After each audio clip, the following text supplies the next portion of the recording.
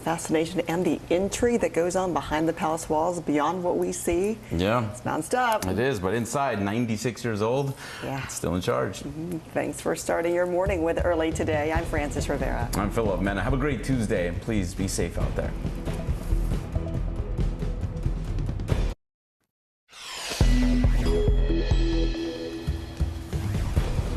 One week ago, parents and school kids in Uvalde were waking up preparing for the end of the school year.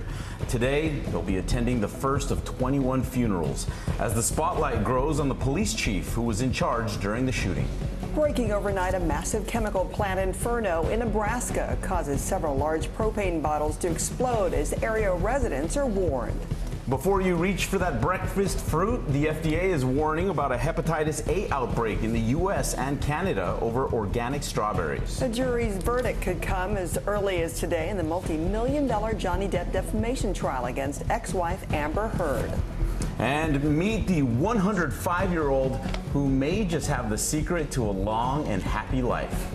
Early Today starts right now.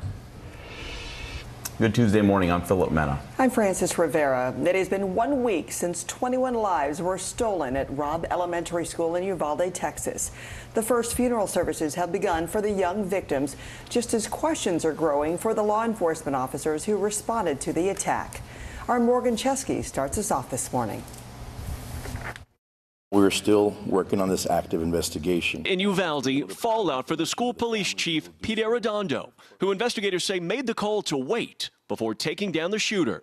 The city manager telling NBC News the chief was also just elected to Uvalde City Council, but will not be sworn in as planned. Arredondo, chief since 2020, has not issued any comment since the shooting, where authorities say officers waited inside Robb Elementary for 47 minutes. Before killing the gunman. This is really a law enforcement failure at every level. Despite the shooting timeline released by investigators, State Senator Roland Gutierrez says there are still gaps he wants answers to. Have you had a chance to listen to some of those 911 calls made from inside the school? I've seen the transcripts and I've not listened to them. I did see some of the footage of the first 7 officers in the school. What'd you see? I'm ashamed to say it, but they pulled back. At the request of Uvalde's mayor, the Department of Justice is reviewing the shooting response to identify lessons learned and best practices to help first responders prepare for and respond to active shooter events. At the elementary school turned crime scene, a massive memorial. It's just devastating, to understand what they went through, what they saw, what they heard, It's tough. The school's future uncertain. During President Biden's visit Sunday, officials say they discussed federal grants to raise, then rebuild a brand new school. What happened in Uvalde was a horrific act of evil. And as Texans, we must come together and lift up Uvalde and support them in every way that we possibly can. The start of a painful week of funerals. Hundreds arriving to remember little 10-year-old Amory Jo Garza. Family says the 4th grader in those fateful moments called 911. Her services the first of 21. Each life, each loss, drawing this quiet community even closer. It's our hometown. We just had to come and show our respects. And our thanks to Morgan Chesky for that report. Many Americans continue to speak out about gun violence, including at a rally in South Carolina hosted by the NAACP. Brothers and sisters, you can't tell me why you need a powerful assault weapon walking down the street. The group called for laws that would punish parents if their children used guns. They also said they find words without any action troubling. NBC's Bree Jackson joins us now from Washington, D.C. Bree, good morning. So will the Senate take any action on gun reforms? Good morning, Philip. Well, in the wake of the tragedies in Buffalo, New York, and in Uvalde, Texas, there is growing pressure for Congress to act quickly. Now, talks between a bipartisan group of senators are underway. They are weighing a range of different proposals, mindful that they would need to get 60 votes. Under consideration, red flag rules to bar weapons from those deemed a danger, expanded background checks, more money for school security, and increasing mental health resources. Democrats are hopeful that a plan will come together by early next week, but some Republicans say reforms would be unfair and ineffective. Maybe that's the most important thing we could do, is just show that progress is possible and that the sky doesn't fall for Republicans if they support some of these common sense measures. A lot of these policies that I think the Democrats often propose that are gun control policies, they do two things. One, they infringe on the rights of millions and millions of gun owners. And two, they probably wouldn't have the outcome that you're hoping for. And President Biden stressed Monday that he will use his influence, but only Congress can pass real reforms like outlawing weapons or changing background checks. He did say that he thinks gun violence has gotten so bad that everyone is getting more rational about the issue. Meanwhile, Prime Minister Justin Trudeau is responding to rising homicides in Canada. He has proposed a national freeze on all sales, imports, and transfers of handguns. His office expects the new regulation to go into effect by the fall, a sharp contrast to the gun debate unfolding here in the United States. Philip. It sure is. All right, Bree, thank you. We turn now to breaking news out of Nebraska, where firefighters are battling a massive fire at a chemical plant near downtown Omaha. This is video of the giant flames and plumes of black smoke shooting into the sky and stretching across the city. Officials upgraded the fire to a 3-alarm blaze after crews said it was larger than anticipated. Several explosions have been reported. The local fire chief said that the front part of the building collapsed. Thankfully, no firefighters were inside at the time.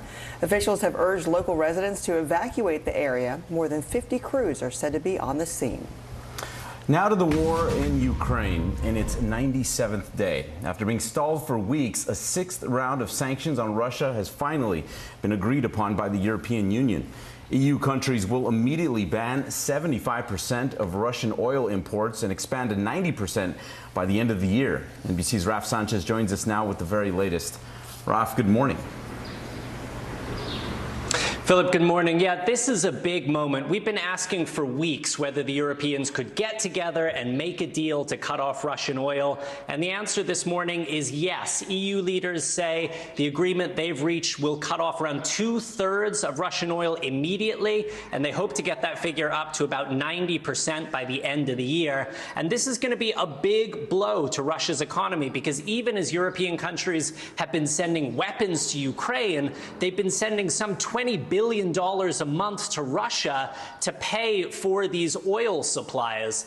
So this is going to hurt Russia, but there's also going to be pain in Europe. It's likely to lead to higher energy prices in the EU. The EU is dealing with the same kind of inflationary pressures that the US is dealing with right now. But the Europeans say this is a price worth paying to punish Russia for their invasion of Ukraine. Now, the Russians continue to make grinding progress in the east of the country. They are fighting basically street by street by street in the city of Severodonetsk against Ukrainian forces there. The mayor of Severodonetsk says the city is pretty much in ruins at this point. And President Biden is saying he will not send the Ukrainians the kind of long-range American-made rocket systems that they say they need. Philip?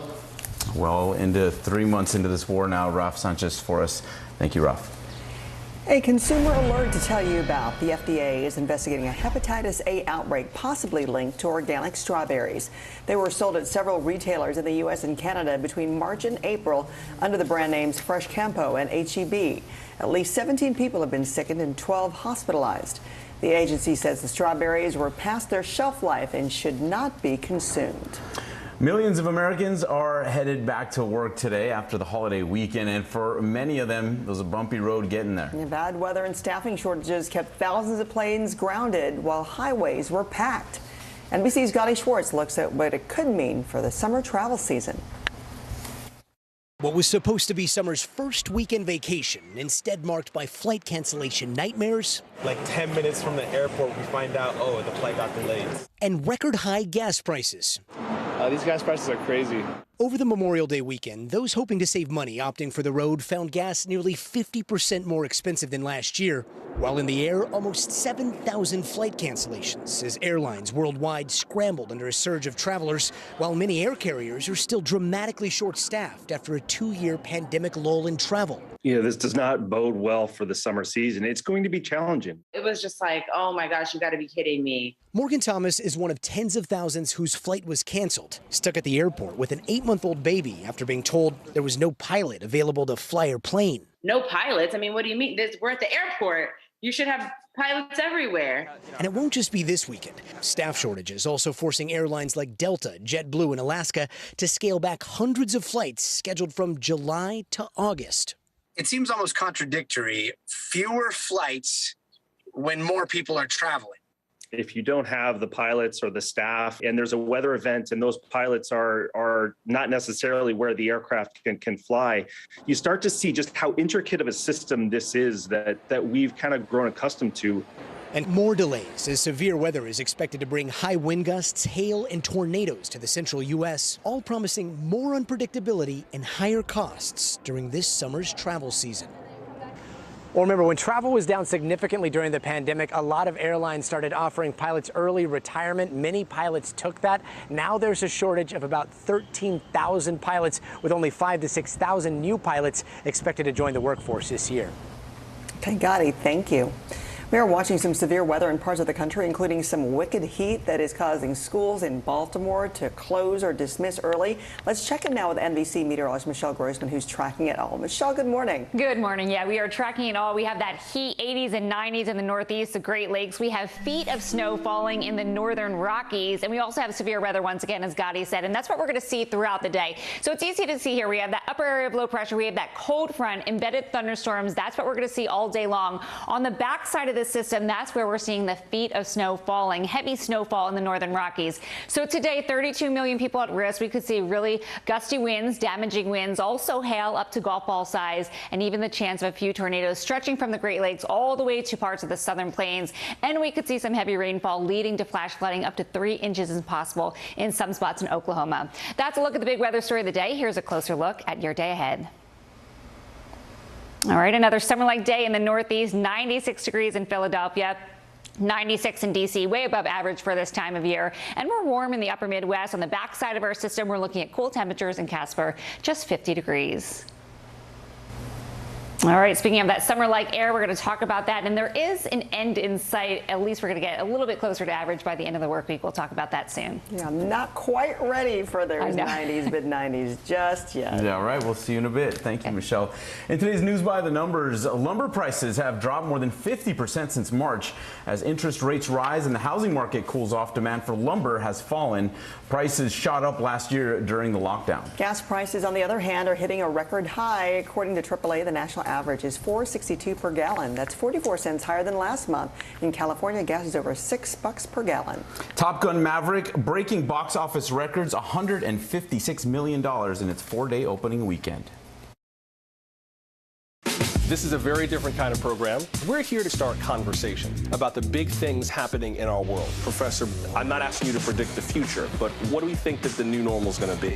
Is part of this that everyone's rethinking their jobs during this pandemic and their relationship to their employers? What is your biggest tip for any parent who's concerned about this? It's not my job to tell you what to think. My job is to think about what you tell me. Now Tonight with Joshua Johnson, streaming weeknights at 8 on NBC News Now. To cover the news, you have to be in it. This is how so many towns and cities are protecting themselves.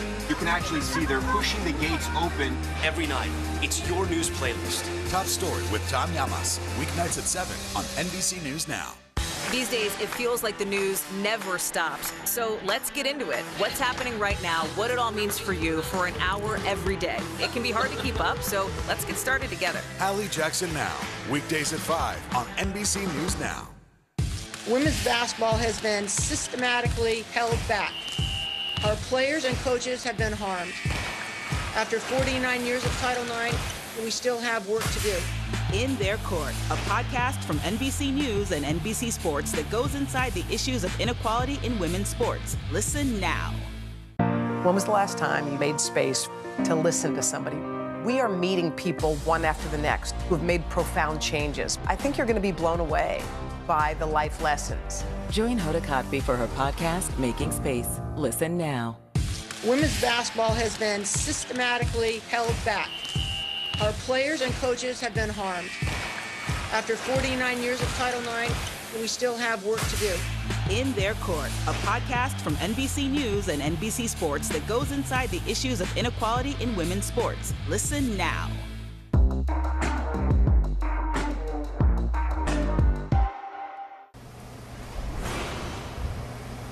Leading the news, Johnny Depp took the stage in London as he nears the end of a very long legal battle with ex-wife Amber Heard. Today, jury deliberations will continue in the defamation trial. NBC's Steve Patterson has more. With his high-profile defamation case now in the hands of the jury, Johnny Depp is letting his hair down. The actor spotted performing on stage in England after explosive closing arguments Friday. There is a victim of domestic abuse in this courtroom, but it is not Miss Heard. His aggressive legal team arguing Heard, not Depp, was the violent spouse and lied about being abused to destroy Depp's reputation. Heard's defense firing back. If Amber was abused by Mr. Depp even one time, then she wins. Depp brought the $50 million defamation suit against Heard after she wrote a 2018 op-ed in the Washington Post where she described herself as a public figure representing domestic abuse. Though she never mentioned Depp's name, the actor says it derailed his career. I never in my life committed sexual battery, physical abuse. Heard is countersuing for $100 million. He just hit me over and over and over again, and I thought, this is how I die. He's gonna kill me now. Deliberations begin again. Legal experts say the jury has the power to find either party at fault or without blame and aren't bound to the multi-million-dollar claims. They could literally make a statement at the end of the trial and say, you know what, we think maybe both of you were defamed, but we're not going to award any damages. In the court of public opinion, it appears the case is already closed. But for the key audience, 7 men and women in a Virginia courtroom, the jury's still out. Steve Patterson, NBC News. After the break, a blast from the past. Why this 80s jam is #1 on iTunes. Plus, a real cake-up call, the climate protest that left the Mona Lisa frosted. From Brooklyn, we're next to the subway station. The state's reservoirs are alarmingly low.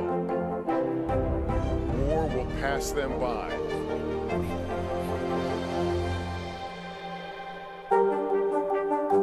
Right now on NBC News Now. Got all the angles covered tonight. You're watching NBC News Now. Here's what's happening. Look at what's making headlines around the world. We begin this hour with the military invasion that's currently unfolding. Right now, the attacks from Russia are coming in from every angle. Our NBC News crew heard explosions in the capital city of Kyiv. Live from Ukraine, where a fierce battle is raging on. We've heard a number of explosions. Russia is picking off Ukraine's military facilities one after another.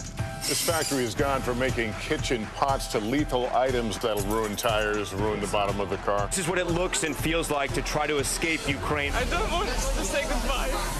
The battle for Congress and the fight for control of state housing. In our special County to County series, we're checking out key battlegrounds ahead of the midterms. We are talking elections in a battleground state. What does President Biden need to do tonight? He needs to speak to heads and hearts. A lot to break down, Chuck, so let's dive right in. Judge Ketanji Brown Jackson now elevated to the Supreme Court. Let's zoom out a bit to our changing climate. What do we think that the new normal is going to be? We have some stunning new findings about COVID-19. This new variant is more contagious. Have you seen a demand for mental health services increase among Latinos? The people of the Chamizal neighborhood aren't the only ones experiencing what they call environmental injustice.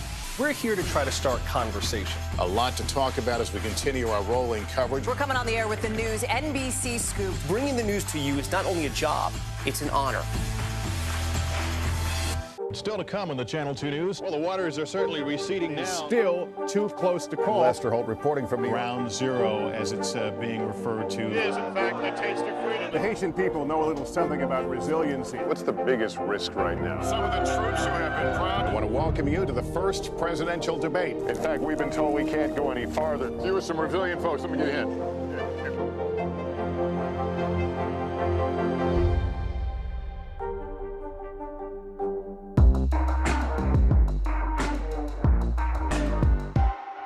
Sometimes the news can be difficult and overwhelming for kids to understand. Ukraine and Russia. Could you help me understand what's going on? So to help make sense of it, we've created a newscast just for them. We hope your family will watch Nightly News Kids Edition. Sometimes the news can be difficult and overwhelming for kids to understand, so we've created a newscast just for them. We hope your family will watch Nightly News Kids Edition. If only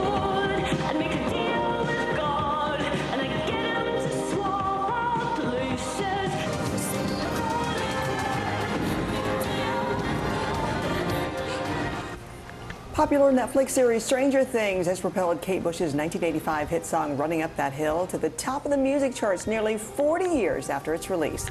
It was featured in the season 4 season premiere over the weekend and now making it #1 on iTunes charts. It was a super fun episode. Like, we're flashing back, the kids are now in high school in '86. For Stranger Things, so it's total flashback with everything. It is. I'm just enthralled by that music video there. I still got to watch that. 4 seasons now, right? Just like that. All right, a protester tried to damage the iconic Mona Lisa painting, of course, by Leonardo da Vinci. This happened on Sunday in Paris at the Louvre Museum. The wig-wearing protester was described as a guy dressed as an elderly woman in a wheelchair, threw cake at the painting and shouted at people to think of planet Earth. Don't know what the two have to do with each other, but hey, the painting, it does hang behind a layer of glass, so it was undamaged. Authorities detained that man and then sent him to a police psychiatric unit. All right, there were a few pro wrestlers as electrifying as Dwayne "The Rock" Johnson. Well, now The Rock's daughter is looking to draw a little bit of that lightning. Simone Johnson took to Twitter to reveal her WWE name to be Ava Rain. Johnson drew some criticism from fans who said the name doesn't reflect her family's history in wrestling. Johnson responded on Twitter saying, "A name doesn't discredit any prior accomplishments her family has made." And to fans who suggested she be called Pebble, Johnson kindly asked them just to know their role. I get it, but that's a little too obvious, right? If she was going to be named Pebble. Yeah, who cares what she calls herself there? I'm surprised she went straight into wrestling instead of, just kind of circumventing that and ending up just, with acting roles. She might do a little of both or all of the above if she's going to follow in her dad's footsteps. Yeah, she knows the right people. Yeah. All right, will June be one for the record books? Michelle brings the heat next. And proof that age is just a number. The 105th birthday bash for a D.C. woman.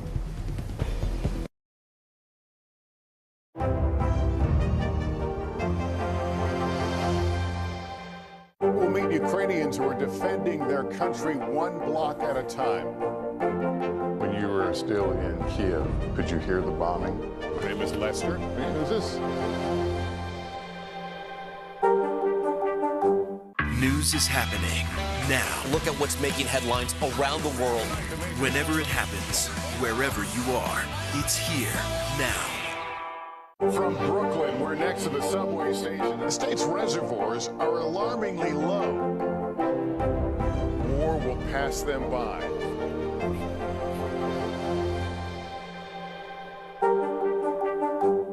These days, it feels like the news never stops. So let's get into it. What's happening right now, what it all means for you for an hour every day. It can be hard to keep up, so let's get started together. Hallie Jackson Now, weekdays at 5 on NBC News Now.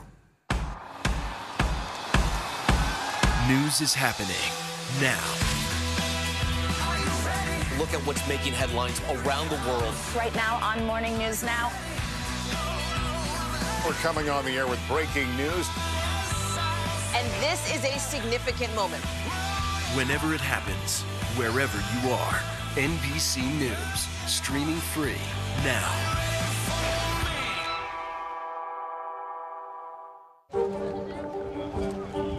go. This is a critical choke point for this fire.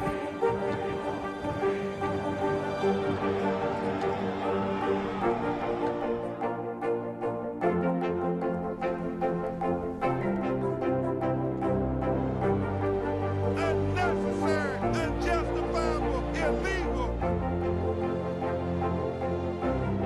And good evening from New Orleans. Late military operation witnessing the massive crowds. I admire you both. Nice to really spend some time with you. Appreciate it.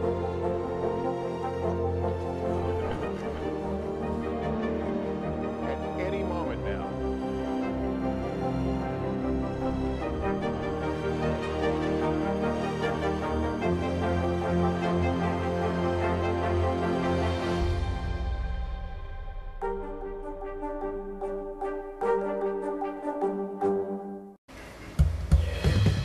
Welcome back on this Tuesday. Another summer-like day in the Northeast, the Great Lakes, parts of New England, not all of New England. We're hot and humid today. Yesterday we were hot. Today we're adding in the humidity. So temperatures in the 80s and 90s. Buffalo 84 today. Cincinnati 91. Philadelphia 96. You could break a record of 97. 90s also in Rochester, Baltimore, Cleveland, into Parkersburg. Back to you guys. All right, Michelle, thanks. Next here in early today, the New Orleans tribute to the victims of the tragedy in Uvalde.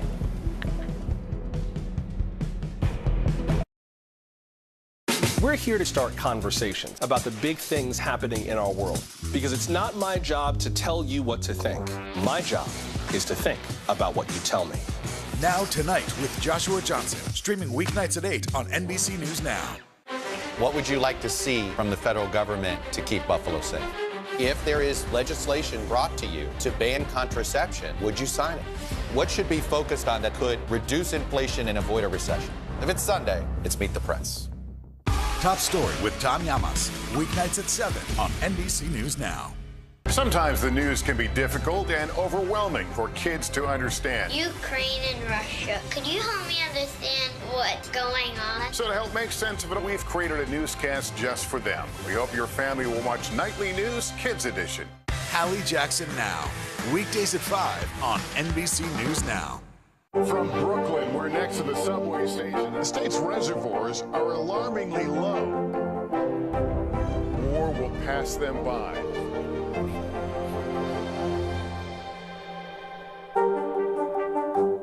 These days, it feels like the news never stops. So let's get into it. What's happening right now, what it all means for you for an hour every day. It can be hard to keep up, so let's get started together. Hallie Jackson Now, weekdays at 5 on NBC News Now. Sometimes the news can be difficult and overwhelming for kids to understand, so we've created a newscast just for them. We hope your family will watch Nightly News Kids Edition.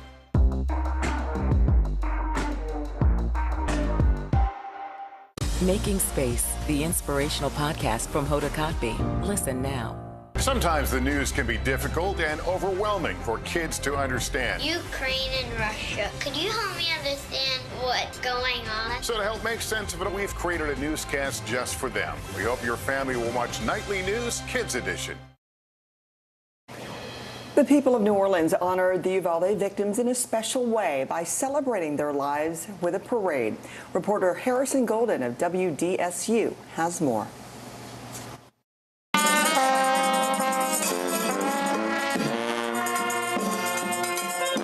Down the same streets that nourished jazz in its infancy.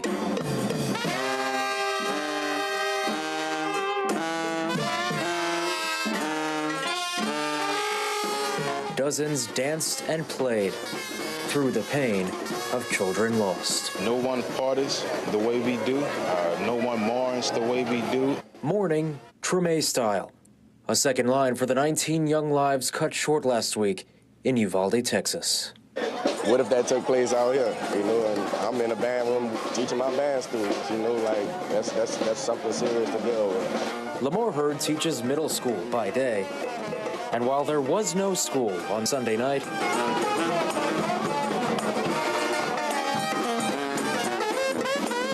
there were plenty of lessons. This is somewhat of a therapeutic moment for us. At the same time, to celebrate those kids' life, because at the end of the day, you know, that's a part of our future that's gone now, you know what I'm saying? It was a lot, and you know, I sat with it for a couple of days, and when I was hoping someone would, in fact, have a second line, because I felt it was a good release. This is how we release and how we show love. Jennifer Jones taught for decades. These days, she dances. Still with kids close by. Kids are more than just little adults. They are really brilliant, and we have to let them shine. Hoping that marching to the music will chase the violence away. Hopefully, won't be too many more of these needed, but we're going to come together as a community whenever we see fit. And our thanks to Harrison for that report. All right, talk about longevity here. A woman in D.C. just celebrated a very, very impressive milestone. Dorothy Boggess just turned 105 years old. Probably more candles than can fit on one cake, but you see friends and neighbors here. They turned out to congratulate her. A caravan of cars cruising by to celebrate a woman who's still very much active in her community. She was asked what the secret to a long life is, and this is what Dorothy had to say. Getting plenty of rest and plenty of exercise. Gotta walk, walk, walk. There you go. Dorothy is originally from Kentucky, but has lived in the nation's capital for more than 80 years now. She was asked how old she feels, and she said 17. Not bad for being born in 1917, right? That will do it right there. She looks amazing. Never mind how she sounds and everything. More power to her. This is Early Today.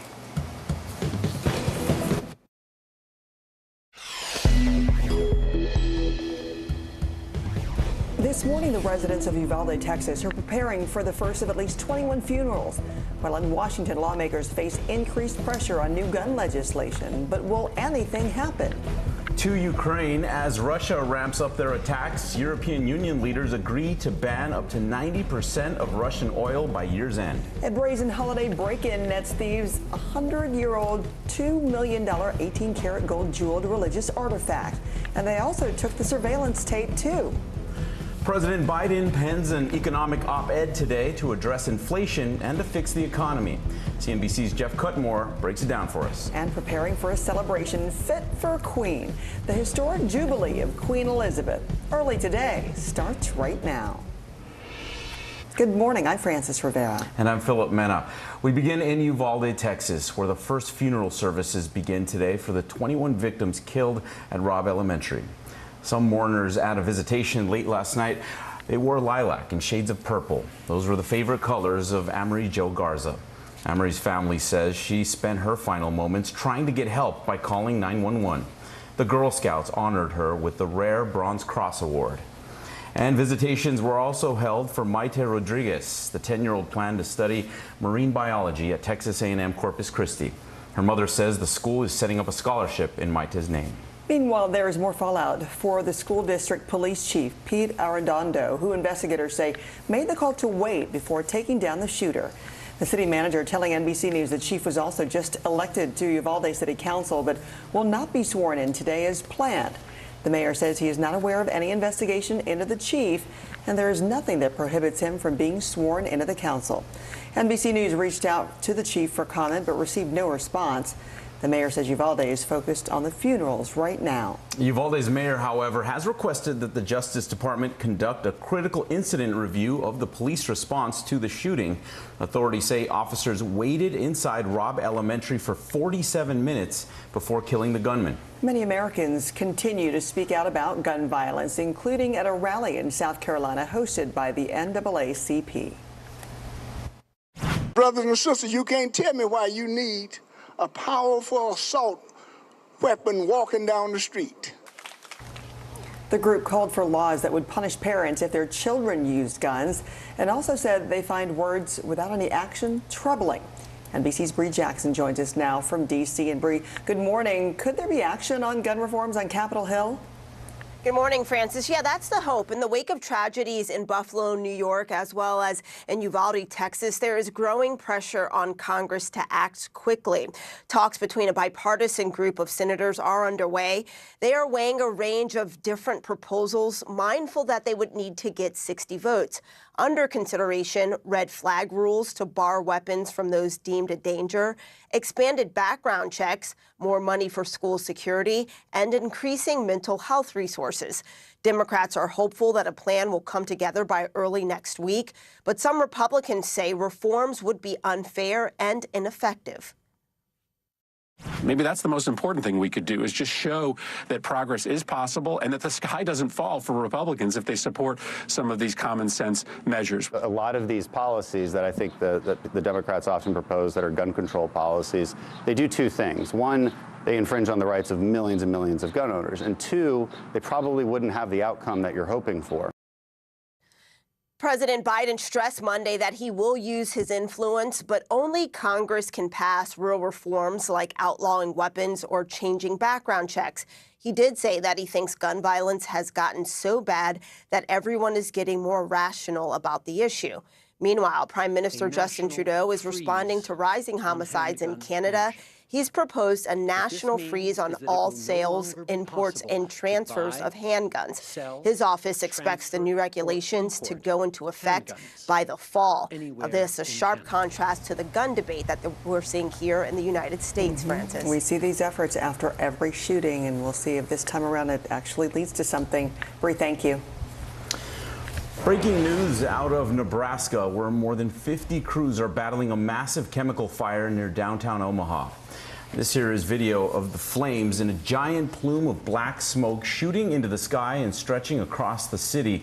Officials said the fire was initially classified as a 2-alarm fire, but it was upgraded to a 3-alarm after fire crews said the fire was larger than they anticipated. Several explosions have been reported. The local fire chief said the front part of the building collapsed. Thankfully, no firefighters were inside at the time. Boston was rocked by a massive 6-alarm fire at a local landmark this morning. Firefighters scrambling to save the building at the historic Suffolk Downs racetrack with smoke and fire cascading through the roof. Drones with thermal imaging cameras were deployed to identify so-called hot spots, pockets of fire inside the building. The fire commissioner tells NBC Boston that the blaze is under control and there are no reports of injuries. The cause of the fire is not yet clear. Turning now to Russia's war in Ukraine, now entering its 97th day. After a 6th round of sanctions against Russia were announced on May 4th, the European Union has finally agreed to a partial ban on Russian oil. EU countries will immediately ban 75% of Russian oil imports and expand to 90% by the end of the year. NBC's Raf Sanchez is live in Tel Aviv with the latest for us on all of this. Good morning, Raf. Philip, good morning. This is a big moment. We have been asking for weeks. Could the Europeans get together and agree on a deal to cut off Russian oil? And the answer this morning is yes. EU leaders say this deal will cut off more than 2/3 of Russian oil immediately, and they hope to get that figure up to about 90% by the end of the year. And this is going to be a big blow to Russia's economy, because even as the Europeans have been sending weapons to Ukraine, they've been sending some $20 billion a month to Russia to pay for oil supplies, money that President Zelensky says is funding the Russian war machine, which is devastating his country. But this is also going to hurt the Europeans. Energy prices are likely to go up as a result of this, and the EU is suffering the same kind of inflationary pressures that the US is right now. But the EU says that is a price worth paying to punish Russia. Now, the Russians continue to make grinding progress in the east of the country. They are fighting basically street by street by street in the Ukrainian city of Severodonetsk against Ukrainian troops there. The mayor of the city says it has been basically completely destroyed in the fighting. This all comes as President Biden says he will not send to the Ukrainians the kind of long-range American-made rocket systems that they say they need for the fight in the east. Philip? All right, Raf Sanchez with the very latest for us. Raf, thank you for your reporting. With the start of the summer season comes an important reminder about swimming pool safety. Ann Thompson has a cautionary tale from Lawrence, Kansas, and a warning: the footage is graphic. This heart-stopping video is a stark reminder of the dangers of a young child alone at a pool. But this story has a happy ending. Today is about good news. The surveillance video shown by Lawrence, Kansas fire officials is tough to watch. 4-year-old Xavier Rigney gets inside the locked, gated pool at his apartment complex and jumps in. Instantly, the nonverbal child with autism is in trouble. At this point, Xavier is drowning. 12-year-old Maddox Westerhouse went for his dad. I just went like, oh no, and ran. Some 3 minutes later, Tom Westerhouse jumped the fence, rescued Xavier, and started CPR. After 2.5 minutes, Xavier coughed up water and cried. Definitely hits home a lot harder having a son myself. The CDC says drowning is the #1 cause of unintentional death for children between the ages of 1 and 4. Hi there. Xavier is back to his energetic ways. His mom, Alexis, who was caring for her 4-month-old when Xavier slipped out, is forever grateful. he's my best friend, so I don't know what I would do without him. A fast-thinking father and son saving a little boy. Ann Thompson, NBC News. Over the holiday weekend, a pair of unbeaten teams staking their claims as college lacrosse's best. Maryland got out to an early lead over Cornell in the men's national championship. The Terrapins led for most of the game and withstood a Cornell comeback to win the game and the title 9-7. The Terps completed an undefeated 18-0 season. A day after North Carolina's women's team finished their season 22-0, the Tar Heels knocked off Boston College in a 12-11 nail-biter to win the women's national title. All right, let's turn now to some extreme weather in different parts of the country. Meteorologist Michelle Grossman joining us. Good morning, Michelle. Good morning to you both. Yeah, we have it all today. We have heavy snow in the northern Rockies. We have severe weather. We have summer-like weather, and then we have cool conditions in the Intermountain West. So this is what it looks like on radar. We have an upper area of low pressure, a cold front. Clear to see where that cold front is. We have embedded thunderstorms. On the backside of this system is where we're seeing that snow falling. So we're going to watch severe weather once again all day long. 32 million people at risk. We're going to see damaging winds. We're going to see hail the size of golf balls. Also a couple tornadoes stretching from the Great Lakes all the way down to parts of Texas. So anywhere you see this shading here, that is where you need to have your safety plan, be near your phone, TV, where you can get some alerts. We're going to see some heavy rainfall too, leading to flash flooding, especially in the state of Oklahoma into Kansas. We could see up to 3 inches, but then again in those thunderstorms, we could see even more than that. That's a look at the big weather story of the day. Here's a closer look at your day ahead. All right, we need the air conditioners once again in the Northeast, parts of New England, also the Great Lakes. Temperatures in the 80s and 90s, record-breaking temperatures once again. And then the Intermountain West, we are cool, temperatures in the 50s. Upper Midwest, it's a warm one too. All right, speaking of those temperatures, we're going to look ahead towards the next couple of days. It's going to be warm, and then we're going to look ahead towards June. And a little teaser, it's going to stay warm. That's right, the last day of May. I know. Full-on summer. Here we go. Yeah. All right, thanks, Michelle. Sure. Tampa Bay Rays slugger Ji-Man Choi thought that he had a home run, but Eli White had other plans. Check it out. To cut down a little bit. This ball smacked out toward center field. Eli White ranging back. He's at the wall. He leaps.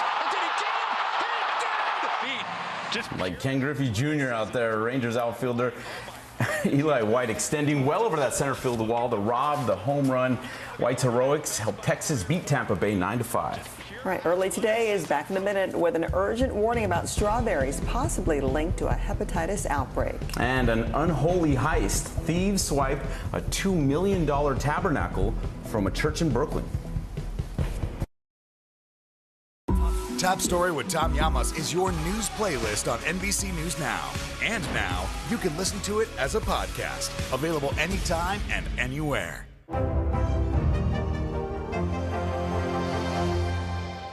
We'll meet Ukrainians who are defending their country one block at a time. When you were still in Kiev, could you hear the bombing? My name is Lester. Who's this?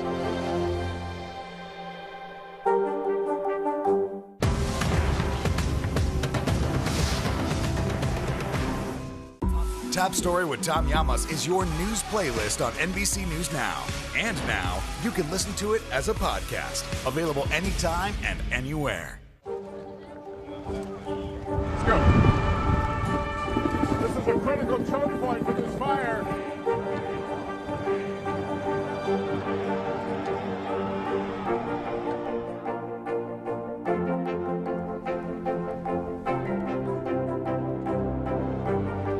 Unnecessary, unjustifiable, illegal. And good evening from New Orleans. Late military operation witnessing the massive crowds. I admire you both. Nice to really spend some time with you. Appreciate it.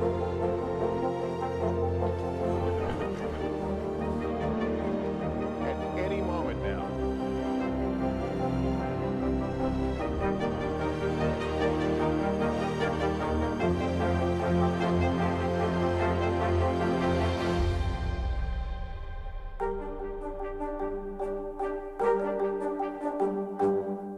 We're here to start conversations about the big things happening in our world, because it's not my job to tell you what to think. My job is to think about what you tell me. Now Tonight with Joshua Johnson, streaming weeknights at 8 on NBC News Now. We got a consumer alert to tell you about. The FDA is investigating a hepatitis A outbreak possibly linked to organic strawberries. They were sold at several retailers in the U.S. and in Canada between March and April under the brand names Fresh Campo and H-E-B. At least 17 people have been sickened, 12 were hospitalized. The agency says the strawberries were past their shelf life and should not be consumed. Now to a major heist in New York. A $2 million tabernacle was stolen from a cathedral and angel statues desecrated. NBC New York's Jessica Cunningham has the story. At St. Augustine Church, there is now a gaping hole in the sanctuary. It's priceless because it's historical. A one-of-a-kind 18-karat gold tabernacle from the 1800s, the sacred vessel that holds the body of Christ, cut out and ripped from its home. Marble angels on either side, decapitated and destroyed, sometime between Thursday evening and Saturday afternoon. No one can take away a holy place. Father Frank Tumino breaking the news to parishioners at noon Mass. It's just outrageous what they done it. It's such an act of evil. Father Tumino says he left the church at 7 p.m. Thursday night. The church is closed and locked on Fridays. And on Saturday, just before 4 p.m., he noticed the front doors here were cracked open. He came in finding damage in the priest's room connected to the rectory, a safe cut open inside a closet, and the surveillance camera recording system gone. When he walked in here, the tabernacle, worth $2 million, was gone. It seems that they had been really well prepared and working on cutting the steel cabinet that covered it. Father Tumino says detectives gathered fingerprints and are looking for any video that might have captured the thieves. The bar that locks the front doors from the inside was broken, meaning this is possibly how whoever did this got out. No sign, though, of how they got in. People who has direct access, they have to do that. I don't think a normal person will go inside and take that. Our thanks to Jessica Cunnington for that report. Coming up here on Early Today, a dynamite meeting. President Biden prepares to welcome K-pop superstars BTS to the White House. And could falling lumber prices saw down soaring inflation, what it might mean for the economy. We're here to start conversations about the big things happening in our world, because it's not my job to tell you what to think. My job is to think about what you tell me. Now Tonight with Joshua Johnson, streaming weeknights at 8 on NBC News Now. When was the last time you made space to listen to somebody? What I learned from a very young age is radical love, radical forgiveness. We are meeting people one after the next who have made profound changes. It showed a lot of personal strength for me. Why am I trying to make other people happy over myself? So many life lessons that are going on in these conversations. We're watching a transformation. Join Hoda Kotb for her podcast, Making Space. Listen now.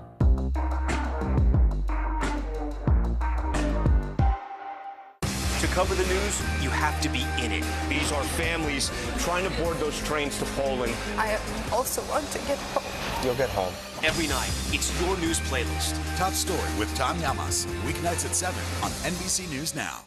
We're here to start conversations about the big things happening in our world, because it's not my job to tell you what to think. My job is to think about what you tell me. Now Tonight with Joshua Johnson, streaming weeknights at 8 on NBC News Now.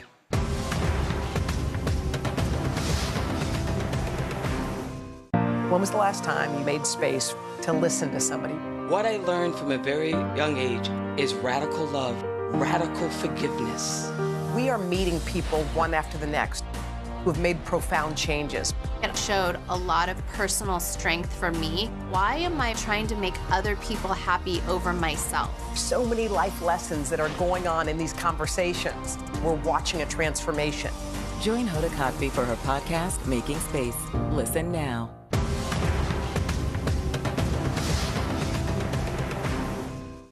What would you like to see from the federal government to keep Buffalo safe? If there is legislation brought to you to ban contraception, would you sign it? What should be focused on that could reduce inflation and avoid a recession? If it's Sunday, it's Meet the Press. News is happening now. to look at what's making headlines around the world. We're coming on the air with breaking news. This is a significant moment. Whenever it happens, wherever you are, NBC News, streaming free now. What would you like to see from the federal government to keep Buffalo safe? If there is legislation brought to you to ban contraception, would you sign it? What should be focused on that could reduce inflation and avoid a recession? If it's Sunday, it's Meet the Press.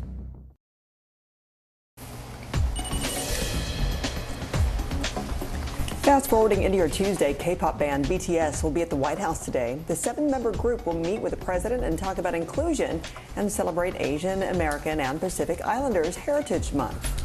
Jury deliberations are set to resume today in that Johnny Depp-Amber Heard defamation trial. Legal experts say the jury has the power to find either party at fault or without blame. The jury also isn't bound to the multi-million-dollar claims. The preliminary rounds for the annual Scripps National Spelling Bee starts today. This year's competition will include 234 spellers from across the country and around the globe. The event can be seen on ION Television. Now to Wall Street, where there are signs that inflation could be coming down, and a new plan from President Biden ahead of a meeting with his Treasury Secretary and Fed head. Here to feed our heads is CNBC's Jeff Cudmore. Good morning, Jeff. Hey, good morning, Philip. Good morning, Francis. Well, the president's got a busy day, hasn't he? He's meeting the New Zealand Prime Minister and, of course, BTS. And somewhere within all of that, he's going to cram in a meeting with Treasury Secretary Janet Yellen and the Fed chief. But I don't think it'll be the Fed chief facing the music, to be honest, because President Biden has written this op-ed letter published in the Wall Street Journal, basically saying that he respects the independence of the Federal Reserve. And if he's thinking about ways of trying to bring down inflation, then he's more focused on taxes on billionaires to reduce the federal deficit, and also trying to address supply chain challenges that bring down perhaps prescription charges and get more homes built. But I have to say there's a lot of skepticism around the president's letter. And of course, most people don't believe, I think, in the markets that he can do much to address the near-term pressure from inflation. But perhaps it's topping out already. We saw lumber prices down heavily, 50% off since March. And as we saw the latest existing home sales numbers, they declined even further. So the markets decided that higher interest rates, a mortgage rate at over 5% plus for a 30-year mortgage, are all doing the work of bringing down some of these price pressures. So it's a story we will continue to watch and monitor here on CNBC. Back to you. Perhaps there's some light at the end of the tunnel, Jeff. Thank you. Up next, Michelle's got your Tuesday forecast. Plus, a royal moment in history being made this week. What we can expect from the Queen's Platinum Jubilee. We're here to start conversations about the big things happening in our world, because it's not my job to tell you what to think. My job is to think about what you tell me. Now Tonight with Joshua Johnson, streaming weeknights at 8 on NBC News Now. NBC News, streaming free now. From Brooklyn, we're next to the subway station. The state's reservoirs are alarmingly low. War will pass them by.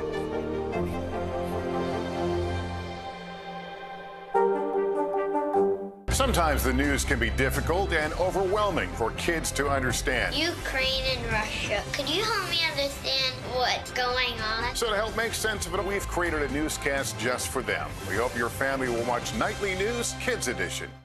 What would you like to see from the federal government to keep Buffalo safe? If there is legislation brought to you to ban contraception, would you sign it? What should be focused on that could reduce inflation and avoid a recession?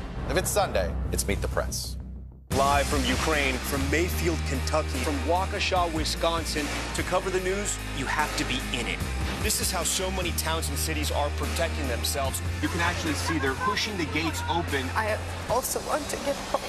You'll get home. You'll get home. Do you remember any tornado as bad as this one? You look at this and you're thinking, we're not going to have power for weeks, if not months. Exactly. Every night, it's your news playlist. Top Story with Tom Llamas, weeknights at 7 on NBC News Now. Sometimes the news can be difficult and overwhelming for kids to understand. Ukraine and Russia. Could you help me understand what's going on? So to help make sense of it, we've created a newscast just for them. We hope your family will watch Nightly News Kids Edition. When was the last time you made space to listen to somebody? We are meeting people one after the next who have made profound changes. I think you're going to be blown away by the life lessons. Join Hoda Kotb for her podcast, Making Space. Listen now.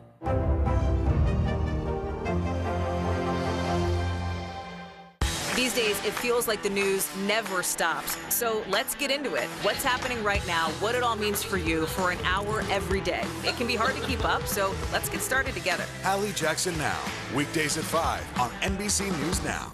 NBC News, streaming free now. Now to a treat we all love. Unilever is teaming up with drone delivery service Flytrex to bring ice cream right to your yard.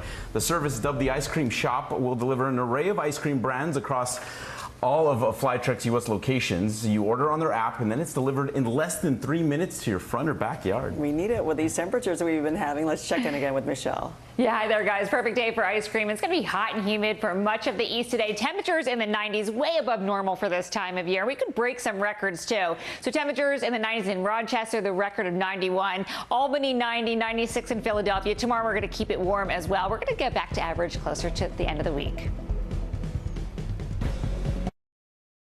We'll meet Ukrainians who are defending their country one block at a time. When you were still in Kiev, could you hear the bombing? My name is Lester. Who's this?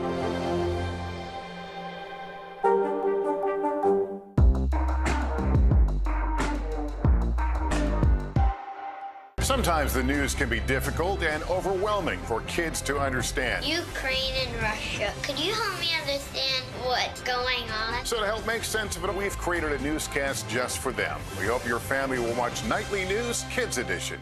Still to come on the Channel 2 News. Well, the waters are certainly receding now. Still too close to call. Lester Holt reporting from Ground Zero, as it's being referred to. It is, in fact, the taste of freedom. The Haitian people know a little something about resiliency. What's the biggest risk right now? Some of the troops who have been proud. I want to welcome you to the first presidential debate. In fact, we've been told we can't go any farther. You are some resilient folks. Let me get in.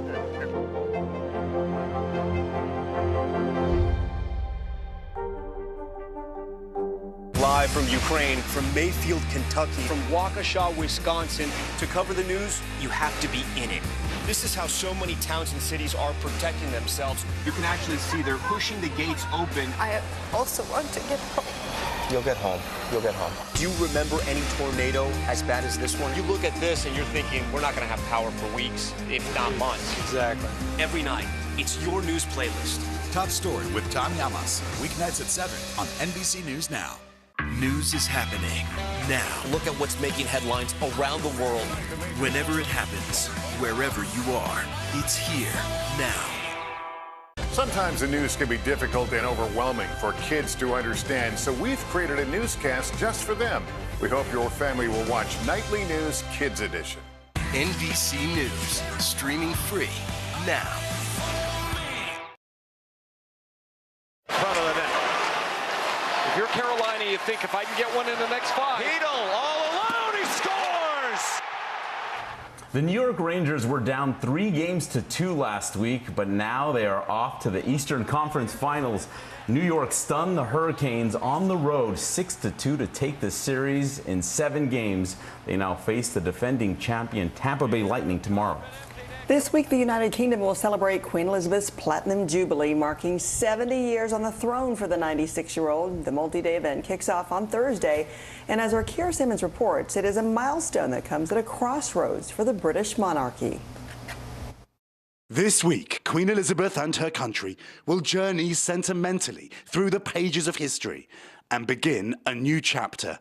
Celebrating 70 years, few of us remember a time before her. How would you describe the Queen? She's amazing. Unique, once in a lifetime. She's a symbol for people all across the UK, which is quite nice. Prince William joining rehearsals for 4 days of pageantry and parties, but the Prince of Wales will take centre stage. Prince Charles, aged 4, stood beside his mother after the coronation. Now 73, he will stand beside her again. This her first Jubilee without her late husband. And, aged 96, she may even cancel some appearances. Her eldest son took her place in a crucial constitutional role this year, the Queen's speech. Her Majesty's government will play a leading role in defending democracy. And the Queen is an impossible act to follow. Her 7 decades captured in these previously unseen images published by the BBC this week. While Charles has faced public criticism, including for his divorce from Princess Diana, and he's not shied away from expressing opinions, like warning early about climate change. In 2018, he told the BBC he would be less outspoken as king. The idea somehow that I'm going to go on exactly the same way, if I have to succeed, is complete nonsense, because the two situations are completely different. Another expected change this week, fewer royals on the Buckingham Palace balcony, signalling a new era to come. The stage is set, but you won't see Prince Andrew here on Thursday, and Harry and Meghan may have a relatively low profile. A changing royal family. Keir Simmons, NBC News, London. So much history, the fascination, and the intrigue that goes on behind the palace walls beyond what we see. Yeah. It's nonstop. It is, but inside, 96 years old, yeah, still in charge. Thanks for starting your morning with Early Today. I'm Frances Rivera. I'm Philip. Man, have a great Tuesday, and please be safe out there.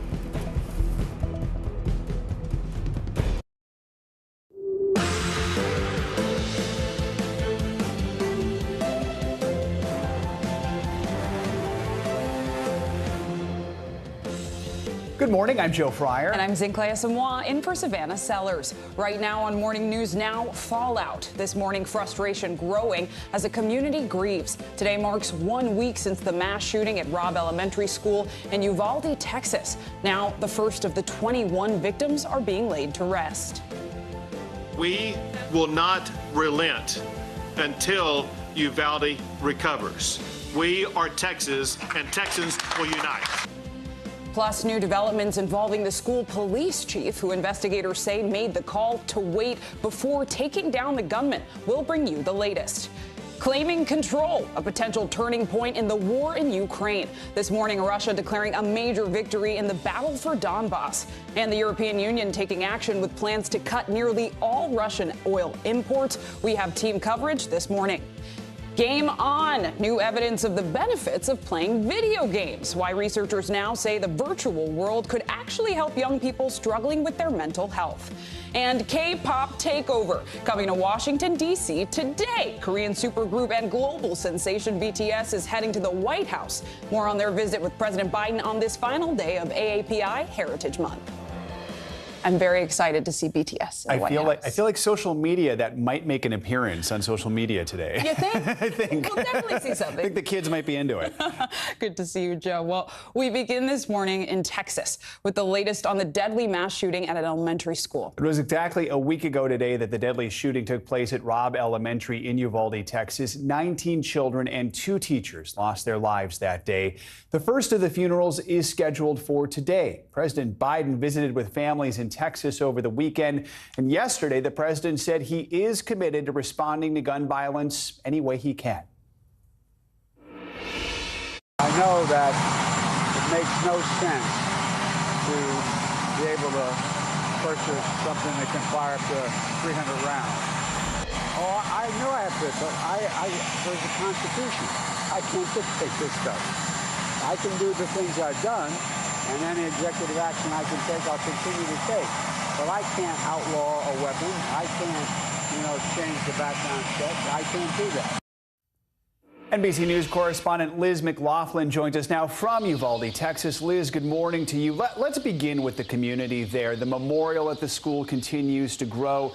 The first of the funerals is today, and there are so many victims. The funerals are expected to stretch well into next month. What is the mood in the community right now?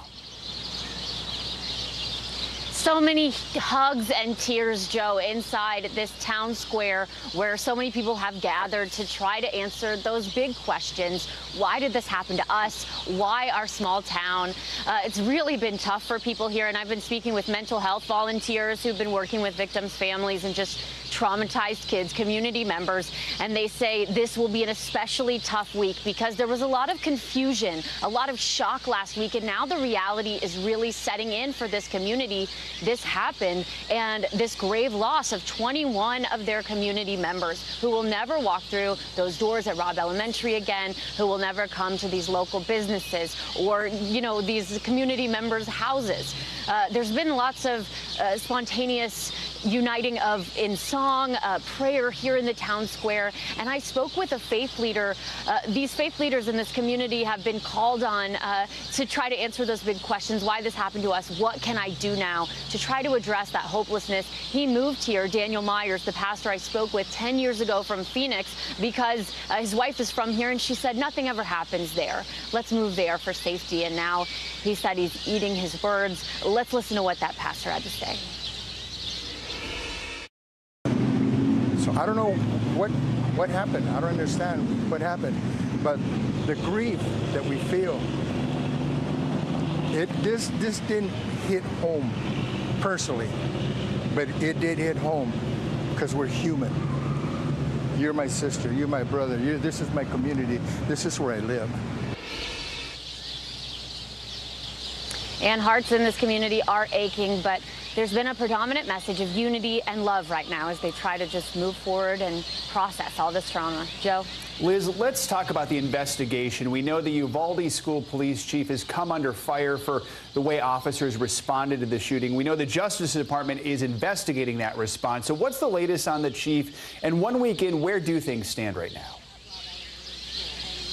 A lot of questions still, Joe. We haven't heard from local police, local entities since that shooting last week. Haven't heard DPS on Friday, the Department of Public Safety, really giving some updates on the investigation is the last we've heard. So it's been a lot of silence and a lot of questions here. And the Department of Justice is actually just studying this. It's a critical incident review, so it's not a criminal investigation, no punitive action there. The hope is to improve best practices, to reflect on lessons learned to help future active shooter situations. But there was a delay in this case that really frustrated people, parents outside of the school, more than an hour until that gunman was confronted. And that call, according to DPS, was from the police chief, Arredondo, who, again, is under police protection. We haven't heard much from him. He was supposed to be sworn in today to city council. He was elected to city council a few weeks ago, but that meeting has been canceled, as they say, to pay respects to the families having funerals right now. But the mayor here, Don McLaughlin, says that there's nothing in the city charter that would keep him from taking that office, that he's not under criminal investigation as of now. Joe? And Liz, what is the latest on legislative efforts? We know the president sounded very resolute that something must be done. We also know how hard it has been for Congress to pass gun legislation. Absolutely. It's the timing isn't ideal because we're right before the midterms. So there's a lot of pressure on Republicans to be pro-gun. We've seen this before. It's really hard to find bipartisan resolute here, but Democrats have been optimistic that they can at least find some middle ground. There's been a lot of talk about red flag laws as the most likely laws to pass, or gun reform to pass, something that could affect the outcomes of this. Something like expanded background checks, not as much support, and something that wouldn't have helped in this case because at 18, he had no criminal background, no mental health record, the shooter. So a lot of focus for the Democrats have been on really raising that minimum age and really focusing on assault weapons, those high-capacity weapons. Here's what the president had to say. Simply no rational basis for it in terms of about self-protection, hunting. And remember, the Constitution, the Second Amendment, was never absolute. You couldn't buy a cannon when the Second Amendment was passed. You couldn't go out and purchase a lot of weaponry. And one of the crowd here when President Biden was in town screamed, "Do something." And he promised, "I will." Unfortunately, that political landscape will definitely make it tough for bipartisan support for substantial gun reform. Joe? Liz McLaughlin in Uvalde, thank you. Now to the latest in Ukraine and the intense fighting that's unfolding in the eastern part of the country. Russian forces are closing in on the city of Severodonetsk. It's the last city still under Ukrainian control within the Donbass region. The conflict there has turned bloody as Russia heightens its military efforts in the city to bring it under control. NBC News foreign correspondent Molly Hunter joins us now from Kyiv. Molly, good morning. What can you tell us about how the fighting is going in the Donbass region today? Yeah, Zinkley, good morning, and good morning to you too, Joe. Look, all of the focus is on Severodonetsk, as you say. That city has been, up until really this morning, the last Ukrainian stronghold. There is still Ukrainian military inside that city. There are still civilians, largely old people, largely infirm, people who cannot easily evacuate. What we are learning, though, this morning is the head of the city military says the front line now splits the city. So effectively, Russian forces in control of half the city and the Ukrainian military still holding on to the other half. Clearly a close fight. And given how much resistance, Molly, Ukrainian forces have put up so far in other cities across the country, is there reason to believe they will hold out in this area like they did in Mariupol? What's the strategic value of this city? Yeah, so this city is important to the Luhansk region, which is in the Donbass region, Zinkley. It is important to the regional area, and it has been a real center of fighting for the last week. But as far as kind of the grand scale, if you're talking about it, the war for the country, it is incredibly localized. Interestingly, though, as military analysts have been watching this battle unfold over the last week, we've been looking at kind of a horseshoe, a pocket in the Donbass that Russian forces have been absolutely pummeling villages to make incremental gains and to close off that pocket. What's happening, though, is that Russian forces are concentrating so much of their military might, there's so much of their artillery power there, they're neglecting other parts. And that's where we're seeing some of the counteroffensive that Ukrainian forces are launching in the Kherson region. And Molly, I want to switch gears and discuss President Biden's decision not to supply Ukraine with long-range missiles that have the ability to strike targets within Russia. First, let's take a listen. Are you going to send long-range rocket systems to Ukraine? We're not going to send Ukraine rocket systems that can strike into Russia.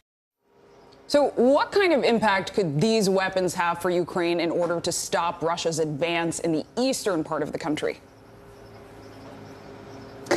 Yeah, now if you ask Ukrainian officials, if you ask Ukrainian soldiers, like our chief foreign correspondent Richard Engel, of course, has been talking to soldiers and fighters in the area over the last week, this is the thing they say they need. Now, the governor of Luhansk, part of that Donbass region, gave an interview to the BBC this morning, Zinkley. He says, we need long-range artillery. The Russians are firing at us from a distance constantly. They have an enormous reserve of shells, and they just fire at our positions for hours. Only after that do they send troops, so we need these long-range artillery so that we can stop the Russian army. So they are purely outgunned, and what's happening is that those villages, like I mentioned, those small strategic villages are getting taken over, and that territory is then getting taken over, inching closer and closer to closing off that gap. A lot of different territory, a lot of different weaponry needs. I know, Molly, we learned yesterday that the European Union agreed to another sanctions package against Russia, which included an almost complete embargo of Russian oil. What else can you tell us about these sanctions and what the impact might be? Yeah, and this is a big deal. This is something that some of the Western European nations have been pushing very, very hard for. It has been complicated. It has been under negotiation and very disagreeable at higher levels. But what they have agreed is that 2/3 of oil, of Russian oil imports will be blocked immediately. That goes up to 90% by the end of the year, with one giant exception. So this is specifically oil that arrives by sea. The ban will only affect oil that comes by sea, not by pipeline. And that is a direct concession to Hungary and to the Prime Minister Orban, who's a very close ally of Russia. A lot of developments and a lot to follow. Molly Hunter, thank you. Stay safe. Let's bring in Jamil Jaffer now for more on the situation in Ukraine. He's the founder and executive director of the National Security Institute and also the former associate White House counsel to President George W. Bush. Good to have you with us. So let's start with those sanctions by the EU. Molly called them a big deal. How big of an impact could they have on Russia's economy, especially now that Europe is banning most of Russia's energy imports and cutting off its main bank from the SWIFT system? Well, look, obviously these sanctions, if they're in fact fully implemented by the Europeans, could have a significant impact. Russia is essentially a one-trick when it comes to their economy. It's oil and gas for them. So if, in fact, the Europeans do cut off Russian oil from coming to Europe, that could be a huge difference. Now, of course, as Molly pointed out, They've not cut off the pipelines. And this doesn't talk about gas. And we've also seen workarounds at times when the Europeans have needed to buy Russian oil and gas. They have engaged in various measures to do so. So more to come on this. But if, in fact, this is a serious ban and it actually is implemented in full, it could have significant impact both on Europe and its ability to get oil and gas in, which you'll have to get from other places, and Russia's economy directly. I want to ask you about the significance of the fact that the European Union reached this agreement to cut off Russian oil imports after months of negotiations. I mean, is this a sign that Europe is willing to make sacrifices long term to keep the pressure on Russia as long as this conflict continues? Well, look, the devil's in the details, right? If, in fact, they implement these sanctions the way they're talking about, then yes, it could demonstrate that the Europeans are willing to make concessions and sacrifices on behalf of the Ukrainians and to stop this Russian aggression. Unfortunately, the record to date has not been perfect. The Europeans have gotten a lot more aggressive than I think anybody expected on sanctions, but they haven't gone quite as far as necessary to really put pressure on Russia. This may be the thing that does that. We'll have to see how it gets implemented, Joe. Let's talk about what's happening on the ground in eastern Ukraine, which Molly was just reporting on. If the Donbas region does fall to Russian forces in the coming days, how is that going to impact Ukraine's overall war effort? Well, you know, it certainly demonstrates that the Russians can now capture territory in significant chunks of it, including the parts they've really been focused on. And so if, in fact, this goes the way that, unfortunately, we expect it may, with them capturing the rest of Luhansk, this could demonstrate that the Russians can have success. And if they can have success, the question is, will that be enough for Putin to say, OK, I've had enough, you know, let's try and find a path forward? Or will he say, look, you know, I'm succeeding now. Now's the time to press that advantage and push back against other parts of Ukraine. To be seen how that plays out. But again, if the U.S. can provide more equipment, more weaponry, that may push Putin in a different direction. I also want to get your thoughts while we have you on President Biden's decision not to send those long-range missile systems to Ukraine. Do you think that's the right call, or do you disagree? Well, look, if it were me, I would certainly be sending the long-range missiles to Ukraine. It holds Russia at risk. It demonstrates to them that Ukraine can strike inside of Russia. But I understand the president's decision. He doesn't want to raise the temperature on this fight. This has been a consistent message for this administration. It's part of the reason why we moved so slowly into giving the Ukrainians the weapons they need to defend themselves.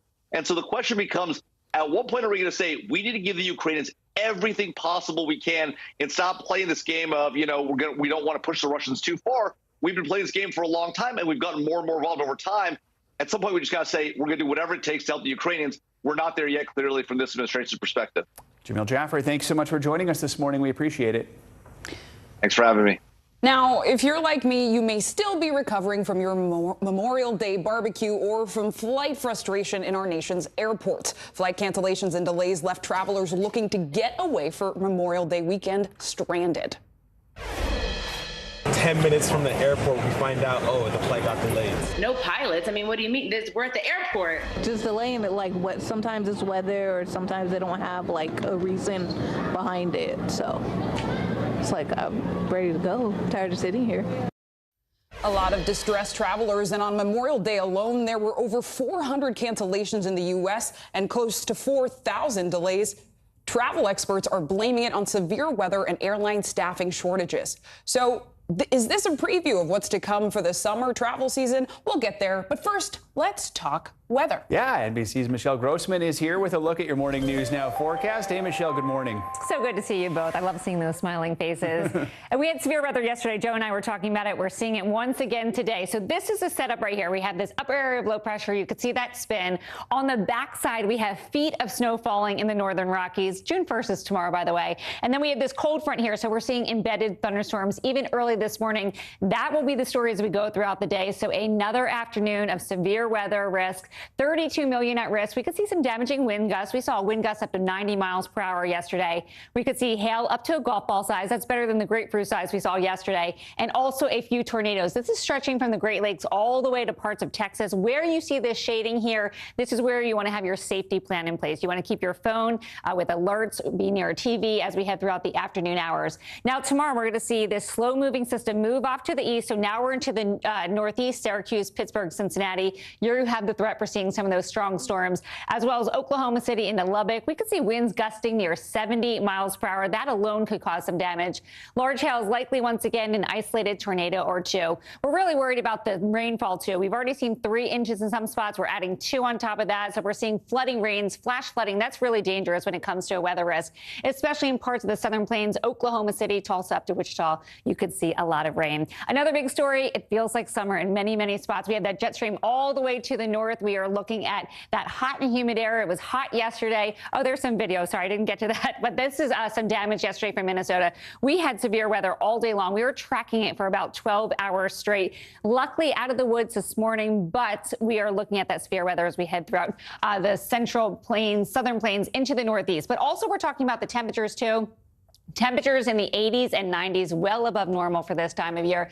That is today. Then by tomorrow, we are looking at temperatures still remaining in the 90s. Really sticky, too, with that humidity in place, 96. That could break a record in Philadelphia.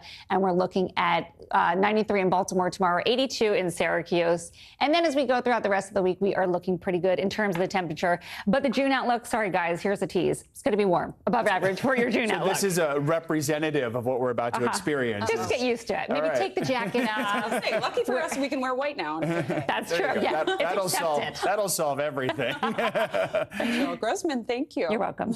And now to Blaine Alexander. She's joining us from Hartsfield-Jackson Atlanta International Airport to help us talk flight cancellations amid a lot of that turbulent weather Michelle just discussed. Blaine, good morning. Parts of the country saw severe storms roll through over the holiday weekend, the Midwest included. Did that have a major effect on flights as travelers tried, sometimes unsuccessfully, to return home on Memorial Day? You know, Zinclay, as you know, of course, bad weather never helps when you're talking about flights and flight delays, and then you add on top of that a busy holiday weekend. And then on top of that, even still, more airlines that are still trying to catch up after COVID shortages. So let's just look at Delta Airlines. Of course, we're here in Atlanta. It's Delta's hub. This, of course, is the world's busiest airport. Delta was hit the hardest over the weekend, canceling more than 500 flights. A number of those, of course, came after we saw that rough weather kind of pass through. They had to cancel flights Saturday and some into Sunday as well, but they're also pointing to staffing issues. You know, this is something that we've seen not just with Delta, but a number of other airlines. In fact, ahead of this busy summer travel season, they said that they were going to try and cut some schedules because they just don't have enough staff to run as many flights as they'd like to. So they're trying to kind of pull down some of those flights so that you won't see as many delays as you have over the weekend. And you talked about cutting schedules, but the reality is airfare bookings have actually jumped as we head into summer travel season. Wanderlust is in full effect, but several airlines, as you said, are scaling back schedules. Why is this, and does it make sense? Well, they said that that's exactly what they need to do in order to make sure that we don't see delays like what happened over Memorial Weekend through the summer. They said that they just don't have enough staff as they kind of try and get their numbers back to pre-COVID numbers. They don't have enough staff to run the full schedule that they typically would. So they were already going ahead and kind of proactively slashing some schedules. But of course, that has a direct correlation to flight prices. You know, if you look at ticket prices, already they're higher than likely what you would have seen pre-pandemic numbers. And that's because there are fewer flights. And so there are a number of things that people can try and do. You know, try and book early, try and book on some off days, and also just be aware that the schedule that you book may not necessarily be the schedule that you fly. And Blaine, is what we saw this weekend an acute issue, or will the impact of this weekend's flight delays and cancellations continue to roll into the summer?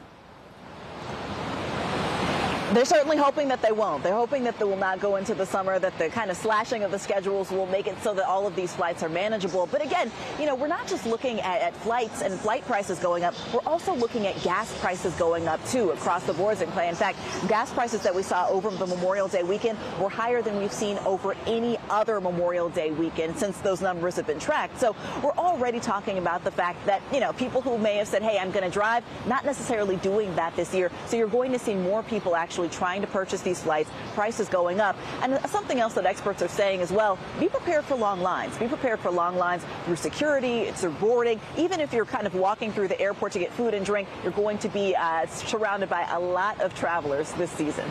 Sinclair. Blaine, outside of Atlanta's major airport, thank you so much.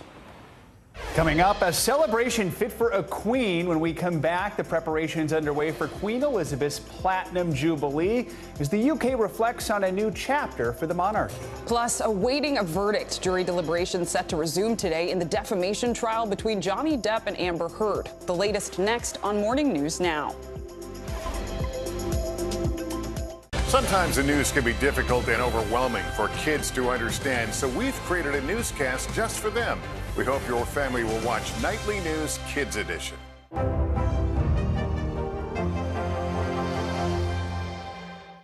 Top Story with Tom Llamas is your news playlist on NBC News Now. And now, you can listen to it as a podcast. Available anytime and anywhere.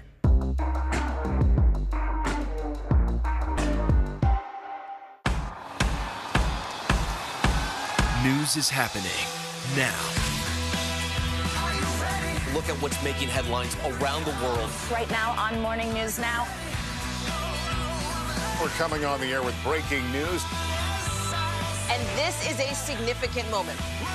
Whenever it happens, wherever you are, NBC News, streaming free now. Sometimes the news can be difficult and overwhelming for kids to understand, so we've created a newscast just for them. We hope your family will watch Nightly News Kids Edition. When was the last time you made space to listen to somebody? What I learned from a very young age is radical love, radical forgiveness. We are meeting people one after the next who have made profound changes. It showed a lot of personal strength for me. Why am I trying to make other people happy over myself? So many life lessons that are going on in these conversations. We're watching a transformation. Join Hoda Kotb for her podcast, Making Space. Listen now. These days, it feels like the news never stops. So let's get into it. What's happening right now, what it all means for you for an hour every day. It can be hard to keep up, so let's get started together. Hallie Jackson Now, weekdays at 5 on NBC News Now.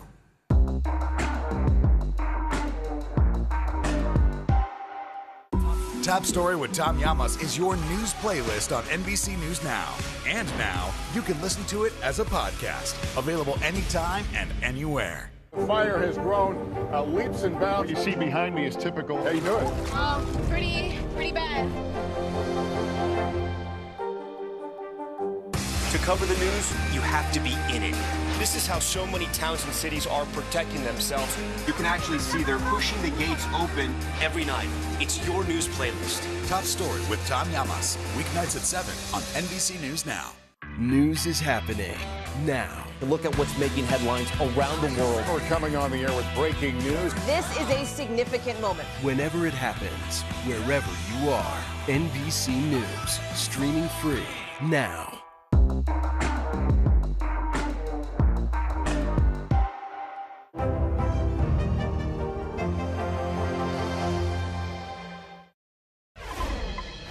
Welcome back. There is a big party in the UK this week, and the theme is Platinum. Queen Elizabeth is set to mark 70 years on the throne as her Platinum Jubilee celebration begins Thursday. So are we supposed to wear platinum then while we're doing that? I don't know. I guess I don't know what that is. fun. Yeah, I'm a gold girl, but yeah. I can do platinum. The festivities come as the British monarchy approaches a turning point. NBC News senior international correspondent Keir Simmons has the latest on the celebration and on Prince Charles's changing role. This week, Queen Elizabeth and her country will journey sentimentally through the pages of history and begin a new chapter. Celebrating 70 years, few of us remember a time before her. How would you describe the Queen? She's amazing. Unique. Once in a lifetime. She's a symbol for people all across the UK, which is quite nice. Prince William joining rehearsals for 4 days of pageantry and parties, but the Prince of Wales will take centre stage. Prince Charles, aged 4, stood beside his mother after the coronation. Now 73, he will stand beside her again. This her first Jubilee without her late husband. And, aged 96, she may even cancel some appearances. Her eldest son took her place in a crucial constitutional role this year, the Queen's speech. Her Majesty's government will play a leading role in defending democracy And the Queen is an impossible act to follow. Her 7 decades captured in these previously unseen images published by the BBC this week. While Charles has faced public criticism, including for his divorce from Princess Diana, and he's not shied away from expressing opinions, like warning early about climate change. In 2018, he told the BBC he would be less outspoken as king. The idea somehow that I'm going to go on exactly the same way, if I have to succeed, is complete nonsense, because the two situations are completely different. Another expected change this week: fewer royals on the Buckingham Palace balcony, signalling a new era to come. The stage is set, but you won't see Prince Andrew here on Thursday, and Harry and Meghan may have a relatively low profile. A changing royal family. Keir Simmons, NBC News, London. More international news now, starting in Nepal, where 22 people are dead after a plane crash in the Himalayas. Raf Sanchez joins us now from Tel Aviv with that and more. Good morning, Raf. Zincle, Joe, good morning. That's right. Crews have now recovered the bodies of all 22 of those people killed in that crash in Nepal. The aircraft was carrying locals and tourists who were visiting the world's tallest mountain range. It went missing Sunday, but rescuers struggled to find it in difficult weather up there in the mountains. Canada is moving to impose a total ban on the buying and selling of handguns. Prime Minister Justin Trudeau made the announcement in the wake of the massacres in Uvalde and Buffalo. Trudeau said there was no reason for Canadians to own guns except for sport shooting and for hunting. And finally, the world's most famous painting nearly got a face full of cake this weekend. A man threw a cream-like substance at the Mona Lisa at the Louvre Museum in Paris. The artwork was not damaged, and it looks like this was a climate protest. And guys, I didn't know this. Back in 1956, the Mona Lisa was attacked twice in 1 year, once with a rock, the other time with acid. So that painting is a real magnet for trouble. Guys? Wow, it is. My goodness. But thank goodness it was just cake and it didn't do any damage. Yeah, absolutely. Raf, thank you. Deliberations are underway in the defamation trial that's pitting Johnny Depp against his ex-wife Amber Heard. Now, after 6 weeks of testimony, it's all in the hands of the jury, which is set to reconvene today. NBC News correspondent Steve Patterson has the latest. So the jury in Virginia on Friday deliberated for about 2.5 hours or so before breaking for the long holiday weekend. They will be back in Tuesday morning to continue deliberations. The legal experts say it could take some time before they come up with a verdict. In the meantime, Johnny Depp, letting his hair down a little bit, spotted in England. Take a look. With his high-profile defamation case now in the hands of the jury, Johnny Depp is letting his hair down. The actor spotted performing on stage in England after explosive closing arguments Friday. There is a victim of domestic abuse in this courtroom, but it is not Miss Heard. His aggressive legal team arguing Heard, not Depp, was the violent spouse and lied about being abused to destroy Depp's reputation.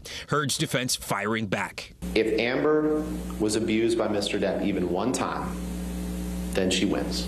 Depp brought the $50 million defamation suit against Heard after she wrote a 2018 op-ed in the Washington Post where she described herself as a public figure representing domestic abuse. Though she never mentioned Depp's name, the actor says it derailed his career. I never in my life committed sexual battery, physical abuse. Heard is countersuing for $100 million. He just hit me over and over and over again, and I thought, this is how I die. He's gonna kill me now. Legal experts say the jury has the power to find either party at fault or without blame and aren't bound to the multi-million-dollar claims. They could literally make a statement at the end of the trial to say, you know what, we think maybe both of you were defamed, but we're not going to award any damages. In the court of public opinion, it appears the case is already closed. But for the key audience, 7 men and women in a Virginia courtroom, the jury's still out. So deliberations set to start again Tuesday morning, and it could take the rest of the week. Remember, the jury has a lot to sift through. They essentially are deciding 2 verdicts, the suit and the countersuit, and they're the ones responsible for setting the damages, so deciding what each party gets from the fallout of that tumultuous divorce. Back to you. Steve Patterson, thank you so much. Coming up on Morning News Now, put to the test. Health officials bracing for another COVID surge after the long holiday weekend. Plus, what to do if you test positive even after the CDC's recommended 5-day isolation window. And have you heard of toxic positivity? Well, we're going to take a look at the meaning behind the term, plus more mental health headlines in our weekly check-in. Right now on NBC News Now. Got all the angles covered tonight. You're watching NBC News Now. Here's what's happening. Look at what's making headlines around the world. We begin this hour with the military invasion that's currently unfolding. Right now, the attacks from Russia are coming in from every angle. Our NBC News crew heard explosions in the capital city of Kyiv. Live from Ukraine, where a fierce battle is raging on. We've heard a number of explosions. Russia is picking off Ukraine's military facilities one after another. This factory has gone from making kitchen pots to lethal items that'll ruin tires, ruin the bottom of the car. This is what it looks and feels like to try to escape Ukraine. I don't want to say goodbye. The battle for Congress and the fight for control of state housing. In our special County to County series, we're checking out key battlegrounds ahead of the midterms. We are talking elections in a battleground state. What does President Biden need to do tonight? He needs to speak to heads and hearts. A lot to break down, Chuck, so let's dive right in. Judge Ketanji Brown Jackson now elevated to the Supreme Court. Let's zoom out a bit to our changing climate. What do we think that the new normal is going to be? We have some stunning new findings about COVID-19. This new variant is more contagious. Have you seen a demand for mental health services increase among Latinos? The people of the Chamizal neighborhood aren't the only ones experiencing what they call environmental injustice. We're here to try to start conversation. A lot to talk about as we continue our rolling coverage. We're coming on the air with the news NBC Scoop. Bringing the news to you is not only a job, it's an honor.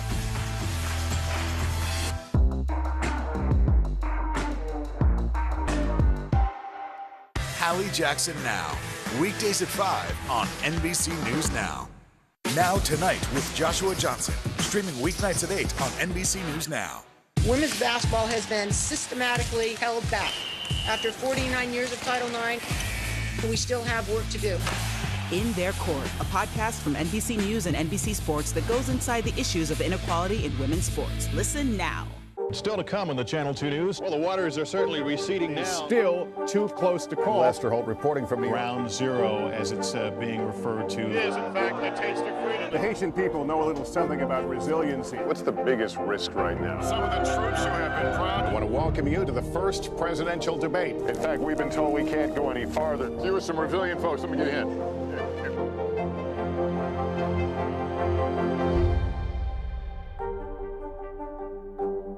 When was the last time you made space to listen to somebody? What I learned from a very young age is radical love, radical forgiveness. We are meeting people one after the next who have made profound changes. It showed a lot of personal strength for me. Why am I trying to make other people happy over myself? So many life lessons that are going on in these conversations. We're watching a transformation. Join Hoda Kotb for her podcast, Making Space. Listen now.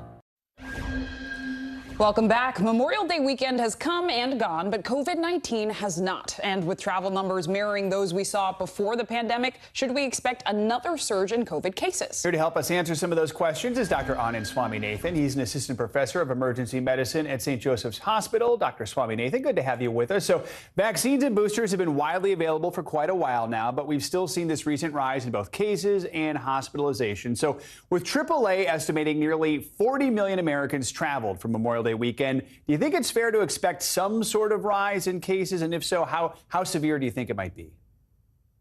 I think we're definitely going to see a rise in cases. We've seen this time and time again. Any major holiday where there's travel, we see a rise afterwards.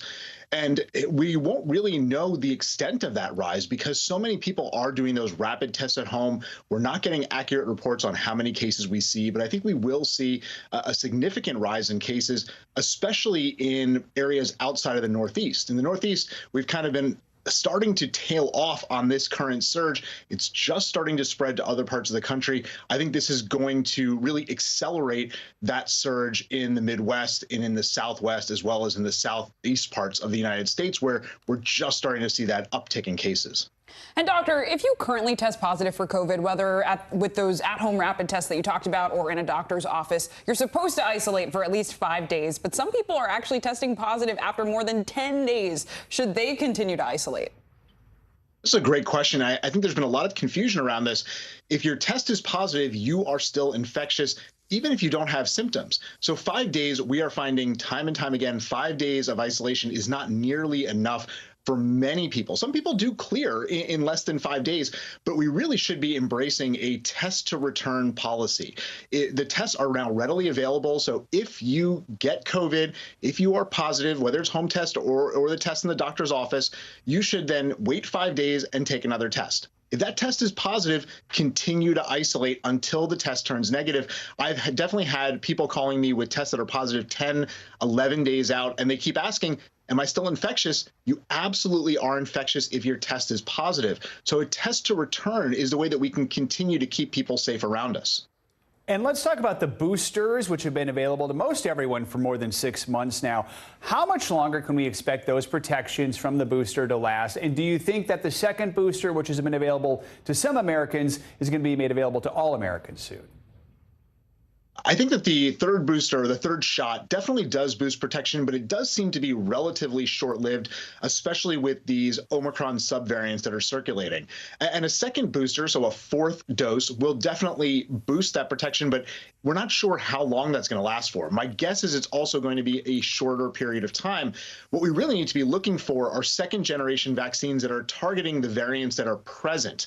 And the fact that we haven't had those is a little disappointing, but we should be seeing those rolling out shortly. We should expect to see those rolling out shortly in order to offer better protection. I do think a fourth dose is going to be approved for other groups coming in the coming months. I'll tell you that I still haven't gotten a fourth dose because of my age and my comorbid conditions. I'm not at a high risk, and I don't think we need to rush to get those until the FDA says, you know what, it's time, or the CDC says it's time. Let's get those fourth boosters to everybody. All right, Dr. Swaminathan, as always, thank you so much. Now, it's time for this week's Mental Health Check-In. We're digging deeper into the role mental health plays during mass shootings in light of the attack on Robb Elementary in Uvalde, Texas. Plus, have you ever experienced toxic positivity? What it means and how you can actually avoid the habit. So let's pause and check in. Joining us now is board-certified psychiatrist Dr. Sue Varma to help us break down those headlines. That's right, Doctor. Good morning. Let's start with the discussion around the Uvalde shooting. We've heard many lawmakers say mental illness is the cause of gun violence in the United States. And while that is one reason, it's not the only. Do comments like these stigmatize people with mental illness? And why is this often the rhetoric around mass shootings? Absolutely. And look, I think when there's a mass shooting, a lot of times we want to be able to deflect from the real argument, which is the access to gun violence, and access to guns. We need to keep in mind that the United States has comparable rates of mental illness to other countries, and yet we far exceed the mass shootings compared to anywhere else in the world. What's important to recognize is that people who have mental illness are actually far more likely to be victims, about 11 times more likely to be a victim of a violent crime than to be a perpetrator. And when we look at violent crimes, only about 3 to 5% of those crimes are committed by those who are living with mental illness. So a very small minority. And it is very destigmatizing. And what we do want is for people who do live with mental illness to be able to continue to seek treatment and not be worried because of these associations. Something important to remember as we discuss these tragedies. Now let's turn to something that might seem like a contradiction: toxic positivity. So what is that, and what impact does it have, and how can we avoid it when we're talking to our friends and family? Yes. So, toxic positivity is an interesting term. It's meant really to promote, good vibes only, or to look on the bright side. And while it might be well-intentioned, a lot of times friends or families might not know what to say to you. Sometimes they are dealing with their own discomfort with handling difficult emotions. And so they might just say, everything will work out. And look, I'm all for a small dose of reassurance in the right context if you actually know that things might look up. But really, it can be damaging to a lot of people because it shuts down the conversation for them to be able to express their feelings. And it tells them that there's something wrong if they're feeling negative feelings. For example, if there was something that they're supposed to be happy about, it, life change, a new job, a baby, moving, something that they might have actually asked for. So we need to be able to invite people to have conversations that are authentic and validate those emotions. That's important, Doctor. Just because a feeling is hard does not make it bad. And let's now talk video games. I know that video games are being used to help children and adults manage their emotions. How does this process actually work? And is it possible to transfer these skills to real life? You know, it's so interesting because, you know, there's a lot of associations, at least that parents have with video games, to be like, oh, that's just a waste of time. And I think that if you can find the right one, that has been researched, and for young children, they're not even realizing that they're learning something. And this is such a great way to sort of slip in one more avenue of learning.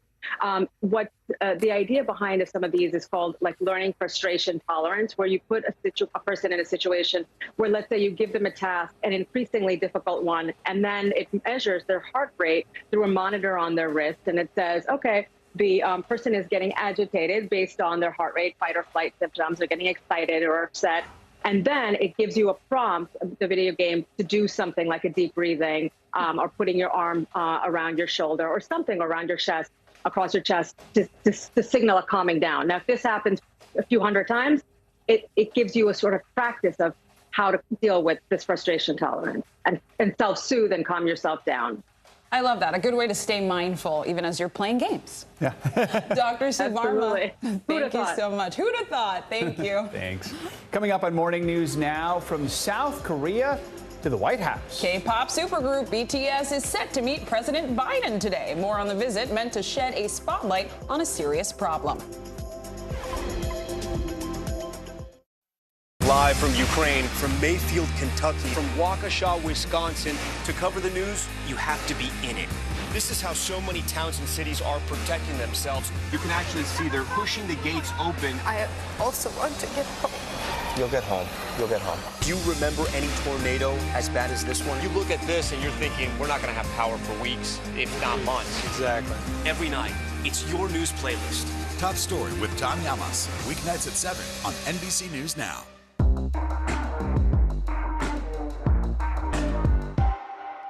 Hallie Jackson Now, weekdays at 5 on NBC News Now. Let's go. This is a critical choke point for this fire.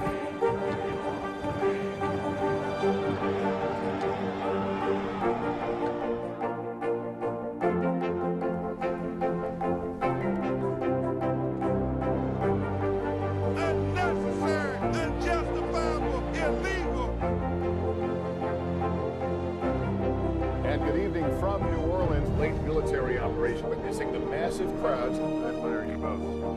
Nice to really spend some time with you. Appreciate it.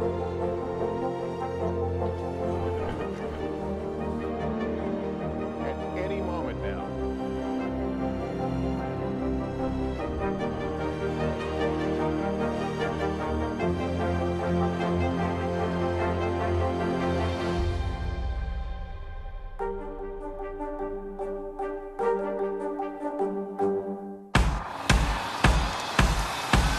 News is happening now. Look at what's making headlines around the world. Right now on Morning News Now. We're coming on the air with breaking news. And this is a significant moment. Whenever it happens, wherever you are, NBC News, streaming free now. Women's basketball has been systematically held back. After 49 years of Title IX, we still have work to do. In Their Court, a podcast from NBC News and NBC Sports that goes inside the issues of inequality in women's sports. Listen now. NBC News, streaming free now. The fire has grown leaps and bounds. What you see behind me is typical. How you doing? Pretty bad. News is happening now. Look at what's making headlines around the world. We're coming on the air with breaking news. This is a significant moment. Whenever it happens, wherever you are, NBC News, streaming free now.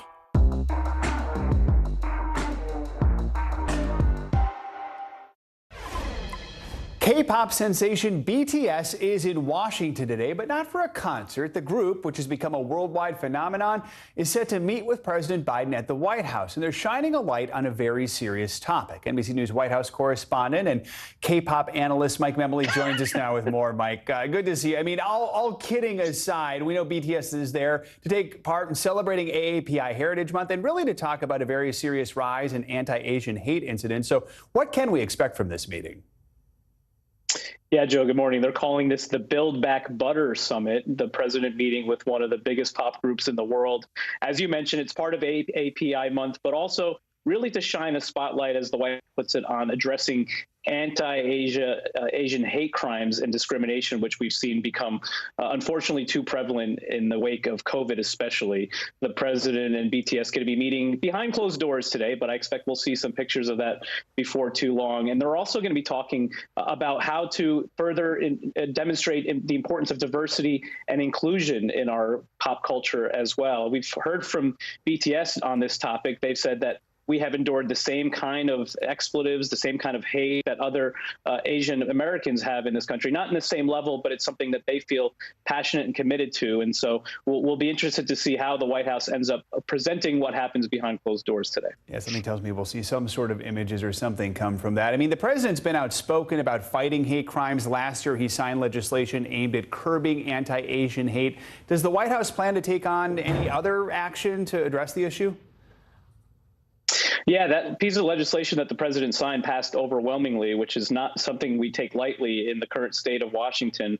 But when we've heard from the president and the vice president this month, as they've marked AAPI Heritage Month, they've talked about a range of actions that the administration has tried to take, from increasing resources at the Justice Department for dealing with Asian American hate crimes. The president signed an executive order in his earliest days in office directing federal agencies to try to combat the rise of xenophobia that we've seen. But ultimately, as the president really is fond of saying, this is something that we can certainly try to deal with in our laws, but ultimately we need to change hearts and minds. We've heard him talk about this in the wake of the shootings in Buffalo, trying to take on hate. As he said, hate never really goes away. It hides under a rock. And that's why the importance, as he says, words of a president matter. And he's tried to strike a very different tone from his predecessor, especially as it relates to COVID. It's an important issue, but we can't ignore the fact that politically it's not a bad move either. We've seen other big name celebrities at the White House. Is this part of a larger strategy for the administration? Yeah, it certainly is, Joe. There's some dismay on the part of White House reporters like me that this is happening behind closed doors, that we won't have an opportunity to see it. But, Joe, I should make it clear, a frank admission, this is not an event that's targeted at me. This is an event targeted at millions of Americans who likely will consume this through social media. That's something that we've seen this White House, a tactic they've used very often. We saw just in the last few weeks, for instance, Selena Gomez visited the White House for an event with the First Lady, later taped a sit-down conversation with the president outside of the Oval Office. We saw Olivia Rodrigo come to talk about the importance of vaccinations. When the president wanted to shine a spotlight on the issue of equal pay, he had members of the women's national soccer team. So this is a lesson from the campaign that sometimes counting on the traditional media is not something that's effective. You can go over us by speaking to celebrities like this to get your message out. Are you saying you don't have a favorite BTS song?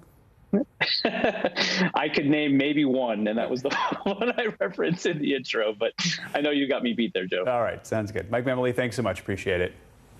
Now to our business headlines and a massive strawberry recall this morning. CNBC's Bertha Coombs joins us with that and more headlines. Bertha, good morning.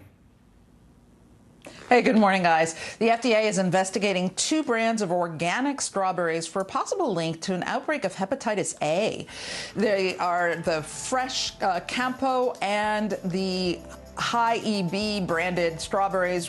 They were sold at several supermarkets nationwide, including Kroger, Safeway, Trader Joe's, and Walmart.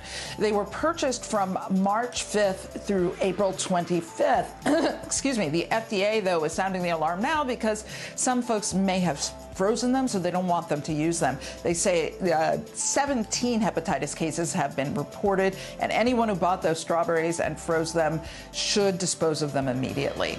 Meantime, President Biden not just meeting with BTS today, he's also going to meet with Federal Reserve Chair Jerome Powell at the White House as soaring inflation is hitting Americans' wallets harder than ever. It's their first in-person meeting since Biden nominated Powell to a second term in November. The White House says they will discuss the state of the economy, and how best to tackle inflation. In a Wall Street Journal op-ed, the president says that his top economic priority is tackling inflation right now.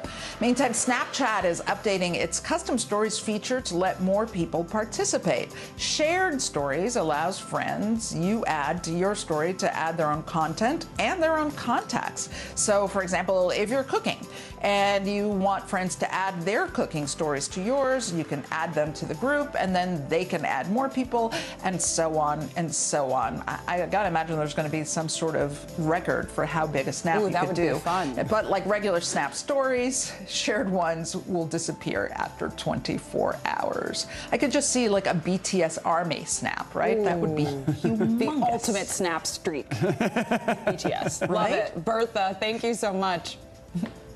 And coming up, Take Two. Movie executives reflect on what could be a new era for the film industry.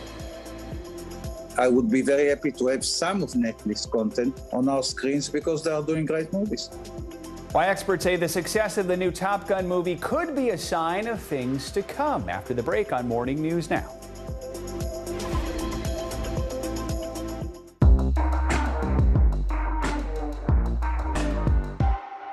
Right now on NBC News Now. Got all the angles covered tonight. You're watching NBC News Now. Here's what's happening. Look at what's making headlines around the world. We begin this hour with the military invasion that's currently unfolding. Right now, the attacks from Russia are coming in from every angle. Our NBC News crew heard explosions in the capital city of Kyiv. Live from Ukraine, where a fierce battle is raging on. We've heard a number of explosions. Russia is picking off Ukraine's military facilities one after another. This factory has gone from making kitchen pots to lethal items that'll ruin tires, ruin the bottom of the car. This is what it looks and feels like to try to escape Ukraine. I don't want to say goodbye. The battle for Congress and the fight for control of state housing. In our special County to County series, we're checking out key battlegrounds ahead of the midterms. We are talking elections in a battleground state. What does President Biden need to do tonight? He needs to speak to heads and hearts. A lot to break down, Chuck, so let's dive right in. Judge Ketanji Brown Jackson now elevated to the Supreme Court. Let's zoom out a bit to our changing climate. What do we think that the new normal is going to be? We have some stunning new findings about COVID-19. This new variant is more contagious. Have you seen a demand for mental health services increase among Latinos? The people of the Chamizal neighborhood aren't the only ones experiencing what they call environmental injustice. We're here to try to start conversation. A lot to talk about as we continue our rolling coverage. We're coming on the air with the news NBC Scoop. Bringing the news to you is not only a job, it's an honor. Top Story with Tom Llamas is your news playlist on NBC News Now. And now, you can listen to it as a podcast. Available anytime and anywhere.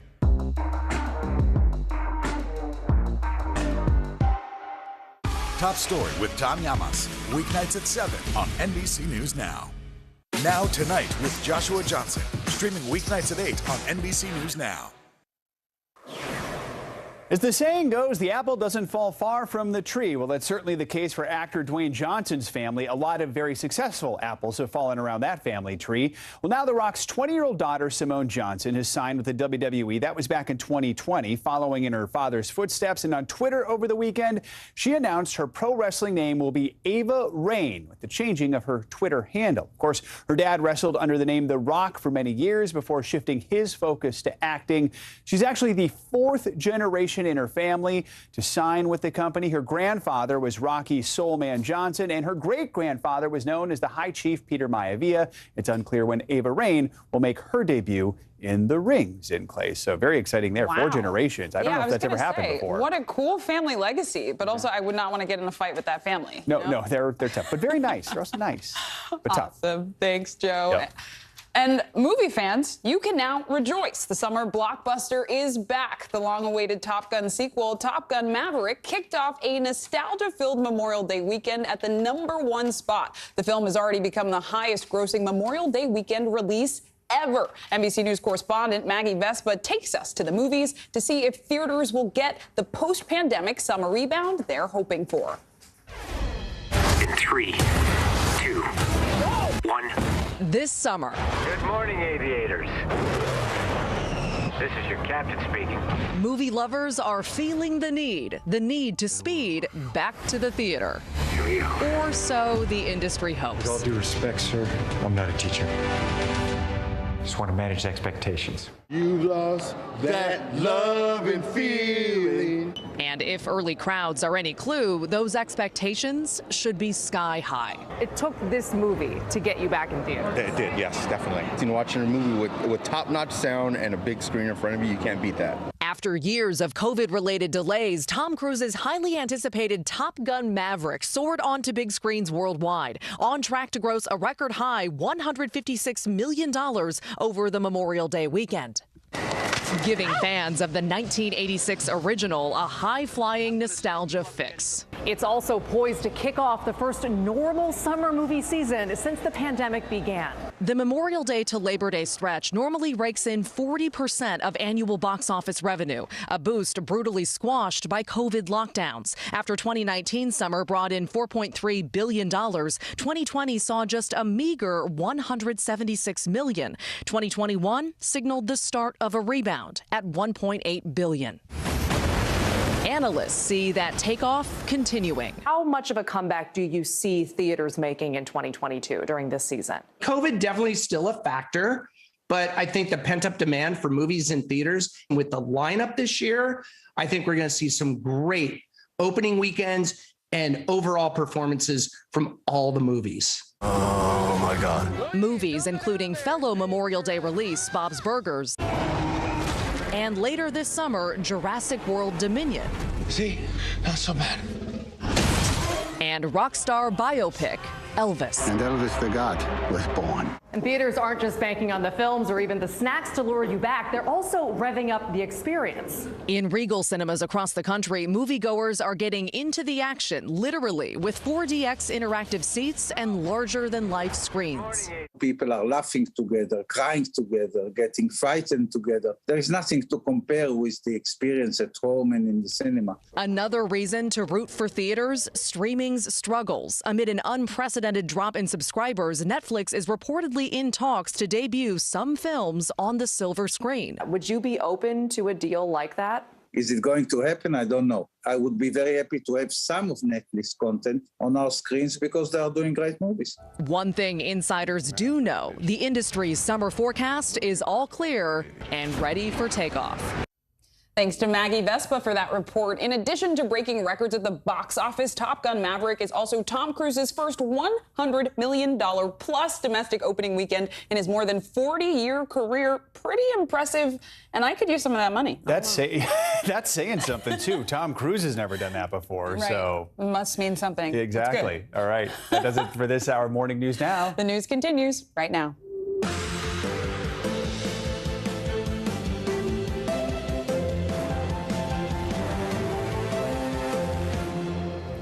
Good morning. I'm Zinklea Samoa in for Savannah Sellers. I'm Joe Fryer. Right now on Morning News Now, 1 week. It has now been 7 days since 19 children and 2 teachers were shot and killed in their classroom in Uvalde, Texas. Now, funeral services are set to begin today for some of the victims.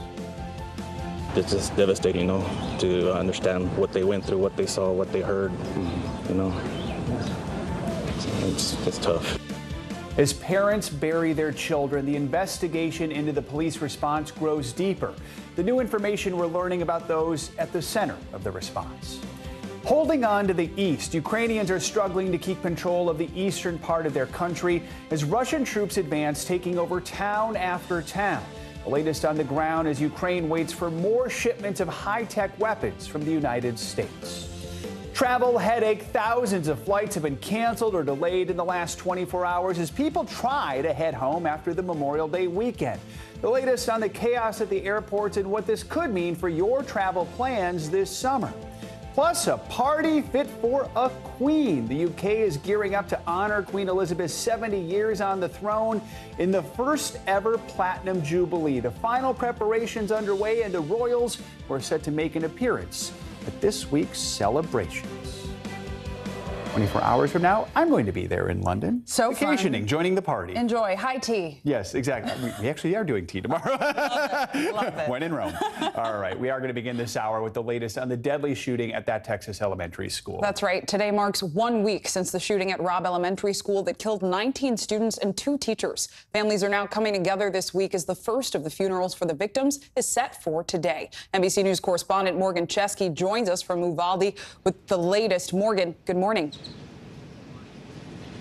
And Zinkley, Joe, good morning. And those funerals set to start here in just a few hours, the first of 21, as this community tries to grapple with what comes next. The pain of what happened inside Robb Elementary is so great, there are now discussions to tear that school down and build an entirely new one. In the meantime, the man authorities say made the call to wait and not engage the gunman faces an uncertain political future in his own hometown.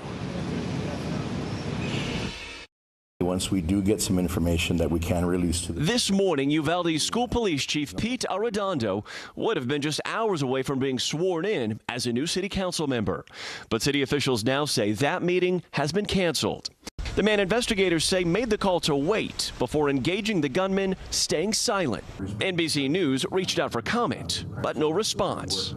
The city's mayor maintaining Arredondo is fit for office. He was elected, and there's nothing I can do to change that. And that's something Pete and I'm sure the people in his district will come to terms with. The highly criticized police response, the focus of a new Justice Department review. A senior official telling NBC News the DOJ is expected to name the person who will lead that probe within days. Meanwhile, President Biden taking aim at assault weapons. I know that it makes no sense to be able to purchase something that can fire up to 300 rounds. During the president's visit to Texas Sunday, State Senator Roland Gutierrez says they discussed the future of Robb Elementary and the possibility of tearing it down and rebuilding a brand new school. They don't want to go back in. They're traumatized. I have little kids that come here and they're just bawling when they come near the school. We can't let them do that kind of trauma. Those lost now being remembered in this tight-knit town. The first visitation services taking place Monday as mourners paid their respects to young lives cut short, like 10-year-old Mate Rodriguez. The little girl described as a sweet soul, dreamed of going to college to become a marine biologist. Her name just one of 21 on white crosses, now covered in flowers and notes of love. It hurts because, like I said, they were helpless in there, like calling out for help, and nobody came. And in light of this tragedy, there has been discussion on potential gun reform, but it has just been discussion. The president saying he would consider an assault weapons ban. That would be the first of its kind since 2004, would no doubt face a very uphill battle. In the meantime, we know senators from both sides are meeting today to discuss a potential framework for changes in gun policy. But for the folks who live here in Uvalde, they say enough talk. Now is the time for action. Guys. A lot of grief and a lot of desire for action and change. Morgan, thank you. This morning, we're hearing from one of the first responders of the shooting. Border Patrol agent Jacob Alvarado has been credited with saving countless lives. He spoke exclusively on Today earlier this morning. Here's a portion of that conversation. They're suffering. Yeah, they're trying their best to get through, but it's hard. Everyone knows everyone there. We were just talking about your wife. She was a 4th grade teacher there. She's going to 2 funerals today. I don't know if it's necessary today. It's either today or tomorrow. But yeah, she's dealing with that right now. She couldn't make it. There's so much loss here. Let's go back to that day. You were off duty. Yes. And I was getting ready to have my surgery. I was supposed to have my surgery Tuesday. It didn't happen. Thankfully, it didn't happen. I was able to be in town. And you just decided to get your hair cut in the morning. Well, I was at the award ceremony. Yeah. I was there earlier that morning. At the school? At the school. Yeah. So I stayed around town, had breakfast with my mom, washed my car, got my car clean, and was fixing to go get my hair cut. And tell me about the text you received. My barber actually heard. shots, or he thought he heard shots. He was coming through the parking lot, and he asked me if I heard it. I told him, so I didn't hear anything. I went inside the barbershop, sat down, and then I can't recall if he received the text first or if I received it, that there's an active shooter. There's an active shooter, help, I love you, for my wife. And what did you do next? I looked for a gun. My barber said he had a gun. Both of us raced over to the school and met up there. From your texts, it looks like you got there at 11:48. Yeah, like I said, times, I have no idea on time. I just know I got there as fast as I could. What did you see and hear when you arrived? Just chaos. Chaos. Everyone was trying to get to the school. People were trying to get everything situated. I was just trying to get towards my wife's room and my daughter's room. Were there already police there? There were some there already, yes. And what happened? Did you just run in and start evacuating kids, or how did that unfold? I was actually going over there, and then I went back to my barber's truck. He got me his shotgun. He gave me some shells. I put whatever shells I had in my pocket, and then I took off running towards the school. Did you ask the police that were there, hey, can I go in? Did you check in with them? I mean, how did that happen? It's a small community. Yeah. My wife works at Rob. Everyone at Rob knows me. Pretty much all local law enforcement knows me, or I know the majority of them. So I was able to go in, and I announced who I was and made my way through. And what happened next? As I was going in, I could just see kids coming out of the windows and kids coming my way. So I was just helping all the kids out. I was trying to contact my wife, see where my wife was at. I can't recall if I was calling her or texting her, but then I met up with one of the officers there, trying to see what was going on. I tried to make my way towards the door. I wasn't, like I said, I didn't have any of my gear. I was off duty. So I didn't go in. I met with another officer there, Ruben, which I went to school with, and his wife is one of the one that got shot by the shooter. Mrs. Morales? Yes, correct. He was there looking for his wife as well? Yes. And you were there helping kids get out, but you were looking for your second grader as well? Yes. My wife finally texted me or called me, told me she was across the street at the funeral home. After that, my next thing was to go get my daughter. Your wife had made it out safely, She made it but out. your daughter Yeah, was she still there. Exactly. I didn't know where the shooter was at. I knew he had shot in the building. I didn't know if he was still there or not. Did you hear any gunshots while you were in that vicinity? At that time, no. And how were the kids getting out? You know, I mean, I think people are trying to understand how this unfolded. It's chaos that is easy to understand. But where were the police? Where was the classroom? The police were breaking out the windows on the outside, and the kids were jumping out through the window. They were jumping out through the window, in the parking lot, down the pavement, headed towards the funeral home. Did you ever see those officers that were poised outside the door? You know, obviously there's a lot of scrutiny now of those actions and whether they should have gotten in. Did you ever have any occasion to interact with them at all? At one point I was there at the door, fixing to go in, but once again, I didn't have any of my gear. It wouldn't have been a smart move for me. All those guys had their gear and stuff. So, like I said, I pulled back. My wife had texted me, called me that she was okay at the funeral home.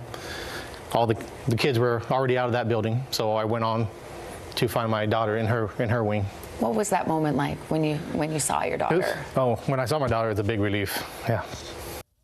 I can only imagine. That was Border Patrol Agent Jacob Alvarado appearing this morning on Today. The investigation into the school police officer's response is ongoing. The Justice Department is now looking into what happened. Now to the latest on the conflict in Ukraine and Europe's new round of sanctions against Russia. The European Union has agreed to ban nearly 90% of all Russian oil imports by the end of the year. The organization is looking to keep the pressure on Vladimir Putin as Russian forces advance on a key city in Ukraine's eastern region. NBC News chief foreign correspondent Richard Engel brings us the latest from the front lines of the war. In a late move overnight, the European Union voted to dramatically reduce oil imports from Russia, banning them by sea. It could cut the amount of oil flowing from Russia to Europe by 2/3 by the end of the year, and maybe the hardest economic sanction against Russia since this war began. And it comes as Russian forces are making gains on the battlefield here in Ukraine. For the first time in the war, Russia seems to be winning, at least out in the east. Here, Russia's slow, brutal artillery and rocket assaults are clawing away land from Ukraine. Russian troops now threaten to encircle Ukraine's eastern agricultural and coal mining heartland known as the Donbass. The village of Siversk sits in Russia's crosshairs. It is frequently hit by Russian artillery, and the fire is getting closer. The village has been without running water and power for weeks, and half of its residents have left. The mayor does what he can to distribute food. They're trying to squeeze us out, but I'm confident our soldiers will keep us safe, he says. Twice a week, there's enough fuel to run a generator for 2 hours so people can charge phones. Not that there's any cell service or Wi-Fi. Volunteers hand out canvas to cover broken windows. Fresh water is in short supply. Across town, the village hospital is now a shelter. All 39 people living here had their homes destroyed. When I'm down here, I can't help but think, what did these people do?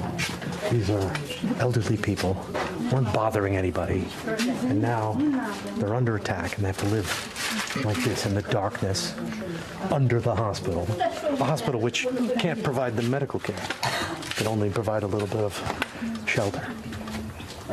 For what? For what? But help may be coming. Ukrainian troops are rushing toward the village, reinforcing the entire region.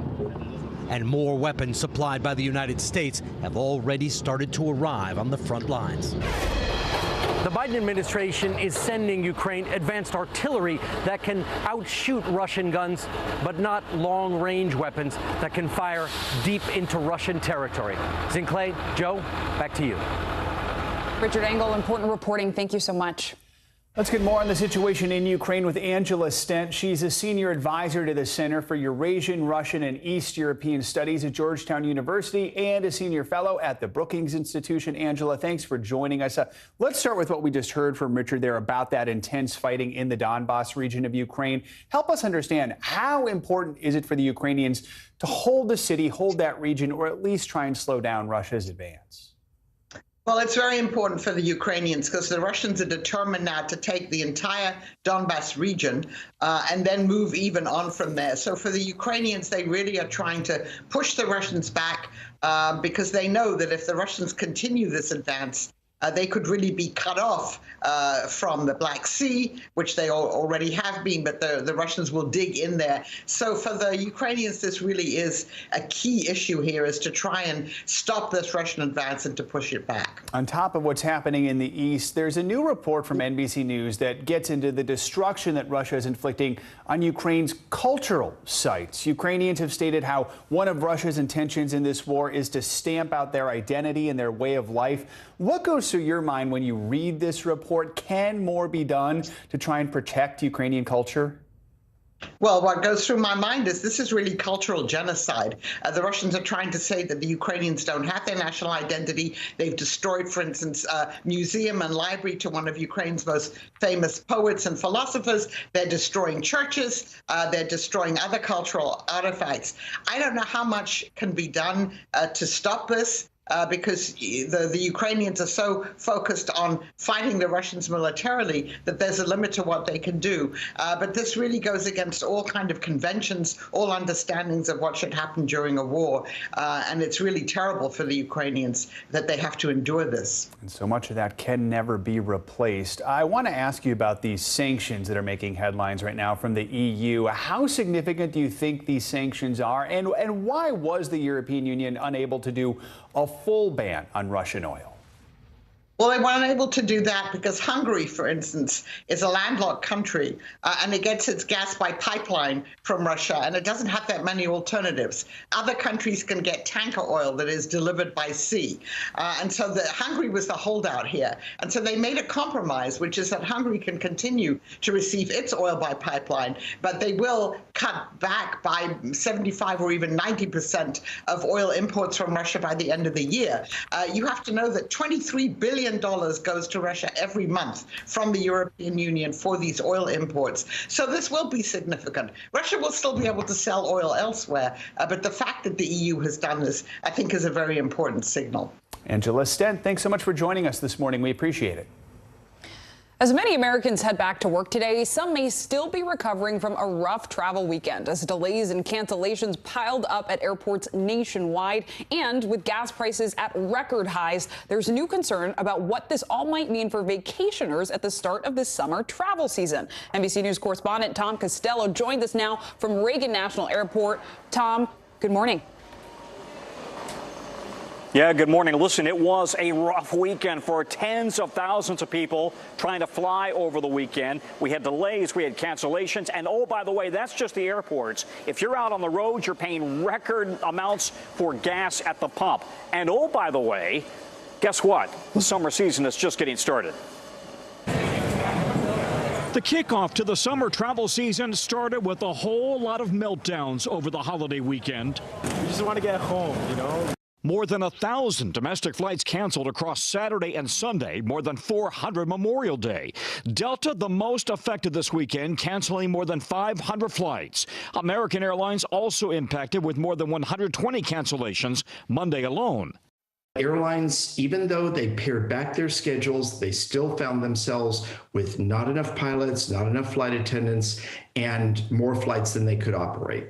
Grant and Hallie Holmes are newlyweds just returning from their honeymoon in Barbados. But they spent more than 30 hours stuck in Miami International, facing long lines like this, trying to get on a connecting flight home to Kansas City, but that was delayed multiple times before being canceled. It's chaos, and I hope people have a better time than we are having, but some of it's just out of our control. Some airlines are slashing their schedules during the peak summer months, hoping to avoid disruptions like these. But that could mean vacationers have fewer and pricier options. I'm really worried that the problems we are seeing in the U.S. and abroad are going to cause some people who are thinking about flying for their summer vacations to say, you know what, we'll take a road trip instead. But the cost of gas is also taking a historic toll on Americans' wallets. Oh, it's crazy. It's crazy. It's way too expensive. The national average for a gallon of regular now a whopping $4.62. Even higher in some places like California, $6.17. And overall, more than $1.57 higher than last year. The steep price of fuel impacting summer recreation of all kinds, whether on the road or on the water. We're going to stay much closer to shore now because of the fact that we're not going on any long-distance trips. All right, back here at the airport, and you may be wondering, what is the deal with the airlines? Why is it they still are struggling a year after that terrible summer following the pandemic when they had meltdowns nationwide? Well, a part of the problem is staffing issues again because of COVID. When people test positive for COVID, they have to call out sick. Doesn't matter if it's a ground crew, flight attendant, pilot, etc. Now, Delta Airlines also blaming air traffic control staffing issues. We checked with the FAA. They say they really have no national ATC staffing issues. But oh, by the way, Delta is one of the airlines that is now trimming its schedule this summer because they're trying to make sure that they have enough seats and pilots for all of the passengers who are back in the skies. Guys, back to you. Tom Costello in Reagan Airport. Thank you. Time to get a check on your morning news now. Weather? With Michelle Grossman. Michelle, good morning. Good morning, guys. And we're going to start in the tropics. We're going to switch it up a bit here because we have something really interesting happening. So Agatha, if you didn't hear, made landfall yesterday around 4 o'clock Central Daylight Time. And as it moved on shore, it's starting to weaken. So we're seeing a tropical depression now. It's going over really mountainous areas in Mexico. But what's interesting is what might happen as it emerges back into the southern Gulf. It could reemerge, the remnants, at least of Agatha, reemerge, kind of fuel a depression, a tropical storm, so to speak, and we could see our next names or first name storm in the Atlantic. So this is the first name storm in the Pacific. That would be Agatha. If it went into the Gulf, it fueled this storm. We could see Alex. That would be first on the list. So we're going to watch this very closely. Then it's going to move off to the north and east and affect parts of Florida. So this is the scenario here. A new tropical system could develop by late week, 60% chance in the next 5 days. What needs to happen, though, it needs to actually emerge into the Gulf. That would be later on tomorrow, and then the models pick up on it, and we could see what would happen with it. But this would be the development area right in the southern Gulf. And then as we go throughout time here, it would be Alex, and it would affect parts of southern Florida by Friday and also Saturday. So that rarely happens. It has happened in the past maybe 3 times in recorded history, making that leap from the Pacific to the Atlantic. Usually it goes from the Atlantic to the Pacific, although that's rare too, but just really interesting. Otherwise, we're really busy across the country here. We have record highs, temperatures in the 80s and 90s from the Great Lakes all the way to the Northeast. We have severe storms. We have a long cold front that's sparking some storms into that warm air. Back behind it, we have mountain snow. We are measuring feet of snow in the northern Rockies. And then once again, we are hot and dry in the Southwest and parts of California. So we do have fire danger once again. So more spring storms today. We are looking at a slow moving front crossing the plains. That is bringing the chance for severe weather from the Texas Panhandle all the way to Wisconsin. We could see damaging winds, really gusty winds up to 70 miles per hour, some hail, and also the chance of a few tornadoes, even some flooding rains as well. And then tomorrow, guys, we're going to watch this as it moves off to the east, affecting parts of the Northeast. I'll have to keep an eye on there. All right. Yeah. Michelle Grossman, thank you. Sure. And coming up on Morning News Now, Queen Elizabeth is gearing up to celebrate a milestone no other monarch has managed to reach: 70 years on the throne. We're going to take you to London next, where the final preparations are underway for the Queen's Platinum Jubilee, plus the royal reunions we could see this week. News is happening now. Look at what's making headlines around the world. We're coming on the air with breaking news. This is a significant moment. Whenever it happens, wherever you are, NBC News, streaming free now. Women's basketball has been systematically held back. Our players and coaches have been harmed. After 49 years of Title IX, we still have work to do. In Their Court, a podcast from NBC News and NBC Sports that goes inside the issues of inequality in women's sports. Listen now. Right now on NBC News Now. We've got all the angles covered tonight. You're watching NBC News Now. Here's what's happening. Look at what's making headlines around the world. We begin this hour with the military invasion that's currently unfolding. Right now, the attacks from Russia are coming in from every angle. Our NBC News crew heard explosions in the capital city of Kyiv. Live from Ukraine, where a fierce battle is raging on. We've heard a number of explosions. Russia is picking off Ukraine's military facilities one after another. This factory has gone from making kitchen pots to lethal items that'll ruin tires, ruin the bottom of the car. This is what it looks and feels like to try to escape Ukraine. I don't want to say goodbye. The battle for Congress and the fight for control of State House. In our special County to County series, we're checking out key battlegrounds ahead of the midterms. We are talking elections in a battleground state. What does President Biden need to do tonight? He needs to speak to heads and hearts. A lot to break down, Chuck, so let's dive right in. Judge Ketanji Brown Jackson now elevated to the Supreme Court. Let's zoom out a bit to our changing climate. What do we think that the new normal is going to be? We have some stunning new findings about COVID-19. This new variant is more contagious. Have you seen a demand for mental health services increase among Latinos? The people of the Chamizal neighborhood aren't the only ones experiencing what they call environmental injustice. We're here to try to start conversation. A lot to talk about as we continue our rolling coverage. We're coming on the air with the news NBC Scoop. Bringing the news to you is not only a job, it's an honor.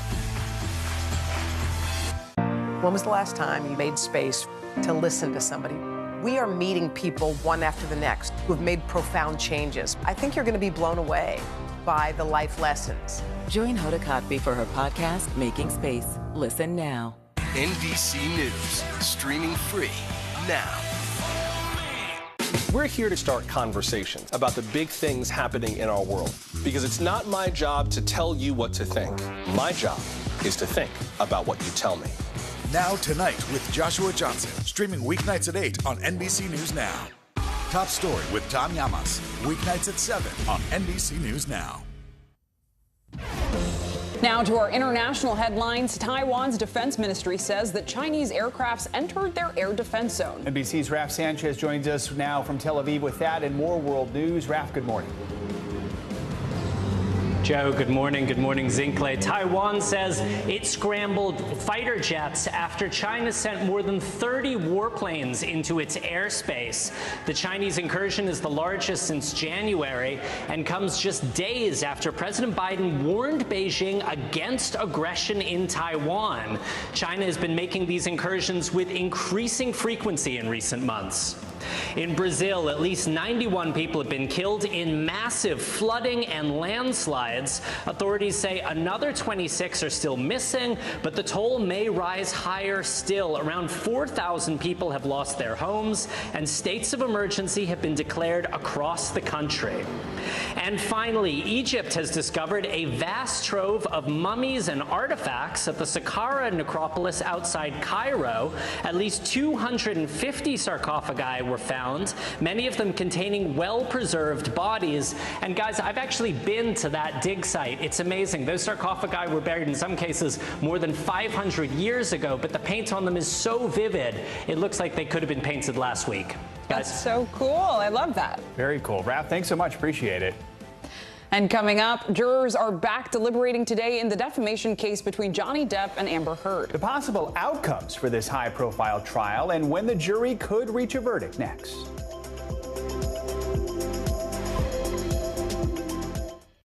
To cover the news, you have to be in it. This is how so many towns and cities are protecting themselves. You can actually see they're pushing the gates open every night. It's your news playlist. Top Story with Tom Llamas, weeknights at 7 on NBC News Now. Sometimes the news can be difficult and overwhelming for kids to understand, so we've created a newscast just for them. We hope your family will watch Nightly News Kids Edition. We're here to start conversations about the big things happening in our world, because it's not my job to tell you what to think. My job is to think about what you tell me. Now Tonight with Joshua Johnson, streaming weeknights at 8 on NBC News Now. Sometimes the news can be difficult and overwhelming for kids to understand. Ukraine and Russia. Could you help me understand what's going on? So to help make sense of it, we've created a newscast just for them. We hope your family will watch Nightly News Kids Edition.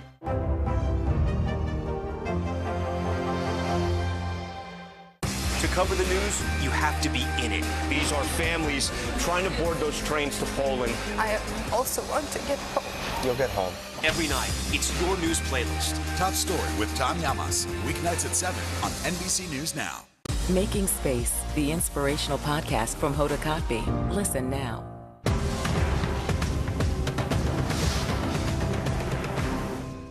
When was the last time you made space to listen to somebody? What I learned from a very young age is radical love, radical forgiveness.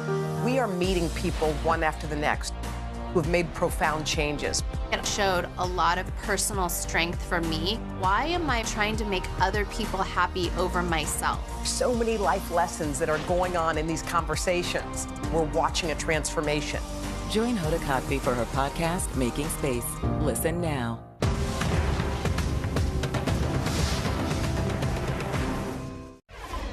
Welcome back. Thursday marks the ultimate flex for Queen Elizabeth, her Platinum Jubilee, honoring her unprecedented 70 years on the throne. I bet she's calling it her ultimate flex, too. You think? Yeah, all right. The big events kick off on Thursday. Millions are planning on attending, including Prince Harry, Meghan, and their children coming all the way from California. NBC News senior international correspondent Keir Simmons is there, joins us from Buckingham Palace with more on the significance of this historic moment. Hey, Keir, good morning. Hey Joe, hey Zinkley, how about this? We're braving the British weather to put you at the heart of the parade, the pageantry and the party. Artists like Lin-Manuel Miranda and Elton John will play on a concert stage. Take a look at that right outside of Buckingham Palace. How about this for a mind-blowing fact? The Queen became Queen before Elvis and the Beatles. This morning, final touches and anticipation. London decked out in red, white and blue ahead of the historic celebration. Marking the Queen's 70 years on the throne, a milestone no British monarch has ever reached until now. These streets will be full of people. Yeah. Everyone will be coming out to celebrate, so it should be fantastic. A 4-day-long display of pageantry awaits. On Thursday, pomp and ceremony, called Trooping the Colour, a traditional display dating back over 260 years to mark the monarch's official birthday. Then a crowning moment, the family balcony appearance. This time, Andrew, Harry and Meghan will not be there for the spectacular flypast. And in the evening, more than 2,000 beacons will light up the skies to mark 70 years of the Queen's reign. On Friday, a service of Thanksgiving at St Paul's Cathedral will gather the whole royal family together. Saturday will bring the Queen's favourite moment, the Derby. We got an early preview at Epsom Downs, home to the most famous horse race in the world. OK, wow, the winner's enclosure. Yeah. And the Queen will be... in the royal box. Right there? Yeah. Oh, she gets the best view. She gets a good view. Yeah. She gets a good view. And she's been a loyal supporter of the Derby for so many years. She's only missed 4 since her coronation in 1953. The Queen and her family clearly enjoyed their day at the races. A party outside the palace will follow in the evening, with a concert including the legendary Diana Ross, who tweeted, "I am honoured to perform for Her Majesty the Queen once again." On Sunday, street parties, more than 200,000 events around the UK, over 12 million gathering to celebrate the Queen. We've seen a phenomenal level of interest in the big Jubilee lunch celebrations this year. And to end it all, a parade of more than 10,000 people performing during the Jubilee's pageant extravaganza. People come from across the country, so many people come together for that momentous moment in central London. I think it's going to be a really fitting end to the weekend. The Queen has marked 3 Jubilees before, silver in '77, to gold in 2002 and diamond nearly 10 years ago in 2012. But this will be the Queen's first without her husband, Prince Philip. She's also facing mobility issues that could prevent and limit her attendance at some events. The royal family coming together to support the Queen, despite some strained ties. And they are expecting, guys, 1 million people on the streets of London. Take a look. These folks are already camping out. They've been here since yesterday. You don't have to be eccentric to be British, but it helps.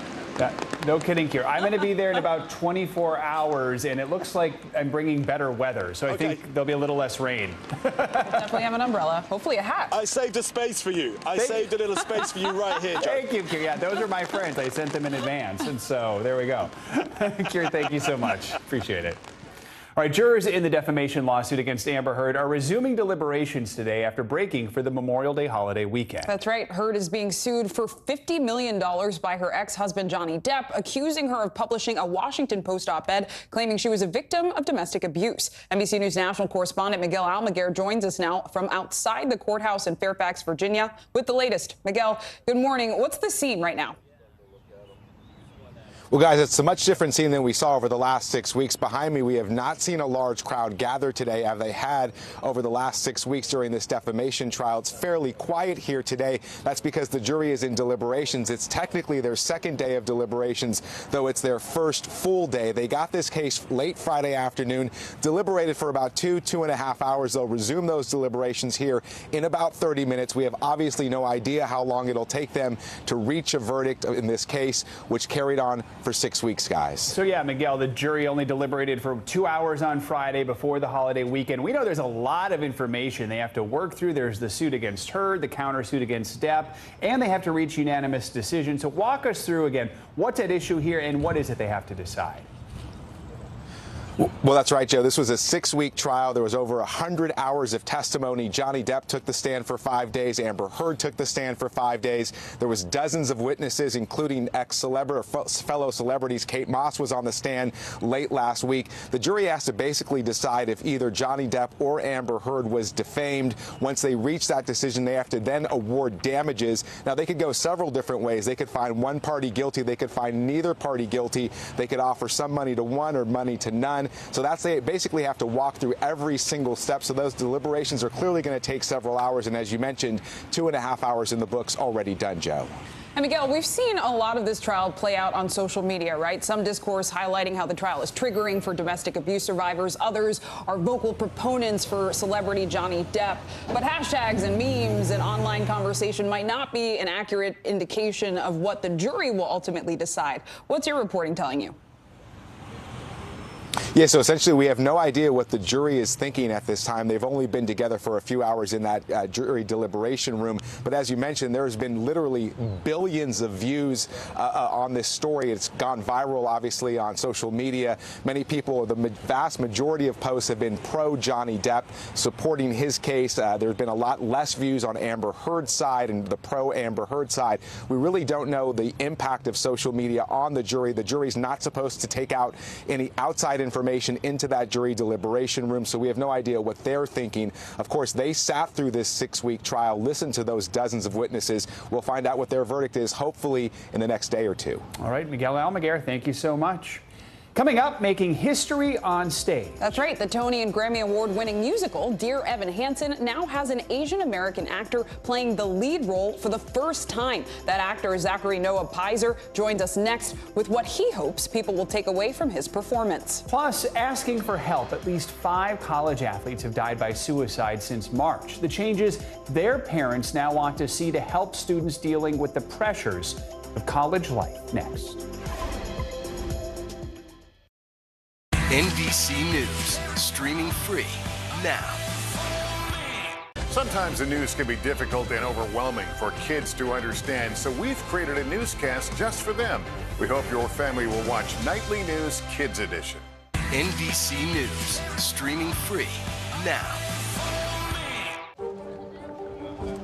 Let's go. This is a critical choke point for this fire.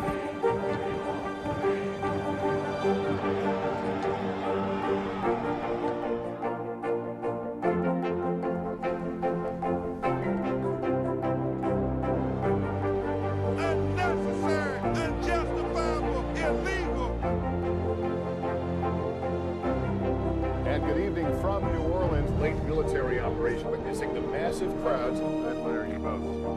Nice to really spend some time with you. Appreciate it.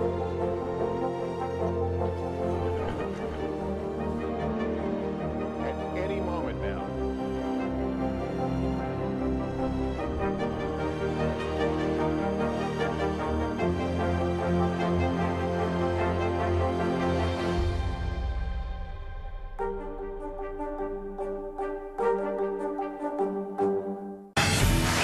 Look at what's making headlines around the world. We begin with breaking news. The attacks from Russia are coming in from every angle. Live from Ukraine, where a fierce battle is raging on. We've heard a number of explosions. Russia is picking off Ukraine's military facilities. This factory has gone from making kitchen pots to lethal items that'll ruin tires, ruin the bottom of the car. This is what it looks and feels like to try to escape Ukraine. I don't want to say goodbye. The battle for Congress and the fight for control of State House. In our special County to County series, we're checking out key battlegrounds. We are talking elections in a battleground state. What does President Biden need to do tonight? He needs to speak to heads and hearts. A lot to break down, Chuck, so let's dive right in. Official confirmation of Judge Ketanji Brown Jackson. Let's zoom out a bit to our changing climate. We have some stunning new findings about COVID-19. A lot to talk about as we continue our rolling coverage. We're coming on the air with the news NBC Scoop. Bringing the news to you is not only a job, it's an honor.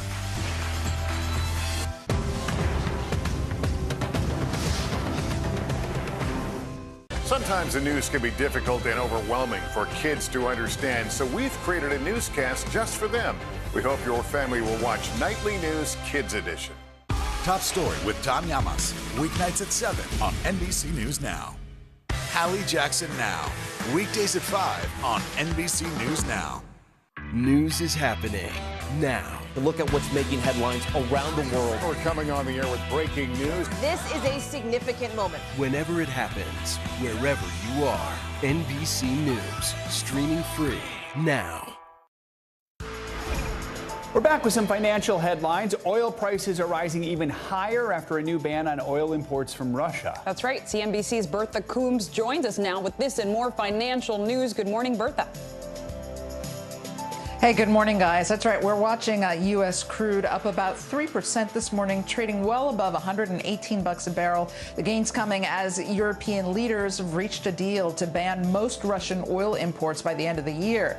They'll halt imports delivered by ship, which account for about 90% of the oil they get from Russia. But Hungary managed to get a carve-out included in the agreement, allowing for Russian oil to continue flowing through pipelines. Cruise lines, meantime, are running into the same problems plaguing the airline industry, staffing shortages. Recent report by Business Insider says cruise operators are having trouble keeping up with new hires. As a result, they've been forced to limit capacity on ships and cancel some sailings altogether. Carnival has temporarily closed 2 restaurants on every ship to help offset those staffing issues. Carnival, Norwegian, and Holland America all point to high demand for work on ships. Governments are now overwhelmed trying to process applications for work visas, slowing down the ability to fully staff each voyage. And Apple's annual developer conference gets underway next week, and we're getting some details about what to expect. According to Bloomberg, Apple will likely share info on iOS 16, including an always-on display feature that will initially be just for the upcoming iPhone 14 Pro models. It'll allow you to see notifications and other alerts without having to fully wake up the screen. The feature has long been available on many Android phones. And I know Android folks are always saying, you know, Apple just copies Android every time.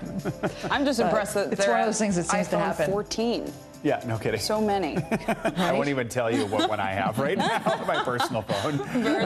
Thank you so much. Boy. The Broadway smash hit Dear Evan Hansen has raked in all kinds of awards. 6 Tonys, a Grammy, and the Olivier Award for Best Musical. And after 6 years on Broadway, it's now celebrating a first. Zachary Noah Pizer is the first Asian American performer to play the lead role of Evan Hansen. The musical brings mental health front and center through the lens of a bullied teen who's trying to cope with social anxiety. Joining us now is Zachary Noah Pizer and Dr. Harold Koplowitz. He is the president of the Child Mind Institute. Good to have both of you with us. Zachary, I want to start with you. And just first of all, what does it mean for you to be the first Asian American performer to play the lead in such a beloved, well-respected musical like Dear Evan Hansen? It means everything to me, you know, especially in the recent wave of anti-Asian hate and the sentiment in our country. I think right now it can feel a lot like being Asian simply puts a target on your back. So being able to represent in this way, to be able to tell this story on the Broadway stage at the Music Box Theater every single night really means everything to me, to be able to give that voice to our community. It's so important. In addition to it being right now Asian American Pacific Islander Heritage Month, API Month, May is also Mental Health Awareness Month. That's a big theme in Dear Evan Hansen because it deals with some heavy issues, and that's why we're chatting with Dr. Koplowitz, who's here with us. Talk to us about your relationship with this story, how you and your organization became involved. Well, the Child Mind Institute is the only independent nonprofit in the United States that's exclusively dedicated to transforming the lives of kids who have a mental health or learning disorder. And mental health disorders are the most common disorders of childhood and adolescence. So while the show was in its creation, Stacy Mindich, the executive producer, asked me and several others from the Child Mind Institute to start watching the show, look at the script, to make sure that it was authentic, that the symptoms of social anxiety were well represented, and that it was a true example of what so many teenagers go through. And I think considering what we hear about these mass shootings, we should remember that while mental health disorders are common and real and treatable, people who have them are very unlikely to hurt others. They're more likely to hurt themselves, but they're very rarely violent toward others. So important to talk about this and to talk about it in a smart, responsible way. Zachary, you have a history with this musical. You were an original cast member in Dear Evan Hansen's international premiere, which was in Toronto. This is a tough character to play. You go through a whole spectrum of emotions throughout it. It is, if you haven't seen it, bring Kleenex. What is it about this character and this story that speaks to you? Well, this show is so special for so many reasons. You know, the music is spectacular. The story is incredible. The relationships, the characters, they're all relatable in some way. I know I definitely relate to Evan. I mean, middle school Zach had a really tough time belonging, figuring out where he belonged in kind of the system. But this show, the reason why it is so special and singular is because it creates space to talk about mental health. And that was one of the main reasons why it spoke so much to me. Being able to talk about mental health at any age, but especially when you're young, can be so difficult because it's uncomfortable to talk about our feelings, or simply because you just don't have the vocabulary to. And this show is so special because it creates that space to start that conversation. And Zach, you have to pour your heart and soul into every performance, which I know can't be easy. What's that like for you? It is challenging, and I am definitely more tired than I've ever been doing another show. But at the same time, I am so fulfilled. It is so rewarding being able to be on that stage and tell this story. Dr. Koplowitz, quickly on this last one, for young people who are struggling with their mental health, what's the main thing you want them to take away from this story? We really want people kids know they're not alone. And the first thing they should do is raise their hand and ask for help. Talk to a friend, talk to your parents, talk to a teacher. You can't get help without asking for it. And help works. These are the most treatable disorders in all of medicine. 80% of kids get better if they get the right treatment. So please, don't be silent. Ask for help. Important message. Thank you both for joining us. Zachary Noah Pizer and Dr. Harold Koplowitz. Thank you both. Take care. And today marks the last day of May and Mental Health Awareness Month, and we want to highlight the struggles of student athletes on college campuses. At least 5 NCAA athletes have died by suicide since March. This morning, for the first time, the parents of 4 of those athletes are sharing an important message about asking for help. NBC News correspondent Stephanie Gosk spoke to the families about their loss. It's a powerful moment for all of us to be together. These are the parents of Katie Meyer, Arlena Miller, Morgan Rogers, and Tyler Helinski, all 4 star athletes and star students. Katie was Stanford's championship-winning goalkeeper and team captain. Katie was radiant, brilliant. She was the life of the party. Arlena stood front and center on the cheerleading team at Southern University in Louisiana. She was very talented. Whatever she wanted to do, she could have done. Morgan achieved her dream to play lacrosse for Duke. Morgan was such a rock star, and I mean a charismatic, win the room over type of personality. Rush of 4, Helinski has time. Tyler made history when he threw a game-winning touchdown for Washington State University. Students carried him off the field. Tyler was awesome. You would have really liked him. He was just one of those likable guys. 4 college students who had everything going for them until it felt too hard to go on. Katie and Arlena died by suicide this year. Tyler took his own life in 2018. A year later, Morgan did too.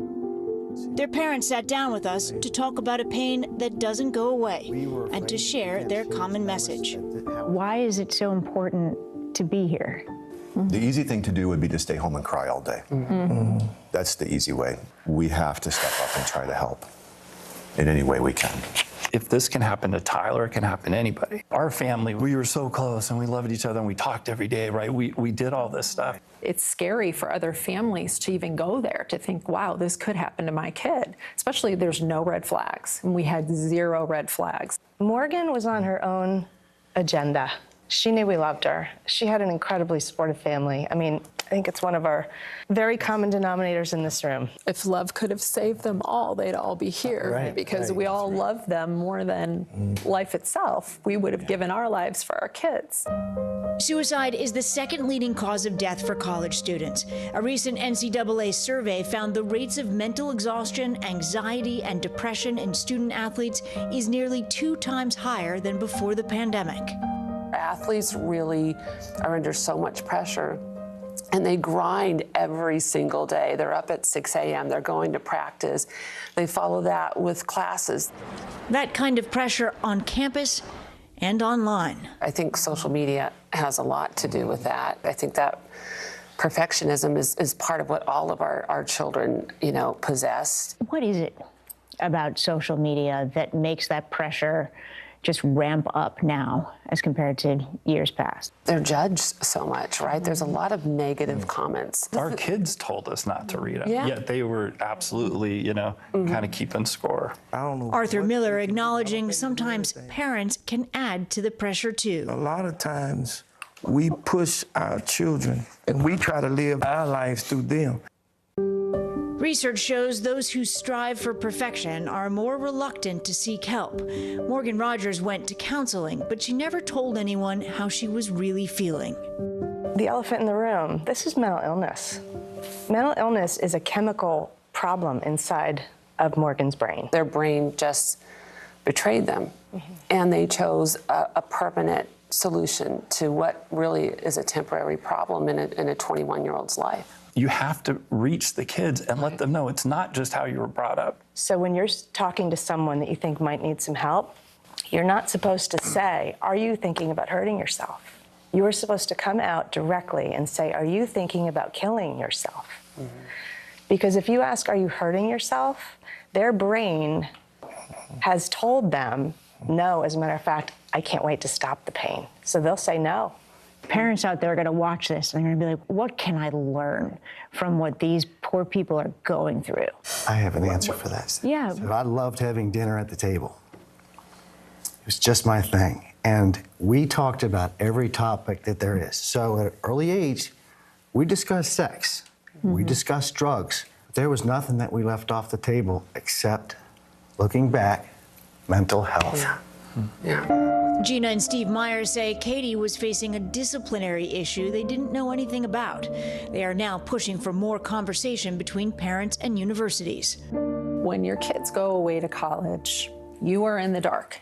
You do not get any information regarding your children. They have to tell you. And again, our kids all being very strong and they want to adult, right? If we had received just baseline information, that we would have stepped in and perhaps this would have been prevented. Had we known anything. Had we known a thing. I don't know. Open conversation, something these parents all agree will help. I don't think anybody sitting here would wish what we're going through on another human being. We're all in this crappy club, that nobody asked to join. I think there's a greater purpose. We have to make something good come out of this. Something good has to come out of this tragedy. So if we're going to be the ones to step up, we're going to be the ones to make some changes. That's how I feel. And we won't quit. Yeah, right. It's done. Right. It just. That's it. Yeah. A really powerful report from our Stephanie Gosk. Thank you. And if you or anyone you know is struggling, you can call the National Suicide Prevention Lifeline at 800-273-8255 or text TALK to 741-741. Such an important story there. Up next, after 2 years of COVID, it does appear more people are returning to movie theaters. Top Gun Maverick broke records at the box office this weekend, giving Tom Cruise his best ever debut. What's behind the film's success? Next. This is a very different kind of program. We're here to start conversations about the big things happening in our world. Professor, I'm not asking you to predict the future, but what do we think that the new normal is going to be? Is part of this that everyone's rethinking their jobs during this pandemic and their relationship to their employers? What is your biggest tip for any parent who's concerned about this? It's not my job to tell you what to think. My job is to think about what you tell me. Now Tonight with Joshua Johnson, streaming weeknights at 8 on NBC News Now. Hallie Jackson Now, weekdays at 5 on NBC News Now. The fire has grown leaps and bounds. You see behind me is typical. How you doing? Pretty bad. NBC News, streaming free now. Sometimes the news can be difficult and overwhelming for kids to understand, so we've created a newscast just for them. We hope your family will watch Nightly News Kids Edition.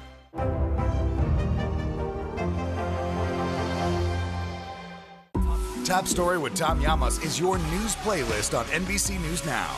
And now, you can listen to it as a podcast. Available anytime and anywhere. The fire has grown leaps and bounds. You see behind me is typical. How you doing? Pretty bad.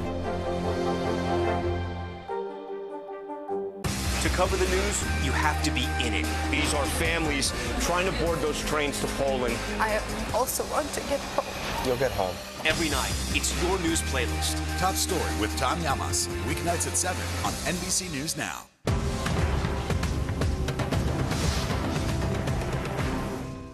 When was the last time you made space to listen to somebody?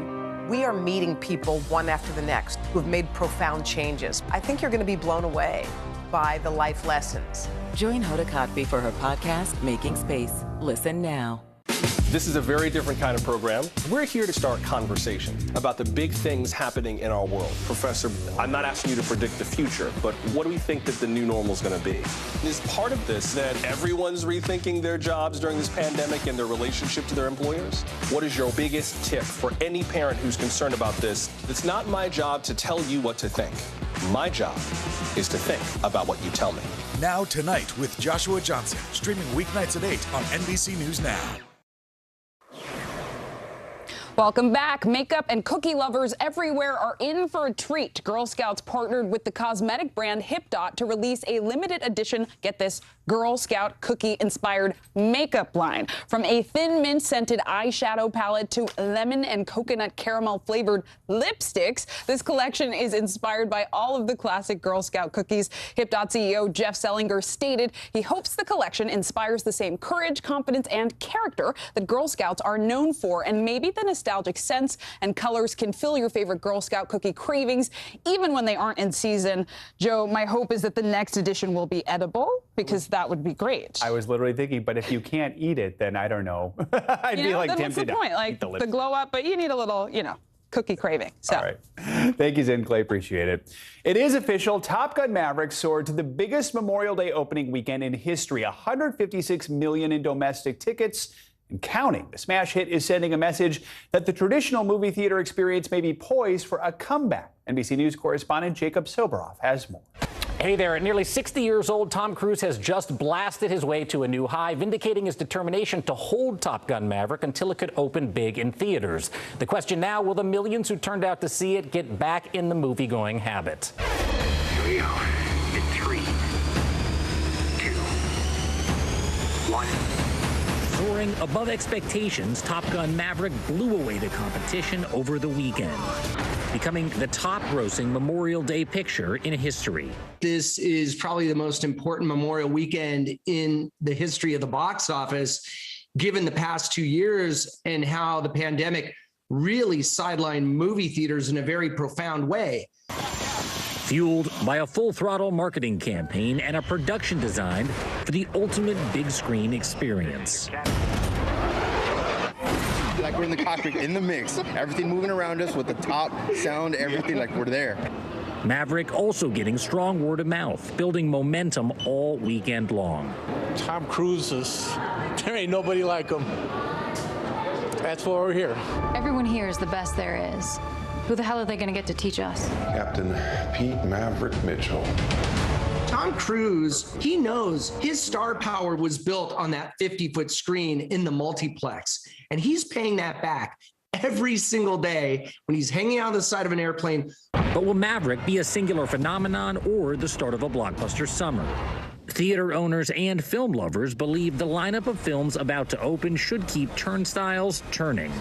You have a new Jurassic Park movie, you have a new Thor movie, you have Elvis, you have Nope, you have a Minions film, you have a new Pixar film, Lightyear. So I don't think this is going to be a one-off, kind of like Spider-Man was in the holiday season last year. Forget the book.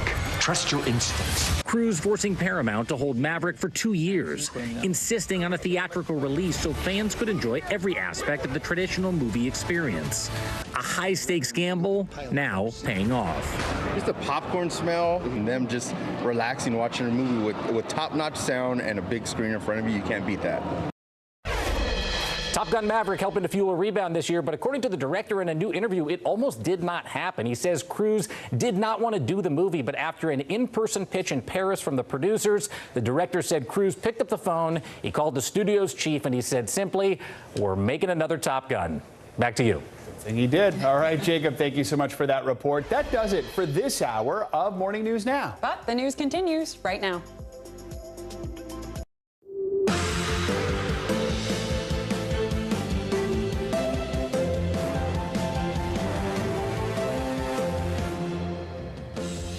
Good morning, I'm Joe Fryer. And I'm Zinklea Samoa, in for Savannah Sellers. Right now on Morning News Now, fallout. This morning, frustration growing as a community grieves. Today marks 1 week since the mass shooting at Robb Elementary School in Uvalde, Texas. Now, the first of the 21 victims are being laid to rest. We will not relent until Uvalde recovers. We are Texas, and Texans will unite. Plus, new developments involving the school police chief, who investigators say made the call to wait before taking down the gunman. We'll bring you the latest. Claiming control, a potential turning point in the war in Ukraine. This morning, Russia declaring a major victory in the battle for Donbass. And the European Union taking action with plans to cut nearly all Russian oil imports. We have team coverage this morning. Game on. New evidence of the benefits of playing video games. Why researchers now say the virtual world could actually help young people struggling with their mental health. And K-pop takeover coming to Washington, D.C. today. Korean supergroup and global sensation BTS is heading to the White House. More on their visit with President Biden on this final day of AAPI Heritage Month. I'm very excited to see BTS in the White House. I feel like social media that might make an appearance on social media today. You think? I think. We'll definitely see something. I think the kids might be into it. Good to see you, Joe. Well, we begin this morning in Texas with the latest on the deadly mass shooting at an elementary school. It was exactly a week ago today that the deadly shooting took place at Robb Elementary in Uvalde, Texas. 19 children and 2 teachers lost their lives that day. The first of the funerals is scheduled for today. President Biden visited with families in Texas over the weekend, and yesterday the president said he is committed to responding to gun violence any way he can. I know that it makes no sense to be able to purchase something that can fire up to 300 rounds. Oh, I know I have to, but there's a Constitution. I can't dictate this stuff. I can do the things I've done, and any executive action I can take, I'll continue to take. But I can't outlaw a weapon. I can't, change the background check. I can't do that. NBC News correspondent Liz McLaughlin joins us now from Uvalde, Texas. Liz, good morning to you. Let's begin with the community there. The memorial at the school continues to grow. The first of the funerals is today, and there are so many victims. The funerals are expected to stretch well into next month. What is the mood in the community right now? So many hugs and tears, Joe, inside this town square where so many people have gathered to try to answer those big questions. Why did this happen to us? Why our small town? It's really been tough for people here, and I've been speaking with mental health volunteers who've been working with victims' families and just traumatized kids, community members, and they say this will be an especially tough week because there was a lot of confusion, a lot of shock last week, and now the reality is really setting in for this community. This happened, and this grave loss of 21 of their community members who will never walk through those doors at Robb Elementary again, who will never come to these local businesses or, these community members' houses. There's been lots of spontaneous uniting in song, prayer here in the town square. And I spoke with a faith leader. These faith leaders in this community have been called on to try to answer those big questions. Why this happened to us? What can I do now to try to address that hopelessness? He moved here, Daniel Myers, the pastor I spoke with 10 years ago from Phoenix, because his wife is from here, and she said nothing ever happens there. Let's move there for safety. And now he said he's eating his words. Let's listen to what that pastor had to say. So I don't know what happened. I don't understand what happened. But the grief that we feel, this didn't hit home personally, but it did hit home because we're human. You're my sister, you're my brother, this is my community, this is where I live. And hearts in this community are aching, but there's been a predominant message of unity and love right now as they try to just move forward and process all this trauma. Joe? Liz, let's talk about the investigation. We know the Uvalde school police chief has come under fire for the way officers responded to the shooting. We know the Justice Department is investigating that response. So what's the latest on the chief? And 1 week in, where do things stand right now? A lot of questions still, Joe. We haven't heard from local police, local entities since that shooting last week. Haven't heard DPS on Friday, the Department of Public Safety, really giving some updates on the investigation is the last we've heard. So it's been a lot of silence and a lot of questions here. And the Department of Justice is actually just studying this. It's a critical incident review, so it's not a criminal investigation. No punitive action there. The hope is to improve best practices, to reflect on lessons learned to help future active shooter situations. But there was a delay in this case that really frustrated people, parents outside of the school, more than an hour until that gunman was confronted. And that call, according to DPS, was from the police chief, Arredondo, who, again, is under police protection. We haven't heard much from him. He was supposed to be sworn in today to city council. He was elected to city council a few weeks ago, but that meeting has been canceled, as they say, to pay respects to the families having funerals right now. But the mayor here, Don McLaughlin, says that there's nothing in the city charter that would keep him from taking that office, that he's not under criminal investigation as of now. Joe? And Liz, what is the latest on legislative efforts? We know the president sounded very resolute that something must be done. We also know how hard it has been for Congress to pass gun legislation. Absolutely. It's the timing isn't ideal because we're right before the midterms. So there's a lot of pressure on Republicans to be pro-gun. We've seen this before. It's really hard to find bipartisan resolute here, but Democrats have been optimistic that they can at least find some middle ground. There's been a lot of talk about red flag laws as the most likely laws to pass, or gun reform to pass, something that could affect the outcomes of this.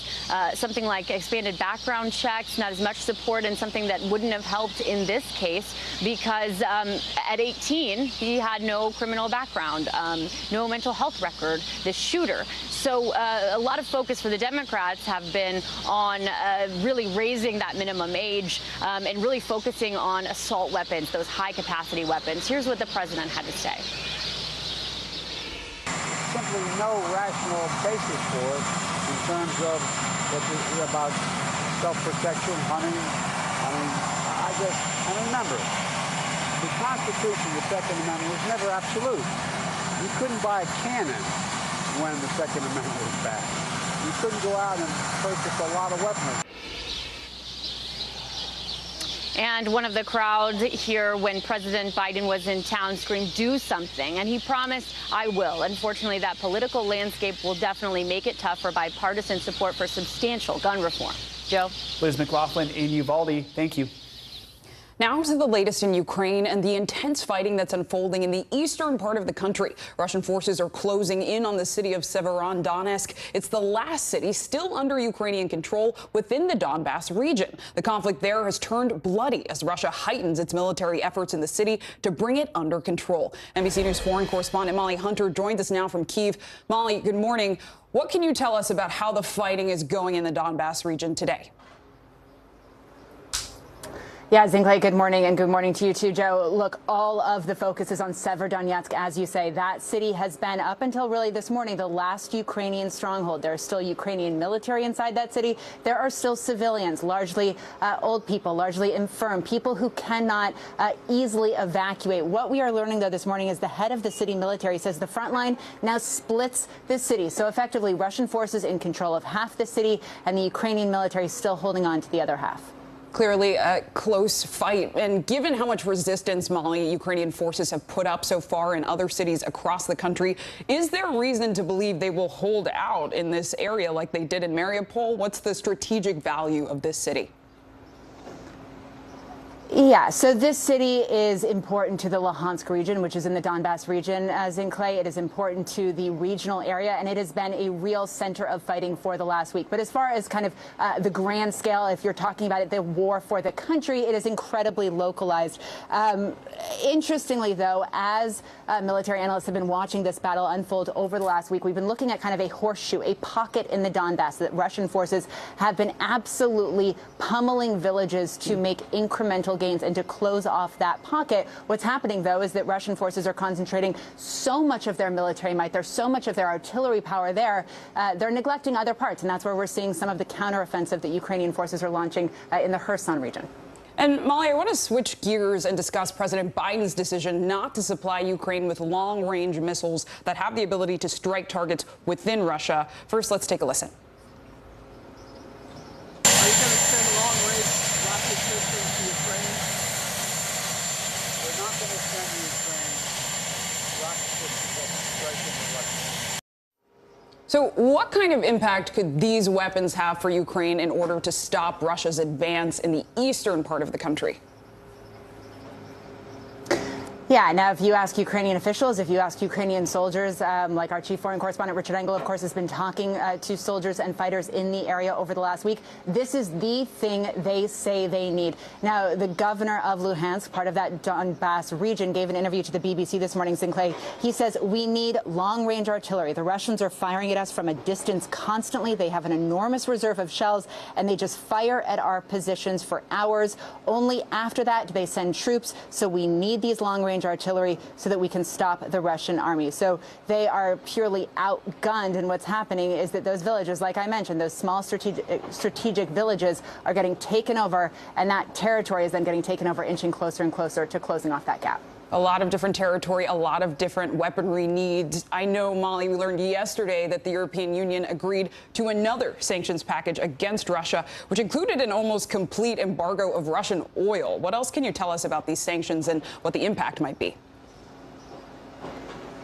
Yeah, and this is a big deal. This is something that some of the Western European nations have been pushing very, very hard for. It has been complicated. It has been under negotiation and very disagreeable at higher levels. But what they have agreed is that 2/3 of Russian oil imports will be blocked immediately. That goes up to 90% by the end of the year, with one giant exception. So this is specifically oil that arrives by sea. The ban will only affect oil that comes by sea, not by pipeline, and that is a direct concession to Hungary and to the Prime Minister Orban, who's a very close ally of Russia.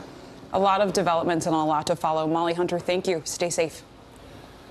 Let's bring in Jamil Jaffer now for more on the situation in Ukraine. He's the founder and executive director of the National Security Institute and also the former associate White House counsel to President George W. Bush. Good to have you with us. So let's start with those sanctions by the EU. Molly called them a big deal. How big of an impact could they have on Russia's economy, especially now that Europe is banning most of Russia's energy imports and cutting off its main bank from the SWIFT system? Well, look, obviously these sanctions, if they're in fact fully implemented by the Europeans, could have a significant impact. Russia is essentially a one-trick when it comes to their economy. It's oil and gas for them. So if in fact the Europeans do cut off Russian oil from coming to Europe, that could be a huge difference. Now, of course, as Molly pointed out, they've not cut off the pipelines, and this doesn't talk about gas. And we've also seen workarounds at times when the Europeans have needed to buy Russian oil and gas. They have engaged in various measures to do so. So more to come on this. But if, in fact, this is a serious ban and it actually is implemented in full, it could have significant impact both on Europe and its ability to get oil and gas in, which you'll have to get from other places, and Russia's economy directly. I want to ask you about the significance of the fact that the European Union reached this agreement to cut off Russian oil imports after months of negotiations. I mean, is this a sign that Europe is willing to make sacrifices long term to keep the pressure on Russia as long as this conflict continues? Well, look, the devil's in the details, right? If, in fact, they implement these sanctions the way they're talking about, then yes, it could demonstrate that the Europeans are willing to make concessions and sacrifices on behalf of the Ukrainians and to stop this Russian aggression. Unfortunately, the record to date has not been perfect. The Europeans have gotten a lot more aggressive than I think anybody expected on sanctions, but they haven't gone quite as far as necessary to really put pressure on Russia. This may be the thing that does that. We'll have to see how it gets implemented, Joe. Let's talk about what's happening on the ground in eastern Ukraine, which Molly was just reporting on. If the Donbass region does fall to Russian forces in the coming days, how is that going to impact Ukraine's overall war effort? Well, you know, it certainly demonstrates that the Russians can now capture territory in significant chunks of it, including the parts they've really been focused on. And so if, in fact, this goes the way that unfortunately we expect it may, with them capturing the rest of Luhansk, this could demonstrate that the Russians can have success. And if they can have success, the question is, will that be enough for Putin to say, OK, I've had enough, you know, let's try and find a path forward? Or will he say, look, I'm succeeding now. Now's the time to press that advantage and push back against other parts of Ukraine? To be seen how that plays out. But again, if the U.S. can provide more equipment, more weaponry, that may push Putin in a different direction. I also want to get your thoughts while we have you on President Biden's decision not to send those long-range missile systems to Ukraine. Do you think that's the right call, or do you disagree? Well, look, if it were me, I would certainly be sending the long-range missiles to Ukraine. It holds Russia at risk. It demonstrates to them that Ukraine can strike inside of Russia. But I understand the president's decision. He doesn't want to raise the temperature on this fight. This has been a consistent message for this administration. It's part of the reason why we moved so slowly into giving the Ukrainians the weapons they need to defend themselves. And so the question becomes, at what point are we going to say we need to give the Ukrainians everything possible we can and stop playing this game of, we don't want to push the Russians too far? We've been playing this game for a long time, and we've gotten more and more involved over time. At some point, we just got to say we're going to do whatever it takes to help the Ukrainians. We're not there yet, clearly, from this administration's perspective. Jamil Jaffer, thanks so much for joining us this morning. We appreciate it. Thanks for having me.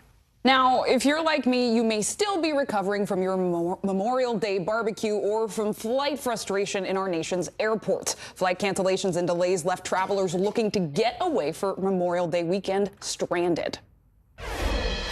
10 minutes from the airport, we find out, the flight got delayed. No pilots. I mean, what do you mean? We're at the airport. Just delaying it, sometimes it's weather, or sometimes they don't have a reason behind it. So it's I'm ready to go. I'm tired of sitting here. A lot of distressed travelers, and on Memorial Day alone, there were over 400 cancellations in the U.S. and close to 4,000 delays. Travel experts are blaming it on severe weather and airline staffing shortages. So is this a preview of what's to come for the summer travel season? We'll get there. But first, let's talk weather. Yeah, NBC's Michelle Grossman is here with a look at your Morning News Now forecast. Hey, Michelle, good morning. So good to see you both. I love seeing those smiling faces. And we had severe weather yesterday. Joe and I were talking about it. We're seeing it once again today. So this is a setup right here. We have this upper area of low pressure. You could see that spin. On the backside, we have feet of snow falling in the northern Rockies. June 1st is tomorrow, by the way. And then we have this cold front here. So we're seeing embedded thunderstorms even early this morning. That will be the story as we go throughout the day. So another afternoon of severe weather risk. 32 million at risk. We could see some damaging wind gusts. We saw wind gusts up to 90 miles per hour yesterday. We could see hail up to a golf ball size. That's better than the grapefruit size we saw yesterday. And also a few tornadoes. This is stretching from the Great Lakes all the way to parts of Texas. Where you see this shading here, this is where you want to have your safety plan in place. You want to keep your phone with alerts, be near a TV as we head throughout the afternoon hours. Now tomorrow we're going to see this slow moving system move off to the east. So now we're into the northeast, Syracuse, Pittsburgh, Cincinnati. You have the threat for seeing some of those strong storms, as well as Oklahoma City into Lubbock. We could see winds gusting near 70 miles per hour. That alone could cause some damage. Large hail is likely once again an isolated tornado or two. We're really worried about the rainfall too. We've already seen 3 inches in some spots. We're adding 2 on top of that. So we're seeing flooding rains, flash flooding. That's really dangerous when it comes to a weather risk, especially in parts of the southern plains, Oklahoma City, Tulsa up to Wichita. You could see a lot of rain. Another big story, it feels like summer in many, many spots. We have that jet stream all the way to the north. We are looking at that hot and humid air. It was hot yesterday. Oh, there's some video. Sorry, I didn't get to that. But this is some damage yesterday from Minnesota. We had severe weather all day long. We were tracking it for about 12 hours straight. Luckily out of the woods this morning, but we are looking at that severe weather as we head throughout the central plains, southern plains into the northeast. But also we're talking about the temperatures too. Temperatures in the 80s and 90s, well above normal for this time of year. That is today. Then by tomorrow, we are looking at temperatures still remaining in the 90s. Really sticky, too, with that humidity in place, 96. That could break a record in Philadelphia. And we're looking at 93 in Baltimore tomorrow, 82 in Syracuse. And then as we go throughout the rest of the week, we are looking pretty good in terms of the temperature. But the June outlook, sorry, guys, here's a tease. It's going to be warm, above average for your June outlook. This is a representative of what we're about to experience. Just get used to it. Maybe take the jacket. Hey, lucky for us, we can wear white now. That's true. Yeah, that'll solve everything. Michelle Grossman, thank you. You're welcome. And now to Blaine Alexander. She's joining us from Hartsfield-Jackson Atlanta International Airport to help us talk flight cancellations amid a lot of that turbulent weather Michelle just discussed. Blaine, good morning. Parts of the country saw severe storms roll through over the holiday weekend, the Midwest included. Did that have a major effect on flights as travelers tried, sometimes unsuccessfully, to return home on Memorial Day? You know, St. Clay, as you know, of course, bad weather never helps when you're talking about flights and flight delays, and then you add on top of that a busy holiday weekend. And then on top of that, even still, more airlines that are still trying to catch up after COVID shortages. So let's just look at Delta Airlines. Of course, we're here in Atlanta. It's Delta's hub. This, of course, is the world's busiest airport. Delta was hit the hardest over the weekend, canceling more than 500 flights. A number of those, of course, came after we saw that rough weather kind of pass through. They had to cancel flights Saturday and some into Sunday as well, but they're also pointing to staffing issues. You know, this is something that we've seen not just with Delta, but a number of other airlines. In fact, ahead of this busy summer travel season, they said that they were going to try and cut some schedules because they just don't have enough staff to run as many flights as they'd like to. So they're trying to kind of pull down some of those flights so that you won't see as many delays as you have over the weekend. And you talked about cutting schedules, but the reality is airfare bookings have actually jumped as we head into summer travel season. Wanderlust is in full effect, but several airlines, as you said, are scaling back schedules. Why is this, and does it make sense? Well, they said that that's exactly what they need to do in order to make sure that we don't see delays like what happened over Memorial Weekend through the summer. They said that they just don't have enough staff as they kind of try and get their numbers back to pre-COVID numbers. They don't have enough staff to run the full schedule that they typically would. So they were already going ahead and kind of proactively slashing some schedules. But of course, that has a direct correlation to flight prices. You know, if you look at ticket prices, already they're higher than likely what you would have seen pre-pandemic numbers. And that's because there are fewer flights. And so there are a number of things that people can try and do. You know, try and book early, try and book on some off days, and also just be aware that the schedule that you book may not necessarily be the schedule that you fly. And Blaine, is what we saw this weekend an acute issue, or will the impact of this weekend's flight delays and cancellations continue to roll into the summer? They're certainly hoping that they won't. They're hoping that they will not go into the summer, that the kind of slashing of the schedules will make it so that all of these flights are manageable. But again, you know, we're not just looking at flights and flight prices going up. We're also looking at gas prices going up, too, across the board. In fact, gas prices that we saw over the Memorial Day weekend were higher than we've seen over any other Memorial Day weekend since those numbers have been tracked. So we're already talking about the fact that, you know, people who may have said, hey, I'm going to drive, not necessarily doing that this year. So you're going to see more people actually trying to purchase these flights, prices going up. And something else that experts are saying as well, be prepared for long lines. Be prepared for long lines through security, through boarding. Even if you're kind of walking through the airport to get food and drink, you're going to be surrounded by a lot of travelers this season. St. Clair. Blaine, outside of Atlanta's major airport, thank you so much. Coming up, a celebration fit for a queen. When we come back, the preparations underway for Queen Elizabeth's Platinum Jubilee as the UK reflects on a new chapter for the monarchy. Plus, awaiting a verdict. Jury deliberations set to resume today in the defamation trial between Johnny Depp and Amber Heard. The latest next on Morning News Now. NBC News, streaming free now. Hallie Jackson Now. Weekdays at 5 on NBC News Now. Now Tonight with Joshua Johnson. Streaming weeknights at 8 on NBC News Now. When was the last time you made space to listen to somebody? We are meeting people one after the next who have made profound changes. I think you're going to be blown away by the life lessons. Join Hoda Kotb for her podcast, Making Space. Listen now. Sometimes the news can be difficult and overwhelming for kids to understand. Ukraine and Russia. Could you help me understand what's going on? So to help make sense of it, we've created a newscast just for them. We hope your family will watch Nightly News Kids Edition. News is happening now. Look at what's making headlines around the world. Right now on Morning News Now. We're coming on the air with breaking news. And this is a significant moment. Whenever it happens, wherever you are, NBC News, streaming free now.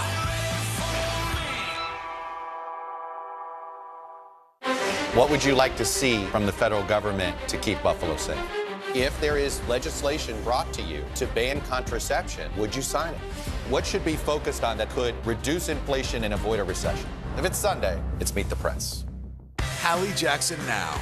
Weekdays at 5 on NBC News Now. Women's basketball has been systematically held back. After 49 years of Title IX, we still have work to do. In Their Court, a podcast from NBC News and NBC Sports that goes inside the issues of inequality in women's sports. Listen now. Hallie Jackson Now, weekdays at 5 on NBC News Now. Let's go. This is a critical choke point for this fire.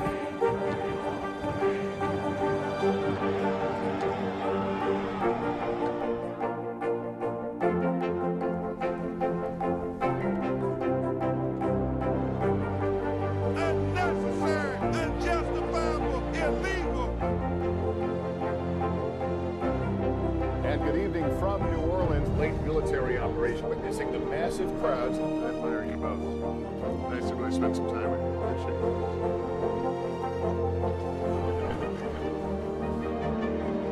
At any moment now.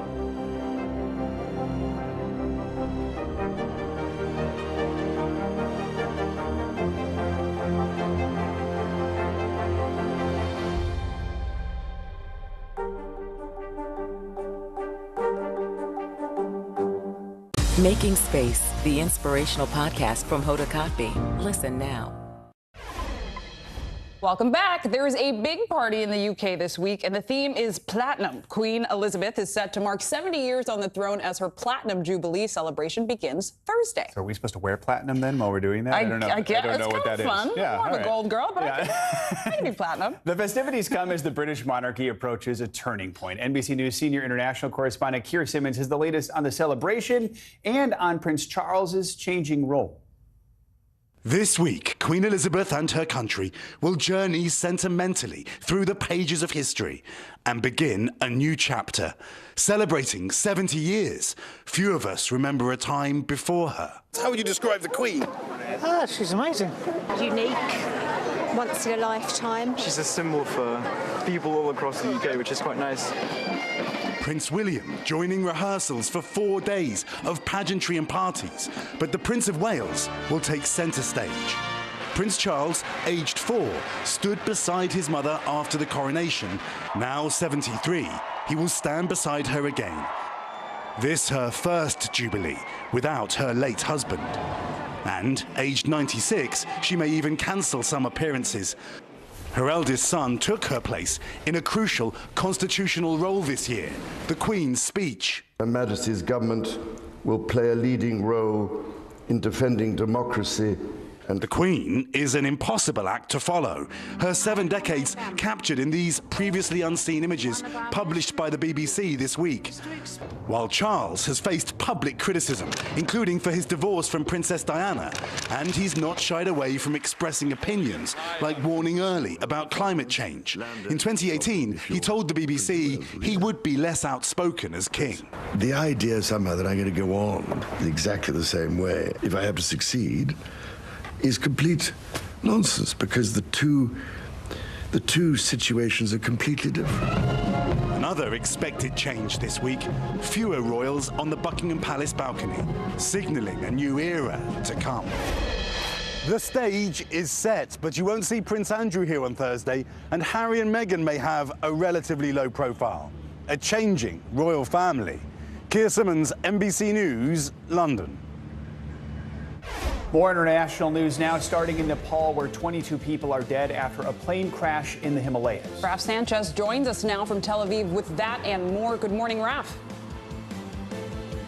Zinkley, Joe, good morning. That's right. Crews have now recovered the bodies of all 22 of those people killed in that crash in Nepal. The aircraft was carrying locals and tourists who were visiting the world's tallest mountain range. It went missing Sunday, but rescuers struggled to find it in difficult weather up there in the mountains. Canada is moving to impose a total ban on the buying and selling of handguns. Prime Minister Justin Trudeau made the announcement in the wake of the massacres in Uvalde and Buffalo. Trudeau said there was no reason for Canadians to own guns except for sport shooting and for hunting.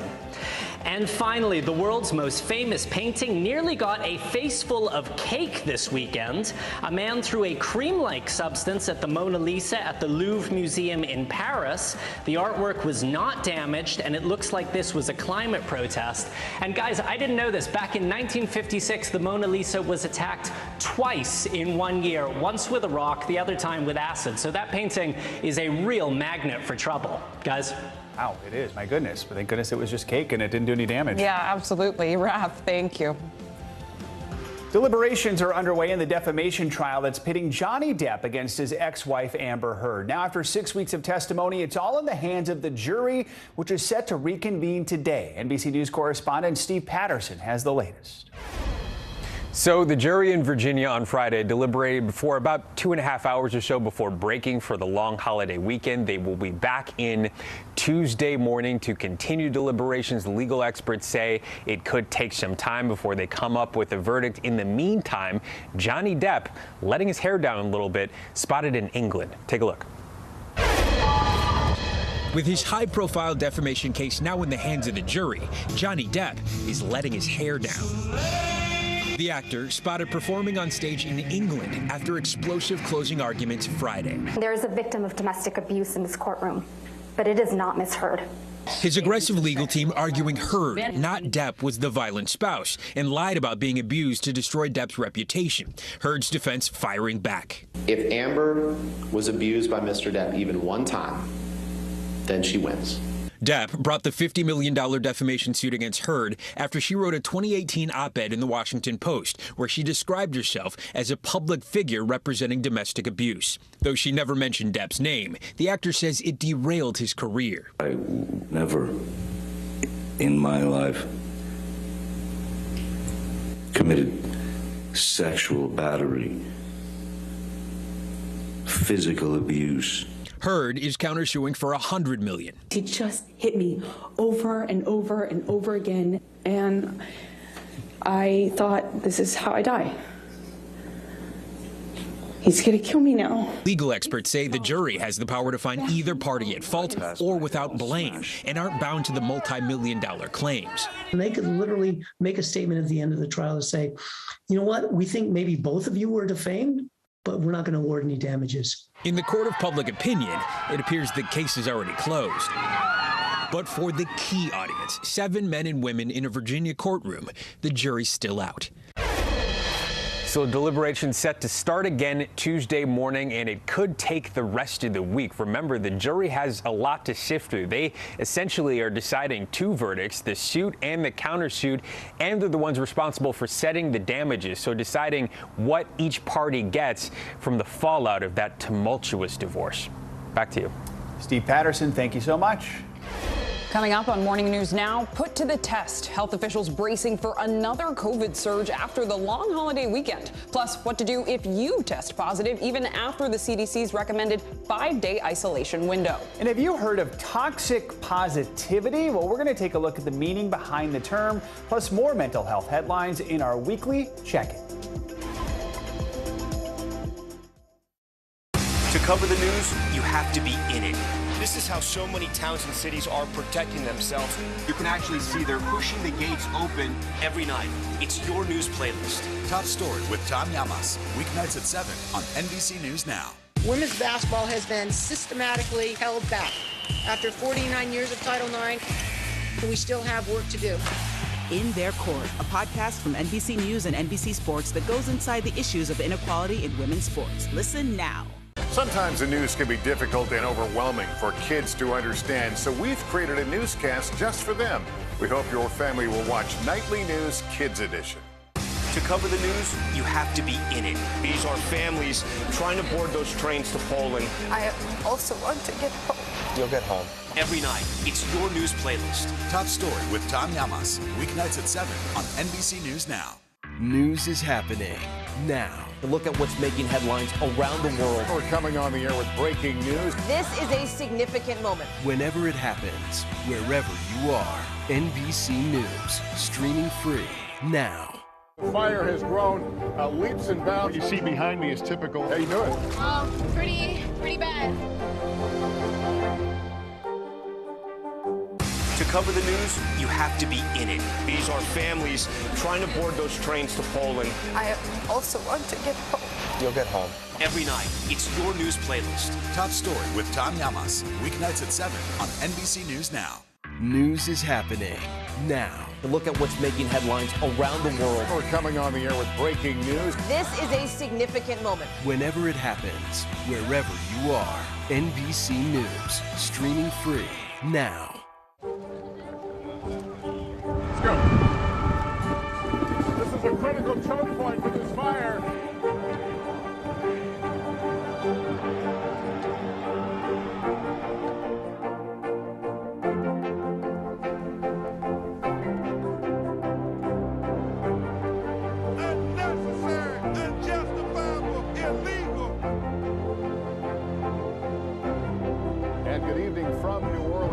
Military operation, witnessing the massive crowds. I admire you both.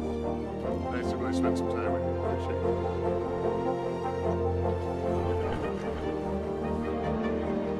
At any moment now.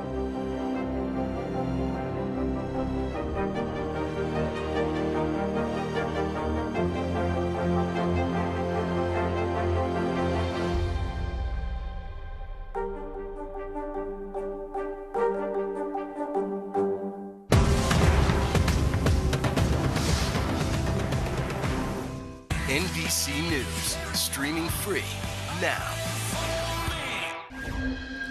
Welcome back. Memorial Day weekend has come and gone, but COVID-19 has not. And with travel numbers mirroring those we saw before the pandemic, should we expect another surge in COVID cases? Here to help us answer some of those questions is Dr. Anand Swaminathan. He's an assistant professor of emergency medicine at St. Joseph's Hospital. Dr. Swaminathan, good to have you with us. So vaccines and boosters have been widely available for quite a while now, but we've still seen this recent rise in both cases and hospitalization. So with AAA estimating nearly 40 million Americans traveled from Memorial Day weekend, do you think it's fair to expect some sort of rise in cases? And if so, how severe do you think it might be? I think we're definitely going to see a rise in cases. We've seen this time and time again. Any major holiday where there's travel, we see a rise afterwards. And we won't really know the extent of that rise because so many people are doing those rapid tests at home. We're not getting accurate reports on how many cases we see, but I think we will see a significant rise in cases, especially in areas outside of the Northeast. In the Northeast, we've kind of been starting to tail off on this current surge. It's just starting to spread to other parts of the country. I think this is going to really accelerate that surge in the Midwest and in the Southwest, as well as in the Southeast parts of the United States, where we're just starting to see that uptick in cases. And doctor, if you currently test positive for COVID, whether with those at-home rapid tests that you talked about or in a doctor's office, you're supposed to isolate for at least 5 days. But some people are actually testing positive after more than 10 days. Should they continue to isolate? This is a great question. I think there's been a lot of confusion around this. If your test is positive, you are still infectious, even if you don't have symptoms. So 5 days, we are finding time and time again, 5 days of isolation is not nearly enough for many people. Some people do clear in less than 5 days, but we really should be embracing a test to return policy. The tests are now readily available. So if you get COVID, if you are positive, whether it's home test or the test in the doctor's office, you should then wait 5 days and take another test. If that test is positive, continue to isolate until the test turns negative. I've definitely had people calling me with tests that are positive 10, 11 days out, and they keep asking, am I still infectious? You absolutely are infectious if your test is positive. So a test to return is the way that we can continue to keep people safe around us. And let's talk about the boosters, which have been available to most everyone for more than 6 months now. How much longer can we expect those protections from the booster to last? And do you think that the second booster, which has been available to some Americans, is going to be made available to all Americans soon? I think that the third booster, or the third shot, definitely does boost protection, but it does seem to be relatively short-lived, especially with these Omicron subvariants that are circulating. And a second booster, so a fourth dose, will definitely boost that protection, but we're not sure how long that's going to last for. My guess is it's also going to be a shorter period of time. What we really need to be looking for are second-generation vaccines that are targeting the variants that are present. And the fact that we haven't had those is a little disappointing, but we should be seeing those rolling out shortly. shortly. We should expect to see those rolling out shortly in order to offer better protection. I do think a fourth dose is going to be approved for other groups coming in the coming months. I'll tell you that I still haven't gotten a fourth dose because of my age and my comorbid conditions. I'm not at a high risk, and I don't think we need to rush to get those until the FDA says, you know what, it's time, or the CDC says it's time. Let's get those fourth boosters to everybody. All right, Dr. Swaminathan, as always, thank you so much. Now, it's time for this week's Mental Health Check-In. We're digging deeper into the role mental health plays during mass shootings in light of the attack on Robb Elementary in Uvalde, Texas. Plus, have you ever experienced toxic positivity? What it means and how you can actually avoid the habit. So let's pause and check in. Joining us now is board-certified psychiatrist Dr. Sue Varma to help us break down those headlines. That's right, Doctor. Good morning. Let's start with the discussion around the Uvalde shooting. We've heard many lawmakers say mental illness is the cause of gun violence in the United States. And while that is one reason, it's not the only. Do comments like these stigmatize people with mental illness? And why is this often the rhetoric around mass shootings?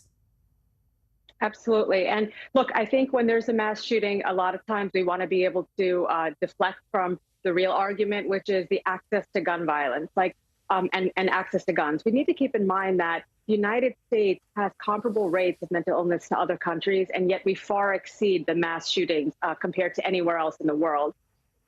What's important to recognize is that people who have mental illness are actually far more likely to be victims, about 11 times more likely to be a victim of a violent crime than to be a perpetrator. And when we look at violent crimes, only about 3 to 5% of those crimes are committed by those who are living with mental illness. So a very small minority. And it is very destigmatizing. And what we do want is for people who do live with mental illness to be able to continue to seek treatment and not be worried because of these associations.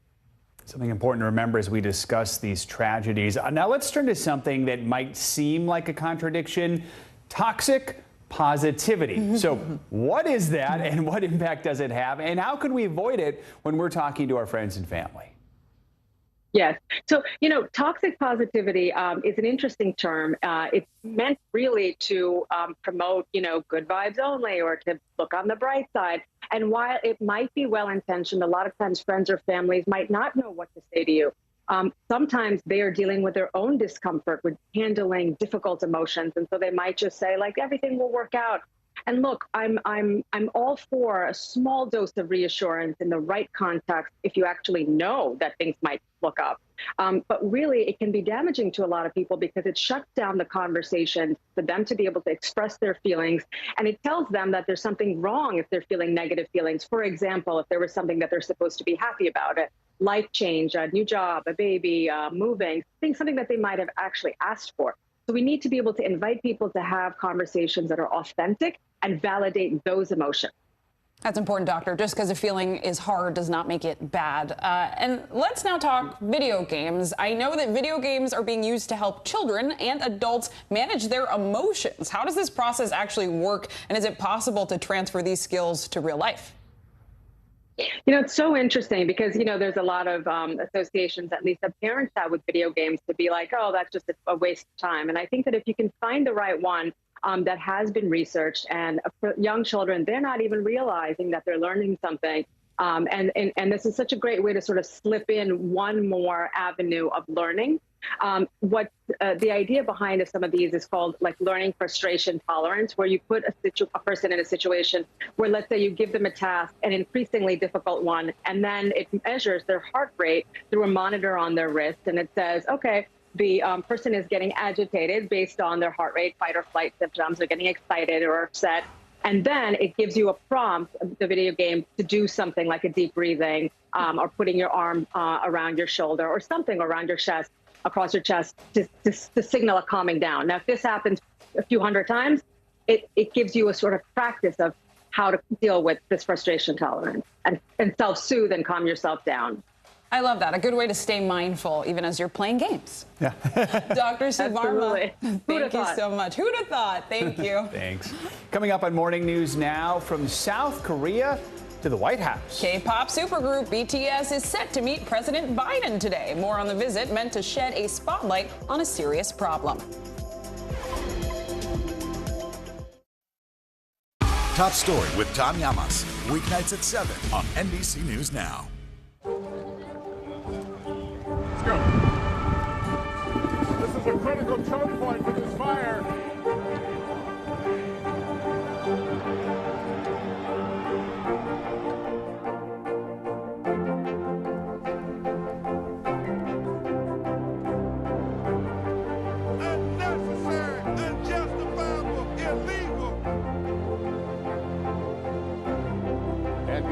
From New Orleans, late military operation witnessing the massive crowds. I admire you both.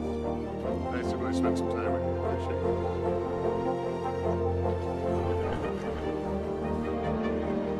At any moment now.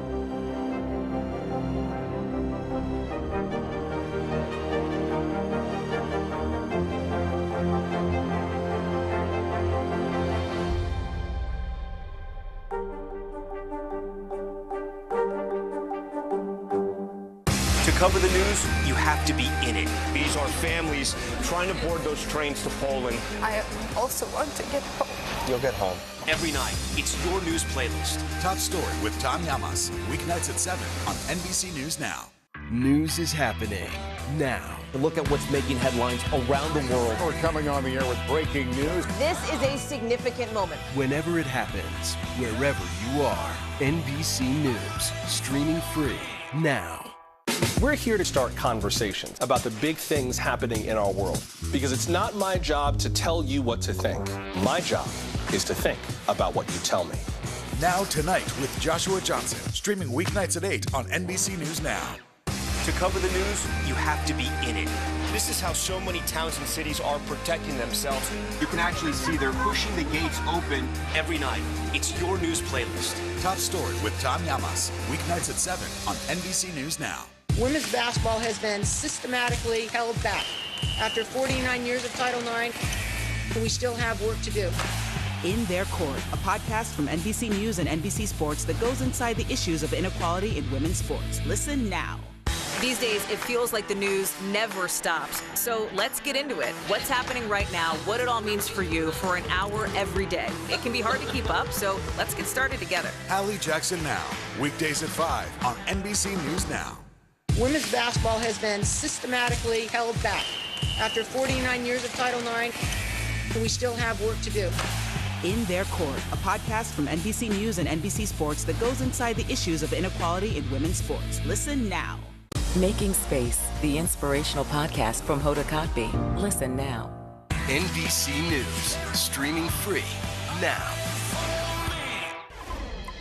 K-pop sensation BTS is in Washington today, but not for a concert. The group, which has become a worldwide phenomenon, is set to meet with President Biden at the White House, and they're shining a light on a very serious topic. NBC News White House correspondent and K-pop analyst Mike Memoli joins us now with more. Mike, good to see you. I mean, all kidding aside, we know BTS is there to take part in celebrating AAPI Heritage Month and really to talk about a very serious rise in anti-Asian hate incidents. So what can we expect from this meeting?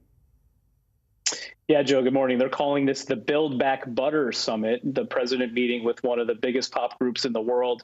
As you mentioned, it's part of API month, but also really to shine a spotlight, as the White House puts it, on addressing anti-Asian hate crimes and discrimination, which we've seen become unfortunately too prevalent in the wake of COVID, especially.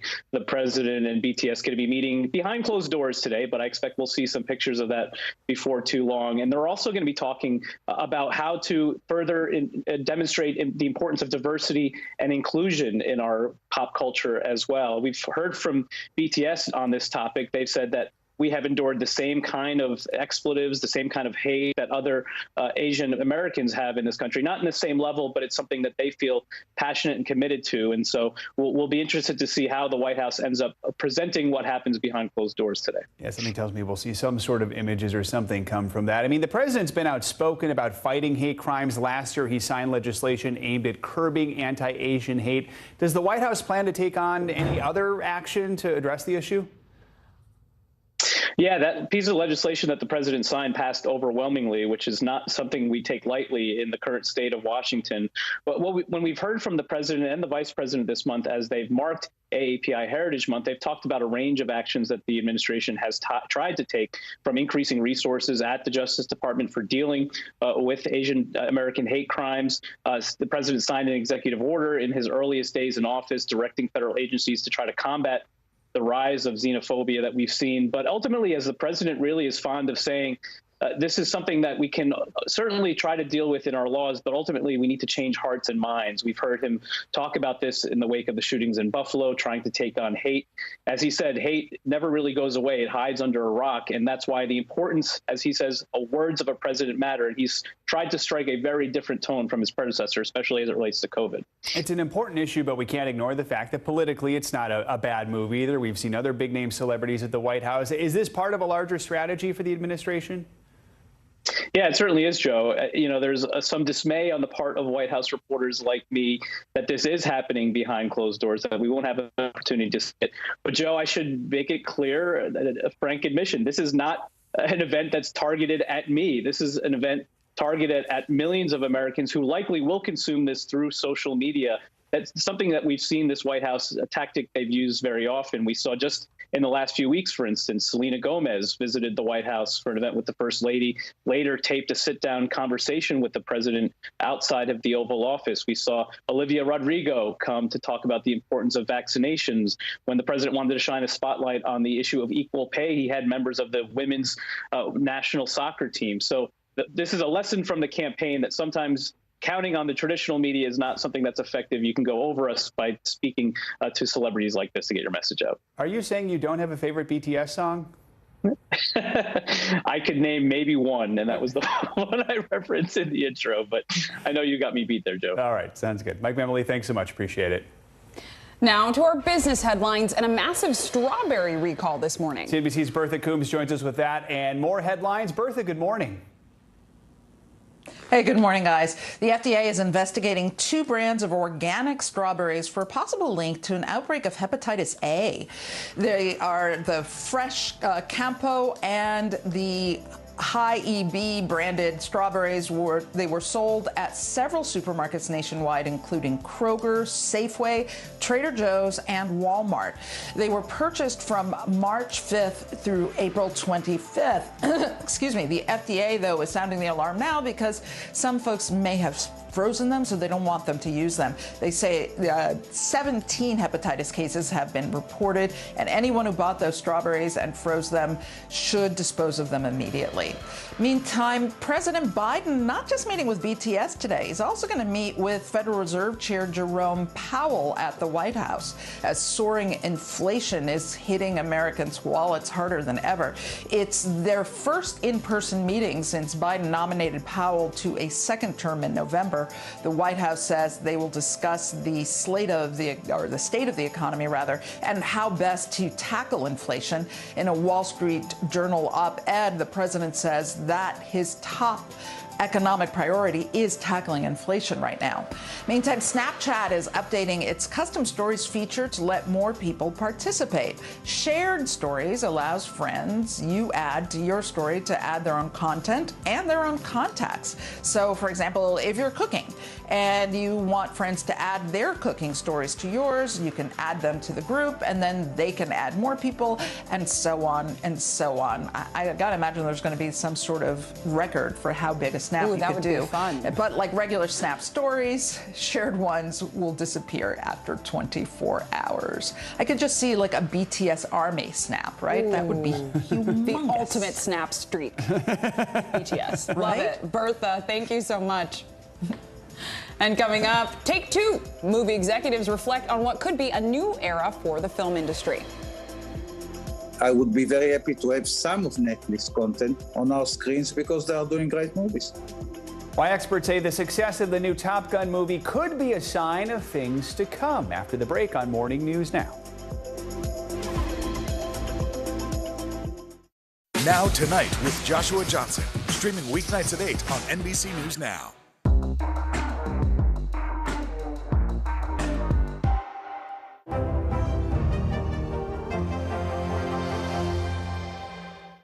What would you like to see from the federal government to keep Buffalo safe? If there is legislation brought to you to ban contraception, would you sign it? What should be focused on that could reduce inflation and avoid a recession? If it's Sunday, it's Meet the Press. Women's basketball has been systematically held back. Our players and coaches have been harmed. After 49 years of Title IX, we still have work to do. In Their Court, a podcast from NBC News and NBC Sports that goes inside the issues of inequality in women's sports. Listen now. News is happening now. Look at what's making headlines around the world. Right now on Morning News Now. We're coming on the air with breaking news. And this is a significant moment. Whenever it happens, wherever you are, NBC News, streaming free now.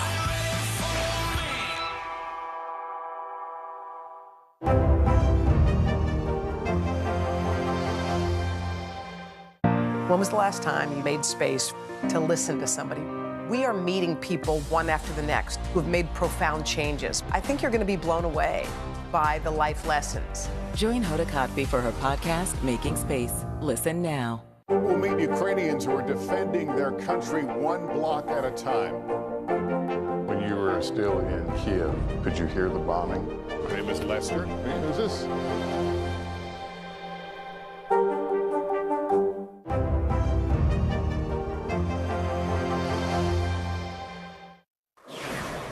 As the saying goes, the apple doesn't fall far from the tree. Well, that's certainly the case for actor Dwayne Johnson's family. A lot of very successful apples have fallen around that family tree. Well, now The Rock's 20-year-old daughter, Simone Johnson, has signed with the WWE. That was back in 2020, following in her father's footsteps. And on Twitter over the weekend, she announced her pro wrestling name will be Ava Raine, with the changing of her Twitter handle. Of course, her dad wrestled under the name The Rock for many years before shifting his focus to acting. She's actually the fourth generation in her family to sign with the company. Her grandfather was Rocky Soulman Johnson, and her great-grandfather was known as the High Chief Peter Maivia. It's unclear when Ava Raine will make her debut in the rings in Clay. So very exciting there. Wow. 4 generations. I don't know if that's ever happened before. What a cool family legacy, but also I would not want to get in a fight with that family. No, no, they're tough, but very nice. They're also nice, but tough. Awesome. Thanks, Joe. Yep.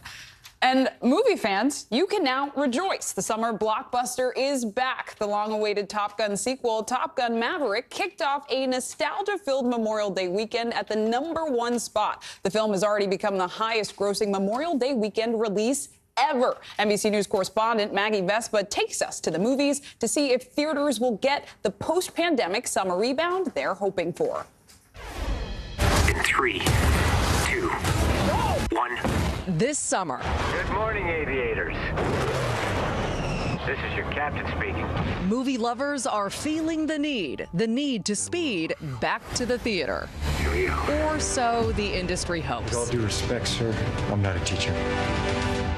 Just want to manage expectations. You lost that love and feeling. And if early crowds are any clue, those expectations should be sky high. It took this movie to get you back in theaters. It did, yes, definitely. Watching a movie with top-notch sound and a big screen in front of you can't beat that. After years of COVID-related delays, Tom Cruise's highly anticipated Top Gun Maverick soared onto big screens worldwide, on track to gross a record high $156 million over the Memorial Day weekend, giving fans of the 1986 original a high-flying nostalgia fix. It's also poised to kick off the first normal summer movie season since the pandemic began. The Memorial Day to Labor Day stretch normally rakes in 40% of annual box office revenue, a boost brutally squashed by COVID lockdowns. After 2019 summer brought in $4.3 billion, 2020 saw just a meager $176 million.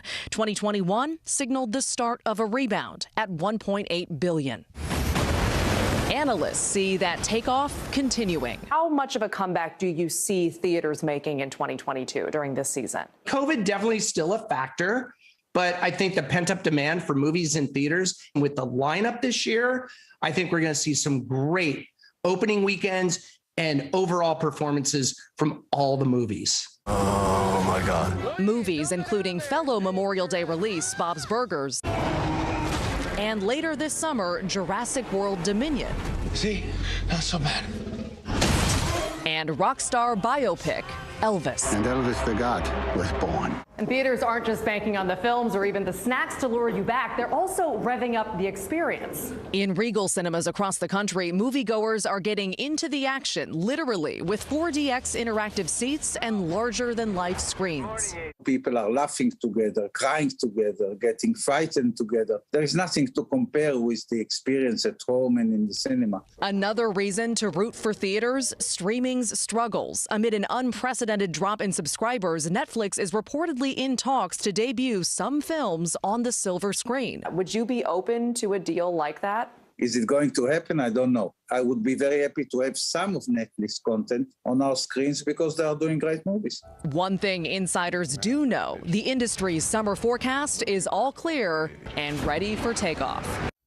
Thanks to Maggie Vespa for that report. In addition to breaking records at the box office, Top Gun Maverick is also Tom Cruise's first $100 million plus domestic opening weekend in his more than 40-year career. Pretty impressive, and I could use some of that money. That's saying something, too. Tom Cruise has never done that before, right. So... Must mean something. Exactly. All right. That does it for this hour. Morning News Now. The news continues right now.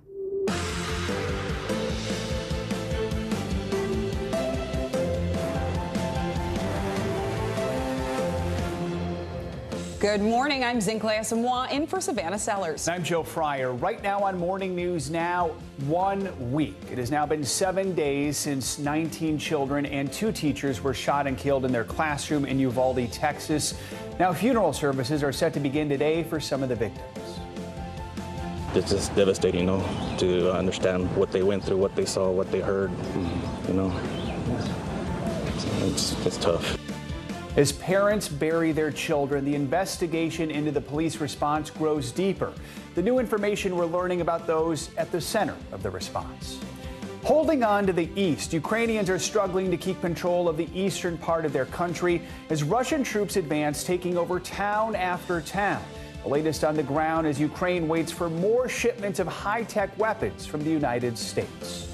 Travel headache. Thousands of flights have been canceled or delayed in the last 24 hours as people try to head home after the Memorial Day weekend. The latest on the chaos at the airports and what this could mean for your travel plans this summer. Plus, a party fit for a queen. The UK is gearing up to honor Queen Elizabeth's 70 years on the throne in the first ever Platinum Jubilee. The final preparations underway and the royals were set to make an appearance at this week's celebrations. 24 hours from now, I'm going to be there in London. So vacationing, joining the party. Enjoy. High tea. Yes, exactly. We actually are doing tea tomorrow. Love it. When in Rome. All right, we are going to begin this hour with the latest on the deadly shooting at that Texas elementary school. That's right. Today marks 1 week since the shooting at Robb Elementary School that killed 19 students and 2 teachers. Families are now coming together this week as the first of the funerals for the victims is set for today. NBC News correspondent Morgan Chesky joins us from Uvalde with the latest. Morgan, good morning. And Zinklea, Joe, good morning. And those funerals set to start here in just a few hours, the first of 21, as this community tries to grapple with what comes next. The pain of what happened inside Robb Elementary is so great, there are now discussions to tear that school down and build an entirely new one. In the meantime, the man authorities say made the call to wait and not engage the gunman faces an uncertain political future in his own hometown. Once we do get some information that we can release to the... This morning, Uvalde School Police Chief Pete Arredondo would have been just hours away from being sworn in as a new city council member. But city officials now say that meeting has been canceled. The man investigators say made the call to wait before engaging the gunman, staying silent. NBC News reached out for comment, but no response. The city's mayor maintaining Arredondo is fit for office. He was elected, and there's nothing I can do to change that. And that's something Pete and I'm sure the people in his district will come to terms with. The highly criticized police response, the focus of a new Justice Department review. A senior official telling NBC News the DOJ is expected to name the person who will lead that probe within days. Meanwhile, President Biden taking aim at assault weapons. I know that it makes no sense to be able to purchase something that can fire up to 300 rounds. During the president's visit to Texas Sunday, State Senator Roland Gutierrez says they discussed the future of Robb Elementary and the possibility of tearing it down and rebuilding a brand new school. They don't want to go back in. They're traumatized. I have little kids that come here and they're just bawling when they come near the school. We can't let them do that kind of trauma. Those lost now being remembered in this tight-knit town. The first visitation services taking place Monday as mourners paid their respects to young lives cut short, like 10-year-old Mate Rodriguez. The little girl described as a sweet soul, dreamed of going to college to become a marine biologist. Her name just one of 21 on white crosses, now covered in flowers and notes of love. It hurts because, like I said, they were helpless in there, like calling out for help, and nobody came. And in light of this tragedy, there has been discussion on potential gun reform, but it has just been discussion. The president saying he would consider an assault weapons ban. That would be the first of its kind since 2004, would no doubt face a very uphill battle. In the meantime, we know senators from both sides are meeting today to discuss a potential framework for changes in gun policy. But for the folks who live here in Uvalde, they say enough talk. Now is the time for action. Guys. A lot of grief and a lot of desire for action and change. Morgan, thank you. This morning, we're hearing from one of the first responders of the shooting. Border Patrol agent Jacob Alvarado has been credited with saving countless lives. He spoke exclusively on Today earlier this morning. Here's a portion of that conversation. They're suffering. Yeah, they're trying their best to get through, but it's hard. Everyone knows everyone there. We were just talking about your wife. She was a fourth grade teacher there. She's going to 2 funerals today. I don't know if it's necessary today. It's either today or tomorrow. But yeah, she's dealing with that right now. She couldn't make it. There's so much loss here. Let's go back to that day. You were off duty. Yes. And I was getting ready to have my surgery. I was supposed to have my surgery Tuesday. It didn't happen. Thankfully, it didn't happen. I was able to be in town. And you just decided to get your hair cut in the morning. Well, I was at the award ceremony. I was there earlier that morning. At the school? At the school. Yeah. So I stayed around town, had breakfast with my mom, washed my car, got my car clean, and was fixing to go get my hair cut. And tell me about the text you received. My barber actually heard shots, or he thought he heard shots. He was coming through the parking lot and he asked me if I heard it. I told him, so I didn't hear anything. I went inside the barbershop, sat down, and then I can't recall if he received the text first or if I received it, that there's an active shooter. There's an active shooter, help, I love you, for my wife. And what did you do next? I looked for a gun. My barber said he had a gun. Both of us raced over to the school and met up there. From your texts, it looks like you got there at 11:48. Yeah, like I said, times, I have no idea on time. I just know I got there as fast as I could. What did you see and hear when you arrived? Just chaos. Chaos. Everyone was trying to get to the school. People were trying to get everything situated. I was just trying to get towards my wife's room and my daughter's room. Were there already police there? There were some there already, yes. And what happened? Did you just run in and start evacuating kids, or how did that unfold? I was actually going over there, and then I went back to my barber's truck. He got me his shotgun. He gave me some shells. I put whatever shells I had in my pocket, and then I took off running towards the school. Did you ask the police that were there, hey, can I go in? Did you check in with them? I mean, how did that happen? It's a small community. Yeah. My wife works at Robb. Everyone at Robb knows me. Pretty much all local law enforcement knows me, or I know the majority of them. So I was able to go in, and I announced who I was and made my way through. And what happened next? As I was going in, I could just see kids coming out of the windows and kids coming my way. So I was just helping all the kids out. I was trying to contact my wife, see where my wife was at. I can't recall if I was calling her or texting her, but then I met up with one of the officers there, trying to see what was going on. I tried to make my way towards the door. I wasn't, like I said, I didn't have any of my gear. I was off duty. So I didn't go in. I met with another officer there, Ruben, which I went to school with, and his wife is one of the one that got shot by the shooter. Mrs. Morales. Yes, correct. He was there looking for his wife as well. Yes. And you were there helping kids get out, but you were looking for your second grader as well. Yes. My wife finally texted me or called me, told me she was across the street at the funeral home. After that, my next thing was to go get my daughter. Your wife had made it out safely, She made it but out. your daughter Yeah, was still there. Exactly.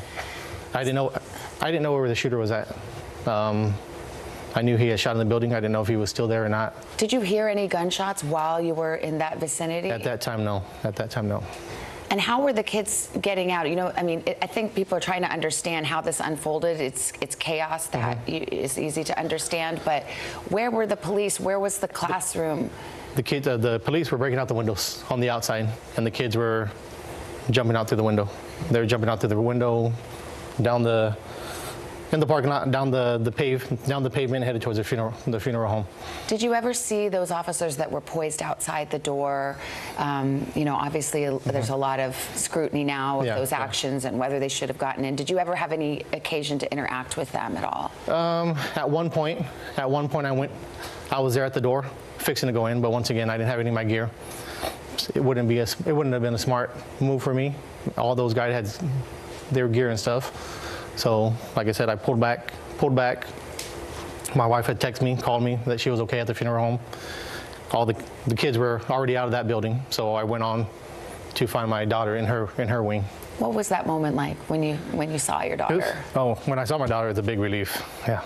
I can only imagine. That was Border Patrol Agent Jacob Alvarado appearing this morning on Today. The investigation into the school police officer's response is ongoing. The Justice Department is now looking into what happened. Now to the latest on the conflict in Ukraine and Europe's new round of sanctions against Russia. The European Union has agreed to ban nearly 90% of all Russian oil imports by the end of the year. The organization is looking to keep the pressure on Vladimir Putin as Russian forces advance on a key city in Ukraine's eastern region. NBC News chief foreign correspondent Richard Engel brings us the latest from the front lines of the war. In a late move overnight, the European Union voted to dramatically reduce oil imports from Russia, banning them by sea. It could cut the amount of oil flowing from Russia to Europe by 2/3 by the end of the year, and maybe the hardest economic sanction against Russia since this war began. And it comes as Russian forces are making gains on the battlefield here in Ukraine. For the first time in the war, Russia seems to be winning, at least out in the east. Here, Russia's slow, brutal artillery and rocket assaults are clawing away land from Ukraine. Russian troops now threaten to encircle Ukraine's eastern agricultural and coal mining heartland known as the Donbass. The village of Siversk sits in Russia's crosshairs. It is frequently hit by Russian artillery, and the fire is getting closer. The village has been without running water and power for weeks, and half of its residents have left. The mayor does what he can to distribute food. They're trying to squeeze us out, but I'm confident our soldiers will keep us safe, he says. Twice a week, there's enough fuel to run a generator for 2 hours so people can charge phones. Not that there's any cell service or Wi-Fi. Volunteers hand out canvas to cover broken windows. Fresh water is in short supply. Across town, the village hospital is now a shelter. All 39 people living here had their homes destroyed. When I'm down here, I can't help but think, what did these people do? These are elderly people, weren't bothering anybody, and now they're under attack and they have to live like this in the darkness under the hospital. A hospital which can't provide them medical care, can only provide a little bit of shelter. For what? For what? But help may be coming. Ukrainian troops are rushing toward the village, reinforcing the entire region. And more weapons supplied by the United States have already started to arrive on the front lines. The Biden administration is sending Ukraine advanced artillery that can outshoot Russian guns, but not long-range weapons that can fire deep into Russian territory. Zinclay, Joe, back to you. Richard Engel, important reporting. Thank you so much. Let's get more on the situation in Ukraine with Angela Stent. She's a senior advisor to the Center for Eurasian, Russian, and East European Studies at Georgetown University and a senior fellow at the Brookings Institution. Angela, thanks for joining us. Let's start with what we just heard from Richard there about that intense fighting in the Donbas region of Ukraine. Help us understand, how important is it for the Ukrainians to hold the city, hold that region, or at least try and slow down Russia's advance? Well, it's very important for the Ukrainians because the Russians are determined now to take the entire Donbas region and then move even on from there. So for the Ukrainians, they really are trying to push the Russians back because they know that if the Russians continue this advance, they could really be cut off from the Black Sea, which they already have been, but the Russians will dig in there. So for the Ukrainians, this really is a key issue here, is to try and stop this Russian advance and to push it back. On top of what's happening in the east, there's a new report from NBC News that gets into the destruction that Russia is inflicting on Ukraine's cultural sites. Ukrainians have stated how one of Russia's intentions in this war is to stamp out their identity and their way of life. What goes through your mind when you read this report? Can more be done to try and protect Ukrainian culture? Well, what goes through my mind is this is really cultural genocide. The Russians are trying to say that the Ukrainians don't have their national identity. They've destroyed, for instance, a museum and library to one of Ukraine's most famous poets and philosophers. They're destroying churches. They're destroying other cultural artifacts. I don't know how much can be done to stop this. Because the Ukrainians are so focused on fighting the Russians militarily that there's a limit to what they can do. But this really goes against all kind of conventions, all understandings of what should happen during a war. And it's really terrible for the Ukrainians that they have to endure this. And so much of that can never be replaced. I want to ask you about these sanctions that are making headlines right now from the EU. How significant do you think these sanctions are? And why was the European Union unable to do a full ban on Russian oil? Well, they weren't able to do that because Hungary, for instance, is a landlocked country and it gets its gas by pipeline from Russia, and it doesn't have that many alternatives. Other countries can get tanker oil that is delivered by sea. And so Hungary was the holdout here. And so they made a compromise, which is that Hungary can continue to receive its oil by pipeline, but they will cut back by 75 or even 90% of oil imports from Russia by the end of the year. You have to know that $23 billion goes to Russia every month from the European Union for these oil imports. So this will be significant. Russia will still be able to sell oil elsewhere, but the fact that the EU has done this, I think, is a very important signal. Angela Stent, thanks so much for joining us this morning. We appreciate it. As many Americans head back to work today, some may still be recovering from a rough travel weekend as delays and cancellations piled up at airports nationwide. And with gas prices at record highs, there's new concern about what this all might mean for vacationers at the start of this summer travel season. NBC News correspondent Tom Costello joined us now from Reagan National Airport. Tom, good morning. Yeah, good morning. Listen, it was a rough weekend for tens of thousands of people trying to fly over the weekend. We had delays, we had cancellations, and oh, by the way, that's just the airports. If you're out on the road, you're paying record amounts for gas at the pump. And oh, by the way, guess what? The summer season is just getting started. The kickoff to the summer travel season started with a whole lot of meltdowns over the holiday weekend. We just want to get home, you know? More than 1,000 domestic flights canceled across Saturday and Sunday, more than 400 Memorial Day. Delta, the most affected this weekend, canceling more than 500 flights. American Airlines also impacted with more than 120 cancellations Monday alone. Airlines, even though they pared back their schedules, they still found themselves with not enough pilots, not enough flight attendants, and more flights than they could operate. Grant and Hallie Holmes are newlyweds just returning from their honeymoon in Barbados. But they spent more than 30 hours stuck in Miami International, facing long lines like this, trying to get on a connecting flight home to Kansas City, but that was delayed multiple times before being canceled. It's chaos, and I hope people have a better time than we are having, but some of it's just out of our control. Some airlines are slashing their schedules during the peak summer months, hoping to avoid disruptions like these. But that could mean vacationers have fewer and pricier options. I'm really worried that the problems we are seeing in the U.S. and abroad are going to cause some people who are thinking about flying for their summer vacations to say, you know what, we'll take a road trip instead. But the cost of gas is also taking a historic toll on Americans' wallets. Oh, it's crazy. It's crazy. It's way too expensive. The national average for a gallon of regular now a whopping $4.62.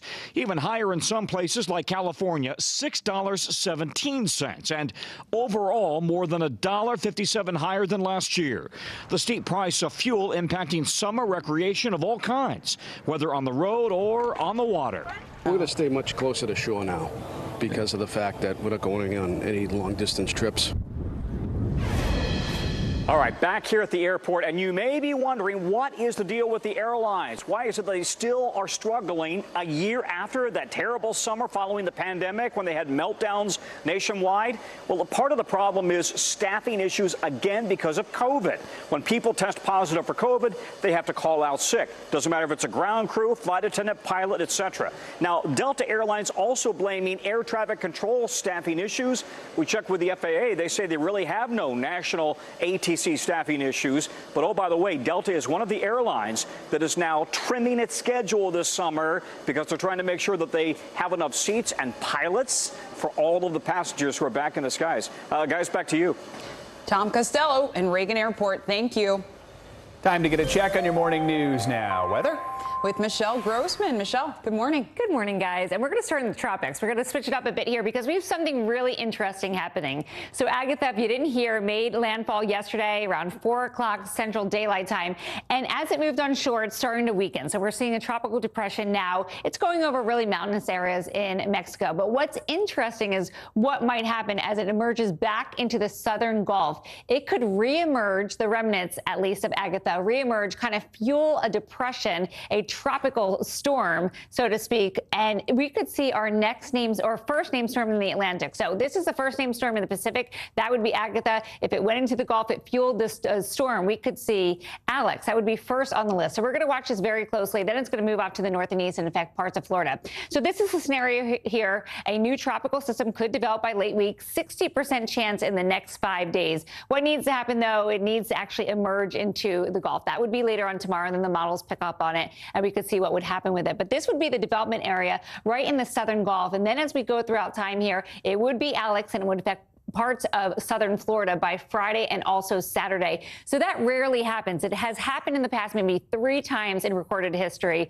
making that leap from the Pacific to the Atlantic. Usually it goes from the Atlantic to the Pacific, although that's rare too, but just really interesting. Otherwise, we're really busy across the country here. We have record highs, temperatures in the 80s and 90s from the Great Lakes all the way to the northeast. We have severe storms. We have a long cold front that's sparking some storms into that warm air. Back behind it, we have mountain snow. We are measuring feet of snow in the northern Rockies. And then once again, we are hot and dry in the southwest and parts of California. So we do have fire danger once again. So more spring storms today. We are looking at a slow moving front crossing the plains. That is bringing the chance for severe weather from the Texas Panhandle all the way to Wisconsin. We could see damaging winds, really gusty winds up to 70 miles per hour, some hail, and also the chance of a few tornadoes, even some flooding rains as well. And then tomorrow, guys, we're going to watch this as it moves off to the east, affecting parts of the northeast. I'll have to keep an eye on there. All right. Yeah. Michelle Grossman, thank you. Sure. And coming up on Morning News Now, Queen Elizabeth is gearing up to celebrate a milestone no other monarch has managed to reach, 70 years on the throne. We're going to take you to London next, where the final preparations are underway for the Queen's Platinum Jubilee, plus the royal reunions we could see this week. This is a very different kind of program. We're here to start conversation about the big things happening in our world. Professor, I'm not asking you to predict the future, but what do we think that the new normal is going to be? Is part of this that everyone's rethinking their jobs during this pandemic and their relationship to their employers? What is your biggest tip for any parent who's concerned about this? It's not my job to tell you what to think. My job is to think about what you tell me. Now Tonight with Joshua Johnson, streaming weeknights at 8 on NBC News Now. News is happening now. To look at what's making headlines around the world. We're coming on the air with breaking news. This is a significant moment. Whenever it happens, wherever you are, NBC News, streaming free now. Women's basketball has been systematically held back. After 49 years of Title IX, we still have work to do. In Their Court, a podcast from NBC News and NBC Sports that goes inside the issues of inequality in women's sports. Listen now. Sometimes the news can be difficult and overwhelming for kids to understand. Ukraine and Russia. Could you help me understand what's going on? So to help make sense of it, we've created a newscast just for them. We hope your family will watch Nightly News Kids Edition. News is happening now. To look at what's making headlines around the world. We're coming on the air with breaking news. This is a significant moment. Whenever it happens, wherever you are. NBC News, streaming free now. Women's basketball has been systematically held back. After 49 years of Title IX, we still have work to do. In Their Court, a podcast from NBC News and NBC Sports that goes inside the issues of inequality in women's sports. Listen now.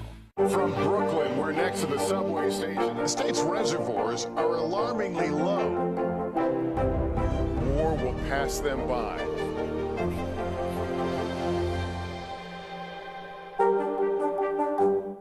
When was the last time you made space to listen to somebody?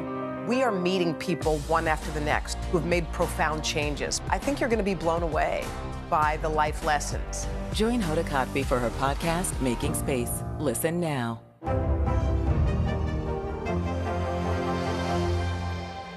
Women's basketball has been systematically held back.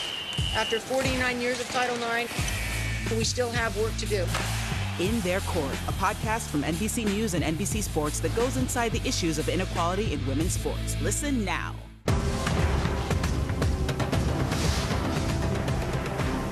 Sometimes the news can be difficult and overwhelming for kids to understand. Ukraine and Russia. Could you help me understand what's going on? So to help make sense of it, we've created a newscast just for them. We hope your family will watch Nightly News Kids Edition. Hallie Jackson Now, weekdays at 5 on NBC News Now. Now to our international headlines. Taiwan's defense ministry says that Chinese aircrafts entered their air defense zone. NBC's Raf Sanchez joins us now from Tel Aviv with that and more world news. Raf, good morning. Joe, good morning. Good morning, Zincle. Taiwan says it scrambled fighter jets after China sent more than 30 warplanes into its airspace. The Chinese incursion is the largest since January and comes just days after President Biden warned Beijing against aggression in Taiwan. China has been making these incursions with increasing frequency in recent months. In Brazil, at least 91 people have been killed in massive flooding and landslides. Authorities say another 26 are still missing, but the toll may rise higher still. Around 4,000 people have lost their homes, and states of emergency have been declared across the country. And finally, Egypt has discovered a vast trove of mummies and artifacts at the Saqqara necropolis outside Cairo. At least 250 sarcophagi were found, many of them containing well-preserved bodies. And guys, I've actually been to that dig site. It's amazing. Those sarcophagi were buried in some cases more than 500 years ago, but the paint on them is so vivid, it looks like they could have been painted last week. Guys. That's so cool. I love that. Very cool. Raf, thanks so much. Appreciate it. And coming up, jurors are back deliberating today in the defamation case between Johnny Depp and Amber Heard. The possible outcomes for this high-profile trial and when the jury could reach a verdict next.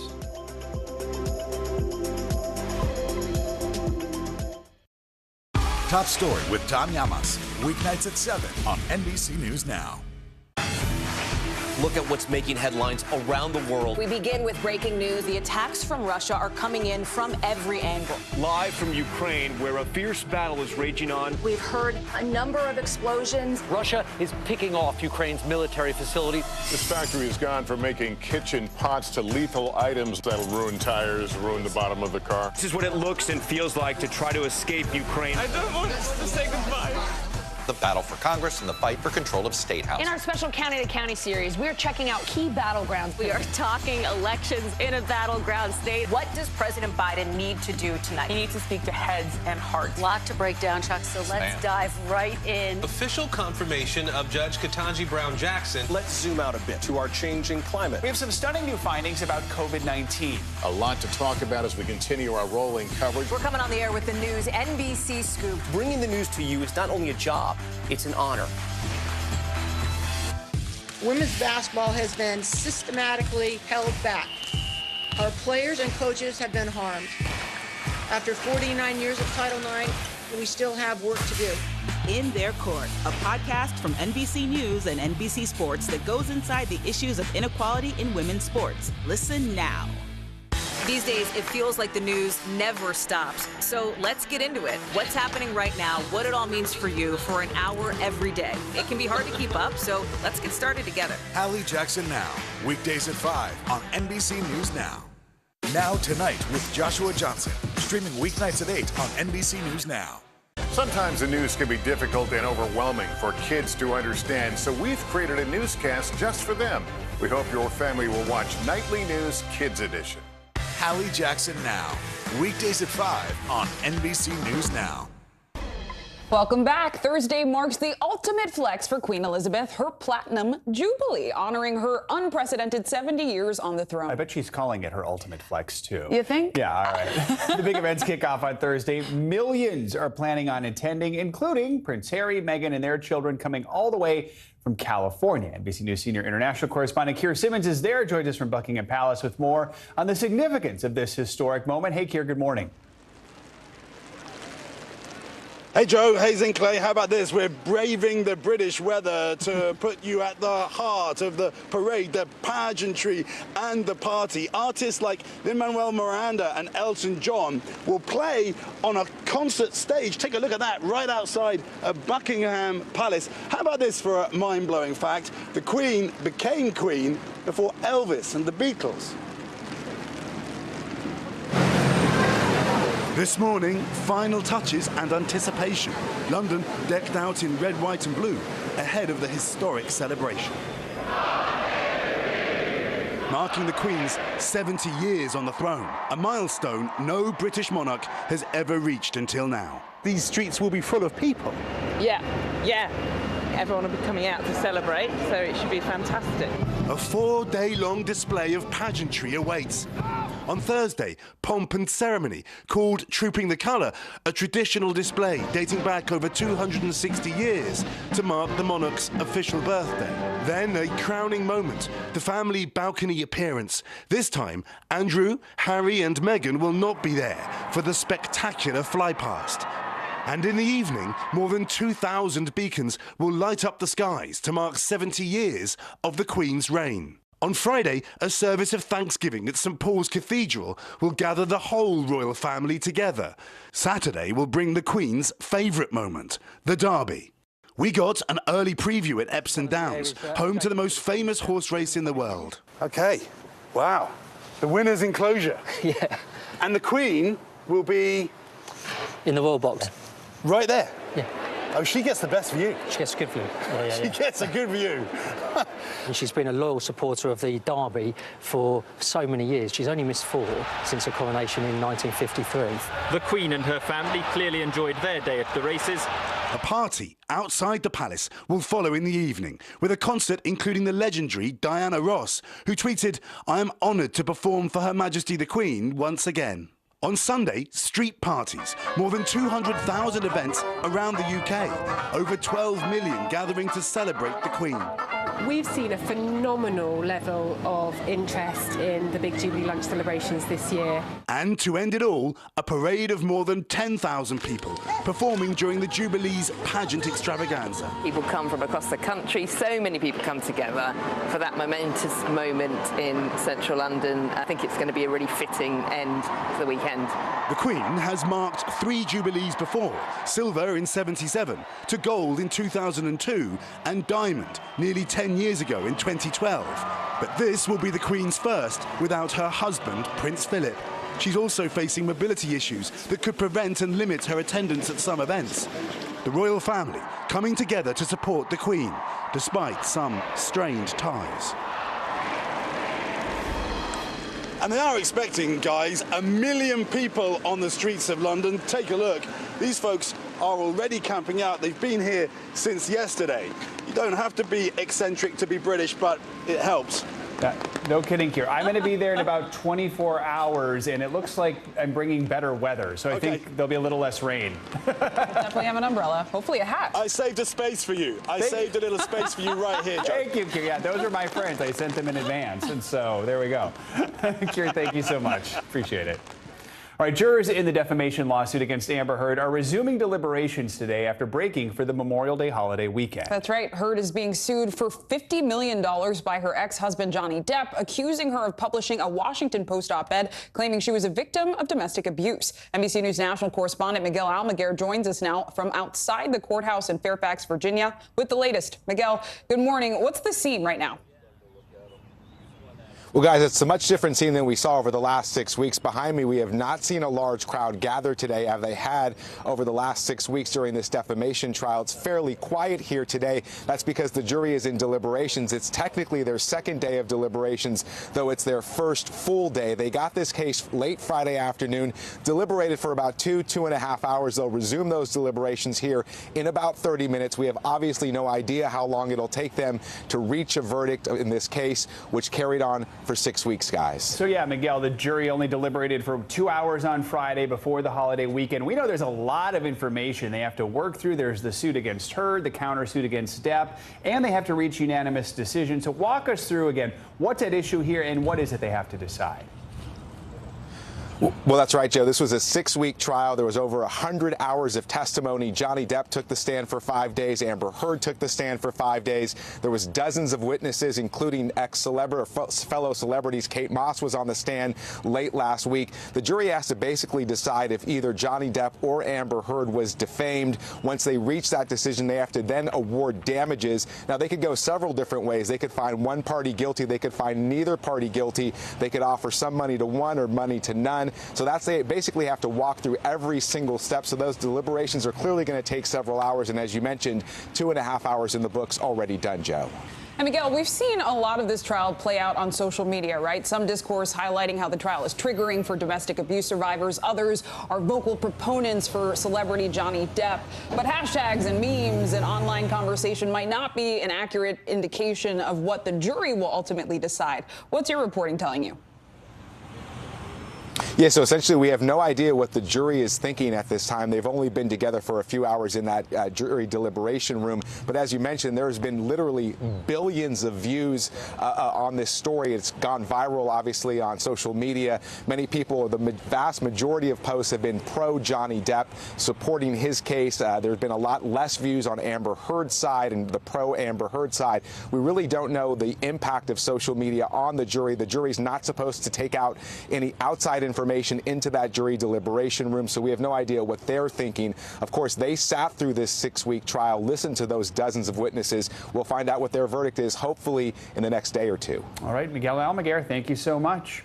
Coming up, making history on stage. That's right. The Tony and Grammy Award-winning musical, Dear Evan Hansen, now has an Asian-American actor playing the lead role for the first time. That actor, Zachary Noah Pizer, joins us next with what he hopes people will take away from his performance. Plus, asking for help. At least 5 college athletes have died by suicide since March. The changes their parents now want to see to help students dealing with the pressures of college life. Next.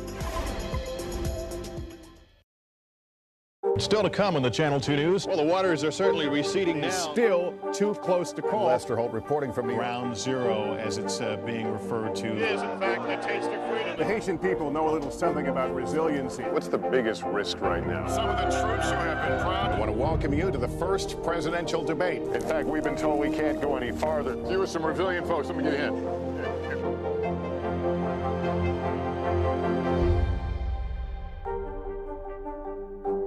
NBC News, streaming free now.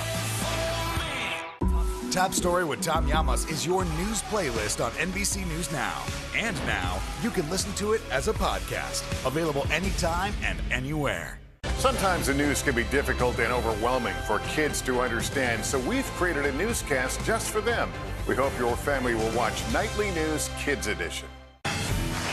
look at what's making headlines around the world. We begin with breaking news. The attacks from Russia are coming in from every angle. Live from Ukraine, where a fierce battle is raging on. We've heard a number of explosions. Russia is picking off Ukraine's military facility. This factory has gone from making kitchen pots to lethal items that'll ruin tires, ruin the bottom of the car. This is what it looks and feels like to try to escape Ukraine. I don't want us to say goodbye.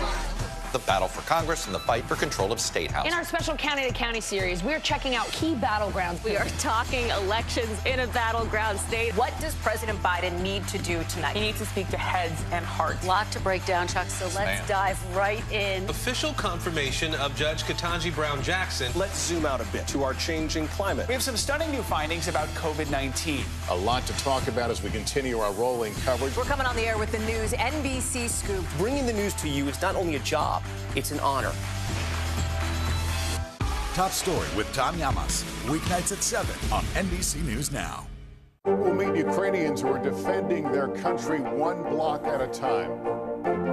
When you were still in Kiev, could you hear the bombing? My name is Lester. Who's this? Now Tonight with Joshua Johnson, streaming weeknights at 8 on NBC News Now. When was the last time you made space to listen to somebody? We are meeting people one after the next who've made profound changes. I think you're going to be blown away by the life lessons. Join Hoda Kotb for her podcast, Making Space. Listen now. To cover the news, you have to be in it. These are families trying to board those trains to Poland. I also want to get home. You'll get home. Every night, it's your news playlist. Top Story with Tom Llamas, weeknights at 7 on NBC News Now.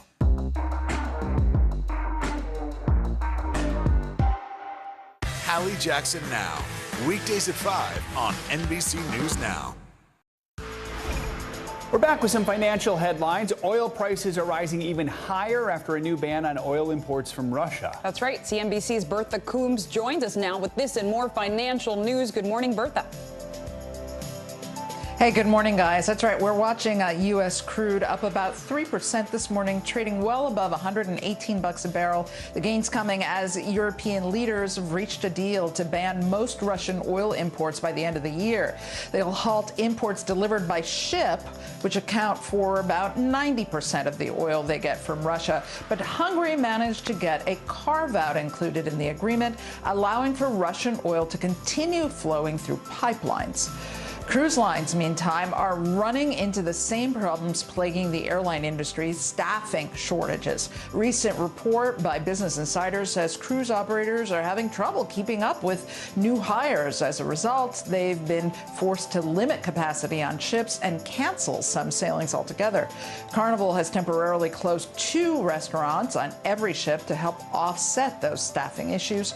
Carnival, Norwegian, and Holland America all point to high demand for work on ships. Governments are now overwhelmed trying to process applications for work visas, slowing down the ability to fully staff each voyage. And Apple's annual developer conference gets underway next week, and we're getting some details about what to expect. According to Bloomberg, Apple will likely share info on iOS 16, including an always-on display feature that will initially be just for the upcoming iPhone 14 Pro models. It'll allow you to see notifications and other alerts without having to fully wake up the screen.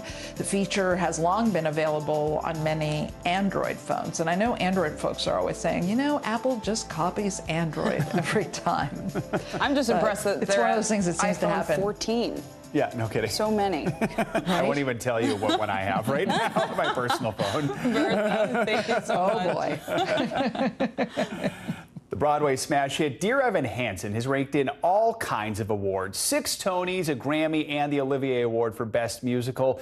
And after 6 years on Broadway, it's now celebrating a first. Zachary Noah Pizer is the first Asian American performer to play the lead role of Evan Hansen. The musical brings mental health front and center through the lens of a bullied teen who's trying to cope with social anxiety. Joining us now is Zachary Noah Pizer and Dr. Harold Koplowitz. He is the president of the Child Mind Institute. Good to have both of you with us. Zachary, I want to start with you. And just first of all, what does it mean for you to be the first Asian American performer to play the lead in such a beloved, well-respected musical like Dear Evan Hansen?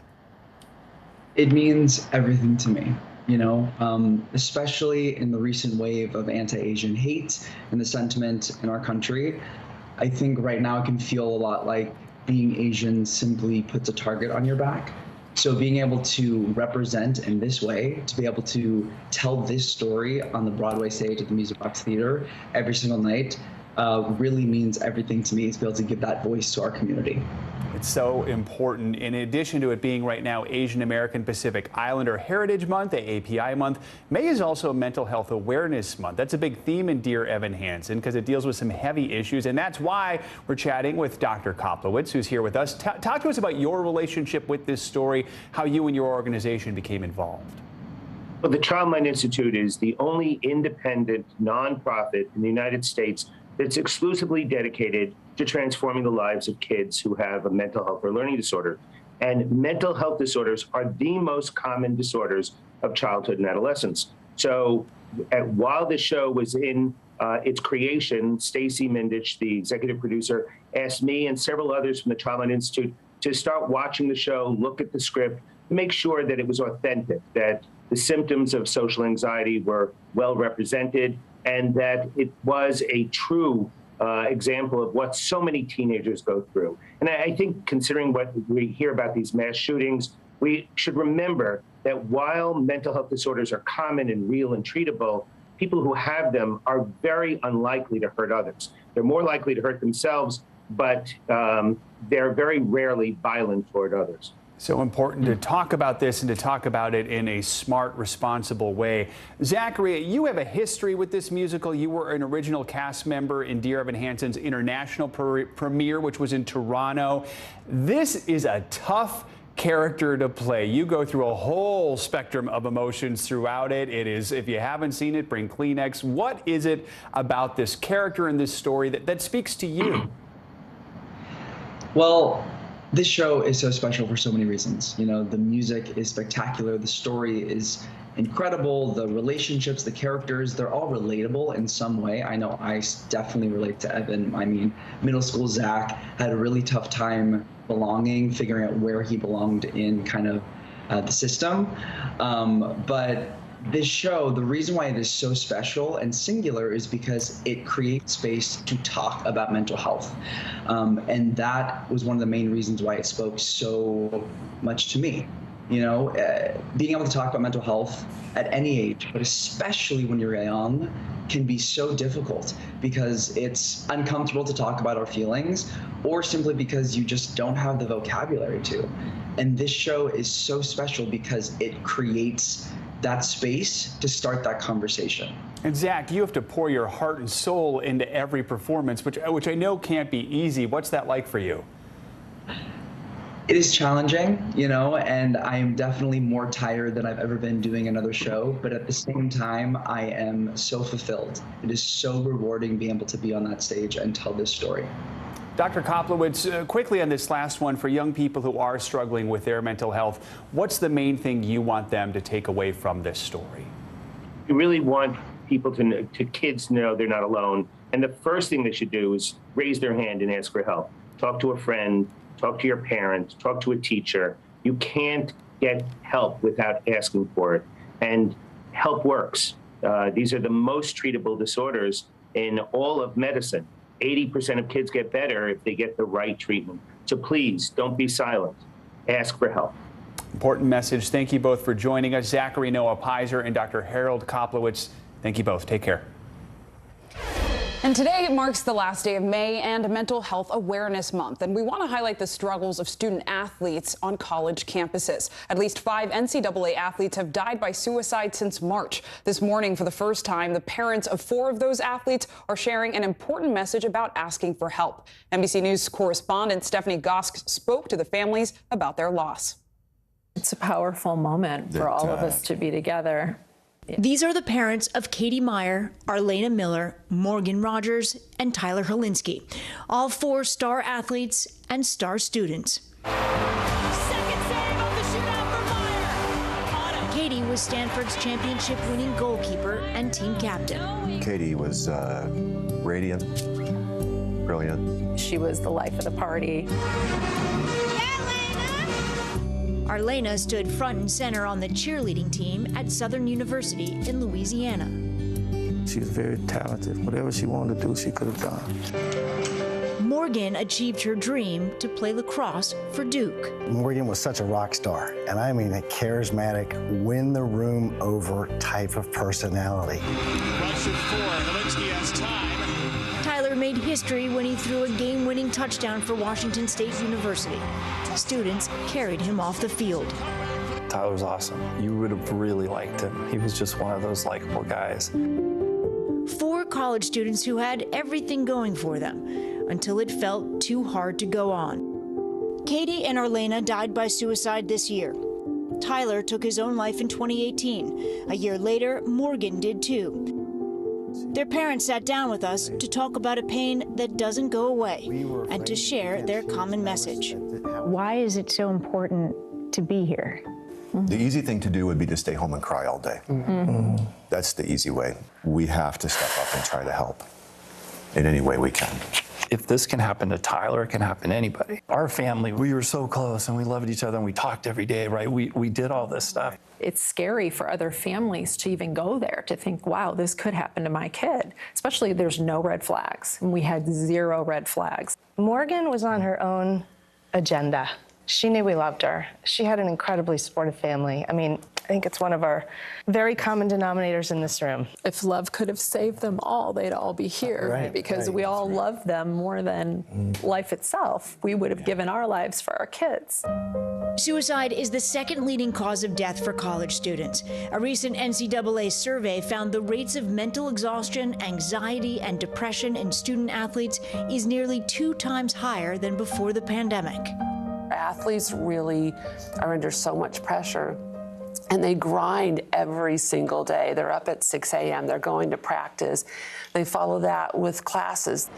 That kind of pressure on campus and online. I think social media has a lot to do with that. I think that perfectionism is part of what all of our children, possess. What is it about social media that makes that pressure just ramp up now as compared to years past? They're judged so much, right? There's a lot of negative comments. Our kids told us not to read them, Yeah. yet they were absolutely, kind of keeping score. I don't know. Arthur Miller acknowledging sometimes parents can add to the pressure too. A lot of times we push our children and we try to live our lives through them. Research shows those who strive for perfection are more reluctant to seek help. Morgan Rogers went to counseling, but she never told anyone how she was really feeling. The elephant in the room, this is mental illness. Mental illness is a chemical problem inside of Morgan's brain. Their brain just betrayed them, and they chose a permanent solution to what really is a temporary problem in a 21-year-old's life. You have to reach the kids and let them know it's not just how you were brought up. So when you're talking to someone that you think might need some help, you're not supposed to say, are you thinking about hurting yourself? You are supposed to come out directly and say, are you thinking about killing yourself? Because if you ask, are you hurting yourself? Their brain has told them, no, as a matter of fact, I can't wait to stop the pain. So they'll say no. Parents out there are going to watch this and they're going to be like, what can I learn from what these poor people are going through? I have an answer for that. Yeah. So I loved having dinner at the table. It was just my thing. And we talked about every topic that there is. So at an early age, we discussed sex. We discussed drugs. There was nothing that we left off the table except, looking back, mental health. Gina and Steve Myers say Katie was facing a disciplinary issue they didn't know anything about. They are now pushing for more conversation between parents and universities. When your kids go away to college, you are in the dark. You do not get any information regarding your children. They have to tell you. And again, our kids all being very strong and they want to adult, right? If we had received just baseline information, that we would have stepped in and perhaps this would have been prevented. Had we known anything. Had we known a thing. I don't know. Open conversation, something these parents all agree will help. I don't think anybody sitting here would wish what we're going through on another human being. We're all in this crappy club, that nobody asked to join. I think there's a greater purpose. We have to make something good come out of this. Something good has to come out of this tragedy. So if we're going to be the ones to step up, we're going to be the ones to make some changes. That's how I feel. And we won't quit. Yeah, right. It's done. Right. It just. Right. Yeah. A really powerful report from our Stephanie Gosk. Thank you. And if you or anyone you know is struggling, you can call the National Suicide Prevention Lifeline at 800-273-8255 or text TALK to 741-741. Such an important story there.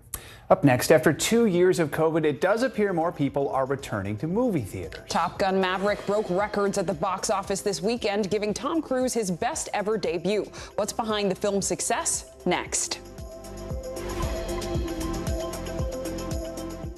Making Space, the inspirational podcast from Hoda Kotb. Listen now. Live from Ukraine, from Mayfield, Kentucky, from Waukesha, Wisconsin. To cover the news, you have to be in it. This is how so many towns and cities are protecting themselves. You can actually see they're pushing the gates open. I also want to get home. You'll get home.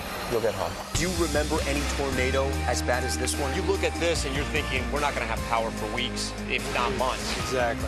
Every night, it's your news playlist. Top Story with Tom Llamas. Weeknights at 7 on NBC News Now.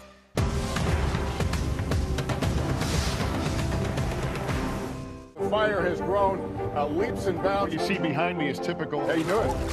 Pretty bad. When was the last time you made space to listen to somebody? We are meeting people one after the next who have made profound changes. I think you're going to be blown away by the life lessons. Join Hoda Kotb for her podcast, Making Space. Listen now. We'll meet Ukrainians who are defending their country one block at a time. When you were still in Kiev, could you hear the bombing? My name is Lester. Who's this?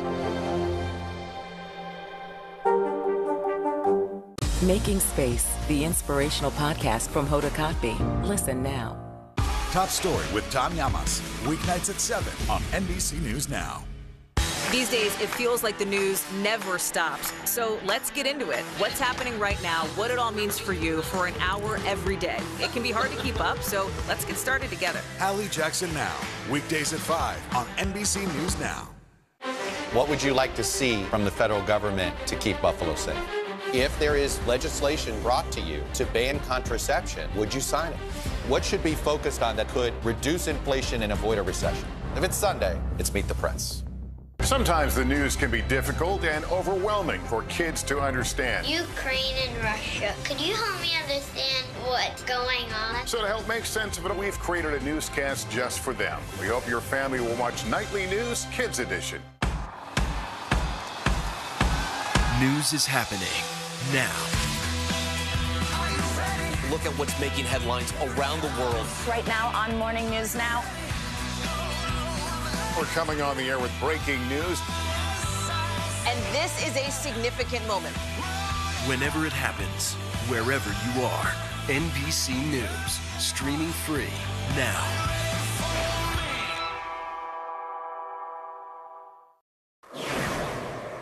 Welcome back. Makeup and cookie lovers everywhere are in for a treat. Girl Scouts partnered with the cosmetic brand HipDot to release a limited edition, get this, Girl Scout cookie-inspired makeup line. From a thin mint-scented eyeshadow palette to lemon and coconut caramel-flavored lipsticks, this collection is inspired by all of the classic Girl Scout cookies. HipDot CEO Jeff Sellinger stated he hopes the collection inspires the same courage, confidence, and character that Girl Scouts are known for, and maybe the nostalgic scents and colors can fill your favorite Girl Scout cookie cravings, even when they aren't in season. Joe, my hope is that the next edition will be edible, because that would be great. I was literally thinking, but if you can't eat it, then I don't know. I'd be like then tempted what's the point? Like to the glow up, but you need a little, cookie craving. So. All right. Thank you, Zen Clay. Appreciate it. It is official. Top Gun Maverick soared to the biggest Memorial Day opening weekend in history. 156 million in domestic tickets and counting. The smash hit is sending a message that the traditional movie theater experience may be poised for a comeback. NBC News correspondent Jacob Soboroff has more. Hey there, at nearly 60 years old, Tom Cruise has just blasted his way to a new high, vindicating his determination to hold Top Gun Maverick until it could open big in theaters. The question now, will the millions who turned out to see it get back in the movie-going habit? Here we go. In 3, 2, 1. Soaring above expectations, Top Gun Maverick blew away the competition over the weekend, becoming the top-grossing Memorial Day picture in history. This is probably the most important Memorial Weekend in the history of the box office, given the past 2 years and how the pandemic really sidelined movie theaters in a very profound way. Fueled by a full-throttle marketing campaign and a production designed for the ultimate big screen experience. Like we're in the cockpit, in the mix, everything moving around us with the top, sound, everything, like we're there. Maverick also getting strong word of mouth, building momentum all weekend long. Tom Cruise there ain't nobody like him. That's why we're here. Everyone here is the best there is. Who the hell are they going to get to teach us? Captain Pete Maverick Mitchell. Tom Cruise, he knows his star power was built on that 50-foot screen in the multiplex, and he's paying that back every single day when he's hanging out on the side of an airplane. But will Maverick be a singular phenomenon or the start of a blockbuster summer? Theater owners and film lovers believe the lineup of films about to open should keep turnstiles turning. You have a new Jurassic Park movie, you have a new Thor movie, you have Elvis, you have Nope, you have a Minions film, you have a new Pixar film, Lightyear. So I don't think this is going to be a one-off, kind of like Spider-Man was in the holiday season last year. Forget the book. Trust your instincts. Cruise forcing Paramount to hold Maverick for 2 years, insisting on a theatrical release so fans could enjoy every aspect of the traditional movie experience. A high-stakes gamble now paying off. Just the popcorn smell and them just relaxing, watching a movie with top-notch sound and a big screen in front of you. You can't beat that.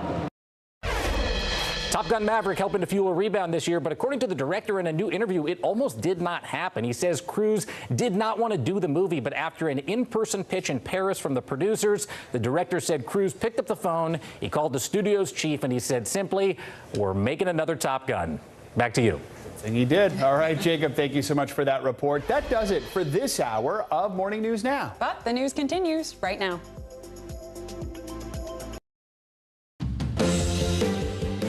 Right now on NBC News Now, city in mourning. Some of the young victims of the Uvalde shooting laid to rest. How the community is remembering them today as school officials weigh whether it's time to demolish the building. Going nowhere. Airline passengers left stranded by a holiday weekend travel mess. What led to thousands of flight cancellations worldwide and what it could mean for the rest of summer. And Verdict Watch. The multi-million-dollar Johnny Depp-Amber Heard case now in the hands of a jury. We are tracking the very latest movements inside that courtroom. And idols in the Oval. K-pop stars BTS meet with President Biden today at the White House. The urgent message they're sending about the surge of anti-Asian hate.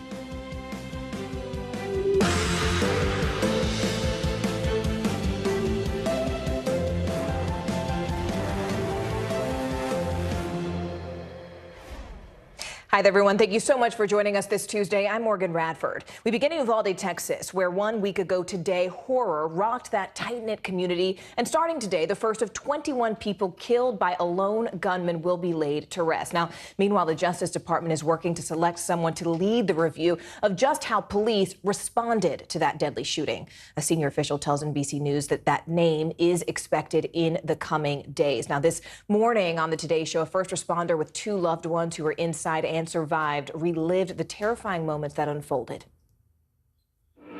My barber actually heard shots, or he thought he heard shots.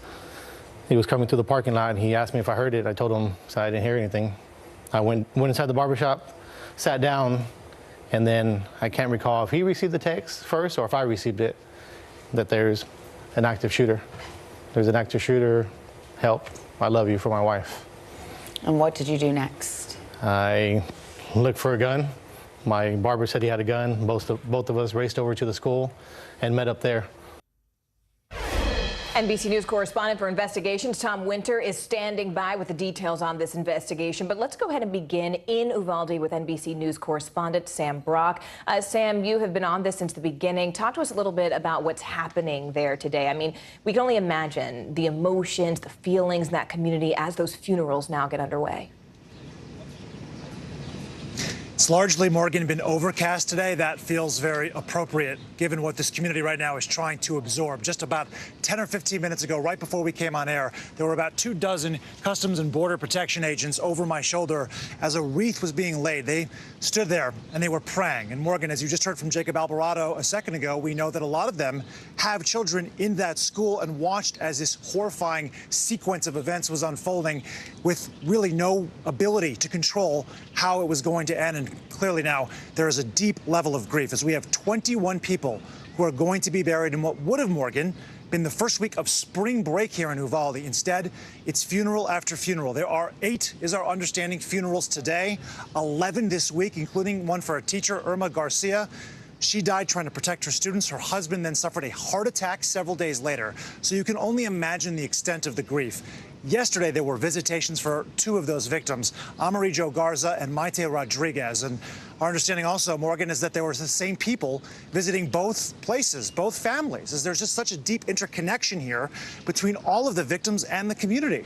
They also had to bring in embalmers and funeral directors from outside this area of the state, simply because there's only 2 funeral homes and only so much personnel to go around to help with these services. We spoke with some family members and certainly community members who were attending those events yesterday, and they talked about just the shock of still trying to process all of this as they were being laid to rest today. Take a listen.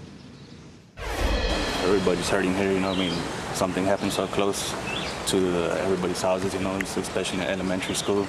You know, other kids go here. I'm pretty sure it's hard to see something like this happen, and it's just tough, you know, it's tough going through something like this. I mean, I can imagine what the families are going through. But we would have never imagined this in Uvalde ever happen in 1,000 years. I mean, and I hope it never. I hope we can learn from this, and we hope it never happens anywhere ever again, ever. Morgan, that was the mayor of Uvalde. That's the first time we have heard from him in a week since this tragedy happened. He did not answer any questions about what the psychology or reasoning might have been for the police chief of the school district, and from what we've heard, preventing CBP agents from getting inside of that building for 35 minutes before ultimately the gunman was killed. Morgan. Sam, just very quickly, I do want to stay on that police chief. We know that Pete Arredondo was the incident commander on the scene, and he was supposed to be sworn in today, actually, for another job. But there's actually some controversy now that's brewing around that. Can you tell us what the latest is there? So the mayor said that he has been duly elected, and he, the mayor, sees no reason why Pete Arredondo can't fulfill that job. Now, our understanding is the meeting today has certainly been canceled. The swearing in is not going to be taking place, but he's going to become a member of city council. As far as the city charter is concerned, it is possible for residents here to recall him. It requires a quarter of the votes cast. And because, Morgan, this is only a town of 15,000, we're only talking about 120 or so votes in that election. A quarter of that is what it would take 8 months down the road to have Pete Arredondo removed from office, if that's what they want.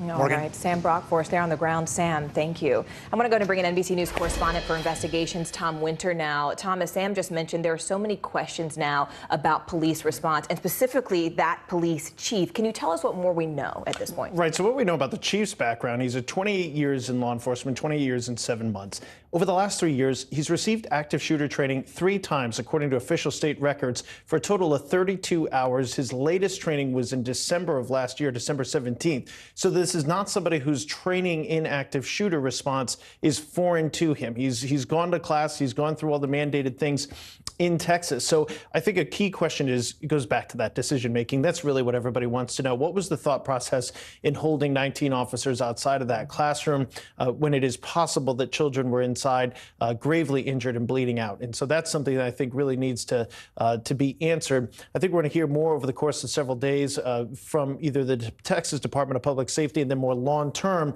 there's a possibility of a broader federal inquiry. But I think when you look at that decision making process, it does fly in the face of Texas's training as it relates to active shooter. We've seen their documents, we've looked at it, and so I think when you see that, it's very cut and dry.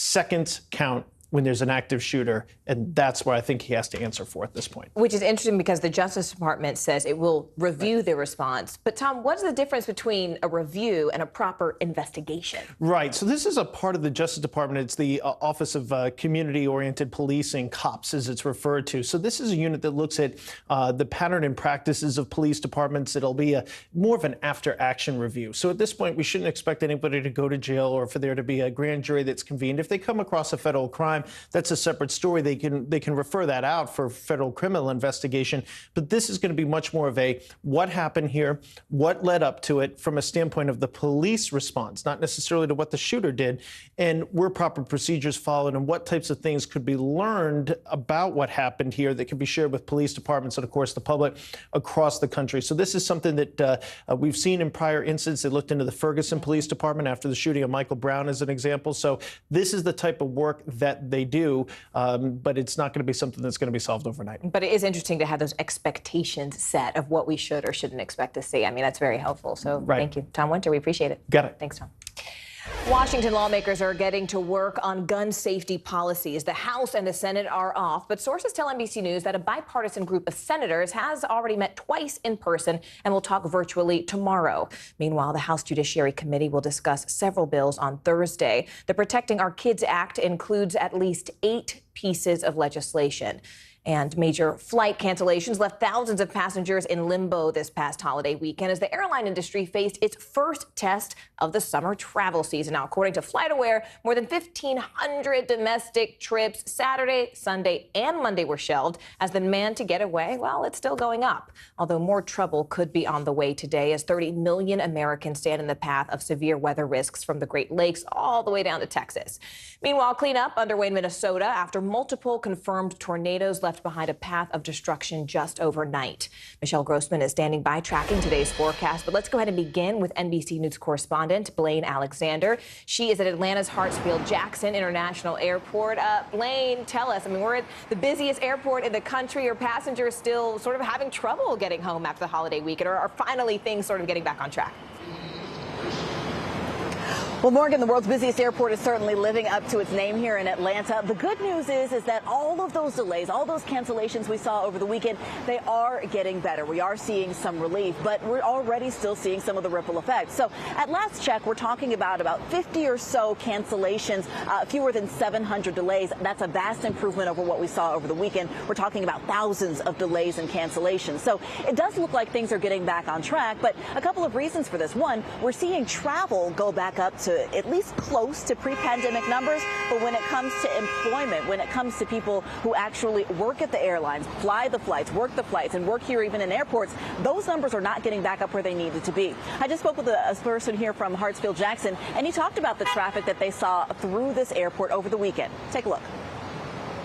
Keep in mind, of course, we're in the heart of the pandemic in 2020 and in 2021. We look like we have exceeded those numbers. But 2019 is the baseline. 2019 was a record-setting year for the entire year. We saw 110 million passengers pass through the entire year. We're not going to see those totals this year, but we will see them approaching our pre-pandemic numbers. And Morgan, he tells me that they could likely see it hit those pre-pandemic numbers next year, this time next year, Morgan. And Blaine, I mean, what appears to have been the major factors behind all of these cancellations? And really, is there any indication, Blaine, that this could impact the busy summer travel season? I know so many people are ready to kind of get out after years stuck inside during the pandemic. Yes.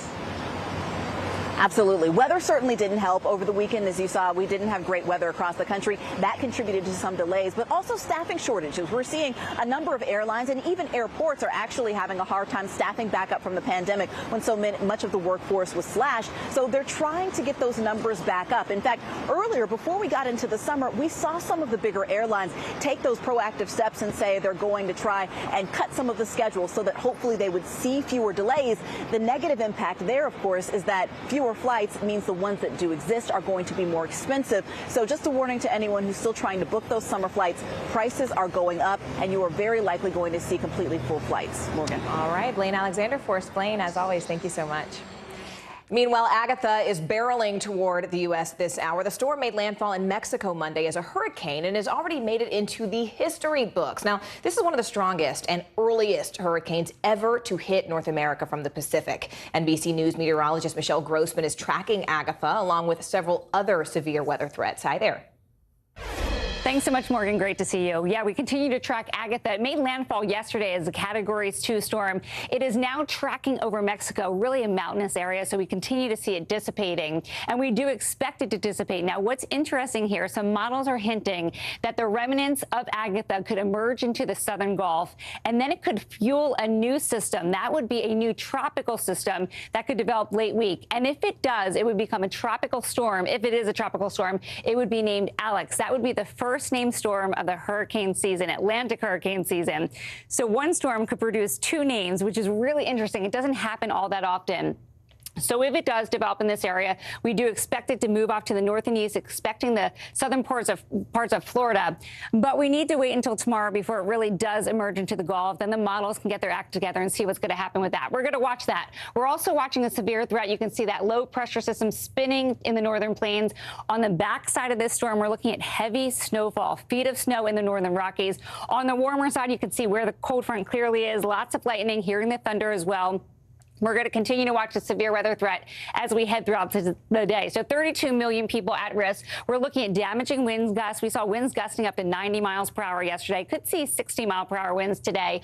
Also hail up to golf ball size. We saw grapefruit size yesterday, really large hail, and also the chance of a few tornadoes. So we're watching this threat anywhere from the Great Lakes all the way down to Texas. Where you see this shading here, this is where you need to have a safety plan in place for any tornadoes. You have your phone nearby. Stay near the TV for any alerts.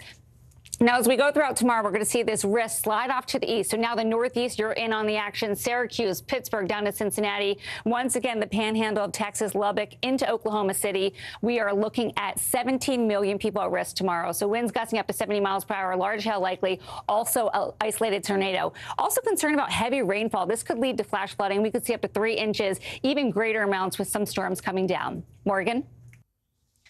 Now to the war in Ukraine, where fighting is growing more intense by the day. Ukrainian and Russian forces battling on the outskirts of Severodonetsk. Now, this is the latest city in the Luhansk province that is still held by Kyiv. It's part of Russia's big offensive to gain control of the country's east. The Russian gains coming as President Biden discusses limits to his support for Ukraine.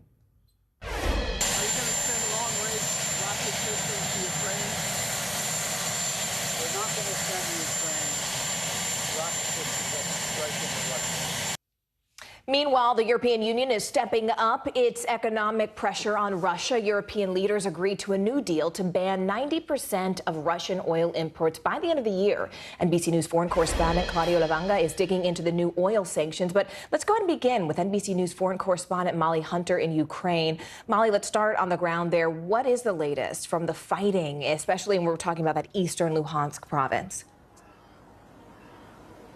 Hey, Morgan, good afternoon. That's exactly right. So we are focused on the Luhansk province. We are specifically focused on that key city that you mentioned, Severodonetsk. And we're focused so much on it. That is where the fighting has been largely concentrated in the last week. In the grand scheme of the fight for the country, of the fight for the East, it is a very small fighting area, but that's where it's been concentrated. So as of this morning, it was Ukrainian held, but the city, the head of the city military now says the front line cuts through basically the middle of the city. That means half the city is now held by Russian forces, half is held by the Ukrainian military, by Ukrainian fighters who are still there. Really important to say, Morgan, there are still civilians there. So no water, no electricity, absolutely no aid, no safe evacuation routes out, but there are still civilians. What has been happening in the last kind of 48 hours is because Russian forces, which have surrounded Severodonetsk by 3 sides, have not been able to take the city. They are basically carpet bombing small villages around to try to incrementally move towards Severodonetsk so they can take this whole pocket in the Donbass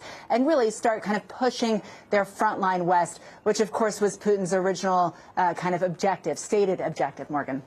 And Molly, the city council in Mariupol is actually claiming that thousands of people have now been buried in mass graves. What more do we know?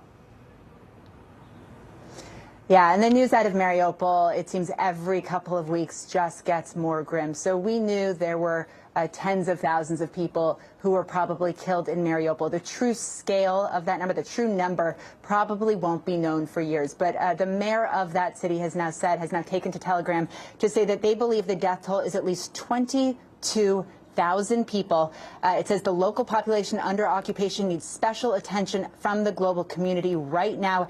And he said 25 new trench areas have been discovered just in the last month. In those trenches, he believes are mass graves. The bodies are in different layers. But the true scale, like I said, 22,000 is so hard to wrap your head around, Morgan. That number is probably a low estimate. All right, Molly Hunter for us. Molly, thank you so much. I want to go ahead and bring in NBC News foreign correspondent Claudio Lavanga now, who is live from Rome. Claudio, European leaders have really agreed to a new deal to ban Russian oil. I mean, this sounds like a big deal, but explain to us what it actually means. I mean, is it sort of the extent of the limitations that they could put? Hey, Morgan, it is a massive deal. As a matter of fact, this is the 6th package of sanctions, but the most important one that leaders from the European Union agreed upon since the start of the invasion of Ukraine. Now, they struck that deal late last night, just as it seemed that they couldn't find a compromise, because initially this is a deal that was announced about a month ago, but finally they signed it yesterday. Now, what it means is that the European Union is pledging to reduce the amount of oil it imports from Russia by 75 to 90% by the end of the year. Why is this a big deal? Because 25% of all the oil that is imported into the European Union every year comes from Russia for a total worth of more than $400 billion. And of course, this is a massive loss for Vladimir Putin and a massive loss and a massive win, let's say, for the leaders of the European Union, Morgan.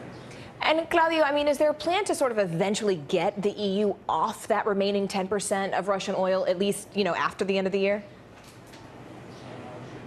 Well, the reason why it's only 90% of the oil imported from Russia that will be banned for now until the end of the year is because of the resistance from nations like Hungary and the Czech Republic and Slovakia, which are landlocked countries that are very close to Russia, that really depend heavily on Russian oil. So they said initially that they couldn't really agree on that total ban of oil because it will be, as Viktor Orban, the Prime Minister of Hungary, said once, like a nuclear bomb on their economy. So they had to find a compromise, and the compromise was that initially only the oil that is seaborne will be banned, but the oil that is delivered through pipelines to those nations, to Hungary, the Czech Republic and Slovakia, will still go on. Now, we don't know when that last 10% will be banned as well. There's no time frame, and certainly countries like Hungary, because they rely so heavily on Russian oil, are in no rush to find alternative sources of energy for now, Morgan. All right, Claudio Lavanga for us there in Rome. Claudio, thank you.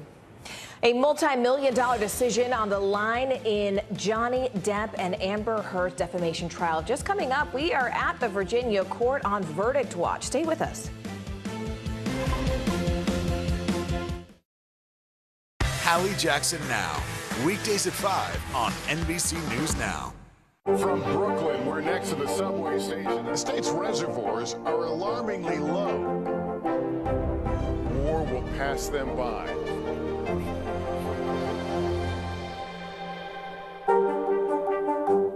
Hallie Jackson Now, weekdays at 5 on NBC News Now.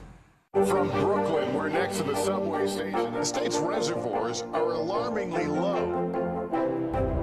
War will pass them by.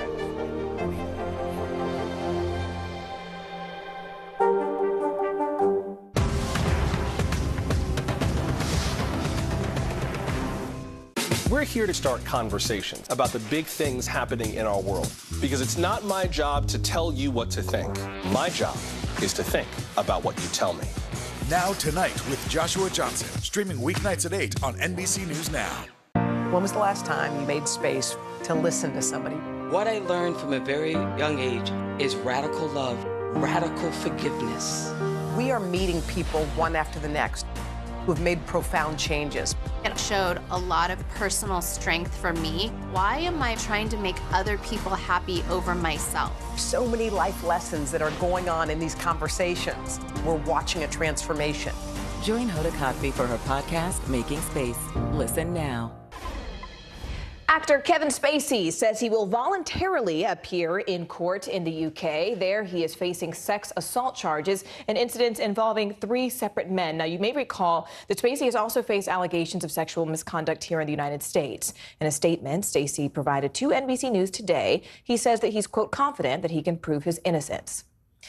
And speaking of cases, jury deliberation is back underway in the Johnny Depp-Amber Heard defamation trial. After 6 weeks of fiery testimony, the jury will now weigh Depp's claim that Heard defamed him in a 2018 Washington Post article. Depp was not directly named in the article, but claims that it did cost him work. He is suing for $50 million, and Heard, his ex-wife, is countersuing for $100 million. NBC News correspondent Ron Allen joins us now from outside the courthouse there in Fairfax, Virginia. Ron, first off, what's happening right now inside that courthouse? I mean, this case has sort of played out in the court of public opinion since the very beginning, and now we're coming back from holiday weekend, and at no point has this jury been sequestered. So is there any indication, Ron, about how sort of those factors might actually impact this pending verdict?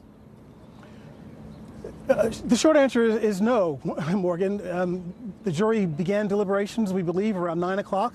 They did about 2 hours on Friday, and it's quiet. No questions, nothing. And so you can read into that anything you want or nothing at all. It's really quite a contrast here outside the courthouse to the way things have been for the past 6 weeks. There's no one here. There was no line of people waiting to get in because there was no court session. There were no well-wishers for the 2 principals, Depp and Heard. And it's just been normal, if you will, which is sort of very unusual compared to the carnival-like atmosphere that's been happening around this trial over the past month or so. Now, the jury has a lot of work to do. I know there's been a lot of back and forth in this trial, but basically it's a fairly complicated jury verdict form that they have to go through. They have to answer about a dozen questions each as it refers to each person in the case. It's not just a simple criminal guilty or not guilty case. It's a civil case. So there are a number of questions, a lot of it based on that op-ed that Heard wrote in 2018, and the jurors have to look at specific lines from that op-ed. There are at least 3 of them that are selected, and answer questions like, do you find that Mr. Depp has proven all elements of defamation? The statement was it made by her? Was it about him? Is the statement false? And similarly, in her claim against him, there are several statements made by Depp's attorney in the press subsequent to this that the jury has to look at to determine whether or not those are false or not. And then after they get through all that, there's the question of money. Is either of them entitled to $50 or $100 million, which they are suing for, punitive damages, as well as damages because of defamation, because of collateral, because of the work that they say they've lost and how their careers have been damaged. So there is a lot. The point is, there's a lot for the jury to go through. It's not a simple case, and they have to sort through, the jurors have to sort through a lot of craziness, frankly, that's been going on in the courtroom for the last couple of weeks to get down to the essence of this. And that's what they're going to do, and how long it's going to take them is anyone's guess. All right, Ron Allen, covering all of the twists and turns of this trial for us. Ron, thank you so much. We appreciate it. Meanwhile, in California, the attorneys of former Theranos CEO Elizabeth Holmes are asking a judge to overturn her convictions. Holmes was found guilty of 4 counts of fraud back in January and is set to be sentenced in September. CNBC's Yasmin Coram joins us now from San Francisco. Yasmin, I mean, you've been talking about following this from the beginning. Break this down for us. I mean, what exactly are Holmes' attorneys arguing here? What would be the basis of turning that over?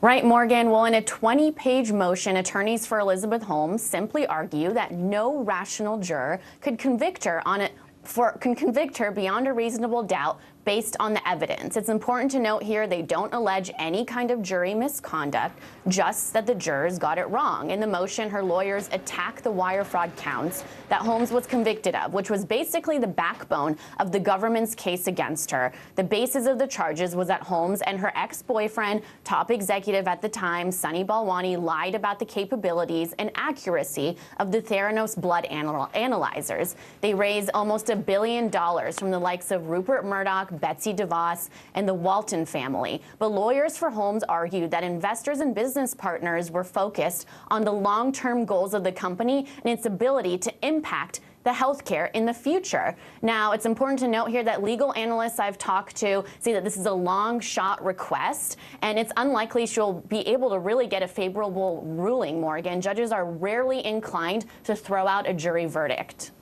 And Yasmin, I mean, meanwhile, there's this second Theranos trial that's underway. Can you tell us about Sunny Balwani's case specifically? Yeah, well, we could be hearing closing arguments in Balwani's trial in the next 2 weeks. The defense is wrapping up its case. Balwani's attorneys argue he was simply another investor who took orders from Holmes. However, prosecutors say Balwani was just as responsible for the fraud at Theranos that she was. They claim the two were aligned, even though they had different roles within the company. Holmes on the phone with investors, Balwani in the lab with the machines. Morgan, the question's still out there whether Balwani is going to testify. Sources tell me he still hasn't made up his mind, and it'll be a game time decision. Remember, Holmes spent 7 days on the stand in a very emotional testimony, sharing her side of the story. All right, Yasmin Kornforce there. Yasmin, thank you so much. And to our viewers, stay with us, because 1 week ago today, a gunman turned a Texas school into one of the worst crime scenes in modern U.S. history. Still ahead, the upcoming decision whether to demolish the school and rebuild it anew. Stay with us.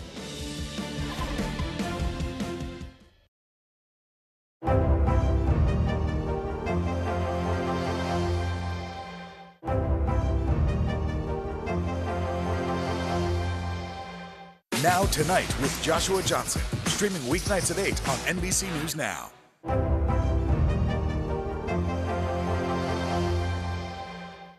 Women's basketball has been systematically held back. Our players and coaches have been harmed. After 49 years of Title IX, we still have work to do. In Their Court, a podcast from NBC News and NBC Sports that goes inside the issues of inequality in women's sports. Listen now. Sometimes the news can be difficult and overwhelming for kids to understand. Ukraine and Russia. Could you help me understand what's going on? So to help make sense of it, we've created a newscast just for them. We hope your family will watch Nightly News Kids Edition. Now Tonight with Joshua Johnson, streaming weeknights at 8 on NBC News Now. When was the last time you made space to listen to somebody? What I learned from a very young age is radical love, radical forgiveness. We are meeting people one after the next who have made profound changes. It showed a lot of personal strength for me. Why am I trying to make other people happy over myself? So many life lessons that are going on in these conversations. We're watching a transformation. Join Hoda Kotb for her podcast, Making Space. Listen now. Making news right now, North Carolina police are investigating the death of a man who was shot and killed by a state trooper. 21-year-old Mark Diaz was shot after brandishing a pistol during a traffic stop. That's when he was pulled over for a seatbelt violation. The state trooper, meanwhile, has been placed on administrative duty pending an internal investigation.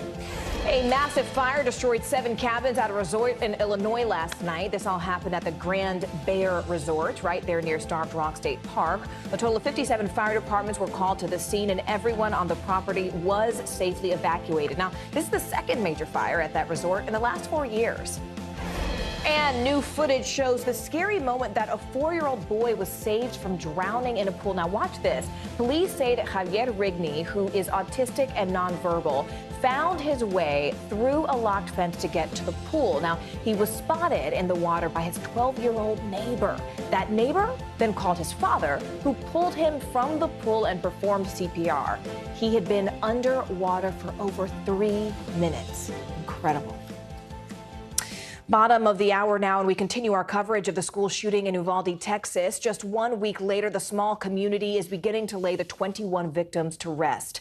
The first funeral services for the 19 students and 2 teachers killed are being held today. There are still, however, unanswered questions surrounding the law enforcement response to that shooting. A senior Justice Department official tells NBC News the person to lead the department's probe into the shooting response will be chosen in the next few days. Now, we're going to talk with NBC's Jane Tim in just a moment, but let's go ahead and begin with NBC News national reporter Dion Hampton, who's live in Uvalde. Dion, this is a community that is clearly grappling with unbearable grief and really just trying to process this all in real time. So how are people there behind you coping? I mean, as they begin to lay some of these victims to rest?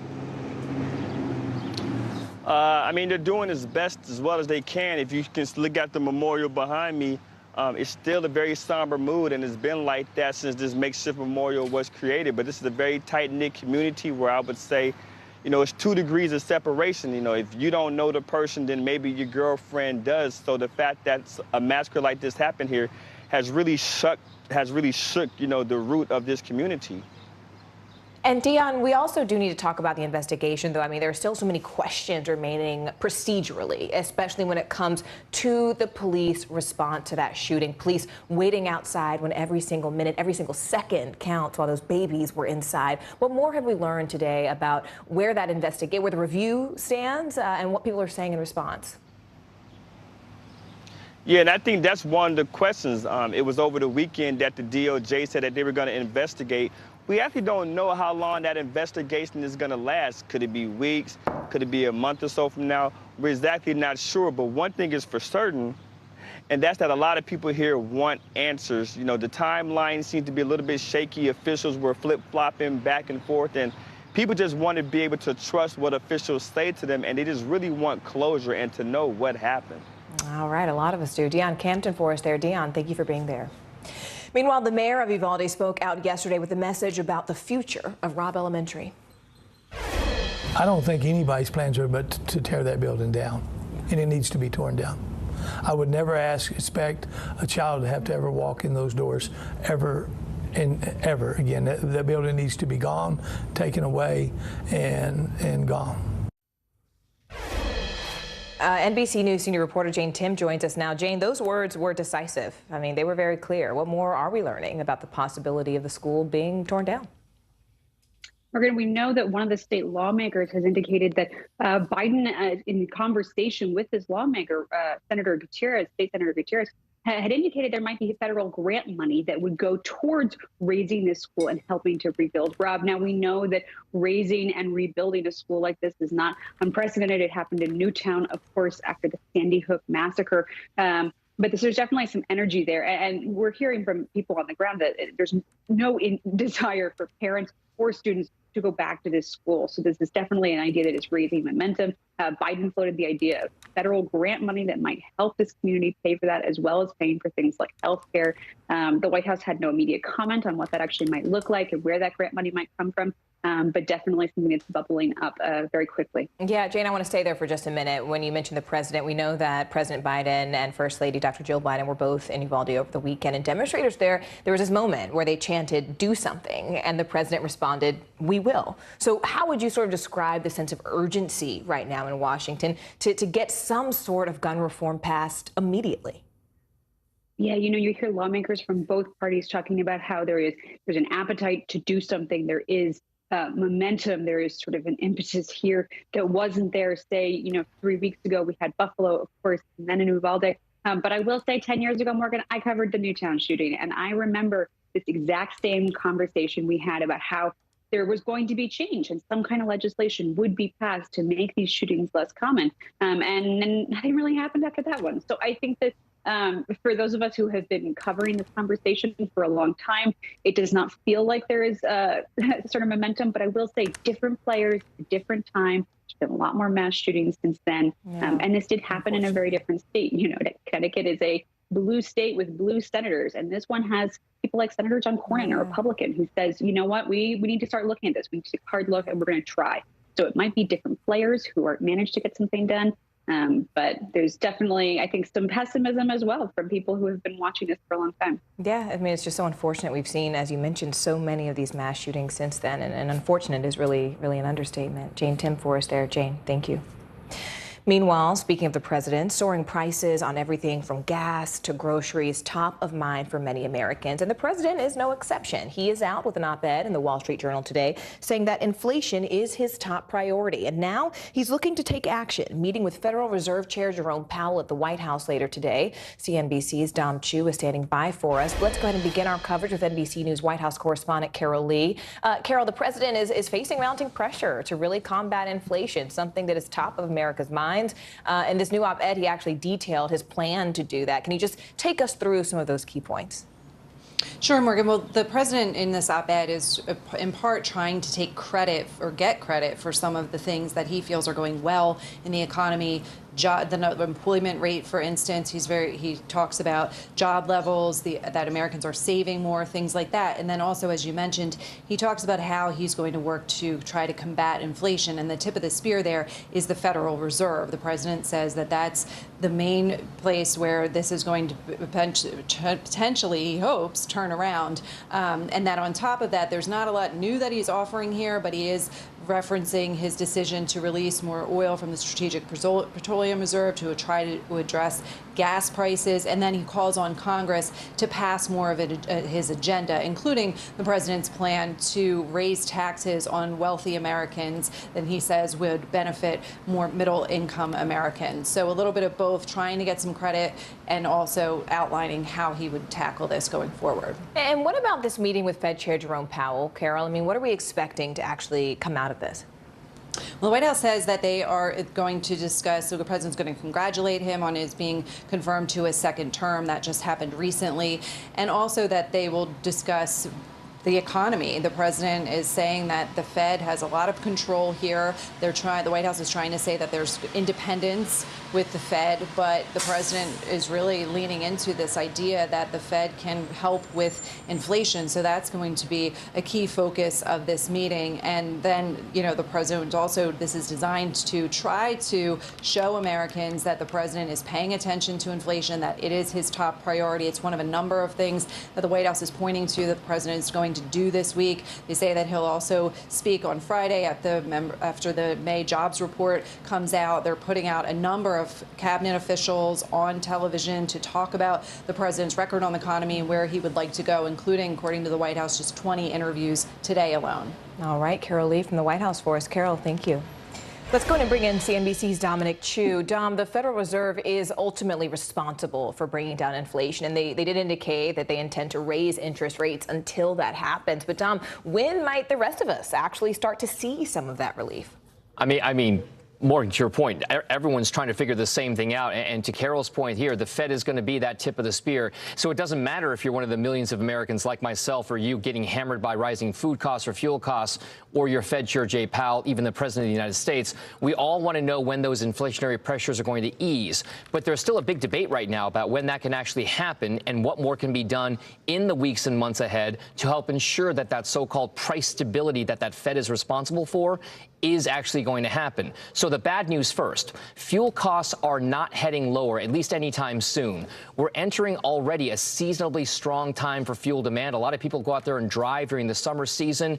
And as high as prices are right now, it doesn't yet look like there are any signs that Americans are giving up driving or shelving vacation plans because of those higher fuel costs. So more demand means higher prices. So not helping matters today. You had the European Union finally coming to an agreement between member countries on a ban for most Russian oil imports to the continent. So that's putting upward pressure on oil prices. And here's some of the good news, at least, Morgan. You are seeing prices falling now for certain things like lumber, as higher interest rates and lower home affordability are now starting to show that kind of slow things down for that red hot housing market. In fact, by the way, Morgan, lumber prices have now lost around half of their value just since hitting a peak back in early March, but still too early to tell if we're kind of going to see more of these widespread price declines elsewhere in the market. But lumber is maybe one of those tea leaves that could signal inflation may be topping near term.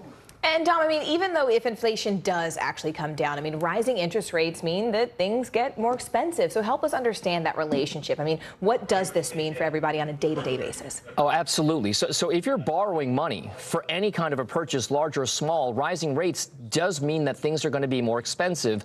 Those rising rates I mentioned before have made home affordability even tougher for most Americans. Now, the decision to buy a home for many folks out there is tied to how big of a monthly payment they can afford.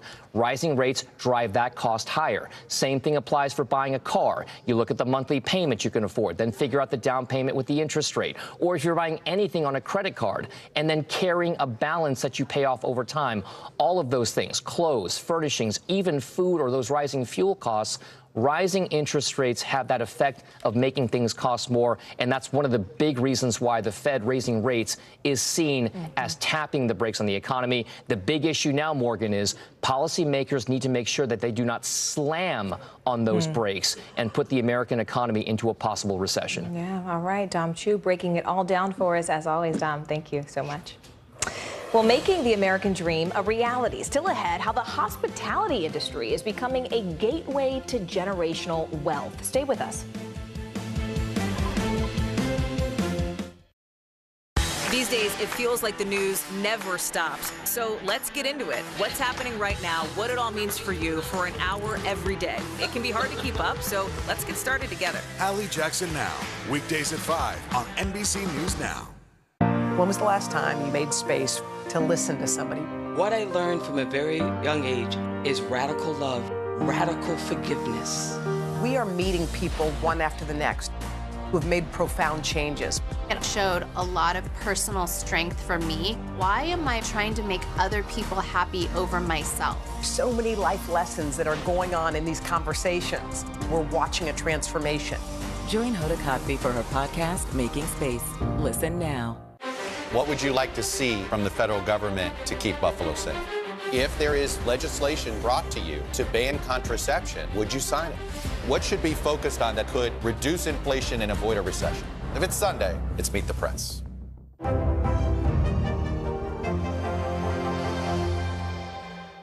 When was the last time you made space to listen to somebody? What I learned from a very young age is radical love, radical forgiveness.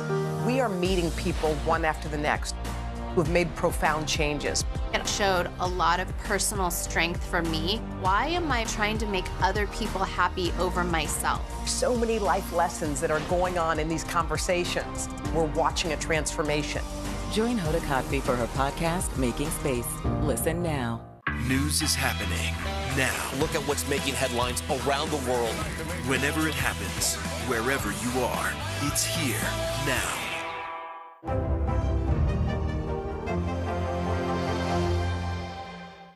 This is a very different kind of program. We're here to start conversation about the big things happening in our world. Professor, I'm not asking you to predict the future, but what do we think that the new normal is going to be?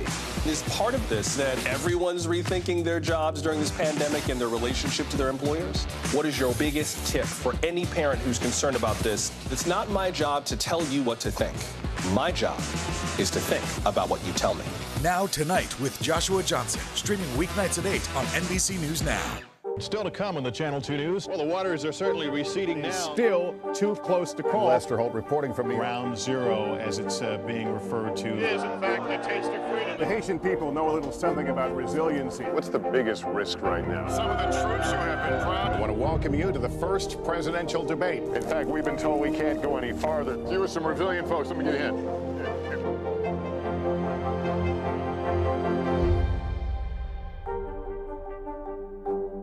Top Story with Tom Llamas, weeknights at 7 on NBC News Now. Making Space, the inspirational podcast from Hoda Kotb. Listen now. This is a very different kind of program. We're here to start conversation about the big things happening in our world. Professor, I'm not asking you to predict the future, but what do we think that the new normal is going to be? Is part of this that everyone's rethinking their jobs during this pandemic and their relationship to their employers? What is your biggest tip for any parent who's concerned about this? It's not my job to tell you what to think. My job is to think about what you tell me. Now Tonight with Joshua Johnson, streaming weeknights at 8 on NBC News Now. Still to come on the Channel 2 News. Well, the waters are certainly receding now. Still too close to call. Lester Holt reporting from Ground Zero, as it's being referred to. It is, in fact, the taste of freedom. The Haitian people know a little something about resiliency. What's the biggest risk right now? Some of the troops who have been proud. I want to welcome you to the first presidential debate. In fact, we've been told we can't go any farther. You with some resilient folks, let me get in.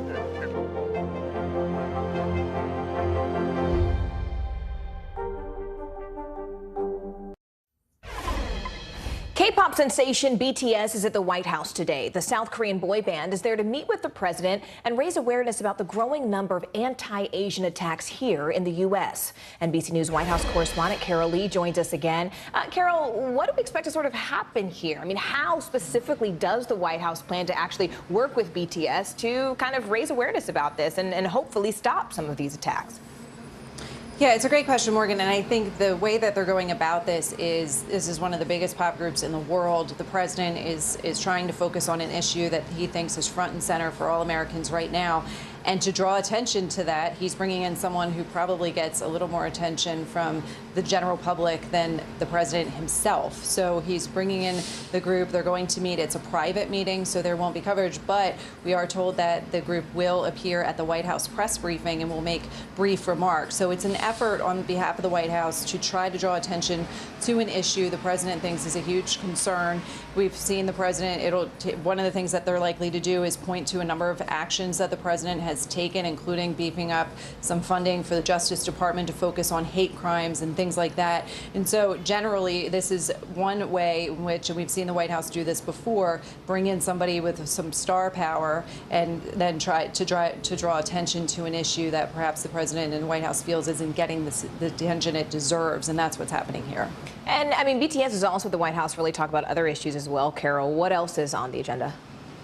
So it's AAPI month, and so Heritage Month, and that's something that will be a focus. And one of the things, Morgan, that we're told that the meeting could focus on is just bringing more attention, diversity within pop culture. And so this is something the group has spoken about, saying that they are on this receiving end of a lot of derogatory commentary, and that this is a big concern. And so while it's also a meeting that will focus on hate crimes, it's also going to focus on the importance of diversity within pop culture. And this is a hugely popular group, and the feeling in the White House is they are the right group of people to try to do something like that. All right, NBC's Carol Lee for us. Carol, thank you.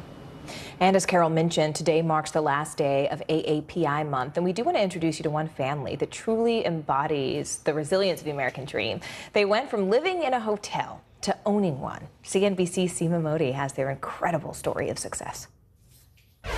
Vinay Patel, his wife Tina, and their children lived in the first property they owned in Richmond, Virginia. For the first 5 years of my life, we lived in a motel. It wasn't easy, but staying on site allowed the Patels to cut costs. It was very crowded because we had members of our extended family living with us, my parents, my grandparents, myself, my uncle. That sacrifice and hustle paid off, with the Patels now owning 11 hotels across Virginia and Maryland. The more hard work you did, the more money you made and the more you grew. Inspired by his father, Umar, the youngest son, majored in hospitality and recently graduated from Virginia Tech with plans to grow the family's portfolio of hotels. Expanding outside of D.C., Maryland, Virginia area, maybe, go down to Florida, maybe go up to New York. While building a community. Another reason I really love the hospitality industry is because the camaraderie between not just, Asian Americans, but everyone. As an Indian, you could go to a random place in Seattle or California and always know someone. It is a success story shared by many Indians across the nation and is one of the key ways so many were able to immigrate to the U.S. The first generation that came over here, they were kind of accidental hoteliers. It was a good opportunity for them to immigrate to a new country. There was an investment scheme that allowed them to invest a certain amount of money and in return receive a path towards citizenship, which is kind of what my grandfather did. Bijul's grandfather, now 101, came to the U.S. in 1976. Over time, more South Asians joined him. Once you were here and established, you were expected to pay it forward. So then we helped other families as well. So it was kind of this system that was kind of built in the 70s and 80s that allowed a lot of people to get here. An entrepreneurial spirit that stayed strong, allowing this community to thrive. For the news, Seema Modi. All the pomp and pageantry fit for a queen. Just after the break, inside the last-minute preparations for the first ever Platinum Jubilee, marking Queen Elizabeth's epic 70-year reign. Stay with us. This is a very different kind of program. We're here to start conversation about the big things happening in our world. Professor, I'm not asking you to predict the future, but what do we think that the new normal is going to be? Is part of this that everyone's rethinking their jobs during this pandemic and their relationship to their employers? What is your biggest tip for any parent who's concerned about this? It's not my job to tell you what to think. My job is to think about what you tell me. Now Tonight with Joshua Johnson, streaming weeknights at 8 on NBC News Now. Look at what's making headlines around the world. We begin with breaking news. The attacks from Russia are coming in from every angle. Live from Ukraine, where a fierce battle is raging on. We've heard a number of explosions. Russia is picking off Ukraine's military facility. This factory has gone from making kitchen pots to lethal items that'll ruin tires, ruin the bottom of the car. This is what it looks and feels like to try to escape Ukraine. I don't want to say goodbye. The battle for Congress and the fight for control of State House. In our special County to County series, we're checking out key battlegrounds. We are talking elections in a battleground state. What does President Biden need to do tonight? He needs to speak to heads and hearts. A lot to break down, Chuck, so let's dive right in. Official confirmation of Judge Ketanji Brown Jackson. Let's zoom out a bit to our changing climate. We have some stunning new findings about COVID-19. A lot to talk about as we continue our rolling coverage. We're coming on the air with the news NBC Scoop. Bringing the news to you is not only a job, it's an honor. The fire has grown leaps and bounds. You see behind me is typical. How you doing? Pretty bad.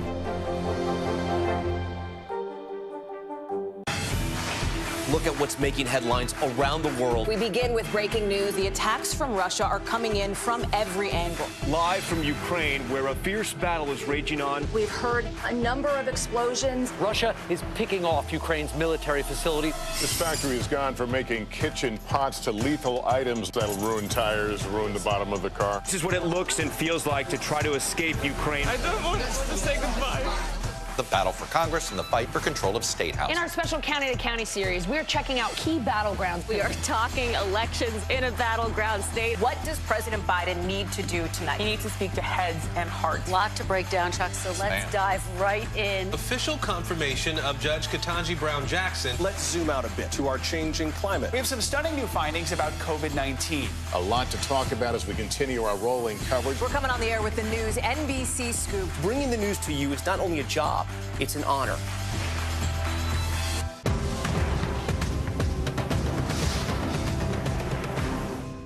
To cover the news, You have to be in it. this is how so many towns and cities are protecting themselves. You can actually see they're pushing the gates open Every night, it's your news playlist. Top Story with Tom Llamas, weeknights at 7 on NBC News Now.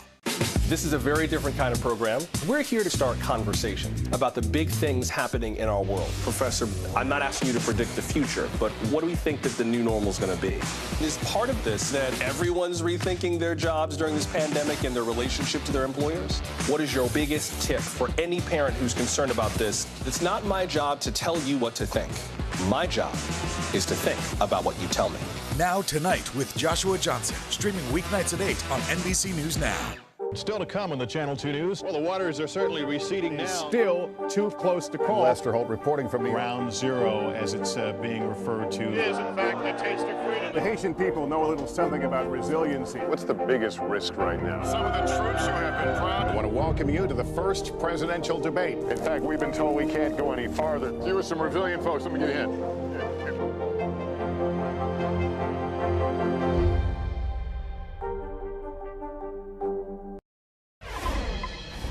Great Britain is celebrating a great milestone for Queen Elizabeth. This week, the UK will celebrate her 70-year reign with a Platinum Jubilee celebration. NBC News senior international correspondent Keir Simmons shows us all the pomp and the circumstance that's in store. How about this? We're braving the British weather to bring you to the focal point for the parade, the pageantry and the party. Artists like Lin-Manuel Miranda and Elton John are going to play on, look at that, a specially constructed stage outside Buckingham Palace. You can just see it there behind the barrier. They've been rehearsing all day. How about this for a mind-blowing fact? The Queen became Queen before Elvis and the Beatles. Final touches and anticipation. London decked out in red, white and blue ahead of the historic celebration. Marking the Queen's 70 years on the throne, a milestone no British monarch has ever reached until now. These streets will be full of people. Yeah. Everyone will be coming out to celebrate, so it should be fantastic. A 4-day-long display of pageantry awaits. On Thursday, pomp and ceremony, called Trooping the Colour, a traditional display dating back over 260 years to mark the monarch's official birthday. Then a crowning moment, the family balcony appearance. This time, Andrew, Harry and Meghan will not be there for the spectacular flypast. And in the evening, more than 2,000 beacons will light up the skies to mark 70 years of the Queen's reign. On Friday, a service of thanksgiving at St Paul's Cathedral will gather the whole royal family together. Saturday will bring the Queen's favourite moment, the Derby. We got an early preview at Epsom Downs, home to the most famous horse race in the world. OK, wow, the winner's enclosure. Yeah. And the Queen will be... in the royal box. Right there? Yeah. Oh, she gets the best view. She gets a good view. Yeah. She gets a good view. And she's been a loyal supporter of the Derby for so many years. She's only missed 4 since her coronation in 1953. The Queen and her family clearly enjoyed their day at the races. A party outside the palace will follow in the evening, with a concert including the legendary Diana Ross, who tweeted, "I am honoured to perform for Her Majesty the Queen once again." On Sunday, street parties, more than 200,000 events around the UK, over 12 million gathering to celebrate the Queen. We've seen a phenomenal level of interest in the big Jubilee lunch celebrations this year. And to end it all, a parade of more than 10,000 people performing during the Jubilee's pageant extravaganza. People come from across the country, so many people come together for that momentous moment in central London. I think it's going to be a really fitting end to the weekend. The Queen has marked 3 Jubilees before, silver in '77, to gold in 2002 and diamond nearly 10 years ago in 2012. But this will be the Queen's first without her husband, Prince Philip. She's also facing mobility issues that could prevent and limit her attendance at some events. The royal family coming together to support the Queen, despite some strained ties. And they are expecting around 1 million people on the streets of London for this pageantry, this pomp and circumstance. These folks already camping out since yesterday, just proving that you don't have to be eccentric to be British, but it helps. As the saying goes, the apple doesn't fall far from the tree, and that is certainly the case for actor Dwayne Johnson's family. His 20-year-old daughter, Simone Johnson, signed with WWE back in 2020, following in her father's footsteps. And now she's announced her pro wrestling name will be Ava Raine. Her dad wrestled under the name The Rock for many years before shifting his focus to acting. She's actually the 4th generation in her family to be signed with the WWE, and it's unclear when Ava Raine will make her debut in the ring, so stay with us. NBC News continues right now. Right now on NBC News, heartache in Uvalde. Starting today, the children killed in the Robb Elementary School shooting are being laid to rest. We'll tell you how the community is coming together to remember the lives lost. Sweltering heat, millions of Americans sweating it out as temperatures soar across the East Coast. The new government report that says, get used to it. Plus, the monkeypox threat, why the World Health Organization says the outbreak will not turn into a pandemic.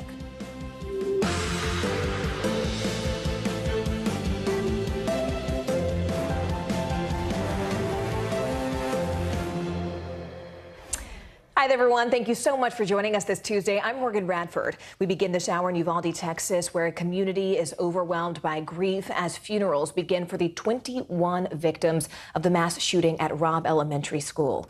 Now, as the community mourns, the search for answers is continuing to grow. We're expecting to learn in just the next few days who will lead the Justice Department's review of the police response to that shooting. There are also questions about the future of the elementary school itself. Uvalde's mayor said in an interview that the building must be torn down. So in a moment, we will talk with NBC's Sahil Kapoor about the latest movement towards gun control on Capitol Hill. But let's go ahead and begin there on the ground in Uvalde with NBC News correspondent Shaquille Brewster. Shaq, what are people across Uvalde saying as these funerals begin? What's the tone? What's the emotion? What is it like there behind you?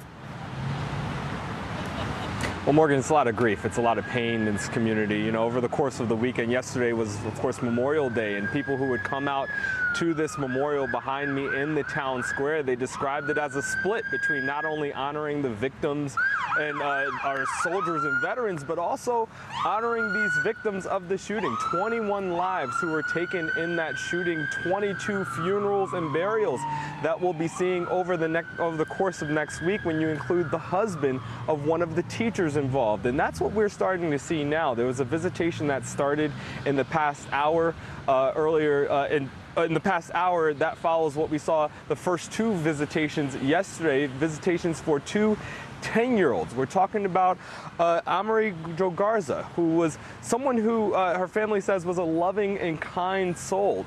We also know of Maite Rodriguez. She wanted to be a marine biologist. A little bit from her obituary read that those who know her and loved her were blessed with her kind, ambitious, friendly, and sweet soul. It's that sense of grief that is just pervasive in this community.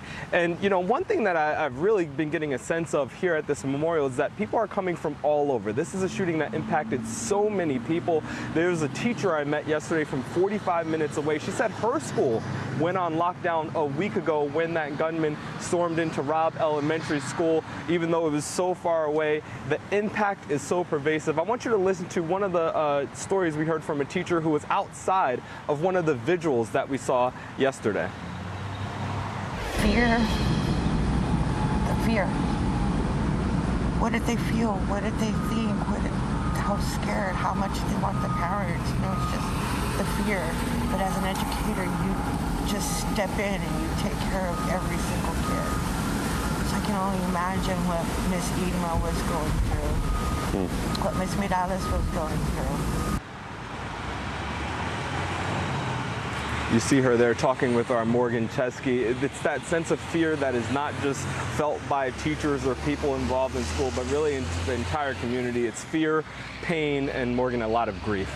Yeah, I can only imagine. I mean, Shaq, though, a lot of people have been talking about the police response. I mean, that's where a lot of eyes are in terms of how do we make sure that nothing like this doesn't happen again, and how do communities prepare themselves, you know, when there are threats that are pending. So how is the investigation into this tragedy? Where does it stand right now? Well, unfortunately, Morgan, we haven't gotten an update in the investigation since Friday. That is when we learned that new timeline, that heartbreaking timeline where state officials said that the local incident commander made some mistakes in not breaching that classroom early on, pointing the finger at the chief of the Uvalde School District Police Department in Pete Arredondo. Now, one thing that we did expect to see today, Morgan, is we thought we would be seeing him getting sworn in. He was elected to the city council just about 3 weeks ago, and we thought we were going to see him get sworn in. That ceremony or that city council meeting was canceled, and that's leaving so many questions for people on the ground who want to know exactly what went wrong in that timeline and have very specific questions about the police response to last week's shooting. All right, Shaquille, I want to go ahead and bring in Sahil Kapoor now, because Sahil, we heard President Biden yesterday talk about potential action, including an assault weapons ban. But what is the talk sort of amongst the people behind you who work on Capitol Hill, really about any movement when it comes to gun control? Well, Morgan, there's a lot of activity happening on Capitol Hill this week. Whether it results in new laws is far from clear right now. Just this morning, the House Judiciary Committee, which is led by Democrats, announced what they called an emergency meeting on Thursday to mark up a large package of gun violence prevention legislation. That includes a bill to raise the age for buying a semi-automatic rifle from 18 to 21. They are pursuing new restrictions on large capacity ammunition magazines, as well as trying to build on the ATS regulations when it comes to ghost guns and bump stocks. These measures are likely to pass the House. Democrats want to bring them to the floor as soon as possible, put as much pressure on Republicans as possible, but they are likely to hit a dead end in the Senate, where a group of bipartisan senators is holding a different set of talks. These are led by Chris Murphy, the Democrat, and John Cornyn, the Republicans, who have had some success in the past at very modest gun-related measures like the Fix NICS Act, which reports some new, or which adds reporting into the background check system. A congressional aide I spoke to said the parameters of these negotiations are much more narrow than anything the House is looking at. There are things like safe storage laws, more money for mental health, potential red flag laws, and maybe something on background checks, even though it's likely to be much narrower than anything the House is looking at. So that's where things stand now. The reality is the whole ballgame is going to be the Senate. There are 60 votes that are required. That means at least 10 Republicans who have been, and that's a caucus, the Republicans who have been very, very reluctant to support any new restrictions on guns at this point. That's where things stand. Some are optimistic that the Uvalde massacre might change the dynamic, but that remains to be seen. Morgan. All right, Sal Kapoor, Shaquille Brewster. Gentlemen, thank you both so much. And for the first time, we're hearing from one of the first responders to the Uvalde shooting. Border Patrol agent Jacob Alvarado was one off-the-duty officer when the school was attacked. Now, his daughter and wife were both inside. Today's show anchor Savannah Guthrie tells us about those terrifying moments. Jacob Alvarado was just sitting down at his local barber shop for a haircut when he received a terrifying text from his wife, Trisha, a fourth grade teacher at Robb Elementary School, who wrote simply, "There's an active shooter. Help. Love you." Armed with a shotgun loaned to him by his barber, he raced to the school just blocks away, where his wife and 8-year-old daughter, Jada, a second grader, were locked down inside. Alvarado, an off-duty Border Patrol officer, says he joined other officers and started evacuating children from the school. He later learned his wife and her students had hid under desks, his daughter forced to take shelter in a locked bathroom.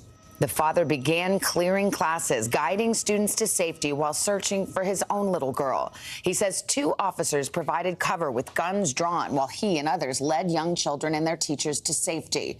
Once he knew his wife and daughter were safe, he continued helping. As new details emerge, there's growing criticism of the official response to the deadly school shooting that left 19 children and 2 teachers dead. Senior law enforcement officials say more than 30 minutes passed before federal officers overrode guidance to stand by. The teenage gunman was killed more than an hour after he entered the school. The Justice Department will now conduct a critical incident review. As for Alvarado, he says he only did what he was trained to do. And this morning on today's show, Alvarado sat down with our Savannah Guthrie to recount what happened that tragic day. What did you see and hear when you arrived? Just chaos. Chaos. Everyone was trying to get to the school. People were trying to get everything situated. I was just trying to get towards my wife's room and my daughter's room. Were there already police there? There were some there already, yes. And what happened? Did you just run in and start evacuating kids, or how did that unfold? I was actually going over there, and then I went back to my barber's truck. He got me his shotgun. He gave me some shells. I put whatever shells I had in my pocket, and then I took off running towards the school. Did you ask the police that were there, hey, can I go in? Did you check in with them? I mean, how did that happen? It's a small community. Yeah. My wife works at Robb. Everyone at Robb knows me. Pretty much all local law enforcement knows me, or I know the majority of them. So I was able to go in, and I announced who I was and made my way through. And how were the kids getting out? You know, I mean, I think people are trying to understand how this unfolded. It's chaos that is easy to understand. But where were the police? Where was the classroom? The police were breaking out the windows on the outside, and the kids were jumping out through the window. They were jumping out through the window, down the in the parking lot, down the pavement, headed towards the funeral home. Did you ever see those officers that were poised outside the door? You know, obviously there's a lot of scrutiny now of those actions and whether they should have gotten in. Did you ever have any occasion to interact with them at all? At one point I was there at the door, fixing to go in, but once again, I didn't have any of my gear. It wouldn't have been a smart move for me. All those guys had their gear and stuff. So, like I said, I pulled back. My wife had texted me, called me that she was okay at the funeral home. All the kids were already out of that building, so I went on to find my daughter in her wing. What was that moment like when you saw your daughter? When I saw my daughter, it was a big relief. Yeah. Well, that sling you saw Alvarado wearing is not from an injury suffered on the day of the shooting. Again, both his wife and his daughter survived. The European Union has now struck a major economic blow to Russia. EU leaders have agreed to a new deal to ban Russian oil imports. Now, that agreement is the 6th package of sanctions against Russia from neighboring countries over this Ukrainian invasion. NBC News foreign correspondent Molly Hunter joins us now from Kyiv. Molly, tell us about this new deal. What are the specifics? Hey, Morgan, good afternoon to you. That's right. This is the 6th package of sanctions from the EU focused specifically on Russian oil imports. So it will immediately ban 2/3 of Russian oil imports to the EU. By the end of the year, that will ramp up to about 90%. It's specifically oil that arrives by sea, though, which is a really important distinction. It does not include pipeline oil, and that came about as a concession to Hungary, which relies heavily on Russian imports. Now, the reaction here in Ukraine, Morgan, has been fairly positive but measured. The Ministry of Foreign Affairs welcomes the 6th EU sanctions package. The foreign minister said the oil embargo will speed up the countdown to the collapse of the Russian economy and the military machine. And the deputy head of the president's office, while he welcomed the sanctions, he also said Ukraine is definitely not satisfied with the pace of weapons deliveries, says they believe in promises. And that's the real message, Morgan, as we have discussed from Ukrainian officials, from soldiers, from fighters in the Donbass that our team there is talking to. They want more weapons from the West, and that's their real priority. And Molly, I do want to also, though, ask you about the Biden administration's current stance on this war, because Russia is making gains in the eastern part of the country, but the president seems like he's not willing to increase financial support to Ukraine. So do we know where the White House stands right now on the possibility of additional aid? Yeah, that's right, Morgan. And we're talking specifically, at least the people that we are talking to specifically, are about long-range artillery, because in the Donbass, in Severodonetsk, which we have been talking about, that is the city, in that pocket where the most fighting is concentrated, they are begging the U.S., they are begging Western countries for longer range artillery so they can fight back. Right now, they are outgunned. Right now, Russian forces are absolutely taking over their villages because they have more artillery power. But take a listen. A reporter asked President Biden about this.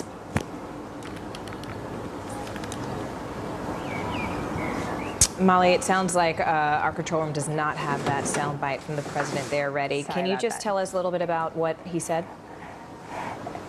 Yeah, and there was just a limit. A reporter asked specifically about longer range artillery, Morgan, and the president said that that would not be happening right now. Of course, those are in hot discussions, and when you speak with Ukrainian military officials here, they are certainly hoping that changes before Russia takes over the entire Donbass region. All right, Molly Hunter for us there live from Ukraine. Molly, as always, thank you so much.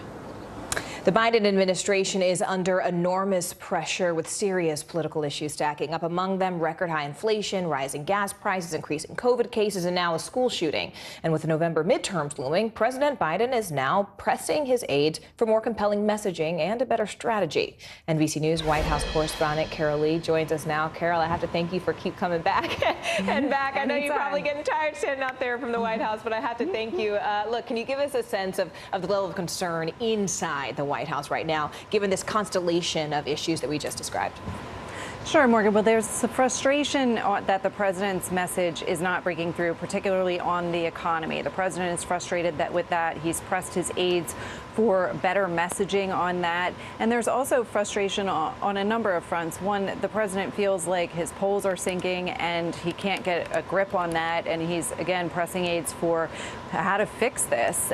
The other things that the president is frustrated with are just there's this general feeling that he can't catch a break, meaning that crisis crisis after crisis keeps landing on his desk, some of which appear to catch the White House flat-footed, like the baby formula shortage. That's something that they did not seem on top of. And the president is frustrated with that, and that he didn't learn about this in a more robust way sooner. We're told we spoke to more than 24 officials inside and outside the White House and in Congress. And one of the things that a White House official told us is that President Biden used to note how President Obama, when he was President Obama's vice president, that everything landed on his desk except the locusts. And that's something, according to this official, that President Biden now says he understands and can relate to. So what do they do about it? That's the big question. We're seeing this push on the economy this week. The president's going to meet with the Fed chair. He's going to make remarks on Friday. A bunch of cabinet officials are out. But it's not clear that it's going to work. We're told the president is going to double down on his message of casting Republicans as extreme, that ultra MAGA phrase that he keeps using, which, by the way, Morgan, we're told the president came up with himself, and then that was poll tested and focus group to see how it would land with the public. And the White House says it's supposed to land pretty well. That remains to be seen. But the president's frustrated, and he's trying to press his aides for a better message, more policy options, and just to get out of what he feels is a big hole. And you know, Carol, I mean, the president is also meeting with Fed Chair Jay Powell today to discuss this rising inflation, really overall the state of the economy, which has many Americans worried that we could be entering another recession. What can we expect to come out of that meeting with the Fed Chair? Well, it's really optics in the sense that the president, and he wrote in the Wall Street Journal in an op-ed about this today, or I believe it published last night, and that is that he, from his point of view, the Fed is the tip of the spear to dealing with inflation, and that inflation is his #1 priority. So part of what he's doing here is to try to send the message that he is on top of this and he's focused on it. It also comes after the chairman was confirmed by the Senate for a second term. So the president, we're told, is going to congratulate him on that. They'll obviously have a host of economic issues to discuss, and this is just one piece of a broader effort by the president and this White House to try to regain the narrative on the economy, which they feel is slipping away. All right, Carol Lee for us. Carol, thank you as always. Meanwhile, Agatha is now barreling toward the U.S. after bringing 105-mile-per-hour winds to Mexico on Monday. Now, the historic storm is one of the earliest and strongest hurricanes to ever hit North America from the Pacific. It's just one of several severe weather threats facing America right now. In fact, the Great Plains is facing torrential rain, and in the Northeast, potentially record-breaking heat. Now, if you were traveling this holiday weekend, you may have actually come face-to-face with this. 1,500 flights canceled. Look at that. Weather was not the only thing to blame, though. Meteorologist Bill Cairns is standing by with the forecast. But first, we have NBC's Tom Costello, who's here to break down the busy holiday weekend in the air and on the road. Yeah, good day. What a frustrating weekend for thousands, tens of thousands of travelers experiencing delays and cancellations over the weekend. That's in the air. If you're on the road, you paid the highest pump prices ever for Memorial Day. And here's the bad news. Summer is just getting started.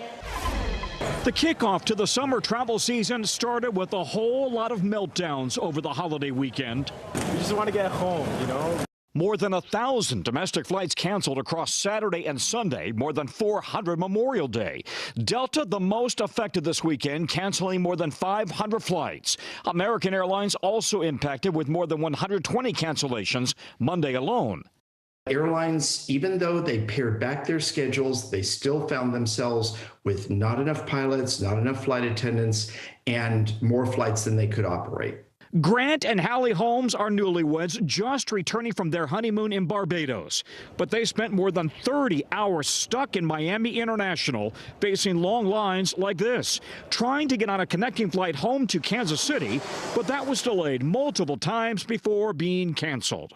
It's chaos, and I hope people have a better time than we are having. But you know, some of it's just out of our control. Some airlines are slashing their schedules during the peak summer months, hoping to avoid disruptions like these. But that could mean vacationers have fewer and pricier options. Well, I'm really worried that the problems we are seeing in the U.S. and abroad are going to cause some people who are thinking about flying for their summer vacations to say, you know what, we'll take a road trip instead. But the cost of gas is also taking a historic toll on Americans' wallets. Oh, it's crazy. It's crazy. It's way too expensive. The national average for a gallon of regular now a whopping $4.62. Even higher in some places like California, $6.17. And overall, more than $1.57 higher than last year. The steep price of fuel impacting summer recreation of all kinds, whether on the road or on the water. We're going to stay much closer to shore now because of the fact that we're not going on any long-distance trips. So back here at the airport, you may be wondering, why are airlines canceling flights? They had a whole year to recover following the meltdowns last summer. What's the problem? Believe it or not, COVID is still a problem. Whenever an employee tests positive, they're out. Not just flight attendants, not just staff behind the counter, but pilots. And speaking of pilots, there's still a severe pilot shortage nationwide. All of that is aggravating the situation for the airlines, which are still struggling a year after COVID finally started to let up a little bit last year. Back to you. Millions across the Northeast are dealing with oppressive heat today. Temperatures could be record-breaking, and there could be many more days like this to come. In fact, a government report is now predicting that the lower 48 states will see above normal temperatures over the next 3 months. Let's go in and bring in NBC News meteorologist Bill Cairns. Bill, I not only want you to walk us through the specifics of this report, but just the, I don't even know what to say. All of these weather events happening right now at the same time. We're seeing heat, we're seeing impacts from Mexico, from the Pacific. What should we expect, Bill?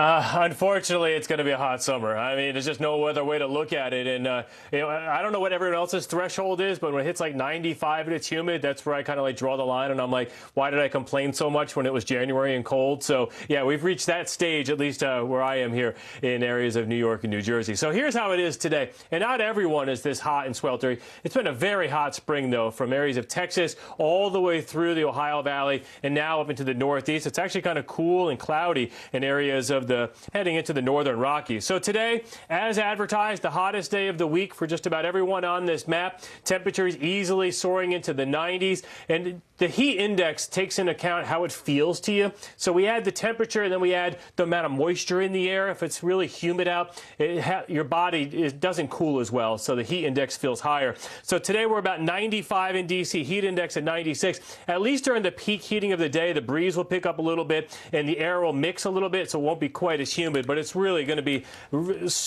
uncomfortably hot, especially getting in a hot car. 96 in Philly and 94 in New York. And as far as tomorrow goes, a little bit better. Baltimore is still very warm. I know in Baltimore, the schools that didn't have air conditioners, they sent the kids home. They don't want the kids in the schoolrooms when it's this hot like that, just very uncomfortable. And it will get slightly cooler as we head towards the end of this week. So this is the worst of it out there, and it gets better. And about that report, is everyone looking forward to June? A lot of kids are for the summertime weather. It does look like the bottom half of this map is all people expecting above average summer conditions with much warmer than average in areas of Mexico and West Texas. Typically, Morgan, on this map, we have a little bit of blue that shows cooler than normal. The only spot that has that is all the way up in Portland. And in case you're wondering about wetter or drier, and in case you've been following all the fire news from New Mexico and Colorado and West Texas, drier than average is not what you want to see either. So, Morgan, I don't know what your threshold is. Maybe you love this hot and humid weather. I'm a cribbing girl, Bill. Of course, I love this. Look, this is the way the good Lord intended for me to enjoy this world in the nice heat. All right, Bill Cairns, thanks so much. My Irish blood is the opposite. It works completely opposite. I can't ever get too hot for me. I appreciate you, man. Take care. Nearly 24 countries now reporting new cases of monkeypox. Coming up, what the World Health Organization's top expert has to say about whether this could be the next pandemic. Stay with us. Live from Ukraine, from Mayfield, Kentucky, from Waukesha, Wisconsin. To cover the news, you have to be in it. This is how so many towns and cities are protecting themselves. You can actually see they're pushing the gates open. I also want to get home. You'll get home. You'll get home. Do you remember any tornado as bad as this one? You look at this and you're thinking, we're not going to have power for weeks, if not months. Exactly. Every night, it's your news playlist.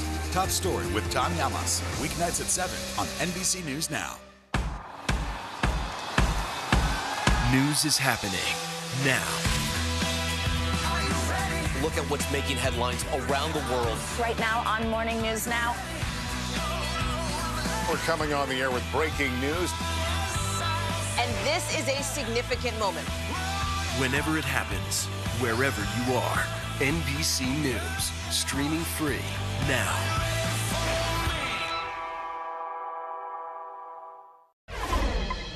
The World Health Organization is closely tracking the monkeypox outbreak, but health officials say they are confident it will not become a pandemic. More cases of monkeypox are popping up around the world, and right now more than 20 countries are reporting positive tests. Let's go ahead and start our coverage with NBC News medical reporter Erica Edwards. Erica, why is the WHO so confident that monkeypox will not, in fact, reach pandemic status?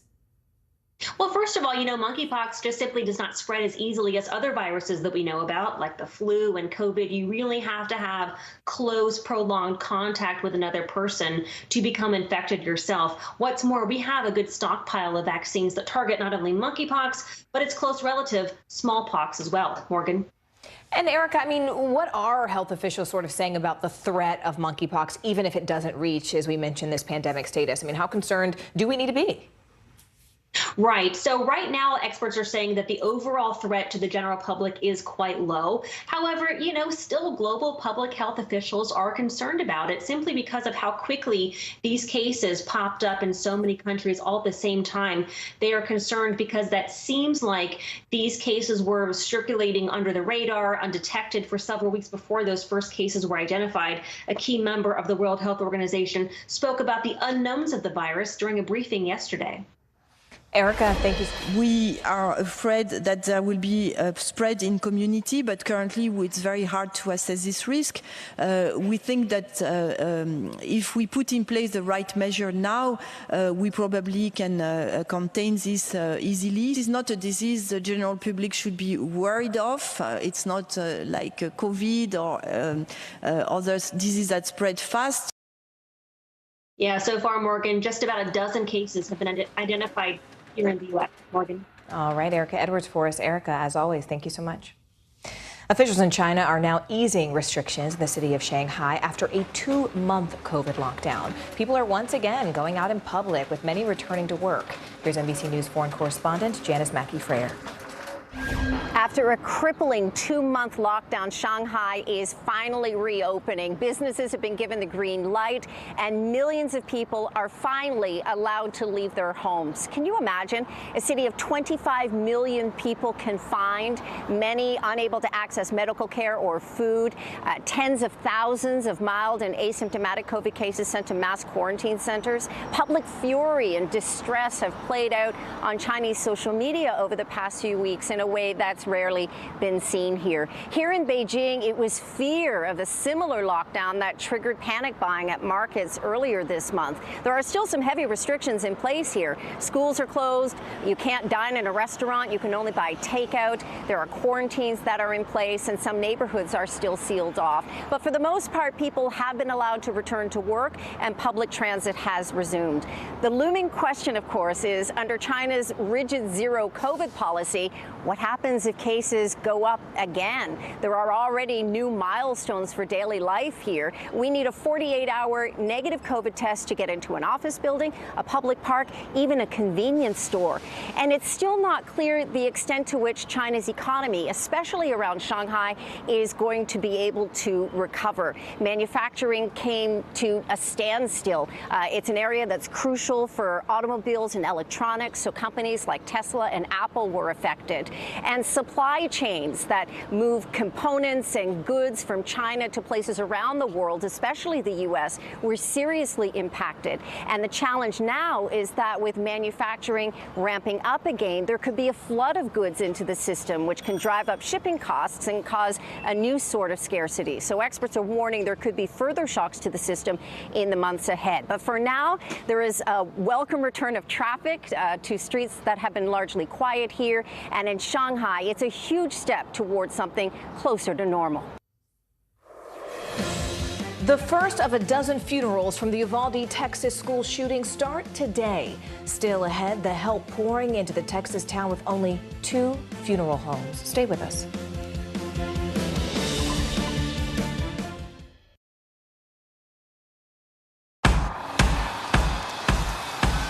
News is happening now.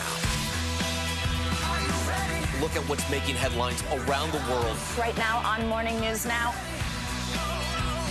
We're coming on the air with breaking news. And this is a significant moment.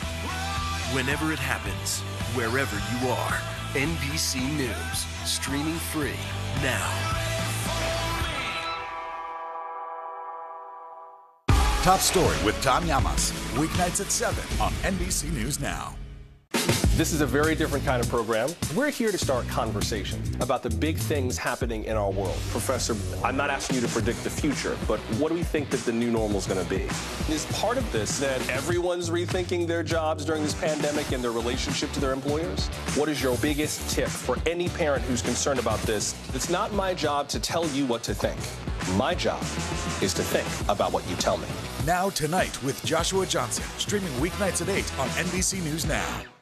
When was the last time you made space to listen to somebody? We are meeting people one after the next who have made profound changes. I think you're going to be blown away by the life lessons. Join Hoda Kotb for her podcast, Making Space. Listen now. We'll meet Ukrainians who are defending their country one block at a time. When you were still in Kiev, could you hear the bombing? My name is Lester. Who's this? To cover the news, you have to be in it. This is how so many towns and cities are protecting themselves. You can actually see they're pushing the gates open every night. It's your news playlist. Top Story with Tom Llamas, weeknights at 7 on NBC News Now. The fire has grown leaps and bounds. What you see behind me is typical. How you doing? Pretty bad.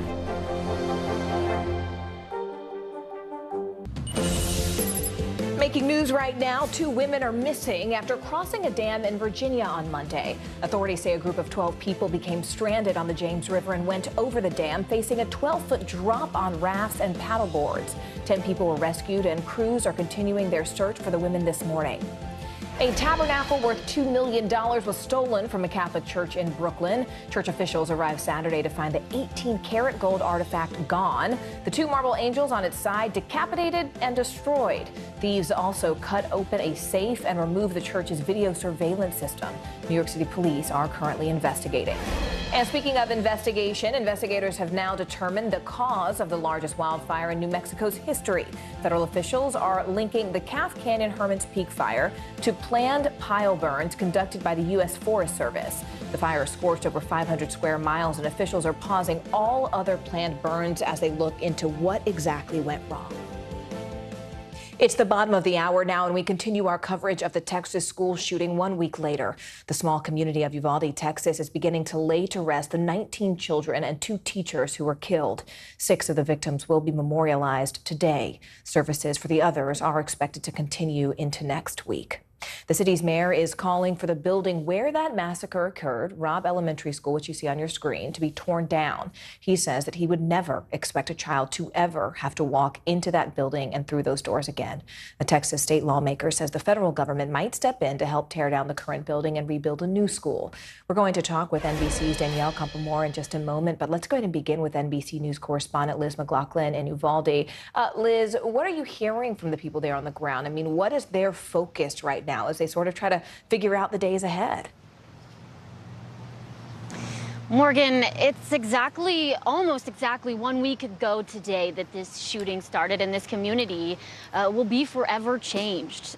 The focus right now is on remembering the lives lost. This is a community in mourning. Visitation started yesterday for 2 10-year-old girls, Maite Rodriguez and Amari Garza, a 10-year-old who got a cell phone for her 10th birthday, and her friends say who tried to call police as this shooting occurred, and she was trapped in that classroom. Funerals set to start today, 11 for children this week and 1 for a teacher that was lost. And more to go on. There's actually only 2 funeral homes in this small town, and that's a lot for them to take care of. So they needed help, and support has come from across the state of Texas, including the head of the Texas Funeral Directors Association, who will be driving, helping out any way he can. Morticians, facial reconstructionists have come here to help with all of the things that need to be done to help these families mourn. And a lot of folks here are turning to faith to cope, to try to find a way to go on after this horrible tragedy.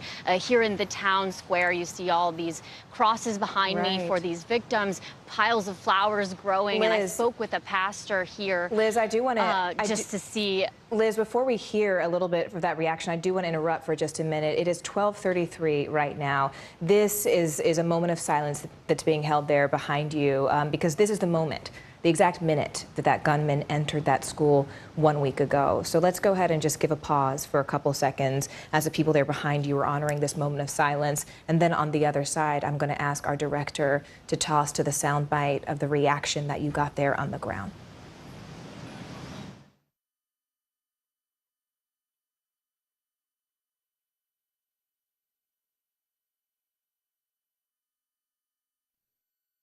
I don't know them personally, but it hit my home.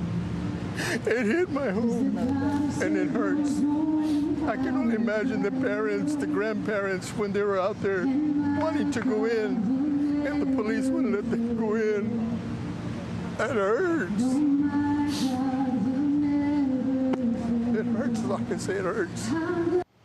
It hurts. Liz, thank you for allowing us this moment of silence. To our viewers who are just tuning in, your TVs are working. We decided to honor a moment of silence because that 12:33 was the exact minute that that gunman entered that school just a week ago. Liz, a lot of people are now looking at the days ahead, and with the Department of Justice now set to review the law enforcement response to that shooting, where does that review stand right now? Where do people say things went wrong? And you just heard that emotional soundbite. I mean, there's a lot of emotions running high here, a lot of anger, a lot of seeking answers as to what happened in that delayed response. How could this shooting have happened for so long? The Department of Justice is doing a critical incident review. It's not a criminal investigation, rather a reflection on lessons learned and in hopes of finding better ways to react to these shootings in the future. So it's focusing on the law enforcement response specifically, not necessarily the shooter and how this tragedy happened in the first place. This was a request from the Uvalde mayor here, Don McLaughlin, and he spoke yesterday for the first time in, since the shooting, talking about his request for that he wanted an independent and transparent review of what happened outside of Texas officials that are also investigating what happened, as this community keeps asking questions about that timeline. All right, Liz McLaughlin for us there. Liz, thank you so much for your reporting. We appreciate it. Meanwhile, in Uvalde, there are only 2 funeral homes. And as funeral services for the victims of the deadly mass shooting get underway, people from around the country are stepping up to help properly memorialize those victims. Today's show reporter Danielle Campamore joins us now. Danielle, first off, how are those in the community there and others really helping to lay these 21 victims to rest? Absolutely. Thank you so much. It really is a community effort. This community has banded together in far more ways than one. And now that they are facing the first of many funerals, they're really continuing what they've been doing since a week ago. They've done everything from sending flowers. I did speak to the president of the Texas Funeral Directors Association, Jimmy Lucas, who, as your previous reporter stated, is on the ground there. He will be driving a hearse, and he's there making sure that they have everything that they need: hearses, morticians, drivers, caskets. I do know that the first of the volunteers to be dispatched were embalmers and morticians who could provide facial reconstruction services to the families to allow them to say goodbye in the best way imaginable. And that was a really harrowing reality for these funeral directors, but they needed help in making sure that they could prepare the bodies so that their parents could say goodbye. And so that's what these community members are doing. They're even donating money, donating funds, making sure that the funeral directors have food, that they have time to rest. It is an all hands on deck type situation. All right, Danielle Campamore for us there. Danielle, thank you so much. We are also following breaking news right now. A former Hillary Clinton campaign attorney has been found not guilty of misleading the FBI. Prosecutors had claimed that Michael Sussman hid his connection when he spoke to the agency back in 2016. Sussman handed over data suggesting a link between the Trump campaign and a Russian bank. The FBI later discredited that information. The top Republican in the House of Representatives will answer questions about the Capitol riot today. Minority Leader Kevin McCarthy is scheduled to appear for a deposition, and so is Alabama Congressman Mo Brooks. NBC News Capitol Hill correspondent Ali Vitale joins us now live from Capitol Hill. Ali, it's great to see you. McCarthy has refused to cooperate with the January 6th committee in the past, so is there a chance that he might actually snub them again? Yeah, there's a big chance that he's going to snub them again, because we know that he said that he's not going to cooperate with these subpoenas, but also because he and the other lawmakers who were initially subpoenaed several weeks ago have repeatedly cast doubt on the committee itself. Specifically, I want to point you to a part of the letter that McCarthy's lawyer sent to the January 6th committee last week. This struck me because this has been the strategy writ large for these Republican lawmakers.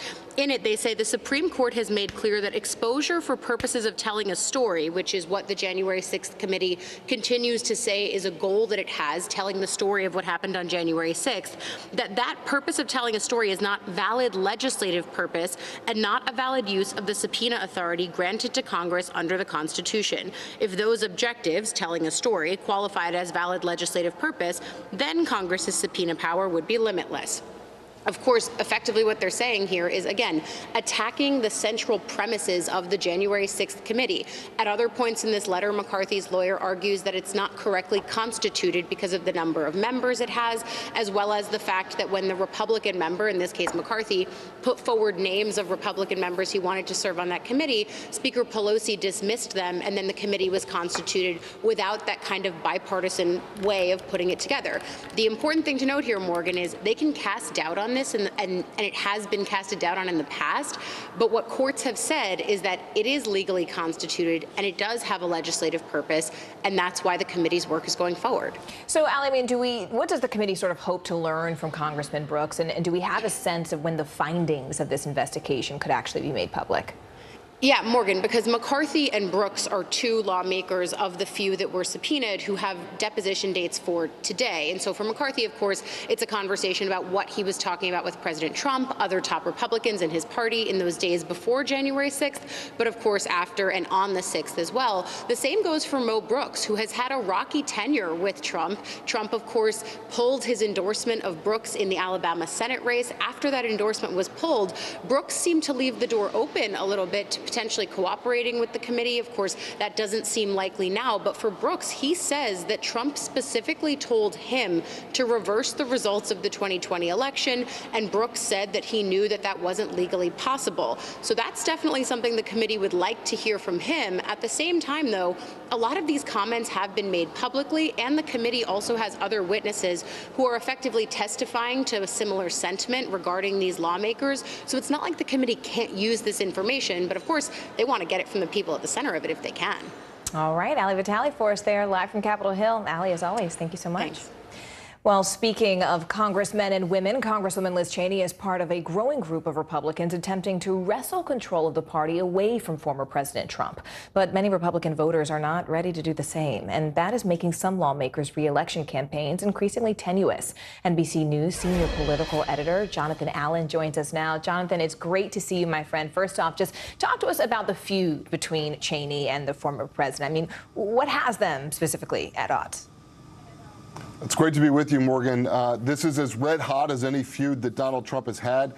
Cheney voted to impeach him after January 6th. She excoriated him for his actions. She joined the January 6th committee in the House investigating his role in the Capitol riot. And she continues to bash him and Republican leaders. It's already cost her spot among those Republican leaders. She was the number 3 Republican in the House until last year, the GOP conference chair. She's been booted from that, and now she is watching her opponent get an endorsement from fellow leaders. You just had Ali Vidali talking about House Minority Leader Kevin McCarthy. He recorded a video against Cheney, as did Elise Stefanik, the New York Republican who took her place in the House leadership. John, let's talk about the president's, former president's midterm mojo. I mean, how many of Trump's preferred candidates actually made their way through the primaries? For the most part, Trump's preferred candidates are doing well, but he's also choosing a lot of candidates who are likely to win. He talks about going 33-0 in Texas. At least a half dozen of the Republicans in that count didn't have opposition on the ballot. What a lot of folks have been focusing on lately, though, is the ones that he's lost, where he's made some endorsements that didn't work out, and even some where he won, but it's very much divided the Republican Party. So we saw in Georgia, for instance, last week, Governor Brian Kemp, Secretary of State Brad Raffensperger, surviving primaries from Trump-backed opponents. We've seen that in Idaho in the governor's race, in Nebraska in the governor's race, and then Trump, of course, lost in his endorsement of Rep. Madison Cawthorn of North Carolina, who went down in a multi-candidate primary to a state senator. All right, NBC's Jonathan Allen for us. Jonathan, as always, thank you. Appreciate you being here. Take care, Morgan. And British Prime Minister Boris Johnson is in the fight of his political life. Coming up next, the new calls for him to step down after that damaging investigation into COVID rule-breaking parties. Stay with us. Let's go. This is a critical choke point for this fire.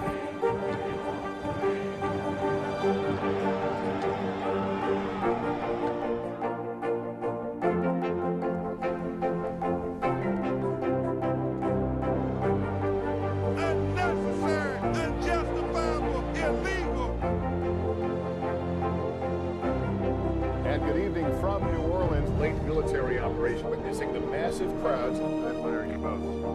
Nice to really spend some time with you. Appreciate it.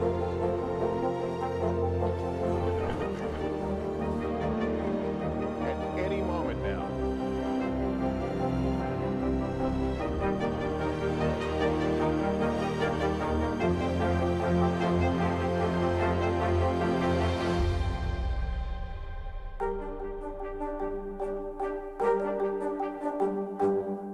To cover the news, you have to be in it.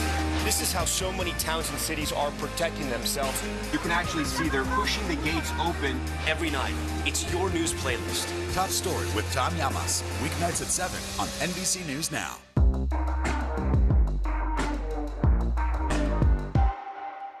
When was the last time you made space to listen to somebody? What I learned from a very young age is radical love, radical forgiveness. We are meeting people one after the next who have made profound changes. It showed a lot of personal strength for me. Why am I trying to make other people happy over myself? So many life lessons that are going on in these conversations. We're watching a transformation. Join Hoda Kotb for her podcast, Making Space. Listen now. The fire has grown leaps and bounds. You see behind me is typical. How you doing? Pretty bad.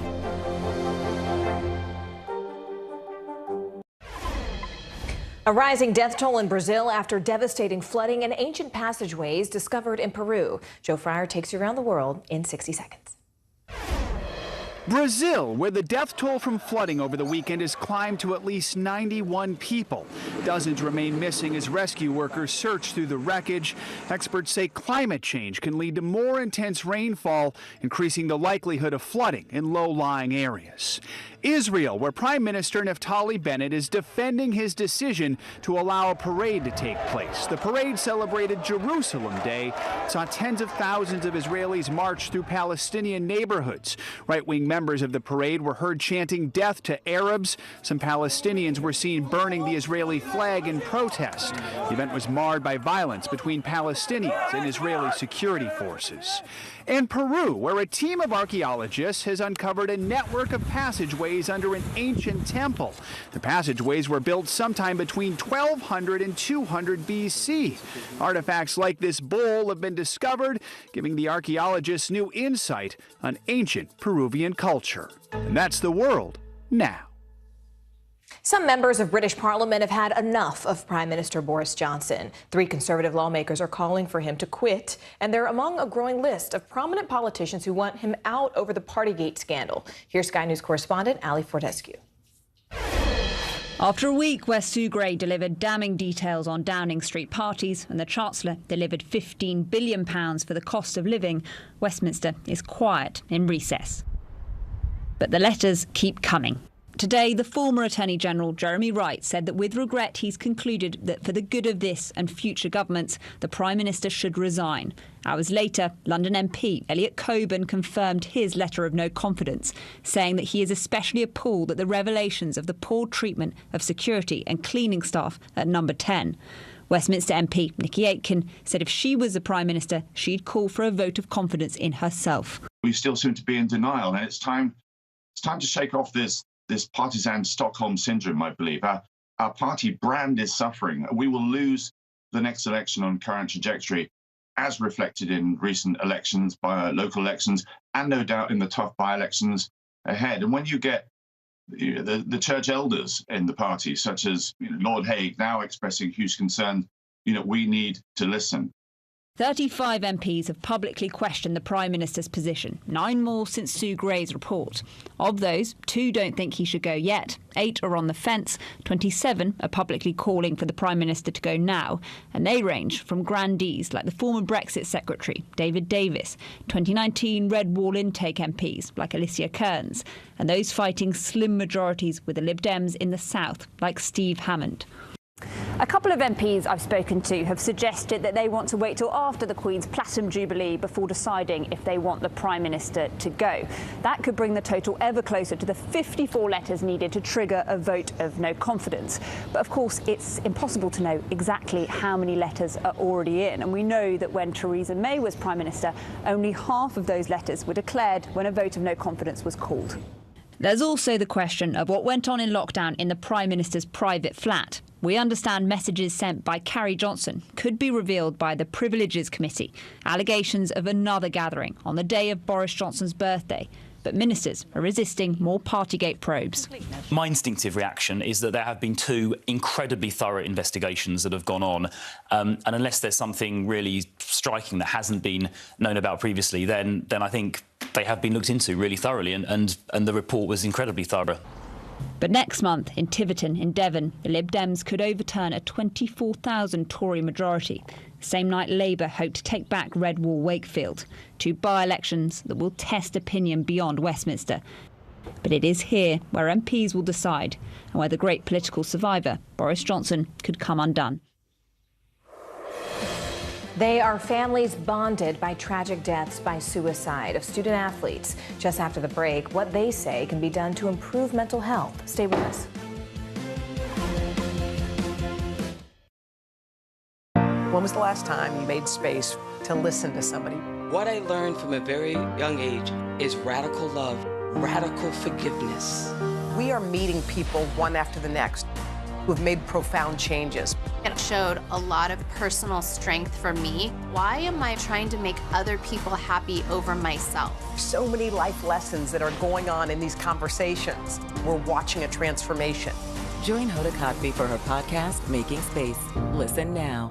Right now on NBC News Now. We've got all the angles covered tonight. You're watching NBC News Now. Here's what's happening. Look at what's making headlines around the world. We begin this hour with the military invasion that's currently unfolding. Right now, the attacks from Russia are coming in from every angle. Our NBC News crew heard explosions in the capital city of Kyiv. Live from Ukraine, where a fierce battle is raging on. We've heard a number of explosions. Russia is picking off Ukraine's military facilities one after another. This factory has gone from making kitchen pots to lethal items that'll ruin tires, ruin the bottom of the car. This is what it looks and feels like to try to escape Ukraine. I don't want to say goodbye. The battle for Congress and the fight for control of State House. In our special County to County series, we're checking out key battlegrounds ahead of the midterms. We are talking elections in a battleground state. What does President Biden need to do tonight? He needs to speak to heads and hearts. A lot to break down, Chuck, so let's dive right in. Judge Ketanji Brown Jackson now elevated to the Supreme Court. Let's zoom out a bit to our changing climate. What do we think that the new normal is going to be? We have some stunning new findings about COVID-19. This new variant is more contagious. Have you seen a demand for mental health services increase among Latinos? The people of the Chamizal neighborhood aren't the only ones experiencing what they call environmental injustice. We're here to try to start conversation. A lot to talk about as we continue our rolling coverage. We're coming on the air with the news NBC Scoop. Bringing the news to you is not only a job, it's an honor. Finally, this hour, May is Mental Health Awareness Month, and the parents of 4 college athletes are coming together to share an important message about asking for help, especially when it's needed most. Here's NBC News correspondent Stephanie Gosk. Hey there, we sat with parents for an interview they never could have imagined just a short time ago. They didn't want this to be their shared story. All of them are struggling with their loss. But they came together to talk about their experience in hopes it will resonate, not just with other parents, but with society as a whole. They don't want their shared story to be anyone else's. It's a powerful moment for all of us to be together. These are the parents of Katie Meyer, Arlena Miller, Morgan Rogers, and Tyler Holinsky, all 4 star athletes and star students. Katie was was Stanford's championship-winning goalkeeper and team captain. Katie was radiant, brilliant. She was the life of the party. Arlena stood front and center on the cheerleading team at Southern University in Louisiana. She was very talented. Whatever she wanted to do, she could have done. Morgan achieved her dream to play lacrosse for Duke. Morgan was such a rock star, and I mean a charismatic, win the room over type of personality. Rush of 4. Nowitzki has time. Tyler made history when he threw a game-winning touchdown for Washington State University. Students carried him off the field. Tyler was awesome. You would have really liked him. He was just one of those likable guys. 4 college students who had everything going for them until it felt too hard to go on. Katie and Arlena died by suicide this year. Tyler took his own life in 2018. A year later, Morgan did too. Their parents sat down with us to talk about a pain that doesn't go away and to share their common message. Why is it so important to be here? The easy thing to do would be to stay home and cry all day. That's the easy way. We have to step up and try to help in any way we can. If this can happen to Tyler, it can happen to anybody. Our family, we were so close and we loved each other and we talked every day, right? We did all this stuff. It's scary for other families to even go there, to think, wow, this could happen to my kid. Especially there's no red flags. And we had 0 red flags. Morgan was on her own agenda. She knew we loved her. She had an incredibly supportive family. I mean, I think it's one of our very common denominators in this room. If love could have saved them all, they'd all be here, because we all love them more than life itself. We would have given our lives for our kids. Suicide is the second leading cause of death for college students. A recent NCAA survey found the rates of mental exhaustion, anxiety, and depression in student athletes is nearly 2 times higher than before the pandemic. Athletes really are under so much pressure, and they grind every single day. They're up at 6 a.m., they're going to practice. They follow that with classes.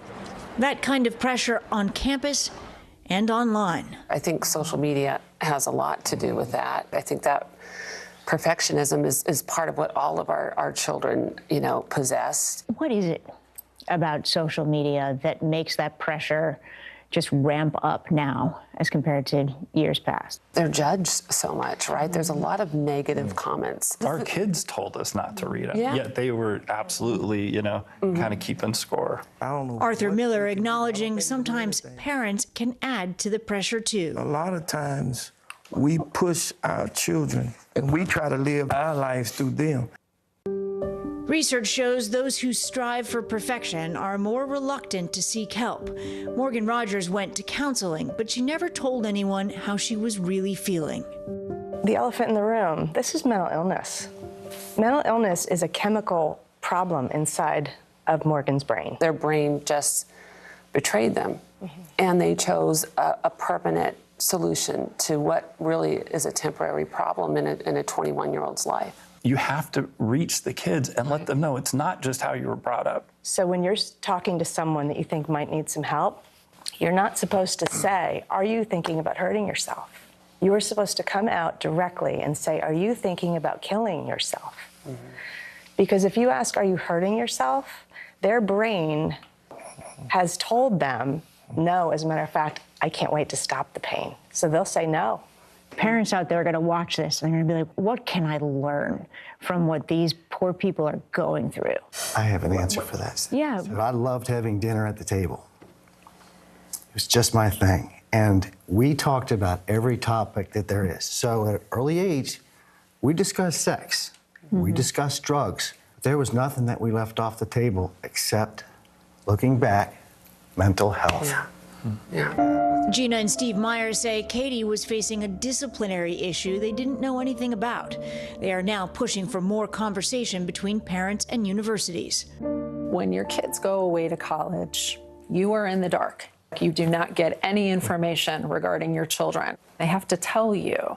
And again, our kids all being very strong and they want to adult, right? If we had received just baseline information, that we would have stepped in and perhaps this would have been prevented. Had we known anything. Had we known a thing. I don't know. Open conversation, something these parents all agree will help. I don't think anybody sitting here would wish Yeah. what we're Yeah. going through Yeah. on another human being. We're all in this crappy club, that nobody asked to join. I think there's a greater purpose. We have to make something good come out of this. Something good has to come out of this tragedy. So if we're going to be the ones to step up, we're going to be the ones to make some changes. That's how I feel. And we won't quit Right. until it's done. Right. It just. Right. Yeah.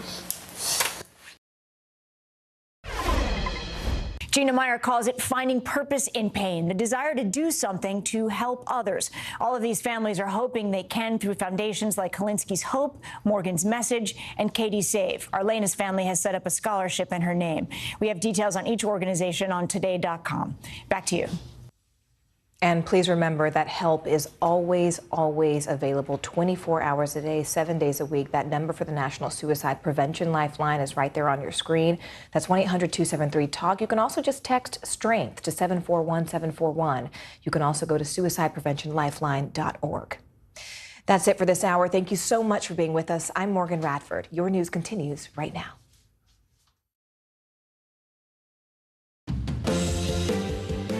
Right now on NBC News Now, city in mourning. Some of the young victims of the Uvalde shooting laid to rest. How the community is remembering them today as school officials weigh whether it's time to demolish the building. Going nowhere. Airline passengers left stranded by a holiday weekend travel mess. What led to thousands of flight cancellations worldwide and what it could mean for the rest of summer. And Verdict Watch, the multi-million-dollar Johnny Depp-Amber Heard case now in the hands of a jury. We are tracking the very latest movements inside that courtroom. And idols in the Oval. K-pop stars BTS meet with President Biden today at the White House. The urgent message they're sending about the surge of anti-Asian hate.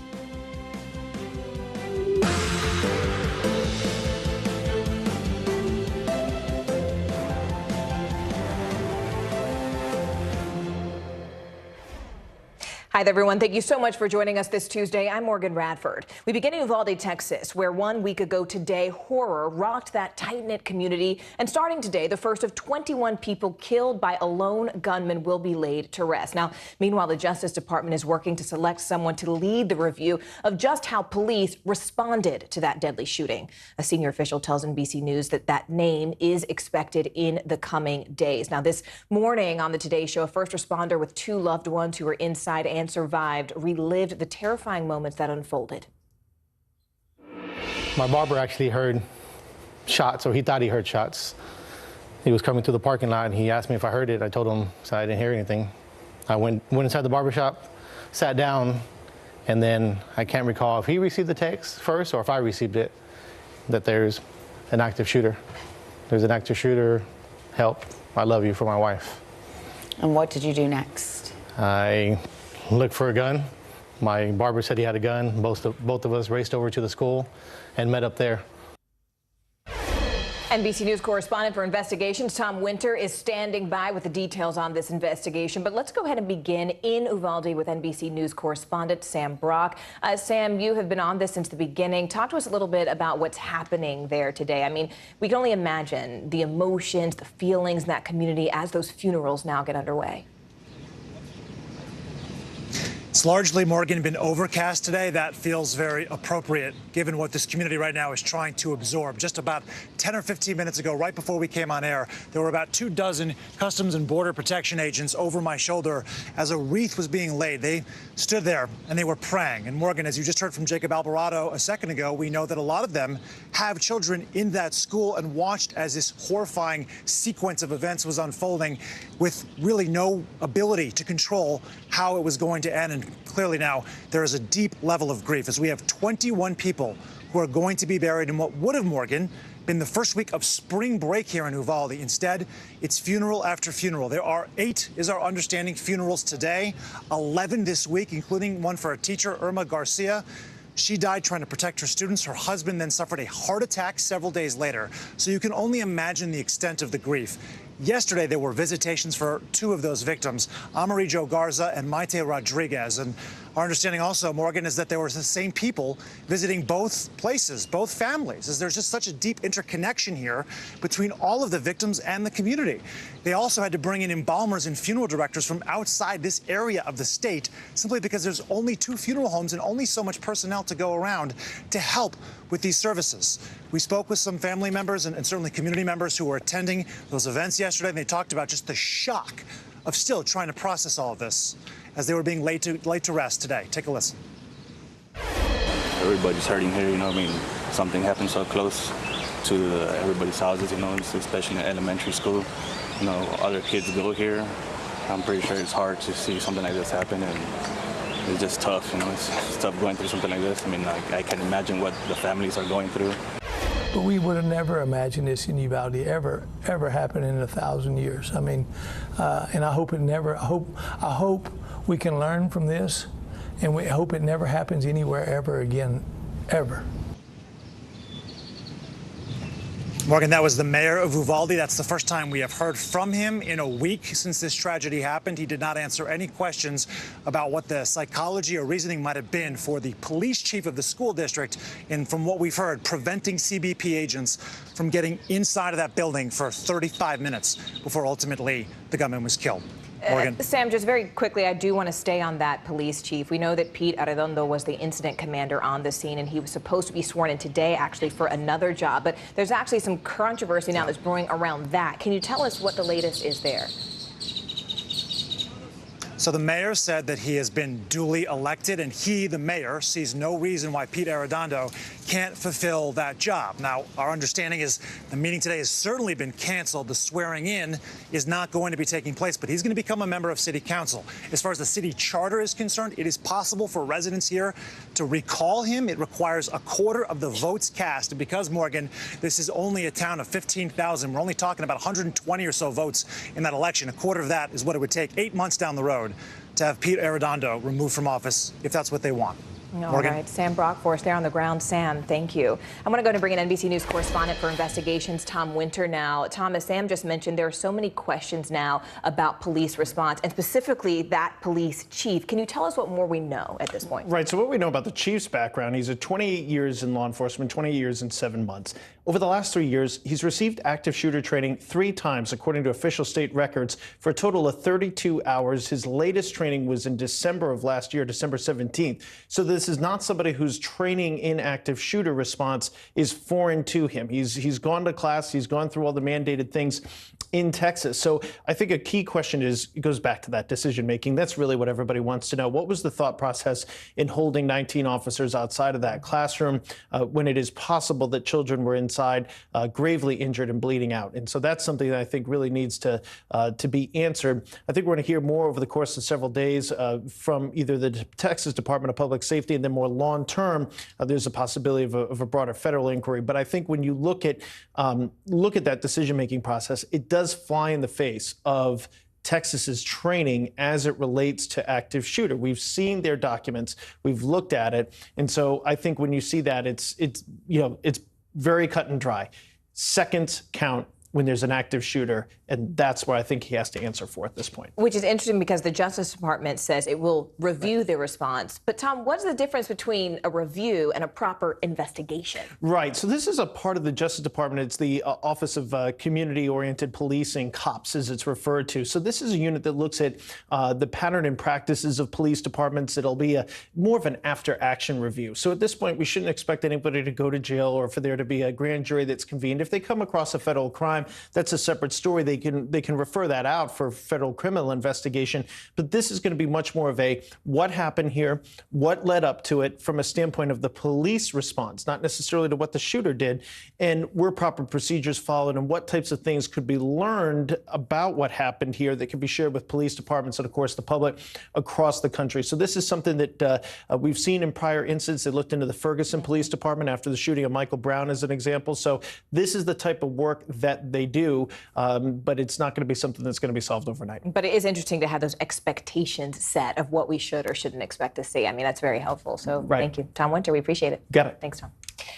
Washington lawmakers are getting to work on gun safety policies. The House and the Senate are off, but sources tell NBC News that a bipartisan group of senators has already met twice in person and will talk virtually tomorrow. Meanwhile, the House Judiciary Committee will discuss several bills on Thursday. The Protecting Our Kids Act includes at least 8 pieces of legislation. And major flight cancellations left thousands of passengers in limbo this past holiday weekend as the airline industry faced its first test of the summer travel season. Now, according to FlightAware, more than 1,500 domestic trips Saturday, Sunday, and Monday were shelved as the demand to get away, well, it's still going up. Although more trouble could be on the way today as 30 million Americans stand in the path of severe weather risks from the Great Lakes all the way down to Texas. Meanwhile, cleanup underway in Minnesota after multiple confirmed tornadoes left behind a path of destruction just overnight. Michelle Grossman is standing by tracking today's forecast, but let's go ahead and begin with NBC News correspondent Blaine Alexander. She is at Atlanta's Hartsfield-Jackson International Airport. Blaine, tell us, we're at the busiest airport in the country. Are passengers still sort of having trouble getting home after the holiday weekend, or are finally things sort of getting back on track? Well, Morgan, the world's busiest airport is certainly living up to its name here in Atlanta. The good news is that all of those delays, all those cancellations we saw over the weekend, they are getting better. We are seeing some relief, but we're already still seeing some of the ripple effects. So at last check, we're talking about 50 or so cancellations, fewer than 700 delays. That's a vast improvement over what we saw over the weekend. We're talking about thousands of delays and cancellations. So it does look like things are getting back on track, but a couple of reasons for this. One, we're seeing travel go back up to at least close to pre-pandemic numbers. But when it comes to employment, when it comes to people who actually work at the airlines, fly the flights, work the flights, and work here even in airports, those numbers are not getting back up where they needed to be. I just spoke with a person here from Hartsfield-Jackson, and he talked about the traffic that they saw through this airport over the weekend. Take a look. Keep in mind, of course, we're in the heart of the pandemic in 2020 and in 2021. We look like we have exceeded those numbers. But 2019 is the baseline. 2019 was a record-setting year for the entire year. We saw 110 million passengers pass through the entire year. We're not going to see those totals this year, but we will see them approaching our pre-pandemic numbers. And Morgan, he tells me that they could likely see it hit those pre-pandemic numbers next year, this time next year, Morgan. And Blaine, what appears to have been the major factors behind all of these cancellations? And really, is there any indication, Blaine, that this could impact the busy summer travel season? I know so many people are ready to kind of get out after years stuck inside during the pandemic. Yes. Absolutely. Weather certainly didn't help over the weekend. As you saw, we didn't have great weather across the country. That contributed to some delays, but also staffing shortages. We're seeing a number of airlines and even airports are actually having a hard time staffing back up from the pandemic when so much of the workforce was slashed. So they're trying to get those numbers back up. In fact, earlier, before we got into the summer, we saw some of the bigger airlines take those proactive steps and say they're going to try and cut some of the schedules so that hopefully they would see fewer delays. The negative impact there, of course, is that fewer flights means the ones that do exist are going to be more expensive. So just a warning to anyone who's still trying to book those summer flights, prices are going up and you are very likely going to see completely full flights. Morgan. All right, Blaine Alexander for us. Blaine, as always, thank you so much.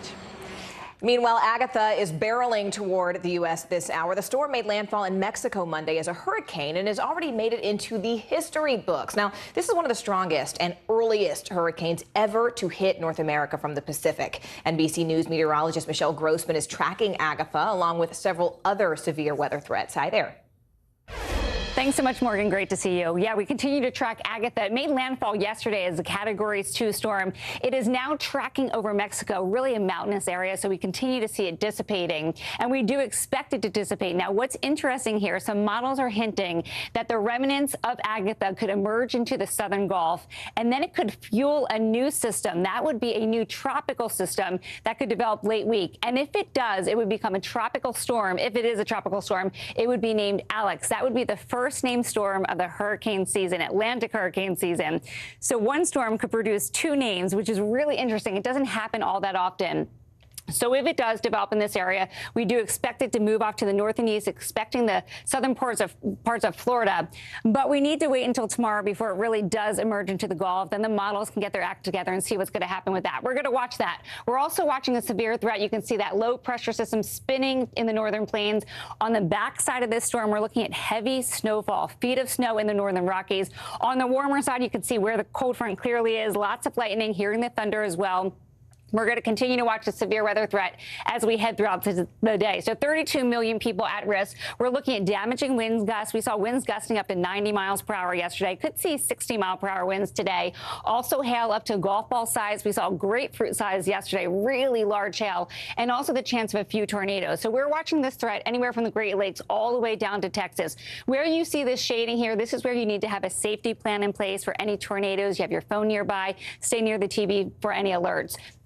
Now, as we go throughout tomorrow, we're going to see this risk slide off to the east. So now the northeast, you're in on the action. Syracuse, Pittsburgh, down to Cincinnati. Once again, the panhandle of Texas, Lubbock, into Oklahoma City. We are looking at 17 million people at risk tomorrow. So winds gusting up to 70 miles per hour, large hail likely, also an isolated tornado. Also concerned about heavy rainfall. This could lead to flash flooding. We could see up to 3 inches, even greater amounts with some storms coming down. Morgan?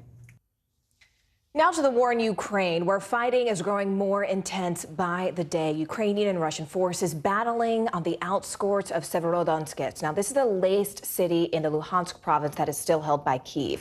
It's part of Russia's big offensive to gain control of the country's east. The Russian gains coming as President Biden discusses limits to his support for Ukraine.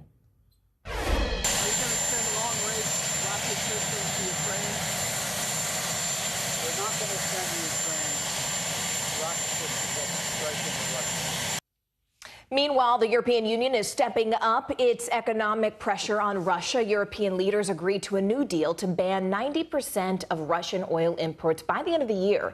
NBC News foreign correspondent Claudio Lavanga is digging into the new oil sanctions. But let's go ahead and begin with NBC News foreign correspondent Molly Hunter in Ukraine. Molly, let's start on the ground there. What is the latest from the fighting, especially when we're talking about that eastern Luhansk province?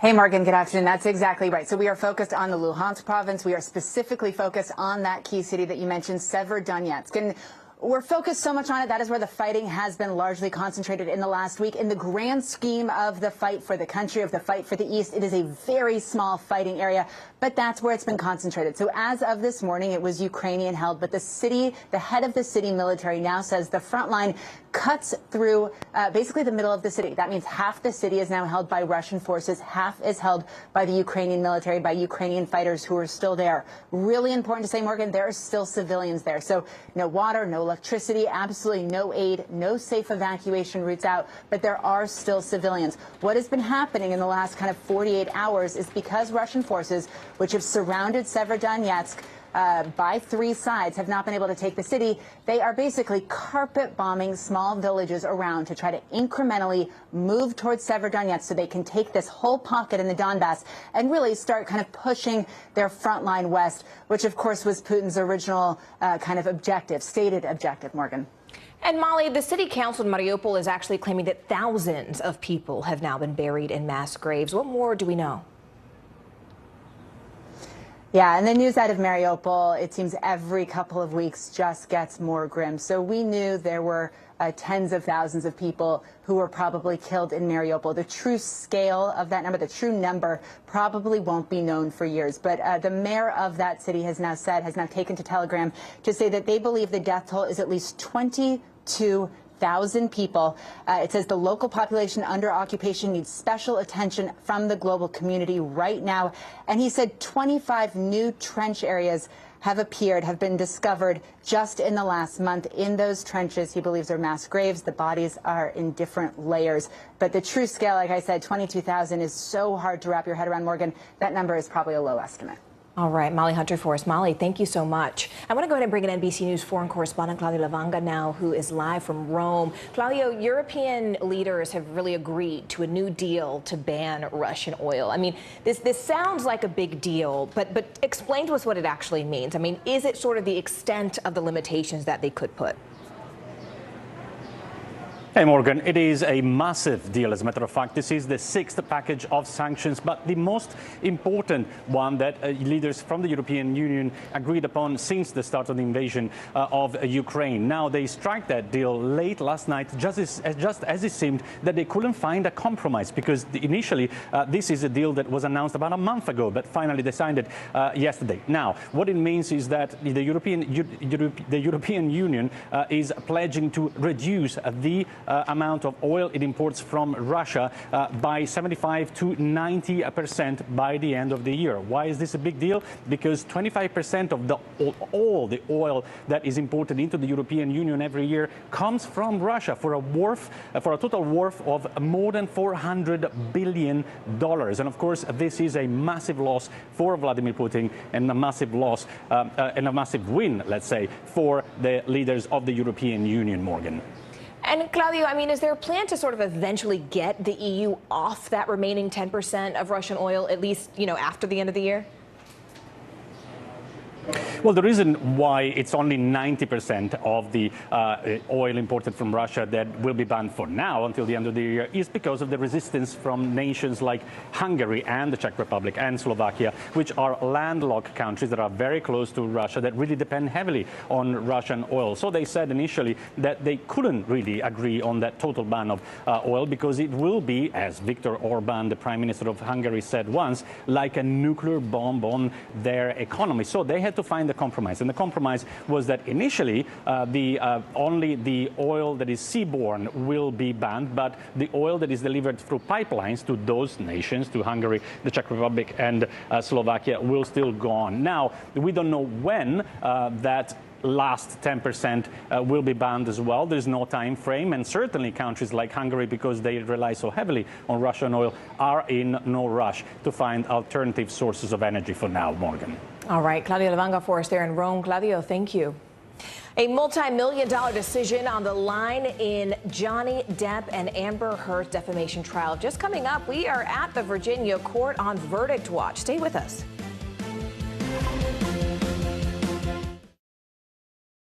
Women's basketball has been systematically held back. After 49 years of Title IX, we still have work to do.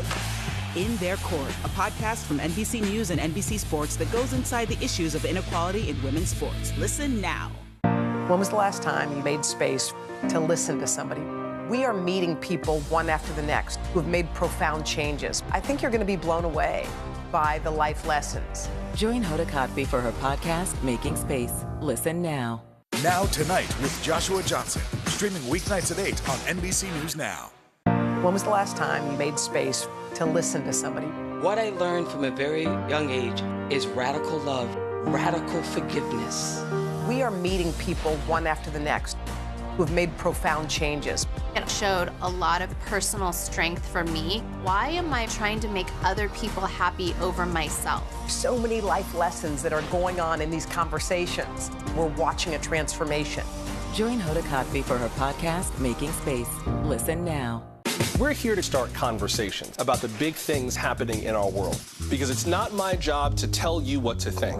My job is to think about what you tell me. Now Tonight with Joshua Johnson, streaming weeknights at 8 on NBC News Now. The fire has grown leaps and bounds. You see behind me is typical. How you doing? Pretty bad. We're here to start conversations about the big things happening in our world, because it's not my job to tell you what to think. My job is to think about what you tell me. Now Tonight with Joshua Johnson, streaming weeknights at 8 on NBC News Now. Women's basketball has been systematically held back. Our players and coaches have been harmed. After 49 years of Title IX, we still have work to do. In Their Court, a podcast from NBC News and NBC Sports that goes inside the issues of inequality in women's sports. Listen now. What would you like to see from the federal government to keep Buffalo safe? If there is legislation brought to you to ban contraception, would you sign it? What should be focused on that could reduce inflation and avoid a recession? If it's Sunday, it's Meet the Press. These days, it feels like the news never stops. So let's get into it. What's happening right now, what it all means for you for an hour every day. It can be hard to keep up, so let's get started together. Hallie Jackson Now, weekdays at 5 on NBC News Now. What would you like to see from the federal government to keep Buffalo safe? If there is legislation brought to you to ban contraception, would you sign it? What should be focused on that could reduce inflation and avoid a recession? If it's Sunday, it's Meet the Press. Sometimes the news can be difficult and overwhelming for kids to understand, so we've created a newscast just for them. We hope your family will watch Nightly News Kids Edition. Actor Kevin Spacey says he will voluntarily appear in court in the UK. There, he is facing sex assault charges and incidents involving 3 separate men. Now, you may recall that Spacey has also faced allegations of sexual misconduct here in the United States. In a statement Spacey provided to NBC News today, he says that he's, quote, confident that he can prove his innocence. And speaking of cases, jury deliberation is back underway in the Johnny Depp-Amber Heard defamation trial. After 6 weeks of fiery testimony, the jury will now weigh Depp's claim that Heard defamed him in a 2018 Washington Post article. Depp was not directly named in the article, but claims that it did cost him work. He is suing for $50 million, and Heard, his ex-wife, is countersuing for $100 million. NBC News correspondent Ron Allen joins us now from outside the courthouse there in Fairfax, Virginia. Ron, first off, what's happening right now inside that courthouse? I mean, this case has sort of played out in the court of public opinion since the very beginning, and now we're coming back from holiday weekend, and at no point has this jury been sequestered. So is there any indication, Ron, about how sort of those factors might actually impact this pending verdict? The short answer is no, Morgan. The jury began deliberations, we believe, around 9 o'clock. They did about 2 hours on Friday, and it's quiet. No questions, nothing. And so you can read into that anything you want or nothing at all. It's really quite a contrast here outside the courthouse to the way things have been for the past 6 weeks. There's no one here. There was no line of people waiting to get in because there was no court session. There were no well-wishers for the 2 principals, Depp and Heard. And it's just been normal, if you will, which is sort of very unusual compared to the carnival-like atmosphere that's been happening around this trial over the past month or so. Now, the jury has a lot of work to do. I know there's been a lot of back and forth in this trial, but basically it's a fairly complicated jury verdict form that they have to go through. They have to answer about a dozen questions each as it refers to each person in the case. It's not just a simple criminal guilty or not guilty case. It's a civil case. So there are a number of questions, a lot of it based on that op-ed that Heard wrote in 2018, and the jurors have to look at specific lines from that op-ed. There are at least 3 of them that are selected, and answer questions like, do you find that Mr. Depp has proven all elements of defamation? The statement was made. Was it made by her? Was it about him? Is the statement false? And similarly, in her claim against him, there are several statements made by Depp's attorney in the press subsequent to this that the jury has to look at to determine whether or not those are false or not. And then after they get through all that, there's the question of money. Is either of them entitled to $50 or $100 million, which they are suing for, punitive damages, as well as damages because of defamation, because of collateral, because of the work that they say they've lost and how their careers have been damaged. So there is a lot. The point is, there's a lot for the jury to go through. It's not a simple case, and they have to sort through, the jurors have to sort through a lot of craziness, frankly, that's been going on in the courtroom for the last couple of weeks to get down to the essence of this. And that's what they're going to do, and how long it's going to take them is anyone's guess. All right, Ron Allen, covering all of the twists and turn of this trial for us. Ron, thank you so much. We appreciate it. Meanwhile, in California, the attorneys of former Theranos CEO Elizabeth Holmes are asking a judge to overturn her convictions. Holmes was found guilty of 4 counts of fraud back in January and is set to be sentenced in September. CNBC's Yasmin Corum joins us now from San Francisco. Yasmin, I mean, you've been talking about following this from the beginning. Break this down for us. I mean, what exactly are Holmes' attorneys arguing here? What would be the basis of turning that over? Right, Morgan. Well, in a 20-page motion, attorneys for Elizabeth Holmes simply argue that no rational juror could convict her beyond a reasonable doubt based on the evidence. It's important to note here they don't allege any kind of jury misconduct, just that the jurors got it wrong. In the motion, her lawyers attack the wire fraud counts that Holmes was convicted of, which was basically the backbone of the government's case against her. The basis of the charges was that Holmes and her ex-boyfriend, top executive at the time, Sunny Balwani, lied about the capabilities and accuracy of the Theranos blood analyzers. They raised almost $1 billion from the likes of Rupert Murdoch, Betsy DeVos, and the Walton family. But lawyers for Holmes argued that investors and business partners were focused on the long-term goals of the company and its ability to impact the healthcare in the future. Now, it's important to note here that legal analysts I've talked to say that this is a long shot request, and it's unlikely she'll be able to really get a favorable ruling, Morgan. Judges are rarely inclined to throw out a jury verdict. And Yasmin, I mean, meanwhile, there's this second Theranos trial that's underway. Can you tell us about Sunny Balwani's case specifically? Yeah, well, we could be hearing closing arguments in Balwani's trial in the next 2 weeks. The defense is wrapping up its case. Balwani's attorneys argue he was simply another investor who took orders from Holmes. However, prosecutors say Balwani was just as responsible for the fraud at Theranos that she was. They claim the two were aligned, even though they had different roles within the company. Holmes on the phone with investors, Balwani in the lab with the machines. Morgan, the question's still out there whether Balwani is going to testify. Sources tell me he still hasn't made up his mind, and it will be a game-time decision. Remember, Holmes spent 7 days on the stand in a very emotional testimony, sharing her side of the story. All right, Yasmin Kornforce there. Yasmin, thank you so much.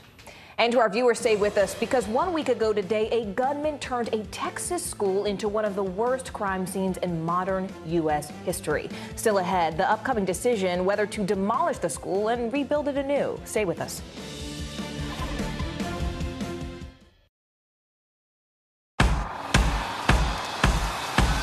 News is happening now. Look at what's making headlines around the world. Right now on Morning News Now. We're coming on the air with breaking news. And this is a significant moment. Whenever it happens, wherever you are, NBC News, streaming free now. To cover the news, you have to be in it. This is how so many towns and cities are protecting themselves. You can actually see they're pushing the gates open every night. It's your news playlist. Top Story with Tom Llamas, weeknights at 7 on NBC News Now. News is happening now. To look at what's making headlines around the world. We're coming on the air with breaking news. This is a significant moment. Whenever it happens, wherever you are, NBC News, streaming free now. To cover the news, you have to be in it. This is how so many towns and cities are protecting themselves. You can actually see they're pushing the gates open every night. It's your news playlist. Top Story with Tom Llamas, weeknights at 7 on NBC News Now. We'll meet Ukrainians who are defending their country one block at a time. When you were still in Kiev, could you hear the bombing? My name is Lester. Who's this? To cover the news, you have to be in it. These are families trying to board those trains to Poland. I also want to get home. You'll get home. Every night, it's your news playlist. Top Story with Tom Llamas, weeknights at 7 on NBC News Now.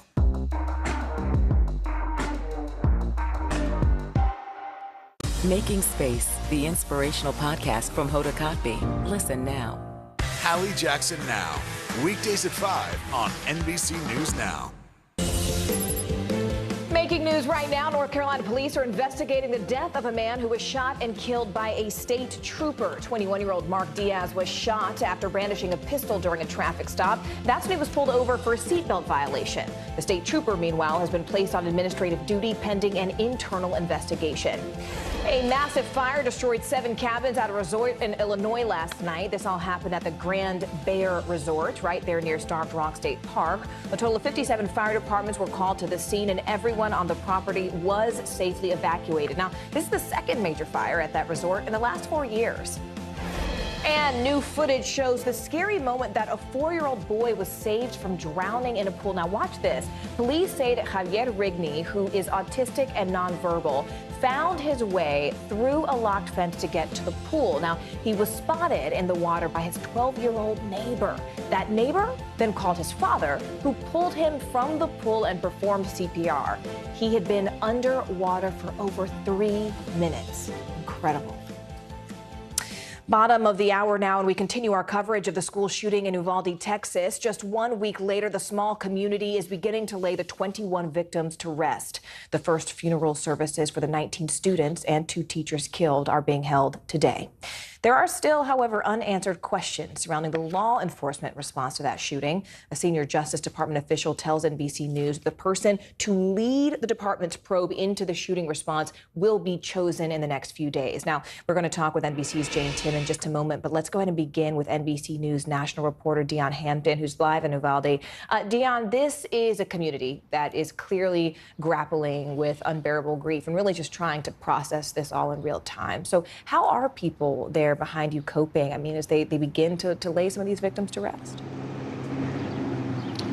I mean, they're doing as best as well as they can. If you can look at the memorial behind me, it's still a very somber mood, and it's been like that since this makeshift memorial was created. But this is a very tight-knit community where I would say, you know, it's 2 degrees of separation. You know, if you don't know the person, then maybe your girlfriend does. So the fact that a massacre like this happened here has really shook, you know, the root of this community.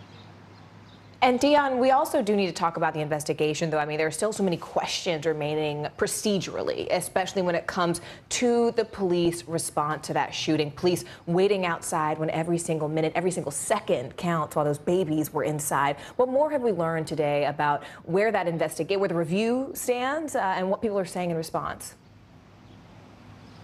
Yeah, and I think that's one of the questions. It was over the weekend that the DOJ said that they were going to investigate. We actually don't know how long that investigation is going to last. Could it be weeks?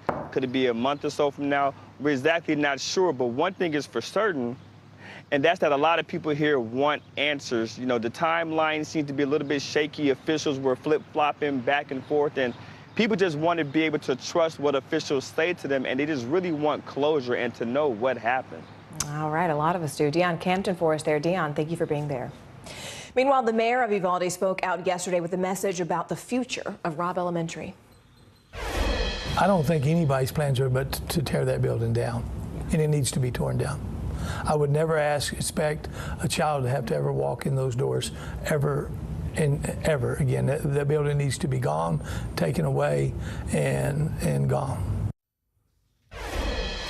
NBC News senior reporter Jane Tim joins us now. Jane, those words were decisive. I mean, they were very clear. What more are we learning about the possibility of the school being torn down? Morgan, we know that one of the state lawmakers has indicated that Biden, in conversation with his lawmaker, Senator Gutierrez, State Senator Gutierrez, had indicated there might be federal grant money that would go towards raising this school and helping to rebuild Robb. Now, we know that raising and rebuilding a school like this is not unprecedented. It happened in Newtown, of course, after the Sandy Hook massacre. But there's definitely some energy there. And we're hearing from people on the ground that there's no desire for parents or students to go back to this school. So this is definitely an idea that is raising momentum. Biden floated the idea of federal grant money that might help this community pay for that, as well as paying for things like health care. The White House had no immediate comment on what that actually might look like and where that grant money might come from. But definitely something that's bubbling up very quickly. Yeah, Jane, I want to stay there for just a minute. When you mentioned the president, we know that President Biden and First Lady Dr. Jill Biden were both in Uvalde over the weekend. And demonstrators there was this moment where they chanted, "Do something," and the president responded, "We will." So how would you sort of describe the sense of urgency right now in Washington to get some sort of gun reform passed immediately? Yeah, you know, you hear lawmakers from both parties talking about how there's an appetite to do something. There is momentum. There is sort of an impetus here that wasn't there, say, 3 weeks ago. We had Buffalo, of course, and then in Uvalde. But I will say 10 years ago, Morgan, I covered the Newtown shooting. And I remember this exact same conversation we had about how there was going to be change and some kind of legislation would be passed to make these shootings less common. And nothing really happened after that one. So I think that For those of us who have been covering this conversation for a long time, it does not feel like there is sort of momentum, but I will say different players, different time. There's been a lot more mass shootings since then. And this did happen in a very different state. You know, Connecticut is a blue state with blue senators. And this one has people like Senator John Cornyn, a Republican, who says, you know what, we need to start looking at this. We need to take a hard look and we're going to try. So it might be different players who are managed to get something done. But there's definitely, I think, some pessimism as well from people who have been watching this for a long time. Yeah, I mean, it's just so unfortunate. We've seen, as you mentioned, so many of these mass shootings since then. And unfortunate is really, really an understatement. Jane Tim for us there. Jane, thank you. Meanwhile, speaking of the president, soaring prices on everything from gas to groceries, top of mind for many Americans. And the president is no exception. He is out with an op-ed in the Wall Street Journal today saying that inflation is his top priority. And now he's looking to take action, meeting with Federal Reserve Chair Jerome Powell at the White House later today. CNBC's Dom Chu is standing by for us. Let's go ahead and begin our coverage with NBC News White House correspondent Carol Lee. Carol, the president is facing mounting pressure to really combat inflation, something that is top of America's mind. In this new op-ed, he actually detailed his plan to do that. Can you just take us through some of those key points? Sure, Morgan. Well, the president in this op-ed is in part trying to take credit or get credit for some of the things that he feels are going well in the economy.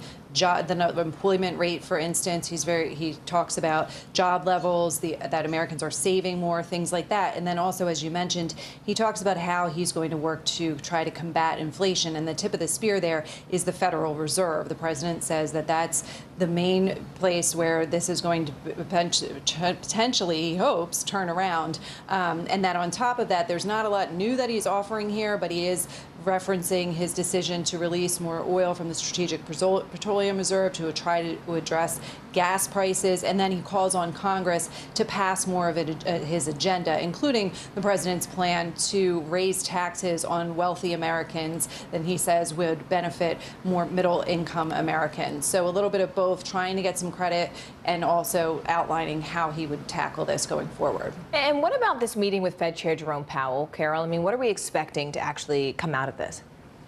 Well, the White House says that they are going to discuss, so the president's going to congratulate him on his being confirmed to a second term. That just happened recently.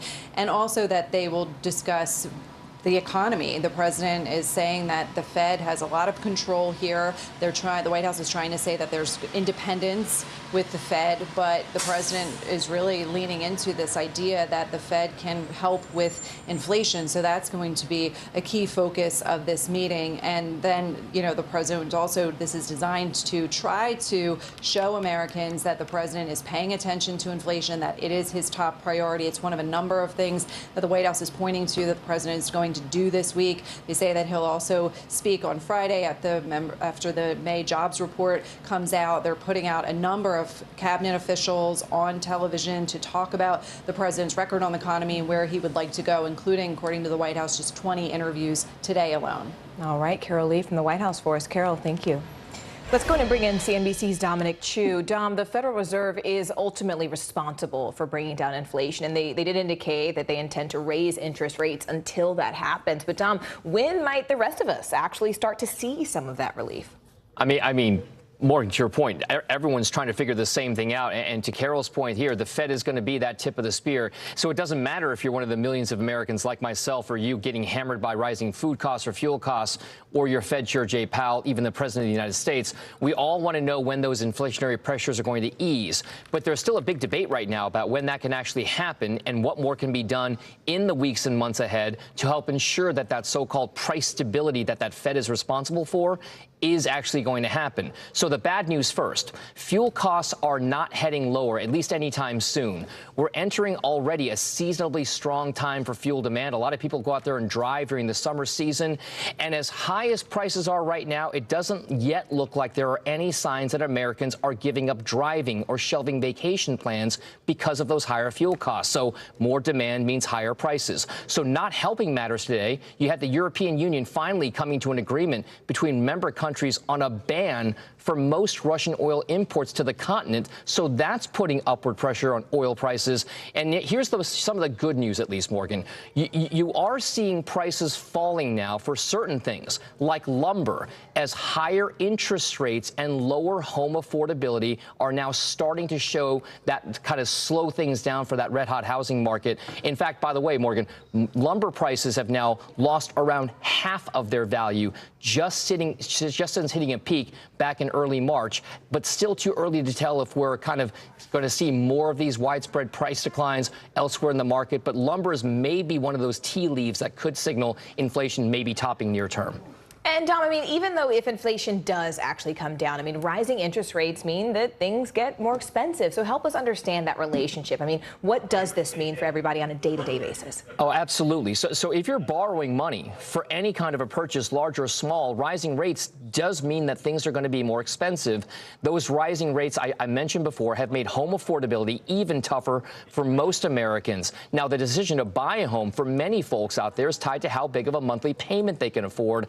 Rising rates drive that cost higher. Same thing applies for buying a car. You look at the monthly payment you can afford, then figure out the down payment with the interest rate. Or if you're buying anything on a credit card and then carrying a balance that you pay off over time, all of those things, clothes, furnishings, even food or those rising fuel costs, rising interest rates have that effect of making things cost more, and that's one of the big reasons why the Fed raising rates is seen as tapping the brakes on the economy. The big issue now, Morgan, is policymakers need to make sure that they do not slam on those brakes and put the American economy into a possible recession. Yeah, all right, Dom Chu breaking it all down for us, as always, Dom. Thank you so much.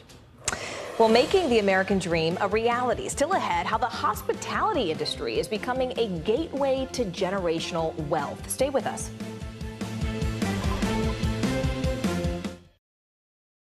News is happening now. Look at what's making headlines around the world. Whenever it happens, wherever you are, it's here now. Sometimes the news can be difficult and overwhelming for kids to understand. Ukraine and Russia. Could you help me understand what's going on? So to help make sense of it, we've created a newscast just for them. We hope your family will watch Nightly News Kids Edition. We're here to start conversations about the big things happening in our world, because it's not my job to tell you what to think. My job is to think about what you tell me. Now Tonight with Joshua Johnson, streaming weeknights at 8 on NBC News Now. Sometimes the news can be difficult and overwhelming for kids to understand. Ukraine and Russia. Could you help me understand what's going on? So to help make sense of it, we've created a newscast just for them. We hope your family will watch Nightly News Kids Edition. News is happening now. Look at what's making headlines around the world. Whenever it happens, wherever you are, it's here now. What would you like to see from the federal government to keep Buffalo safe? If there is legislation brought to you to ban contraception, would you sign it? What should be focused on that could reduce inflation and avoid a recession? If it's Sunday, it's Meet the Press. Sometimes the news can be difficult and overwhelming for kids to understand, so we've created a newscast just for them. We hope your family will watch Nightly News Kids Edition. K-pop sensation BTS is at the White House today. The South Korean boy band is there to meet with the president and raise awareness about the growing number of anti-Asian attacks here in the U.S. NBC News White House correspondent Carol Lee joins us again. Carol, what do we expect to sort of happen here? I mean, how specifically does the White House plan to actually work with BTS to kind of raise awareness about this and hopefully stop some of these attacks? Yeah, it's a great question, Morgan, and I think the way that they're going about this is one of the biggest pop groups in the world. The president is trying to focus on an issue that he thinks is front and center for all Americans right now. And to draw attention to that, he's bringing in someone who probably gets a little more attention from the general public than the president himself. So he's bringing in the group. They're going to meet. It's a private meeting, so there won't be coverage. But we are told that the group will appear at the White House press briefing and will make brief remarks. So it's an effort on behalf of the White House to try to draw attention to an issue the president thinks is a huge concern. We've seen the president, one of the things that they're likely to do is point to a number of actions that the president has taken, including beefing up some funding for the Justice Department to focus on hate crimes and things like that. And so generally, this is one way in which, and we've seen the White House do this before, bring in somebody with some star power and then try to draw attention to an issue that perhaps the president and the White House feels isn't getting the attention it deserves, and that's what's happening here. And I mean, BTS is also at the White House really talk about other issues as well. Carol, what else is on the agenda? So it's AAPI month, and so Heritage Month, and that's something that will be a focus. And one of the things, Morgan, that we're told that the meeting could focus on is just bringing more attention, diversity within pop culture. And so this is something the group has spoken about, saying that they are on this receiving end of a lot of derogatory commentary, and that Jefferson, recent confirmations, and a meeting with Chairman today and Secretary Yellen to discuss my top priority, and that is addressing inflation and in order to transition from a historic recovery to a steady growth that works for American families. Excuse me. And my plan is to address inflation. It starts with a simple proposition: respect the Fed, respect the Fed's independence, which I have done and will continue to do. My job as president is not to not only nominate highly qualified individuals for that institution, but to give them the space they need to do their job. I'm not going to interfere with their critically important work. The Fed has dual responsibilities: one, full employment; and two, stable prices. Chair Powell and other leaders of the Fed have noted at this moment they have a laser focus on addressing inflation, just like I am. And with a larger complement of board members now confirmed, I know we'll use those tools of monetary policy to address the rising prices for the American people. So I look forward to Chairman Powell's continued leadership at the Fed, and I look forward to the Senate considering my final nominee to the board, Michael Barr, in the near future. And that's why we're meeting, folks, and thank you for coming in. Thank you. Mr. President, why do you think there is such high inflation? Let's go, guys. Thank you. Come on, let's go. Come on, guys. Thank you. Let's go. Whose fault is Thank all you. this? Let's go. Come on, guys. Let's go. Thank you. Let's go. Mr. President, whose fault Thank is you. all this? Let's go. Come on, guys. Let's go. Key way so many were able to immigrate to the U.S. The first generation that came over here, they were kind of accidental hoteliers. It was a good opportunity for them to immigrate to a new country. There was an investment scheme that allowed them to invest a certain amount of money and in return receive a path towards citizenship, which is kind of what my grandfather did. Bijou's grandfather, now 101, came to the U.S. in 1976. Over time, more South Asians joined him. Once you were here and established, you were expected to pay it forward. So then we helped other families as well. So it was kind of this system that was kind of built in the 70s and 80s that allowed a lot of people to get here. An entrepreneurial spirit that stayed strong, allowing this community to thrive. For the news, Seema Modi. All the pomp and pageantry fit for a queen. Just after the break, inside the last-minute preparations for the first ever Platinum Jubilee, marking Queen Elizabeth's epic 70-year reign. Stay with us. Hallie Jackson Now, weekdays at 5 on NBC News Now.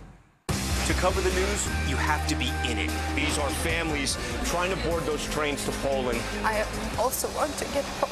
You'll get home. Every night, it's your news playlist. Top Story with Tom Llamas, weeknights at 7 on NBC News Now. Now Tonight with Joshua Johnson, streaming weeknights at 8 on NBC News Now. Women's basketball has been systematically held back. After 49 years of Title IX, we still have work to do. In Their Court, a podcast from NBC News and NBC Sports that goes inside the issues of inequality in women's sports. Listen now. NBC News, streaming free now. Now Tonight with Joshua Johnson, streaming weeknights at 8 on NBC News Now. We'll meet Ukrainians who are defending their country one block at a time. When you were still in Kiev, could you hear the bombing? My name is Lester. Who's this? These These days, it feels like the news never stops. So let's get into it. What's happening right now, what it all means for you for an hour every day. It can be hard to keep up, so let's get started together. Hallie Jackson Now, weekdays at 5 on NBC News Now. Top Story with Tom Llamas, weeknights at 7 on NBC News Now. These days, it feels like the news never stops. So let's get into it. What's happening right now, what it all means for you for an hour every day. It can be hard to keep up, so let's get started together. Hallie Jackson Now, weekdays at 5 on NBC News Now. News is happening now. Look at what's making headlines around the world. Whenever it happens, wherever you are, it's here now. Now Tonight with Joshua Johnson, streaming weeknights at 8 on NBC News Now.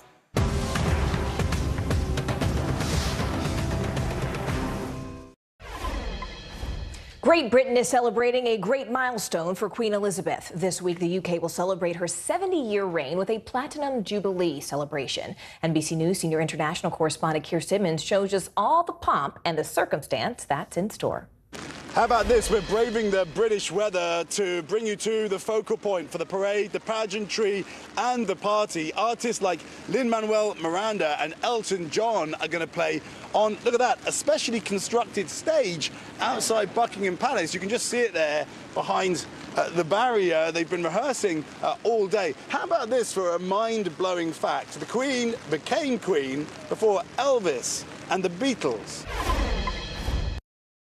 Final touches and anticipation. London decked out in red, white and blue ahead of the historic celebration. Marking the Queen's 70 years on the throne, a milestone no British monarch has ever reached until now. These streets will be full of people. Yeah. Everyone will be coming out to celebrate, so it should be fantastic. A 4-day-long display of pageantry awaits. On Thursday, pomp and ceremony, called Trooping the Colour, a traditional display dating back over 260 years to mark the monarch's official birthday. Then a crowning moment, the family balcony appearance. This time, Andrew, Harry and Meghan will not be there for the spectacular flypast. And in the evening, more than 2,000 beacons will light up the skies to mark 70 years of the Queen's reign. On Friday, a service of Thanksgiving at St Paul's Cathedral will gather the whole royal family together. Saturday will bring the Queen's favourite moment, the Derby. We got an early preview at Epsom Downs, home to the most famous horse race in the world. OK, wow, the winner's enclosure. Yeah. And the Queen will be... in the royal box. Right there? Yeah. Oh, she gets the best view. She gets a good view. She gets a good view. And she's been a loyal supporter of the Derby for so many years. She's only missed 4 since her coronation in 1953. The Queen and her family clearly enjoyed their day at the races. A party outside the palace will follow in the evening, with a concert including the legendary Diana Ross, who tweeted, "I am honoured to perform for Her Majesty the Queen once again." On Sunday, street parties, more than 200,000 events around the UK, over 12 million gathering to celebrate the Queen. We've seen a phenomenal level of interest in the big Jubilee lunch celebrations this year. And to end it all, a parade of more than 10,000 people performing during the Jubilee's pageant extravaganza. People come from across the country, so many people come together for that momentous moment in central London. I think it's going to be a really fitting end to the weekend. The Queen has marked 3 Jubilees before, silver in '77, to gold in 2002 and diamond nearly 10 years ago in 2012. But this will be the Queen's first without her husband, Prince Philip. She's also facing mobility issues that could prevent and limit her attendance at some events. The royal family coming together to support the Queen, despite some strained ties. And they are expecting around 1 million people on the streets of London for this pageantry, this pomp and circumstance. These folks already camping out since yesterday, just proving that you don't have to be eccentric to be British, but it helps.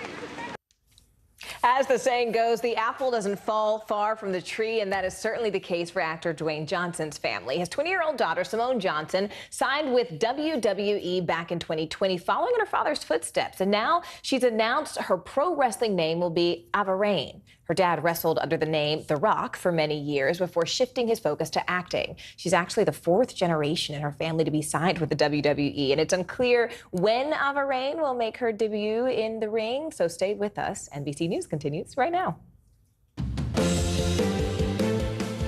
Right now on NBC News, heartache in Uvalde. Starting today, the children killed in the Robb Elementary School shooting are being laid to rest. We'll tell you how the community is coming together to remember the lives lost.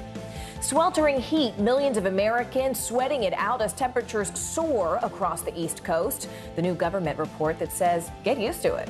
Plus, the monkeypox threat, why the World Health Organization says the outbreak will not turn into a pandemic.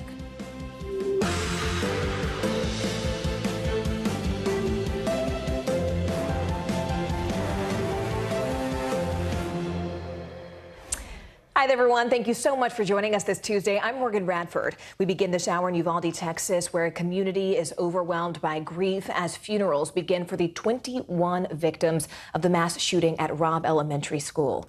Now, as the community mourns, the search for answers is continuing to grow. We're expecting to learn in just the next few days who will lead the Justice Department's review of the police response to that shooting. There are also questions about the future of the elementary school itself. Uvalde's mayor said in an interview that the building must be torn down. So in a moment, we will talk with NBC's Sahil Kapoor about the latest movement towards gun control on Capitol Hill. But let's go ahead and begin there on the ground in Uvalde with NBC News correspondent Shaquille Brewster. Shaq, what are people across Uvalde saying as these funerals begin? What's the tone? What's the emotion? What is it like there behind you?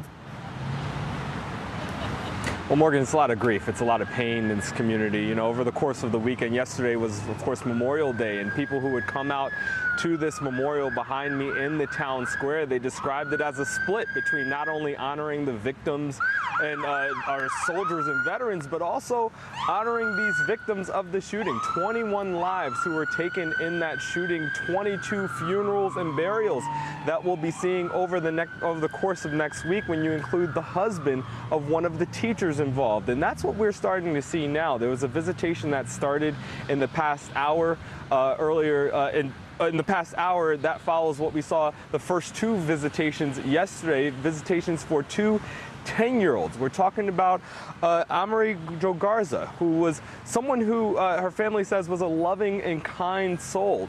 We also know of Maite Rodriguez. She wanted to be a marine biologist. A little bit from her obituary read that those who know her and loved her were blessed with her kind, ambitious, friendly, and sweet soul. It's that sense of grief that is just pervasive in this community. And, you know, one thing that I've really been getting a sense of here at this memorial is that people are coming from all over. This is a shooting that impacted so many people. There was a teacher I met yesterday from 45 minutes away. She said her school went on lockdown a week ago when that gunman stormed into Robb Elementary School. Even though it was so far away, the impact is so pervasive. I want you to listen to one of the stories we heard from a teacher who was outside of one of the vigils that we saw yesterday. Fear. The fear.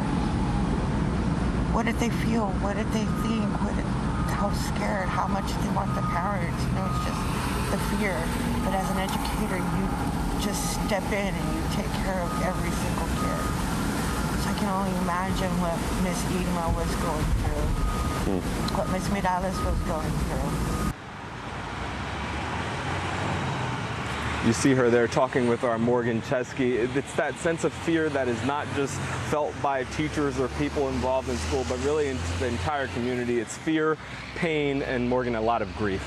Yeah, I can only imagine. I mean, Shaq, though, a lot of people have been talking about the police response. I mean, that's where a lot of eyes are in terms of how do we make sure that nothing like this doesn't happen again, and how do communities prepare themselves, you know, when there are threats that are pending. So how is the investigation into this tragedy? Where does it stand right now?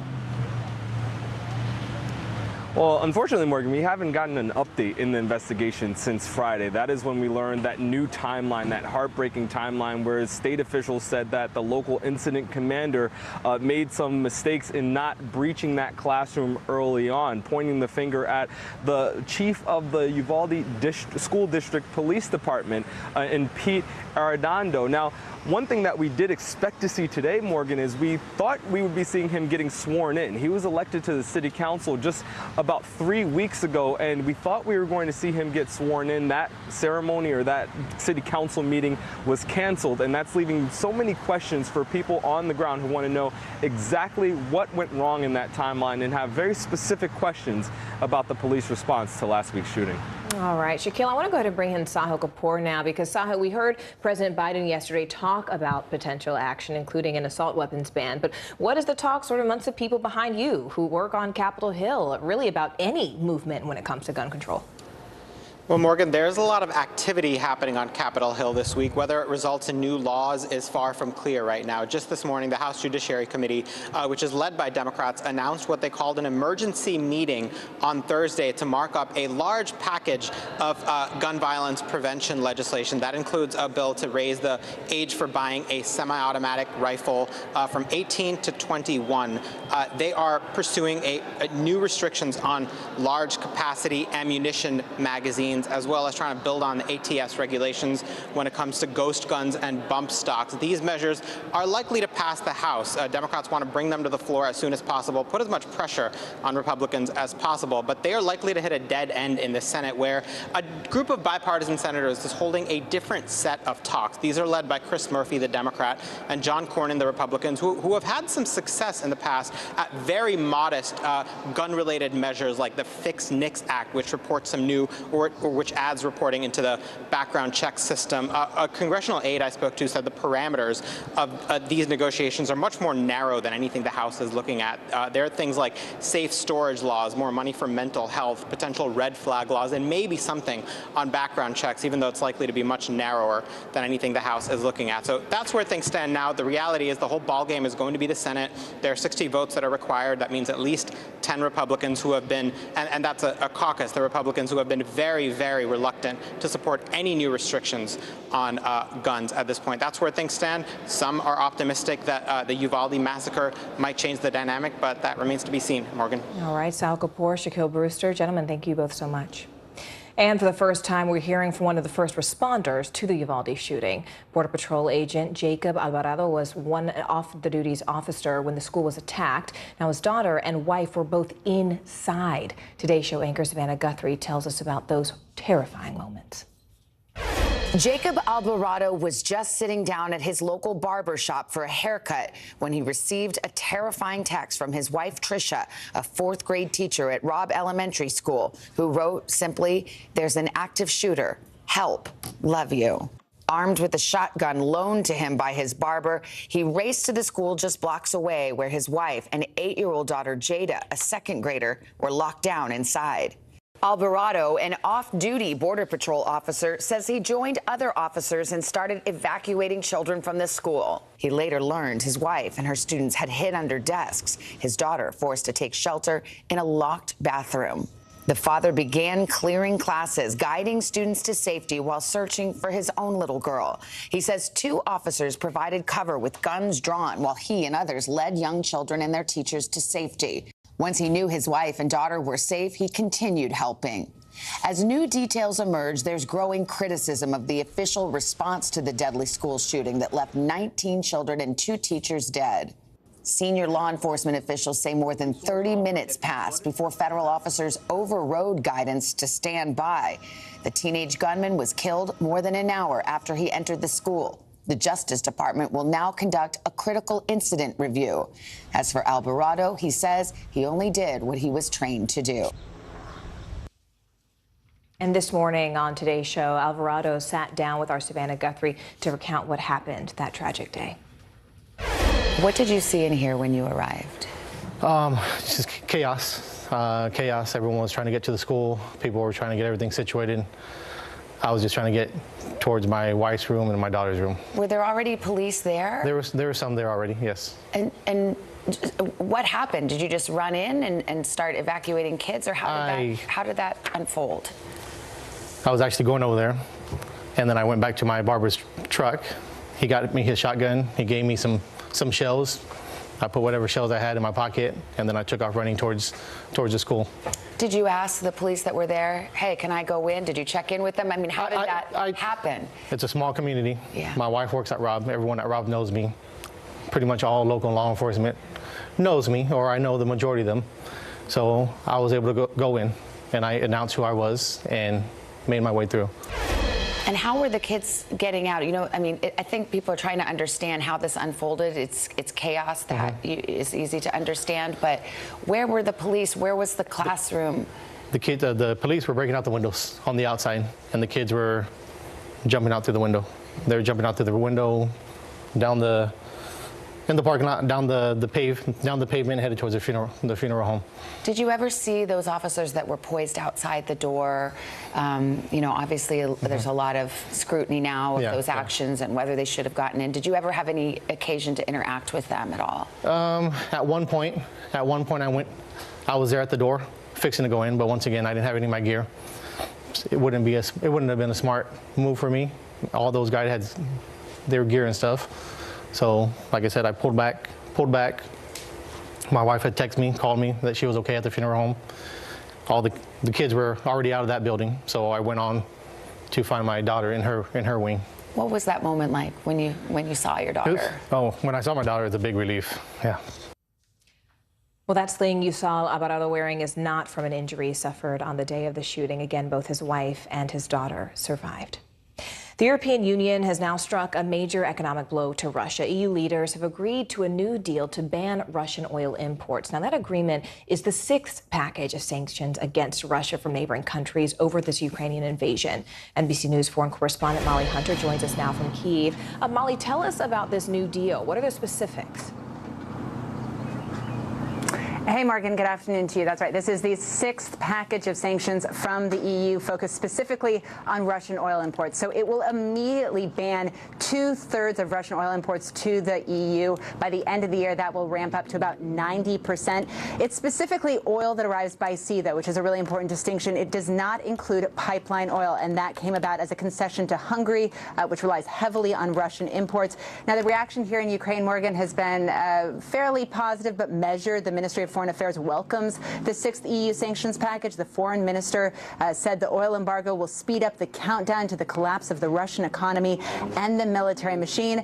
And the deputy head of the president's office, while he welcomed the sanctions, he also said Ukraine is definitely not satisfied with the pace of weapons deliveries, says they believe in promises. And that's the real message, Morgan, as we have discussed from Ukrainian officials, from soldiers, from fighters in the Donbass that our team there is talking to. They want more weapons from the West, and that's their real priority. Molly, I do want to also, though, ask you about the Biden administration's current stance on this war, because Russia is making gains in the eastern part of the country, but the president seems like he's not willing to increase financial support to Ukraine. So do we know where the White House stands right now on the possibility of additional aid? Yeah, that's right, Morgan. And we're talking specifically, at least the people that we are talking to specifically, are about long-range artillery. Because in the Donbass, in Severodonetsk, which we have been talking about, that is the city, in that pocket where the most fighting is concentrated, they are begging the U.S., they are begging Western countries for longer range artillery so they can fight back. Right now, they are outgunned. Right now, Russian forces are absolutely taking over their villages because they have more artillery power. But take a listen. A reporter asked President Biden about this.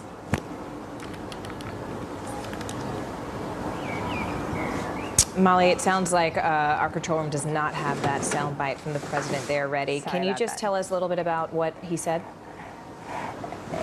Yeah, and there was just a limit. A reporter asked specifically about longer range artillery, Morgan, and the president said that that would not be happening right now. Of course, those are in hot discussions, and when you speak with Ukrainian military officials here, they are certainly hoping that changes before Russia takes over the entire Donbass region. All right, Molly Hunter for us there live from Ukraine. Molly, as always, thank you so much. The Biden administration is under enormous pressure with serious political issues stacking up. Among them, record high inflation, rising gas prices, increasing COVID cases, and now a school shooting. And with the November midterms looming, President Biden is now pressing his aides for more compelling messaging and a better strategy. NBC News White House correspondent Carol Lee joins us now. Carol, I have to thank you for keep coming back and back. I know you're probably getting tired standing out there from the White House, but I have to thank you. Look, can you give us a sense of the level of concern inside the White House right now, given this constellation of issues that we just described? Sure, Morgan. Well, there's some frustration that the president's message is not breaking through, particularly on the economy. The president is frustrated that with that he's pressed his aides for better messaging on that. And there's also frustration on a number of fronts. One, the president feels like his polls are sinking and he can't get a grip on that. And he's, again, pressing aides for how to fix this.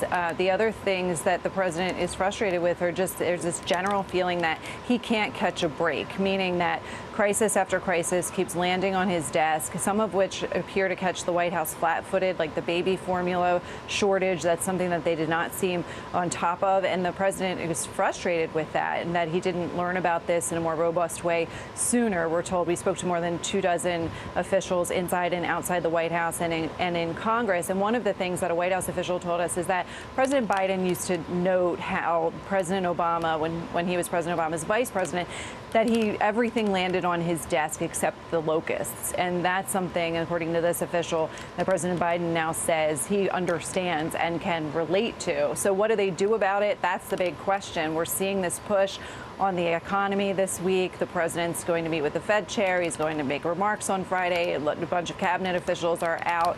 But it's not clear that it's going to work. We're told the president is going to double down on his message of casting Republicans as extreme, that ultra MAGA phrase that he keeps using, which, by the way, Morgan, we're told the president came up with himself, and then that was poll tested and focus group to see how it would land with the public. And the White House says it's supposed to land pretty well. That remains to be seen. But the president's frustrated, and he's trying to press his aides for a better message, more policy options, and just to get out of what he feels is a big hole. And you know, Carol, I mean, the president is also meeting with Fed Chair Jay Powell today to discuss this rising inflation, really overall the state of the economy, which has many Americans worried that we could be entering another recession. What can we expect to come out of that meeting with the Fed Chair? Well, it's really optics in the sense that the president, and he wrote in the Wall Street Journal in an op-ed about this today, or I believe it published last night, and that is that he, from his point of view, the Fed is the tip of the spear to dealing with inflation, and that inflation is his #1 priority. So part of what he's doing here is to try to send the message that he is on top of this and he's focused on it.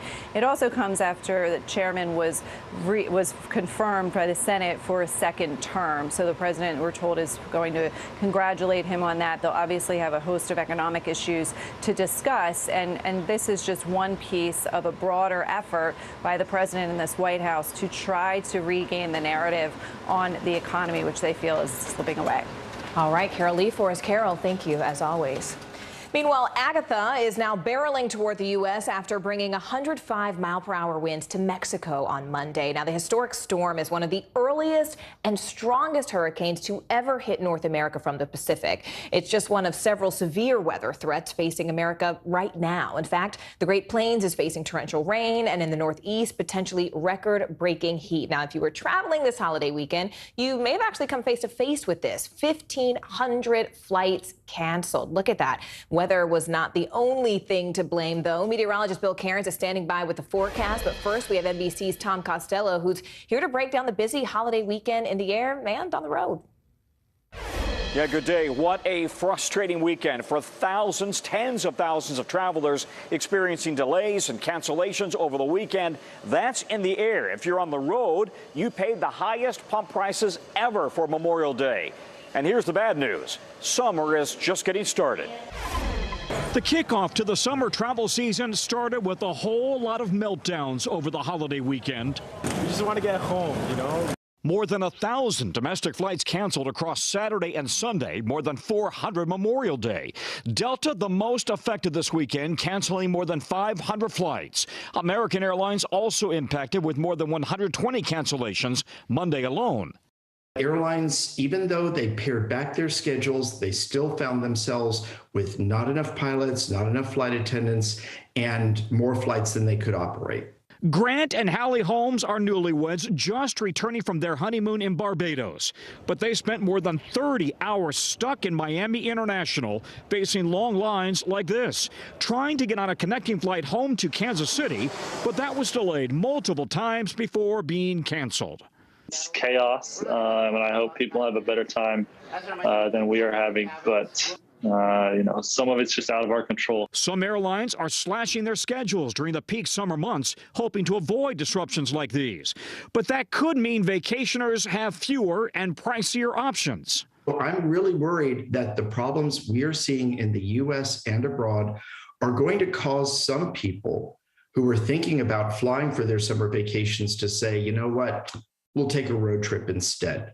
But the cost of gas is also taking a historic toll on Americans' wallets. Oh, it's crazy. It's crazy. It's way too expensive. The national average for a gallon of regular now a whopping $4.62. Even higher in some places like California, $6.17. And overall, more than $1.57 higher than last year. The steep price of fuel impacting summer recreation of all kinds, whether on the road or on the water. We're going to stay much closer to shore now because of the fact that we're not going on any long-distance trips. So back here at the airport, you may be wondering, why are airlines canceling flights? They had a whole year to recover following the meltdowns last summer. What's the problem? Believe it or not, COVID is still a problem. Whenever an employee tests positive, they're out. Not just flight attendants, not just staff behind the counter, but pilots. And speaking of pilots, there's still a severe pilot shortage nationwide. All of that is aggravating the situation for the airlines, which are still struggling a year after COVID finally started to let up a little bit last year. Back to you.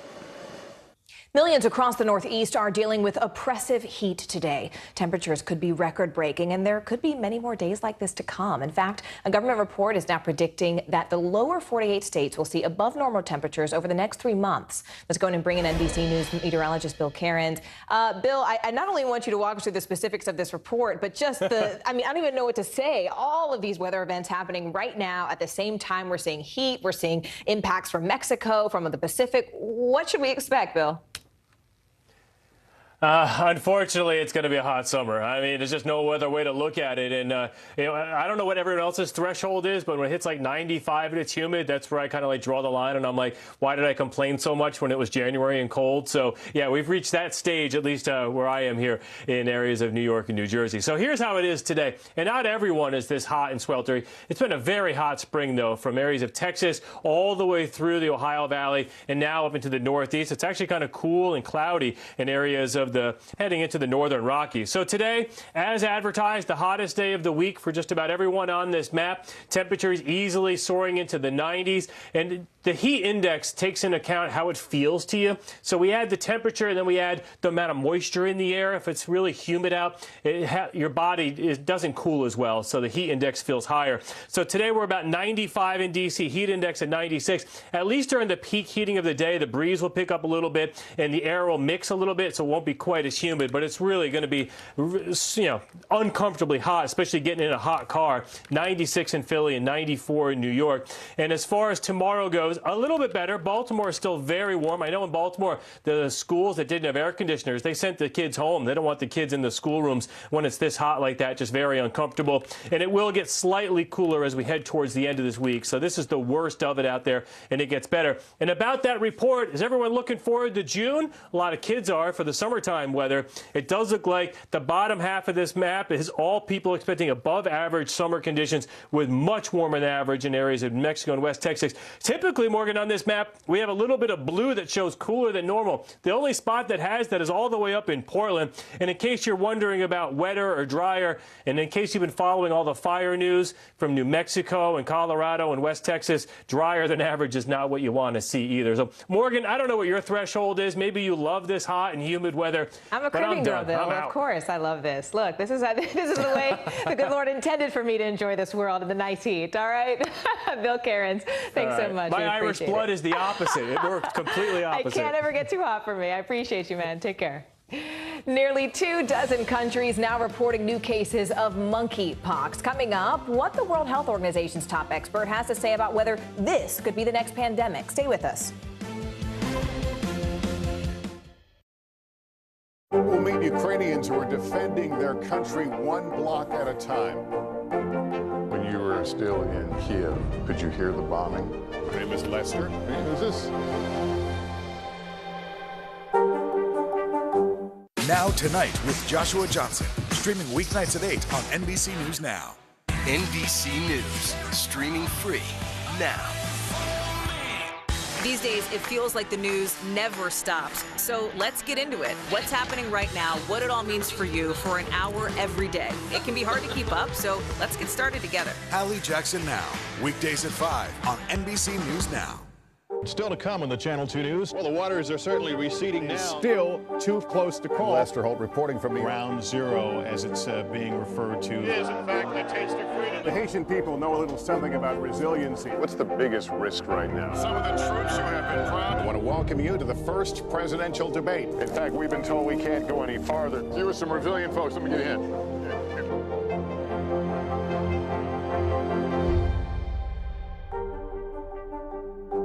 Live from Ukraine, from Mayfield, Kentucky, from Waukesha, Wisconsin. To cover the news, you have to be in it. This is how so many towns and cities are protecting themselves. You can actually see they're pushing the gates open. I also want to get home. You'll get home. You'll get home. Do you remember any tornado as bad as this one? You look at this and you're thinking, we're not going to have power for weeks, if not months. Exactly. Every night, it's your news playlist. Top Story with Tom Llamas, weeknights at 7 on NBC News Now. News is happening now. Look at what's making headlines around the world. Whenever it happens, wherever you are, it's here now. From Brooklyn, we're next to the subway station. The state's reservoirs are alarmingly low. War will pass them by.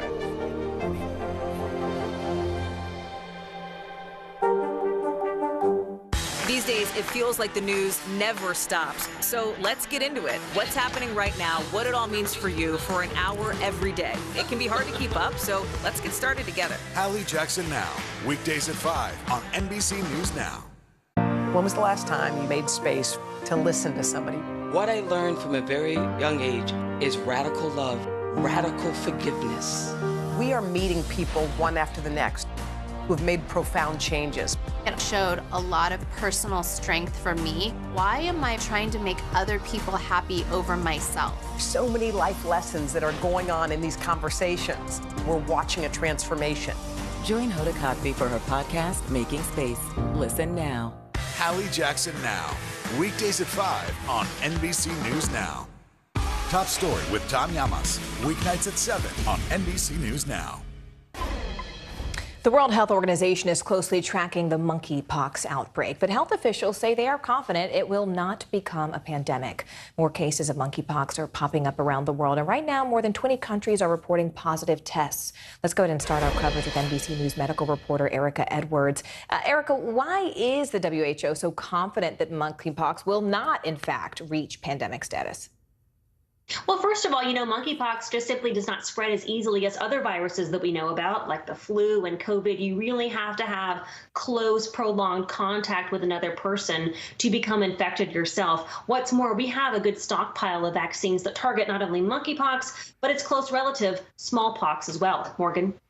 And Erica, what are health officials sort of saying about the threat of monkeypox, even if it doesn't reach, as we mentioned, this pandemic status? How concerned do we need to be?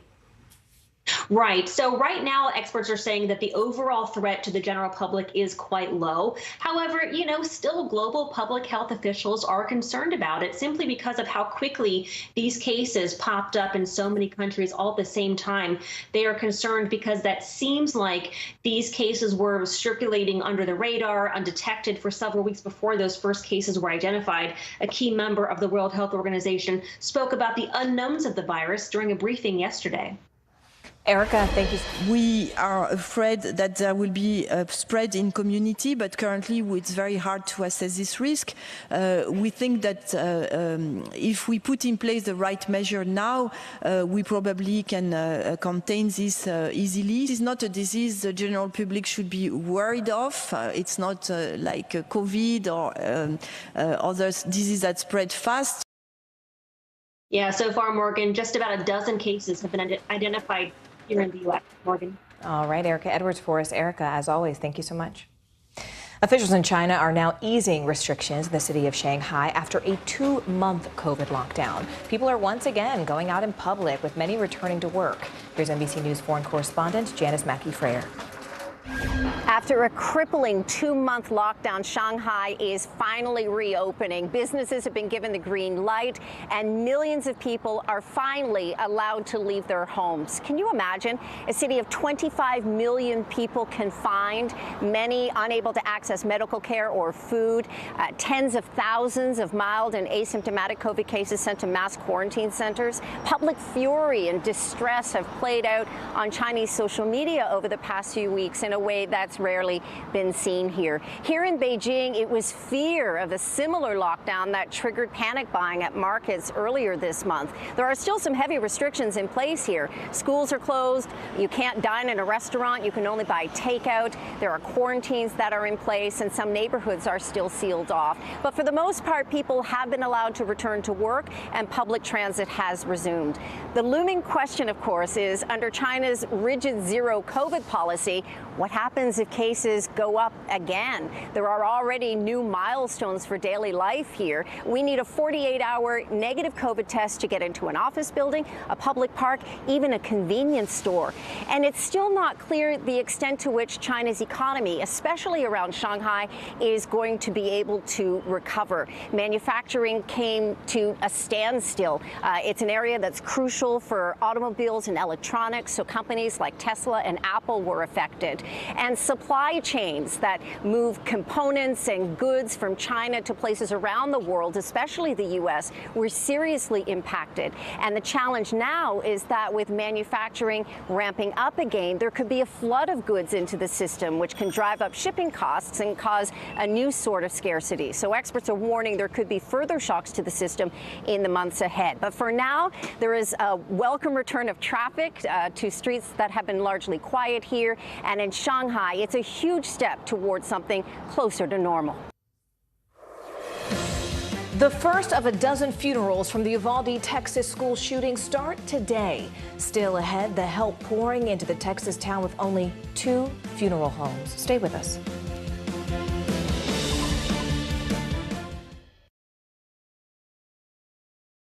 Let's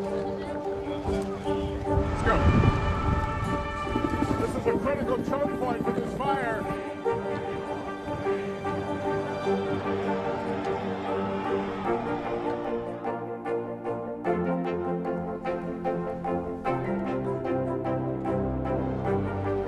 Unnecessary, unjustifiable, illegal. And good evening from New Orleans. Late military operation witnessing the massive crowds. I admire you both. Nice to really spend some time with you. Appreciate it.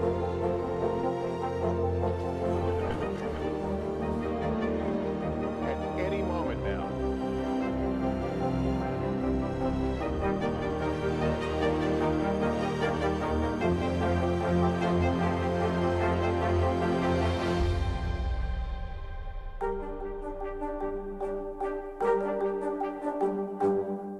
These days, it feels like the news never stops. So let's get into it. What's happening right now, what it all means for you for an hour every day. It can be hard to keep up, so let's get started together. Hallie Jackson Now, weekdays at 5 on NBC News Now.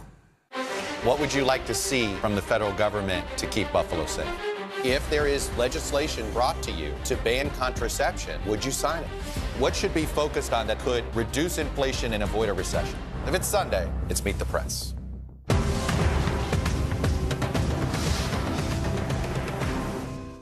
Top Story with Tom Llamas is your news playlist on NBC News Now.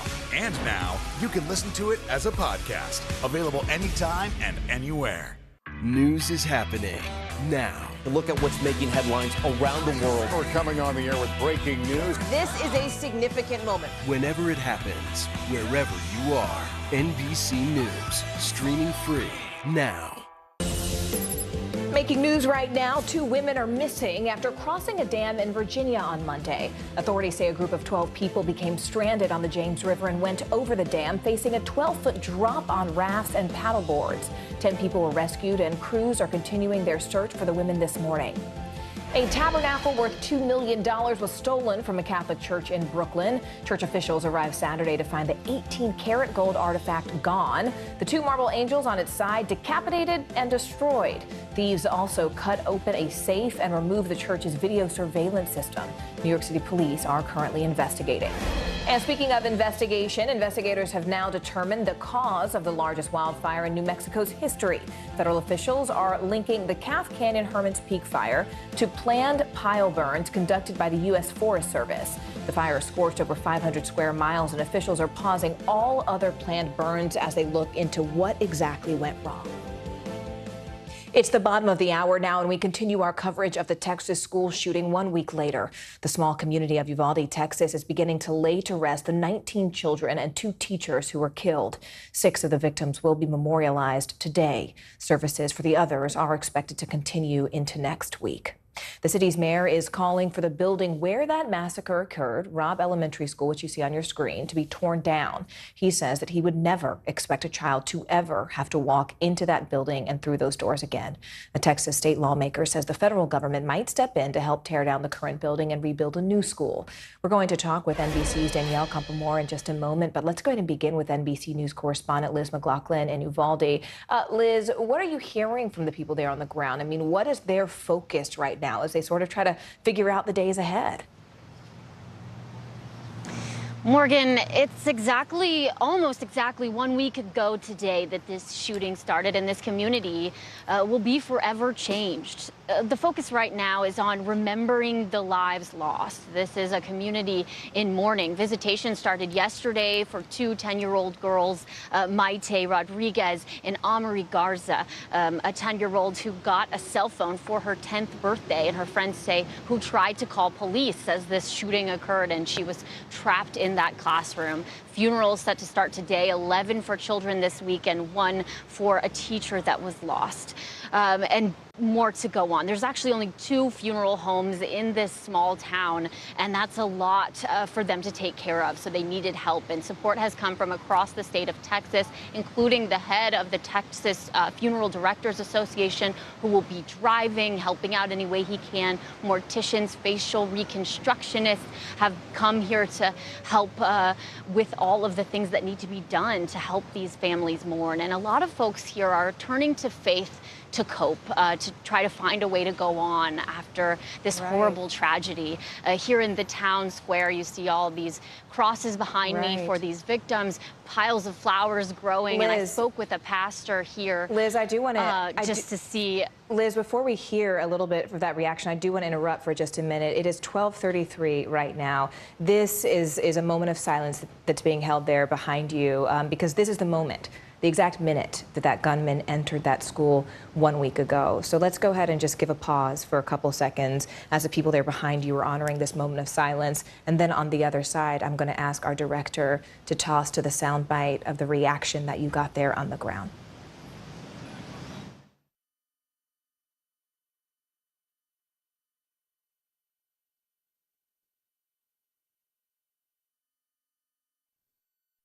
I don't know them personally, but it hit my home.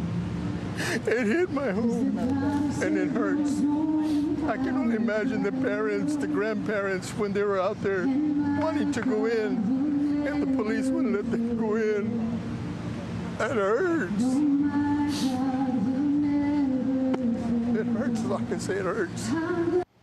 It hurts. Liz, thank you for allowing us this moment of silence. To our viewers who are just tuning in, your TVs are working. We decided to honor a moment of silence because that 12:33 was the exact minute that gunman entered that school just a week ago. Liz, a lot of people are now looking at the days ahead, and with the Department of Justice now set to review the law enforcement response to that shooting, where does that review stand right now? Where do people say things went wrong? And you just heard that emotional soundbite. I mean, there's a lot of emotions running high here, a lot of anger, a lot of seeking answers as to what happened in that delayed response. How could this shooting have happened for so long? The Department of Justice is doing a critical incident review. It's not a criminal investigation, rather a reflection on lessons learned and in hopes of finding better ways to react to these shootings in the future. So it's focusing on the law enforcement response specifically, not necessarily the shooter and how this tragedy happened in the first place. This was a request from the Uvalde mayor here, Don McLaughlin, and he spoke yesterday for the first time since the shooting, talking about his request for that he wanted an independent and transparent review of what happened outside of Texas officials that are also investigating what happened, as this community keeps asking questions about that timeline. All right, Liz McLaughlin for us there. Liz, thank you so much for your reporting. We appreciate it. Meanwhile, in Uvalde, there are only 2 funeral homes. And as funeral services for the victims of the deadly mass shooting get underway, people from around the country are stepping up to help properly memorialize those victims. Today's show reporter Danielle Capamore joins us now. Danielle, first off, how are those in the community there and others really helping to lay these 21 victims to rest? Absolutely. Thank you so much. It really is a community effort. This community has banded together in far more ways than one. And now that they are facing the first of many funerals, they're really continuing what they've been doing since a week ago. They've done everything from sending flowers. I did speak to the president of the Texas Funeral Directors Association, Jimmy Lucas, who, as your previous reporter stated, is on the ground there. He will be driving a hearse, and he's there making sure that they have everything that they need: hearses, morticians, drivers, caskets. I do know that the first of the volunteers to be dispatched were embalmers and morticians who could provide facial reconstruction services to the families to allow them to say goodbye in the best way imaginable. And that was a really harrowing reality for these funeral directors, but they needed help in making sure that they could prepare the bodies so that their parents could say goodbye. And so that's what these community members are doing. They're even donating money, donating funds, making sure that the funeral directors have food, that they have time to rest. It is all hands on deck type situation. All right, Danielle Capamore for us there. Danielle, thank you so much. We are also following breaking news right now. A former Hillary Clinton campaign attorney has been found not guilty of misleading the FBI. Prosecutors had claimed that Michael Sussman hid his connection when he spoke to the agency back in 2016. Sussman handed over data suggesting a link between the Trump campaign and a Russian bank. The FBI later discredited that information. The top Republican in the House of Representatives will answer questions. Fed chair meeting, right? I know. Yeah, Bloomberg. These, I mean, yeah. Forget about me. I know, it's not about me.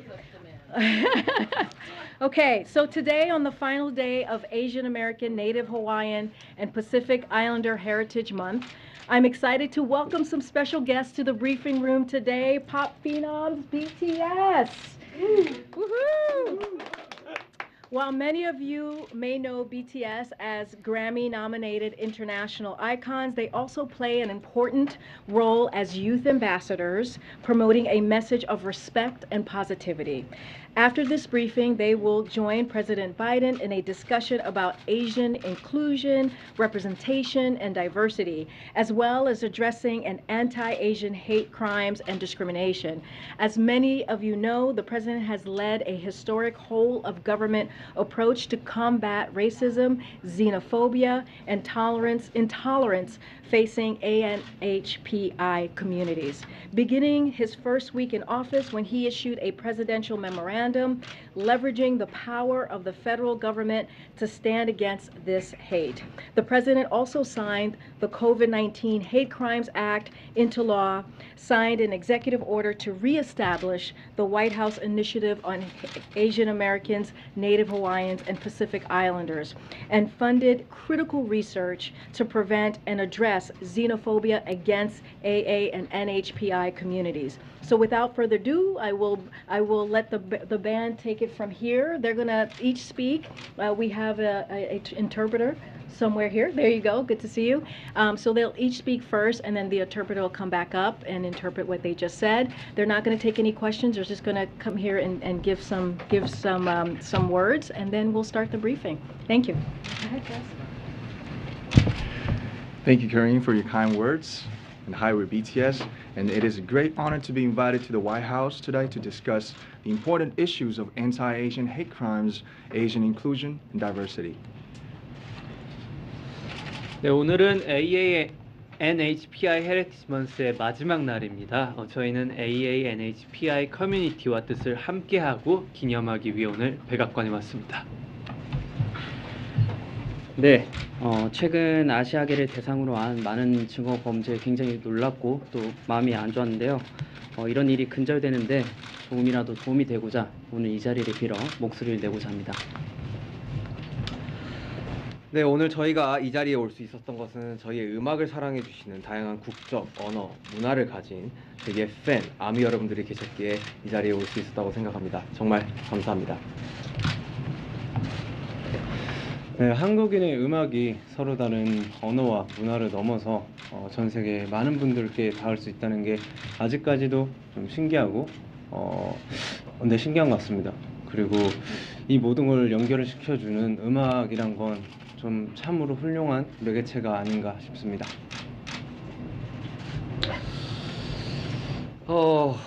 나와 다르다고 그것은 잘못된 일이 아닙니다. 옳고 그름이 아닌 다름을 인정하는 것으로부터 평등은 시작된다고 생각합니다. 네, 우리는 모두의 각자의 역사를 가지고 있습니다. 오늘 한 사람 한 사람이 의미 있는 존재로서 서로 존중하고 이해하기 위한 또 한 걸음이 되기를 바랍니다. And lastly, we thank President Biden and the White House for giving this important opportunity to speak about the important causes, remind ourselves of what we can do as artists. Once again, thank you very much. I'll provide an interpretation in Korean and English. 우리말과 영어로 통역 간략하게 전달드리겠습니다. 남준 씨는 친절한 소개 감사합니다. 방탄소년단입니다. 오늘 백악관에 초청받아서 반아시아계 혐오 범죄 그리고 아시아계 포용 그리고 다양성에 대해 논의하는 자리를 가지게 되어 정말 큰 영광입니다. Jun said today is the last day of the AANHPI Heritage Month. We joined the White House to stand with the AANHPI community and to celebrate. Jimmy said we were devastated by the recent surge of hate crimes, including Asian American hate crimes. To put a stop on this and support the cause, we'd like to take this opportunity to voice ourselves once again. Jacob said we are here today thanks to our army, our fans worldwide, who have different nationalities and cultures and use different languages. We are truly and always grateful. Jungkook said we still feel surprised that music created by South Korean artists reaches so many people around the world, transcending languages and cultural barriers. We believe music is always an amazing and wonderful unifier of all things.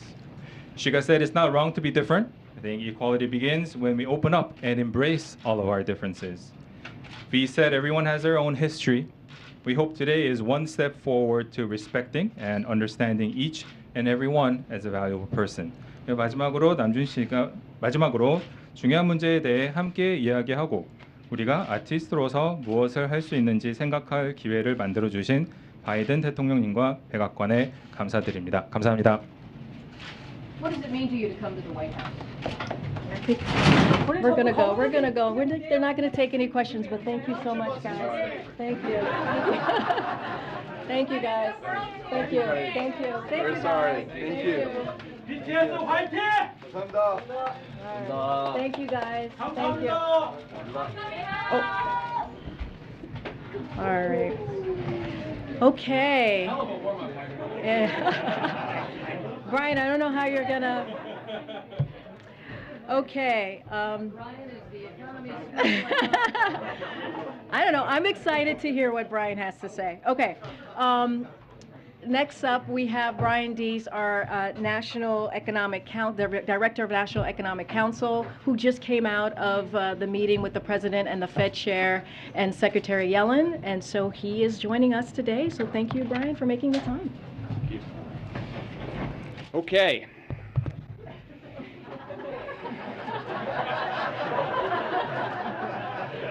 About this, it's not my job to tell you what to think.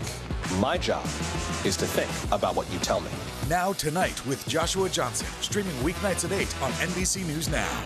News is happening now. Look at what's making headlines around the world. Whenever it happens, wherever you are. It's here now. To cover the news, you have to be in it. These are families trying to board those trains to Poland. I also want to get home. You'll get home. Every night, it's your news playlist. Top Story with Tom Llamas, weeknights at 7 on NBC News Now.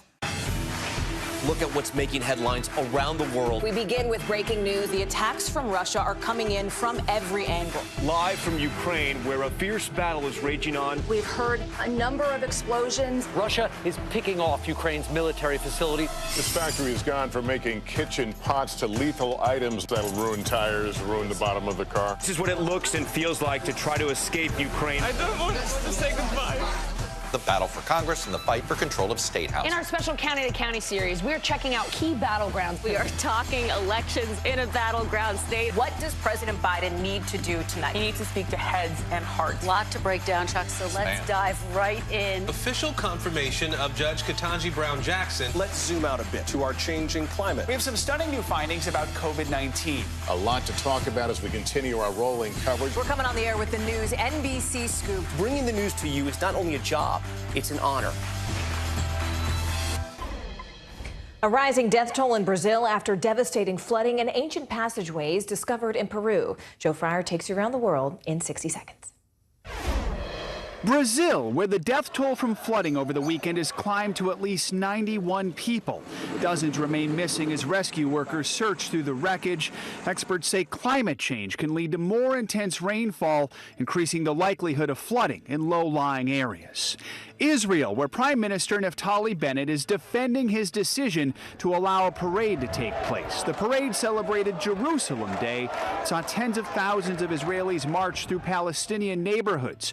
Right-wing members of the parade were heard chanting death to Arabs. Some Palestinians were seen burning the Israeli flag in protest. The event was marred by violence between Palestinians and Israeli security forces. And Peru, where a team of archaeologists has uncovered a network of passageways under an ancient temple. The passageways were built sometime between 1200 and 200 BC. Artifacts like this bowl have been discovered, giving the archaeologists new insight on ancient Peruvian culture. And that's the world now. Some members of British Parliament have had enough of Prime Minister Boris Johnson. 3 Conservative lawmakers are calling for him to quit, and they're among a growing list of prominent politicians who want him out over the Partygate scandal. Here's Sky News correspondent Ali Fortescue. After a week where Sue Gray delivered damning details on Downing Street parties and the Chancellor delivered £15 billion for the cost of living, Westminster is quiet in recess. But the letters keep coming. Today, the former Attorney General Jeremy Wright said that with regret he's concluded that for the good of this and future governments, the Prime Minister should resign. Hours later, London MP Elliot Coburn confirmed his letter of no confidence, saying that he is especially appalled at the revelations of the poor treatment of security and cleaning staff at Number 10. Westminster MP Nikki Aitken said if she was the Prime Minister, she'd call for a vote of confidence in herself. We still seem to be in denial, and it's time to shake off this partisan Stockholm syndrome, I believe. Our party brand is suffering. We will lose the next election on current trajectory, as reflected in recent elections, by local elections, and no doubt in the tough by-elections ahead. And when you get the church elders in the party, such as Lord Hague, now expressing huge concern, we need to listen.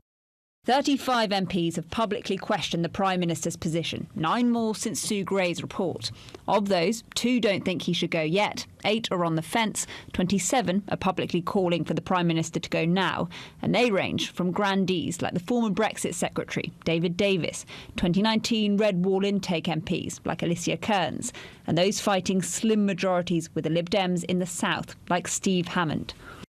A couple of MPs I've spoken to have suggested that they want to wait till after the Queen's Platinum Jubilee before deciding if they want the Prime Minister to go. That could bring the total ever closer to the 54 letters needed to trigger a vote of no confidence. But of course, it's impossible to know exactly how many letters are already in. And we know that when Theresa May was Prime Minister, only half of those letters were declared when a vote of no confidence was called. There's also the question of what went on in lockdown in the Prime Minister's private flat. We understand messages sent by Carrie Johnson could be revealed by the Privileges Committee. Allegations of another gathering on the day of Boris Johnson's birthday. But ministers are resisting more Partygate probes. My instinctive reaction is that there have been two incredibly thorough investigations that have gone on, and unless there's something really striking that hasn't been known about previously, then I think they have been looked into really thoroughly, and the report was incredibly thorough. But next month in Tiverton in Devon, the Lib Dems could overturn a 24,000 Tory majority. The same night Labour hope to take back Redwall Wakefield, two by-elections that will test opinion beyond Westminster. But it is here where MPs will decide and where the great political survivor, Boris Johnson, could come undone. They are families bonded by tragic deaths by suicide of student athletes. Just after the break, what they say can be done to improve mental health. Stay with us.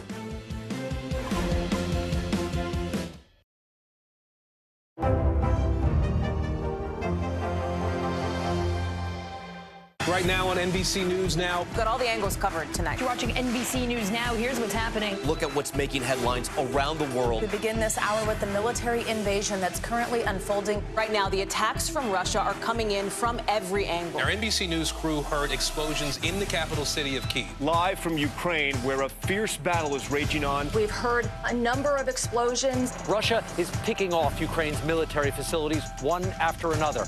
This factory has gone from making kitchen pots to lethal items that'll ruin tires, ruin the bottom of the car. This is what it looks and feels like to try to escape Ukraine. I don't want to say goodbye.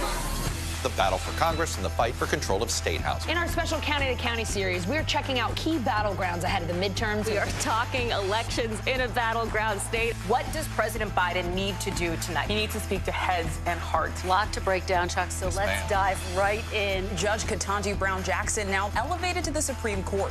Let's zoom out a bit to our changing climate. What do we think that the new normal is going to be? We have some stunning new findings about COVID-19. This new variant is more contagious. Have you seen a demand for mental health services increase among Latinos? The people of the Chamizal neighborhood aren't the only ones experiencing what they call environmental injustice. We're here to try to start conversation. A lot to talk about as we continue our rolling coverage. We're coming on the air with the news NBC Scoop. Bringing the news to you is not only a job, it's an honor. We're here to start conversations about the big things happening in our world, because it's not my job to tell you what to think.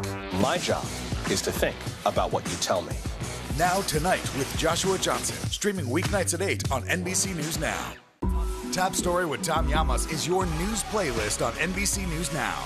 And now you can listen to it as a podcast, available anytime and anywhere.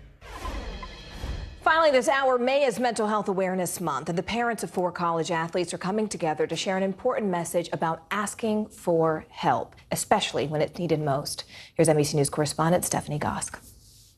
Hey there, we sat with parents for an interview they never could have imagined just a short time ago. They didn't want this to be their shared story. All of them are struggling with their loss, but they came together to talk about their experience in hopes it will resonate, not just with other parents, but with society as a whole. They don't want their shared story to be anyone else's. It's a powerful moment for all of us to be together. These are the parents of Katie Meyer, Arlena Miller, Morgan Rogers, and Tyler Holinsky, all 4 star athletes and star students. Katie was Stanford's championship-winning goalkeeper and team captain. Katie was radiant, brilliant. She was the life of the party. Arlena stood front and center on the cheerleading team at Southern University in Louisiana. She was very talented. Whatever she wanted to do, she could have done. Morgan achieved her dream to play lacrosse for Duke. Morgan was such a rock star, and I mean a charismatic, win the room over type of personality. Rush of 4, Holinsky has time. Tyler made history when he threw a game-winning touchdown for Washington State University. Students carried him off the field. Tyler was awesome. You would have really liked him. He was just one of those likable guys. 4 college students who had everything going for them until it felt too hard to go on. Katie and Arlena died by suicide this year. Tyler took his own life in 2018. A year later, Morgan did too. Their parents sat down with us to talk about a pain that doesn't go away and to share their common message. Why is it so important to be here? The easy thing to do would be to stay home and cry all day. That's the easy way. We have to step up and try to help in any way we can. If this can happen to Tyler, it can happen to anybody. Our family, we were so close and we loved each other and we talked every day, right? We did all this stuff. It's scary for other families to even go there, to think, wow, this could happen to my kid, especially if there's no red flags. And we had 0 red flags. Morgan was on her own agenda. She knew we loved her. She had an incredibly supportive family. I mean, I think it's one of our very common denominators in this room. If love could have saved them all, they'd all be here, because we all love them more than life itself. We would have given our lives for our kids. Suicide is the second leading cause of death for college students. A recent NCAA survey found the rates of mental exhaustion, anxiety, and depression in student athletes is nearly 2 times higher than before the pandemic. Athletes really are under so much pressure, and they grind every single day. They're up at 6 a.m., they're going to practice. They follow that with classes. That kind of pressure on campus and online. I think social media has a lot to do with that. I think that perfectionism is part of what all of our children, possess. What is it about social media that makes that pressure just ramp up now as compared to years past? They're judged so much, right? There's a lot of negative comments. Our kids told us not to read them, Yeah. yet they were absolutely, kind of keeping score. Arthur Miller acknowledging sometimes parents can add to the pressure too. A lot of times we push our children and we try to live our lives through them. Research shows those who strive for perfection are more reluctant to seek help. Morgan Rogers went to counseling, but she never told anyone how she was really feeling. The elephant in the room, this is mental illness. Mental illness is a chemical problem inside of Morgan's brain. Their brain just betrayed them, and they chose a permanent solution to what really is a temporary problem in a 21-year-old's life. You have to reach the kids and let them know it's not just how you were brought up. So when you're talking to someone that you think might need some help, you're not supposed to say, are you thinking about hurting yourself? You are supposed to come out directly and say, are you thinking about killing yourself? Because if you ask, are you hurting yourself? Their brain has told them, no, as a matter of fact, I can't wait to stop the pain. So they'll say no.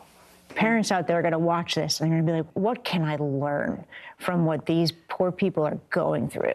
I have an answer for that. Yeah. So I loved having dinner at the table. It was just my thing. And we talked about every topic that there is. So at an early age, we discussed sex. We discussed drugs. There was nothing that we left off the table except, looking back, mental health.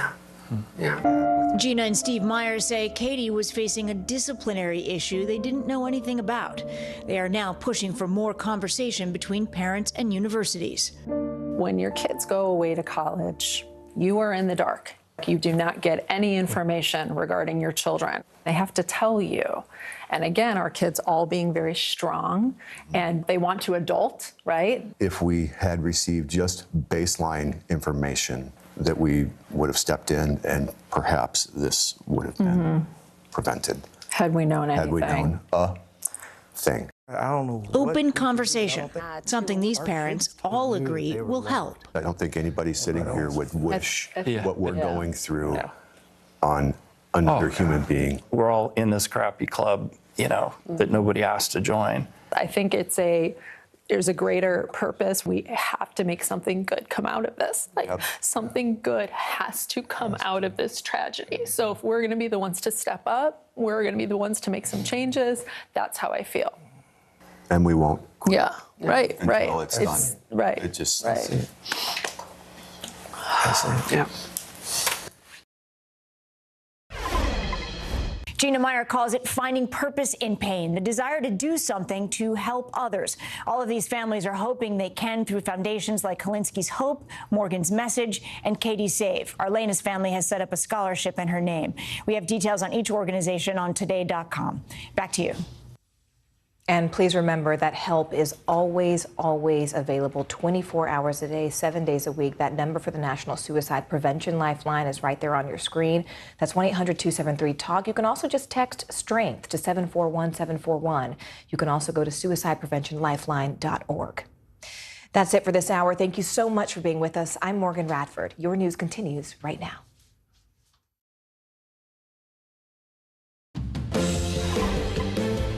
Hey everybody, I'm Yasmin Vasugian. You're watching NBC News Now. Here is what's happening. Fighting inflation. The president meeting with Fed Chair Jerome Powell in the Oval Office. How they're trying to ease economic pressure. And final goodbyes. The first funerals underway in Uvalde, Texas. 1 week after the horror at Robb Elementary. Plus, Agatha makes landfall, the powerful storm battering Mexico and setting a hurricane season record.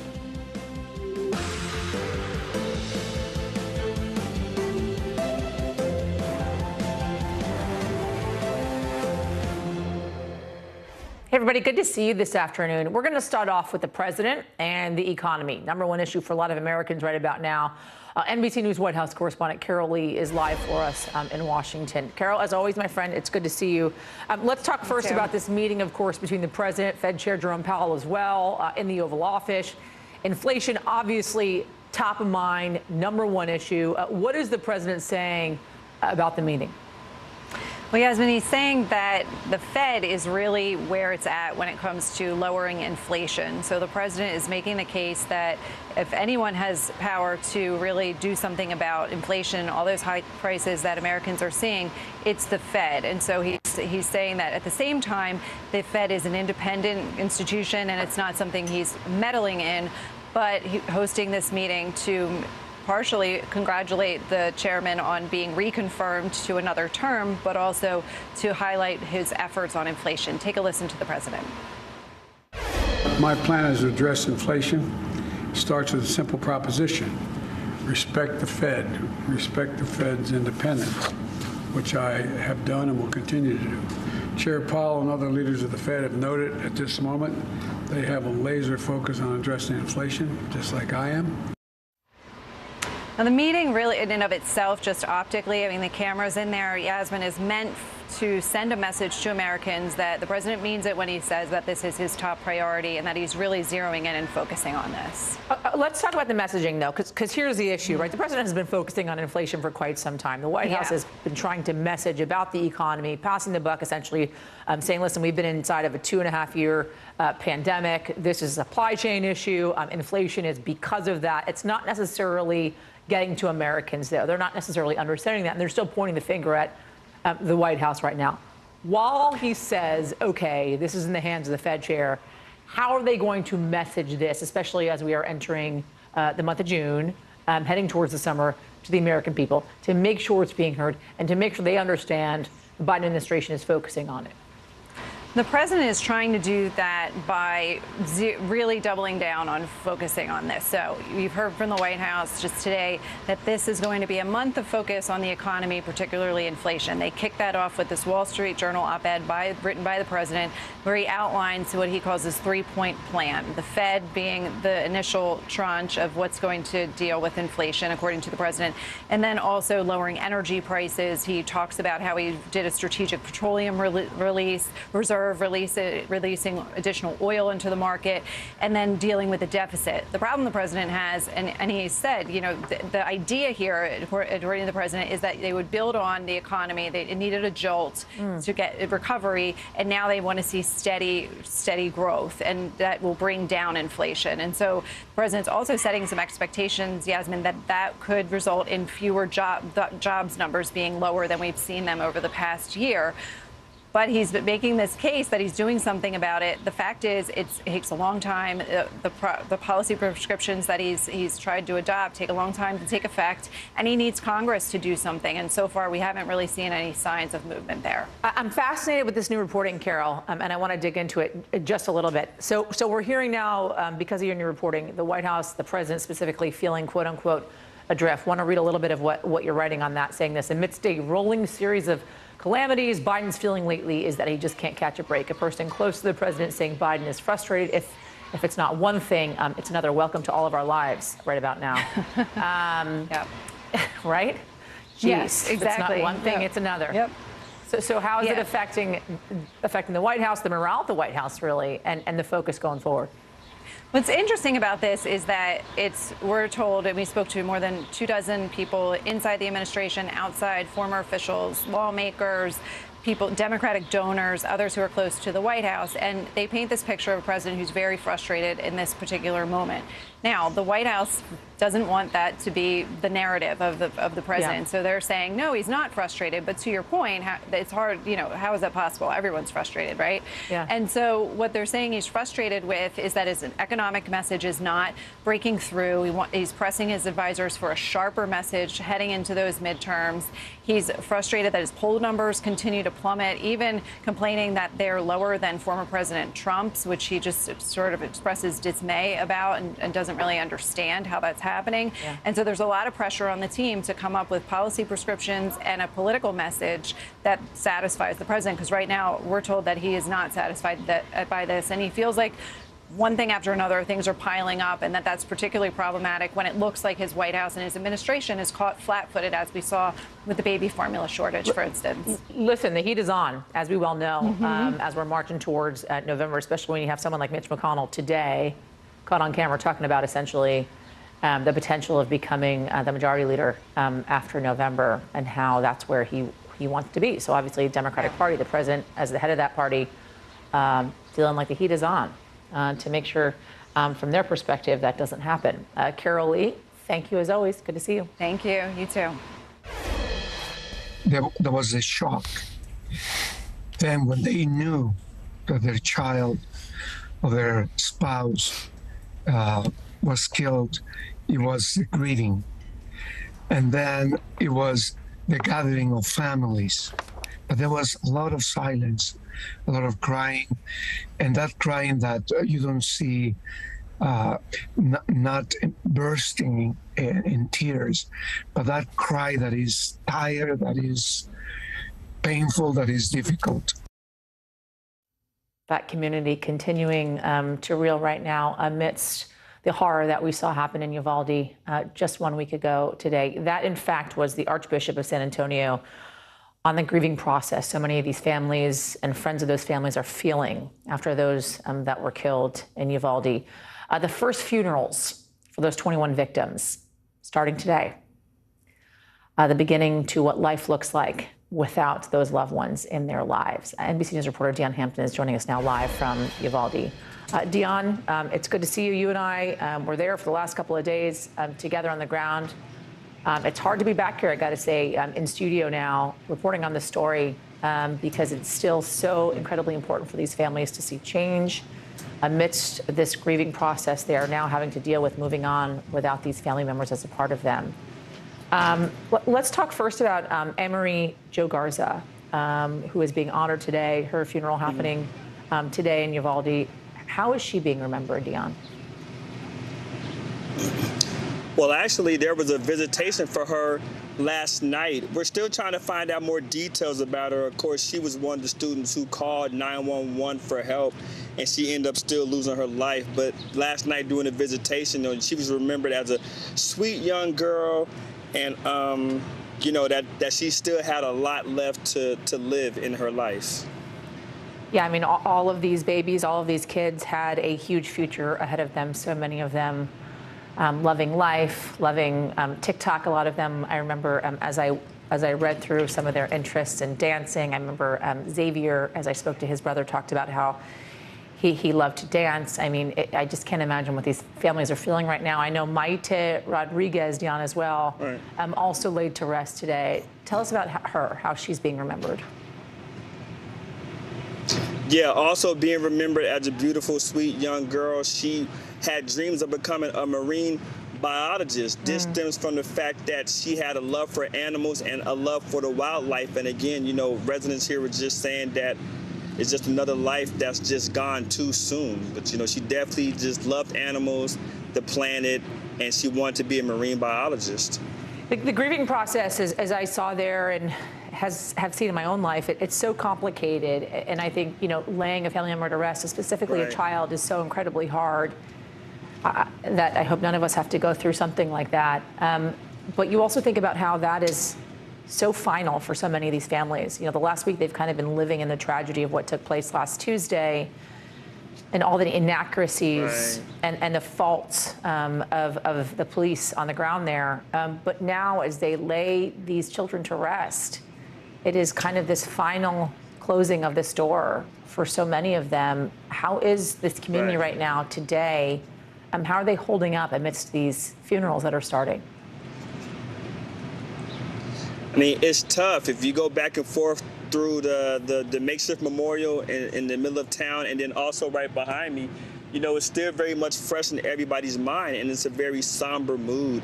I mean, I think it's been a week now, and so it's starting to realize this grim realization that, the 2 teachers and then also the 19 students just aren't coming back. And this is difficult. I mean, this is a tight-knit community where everybody is like 2 degrees of separation.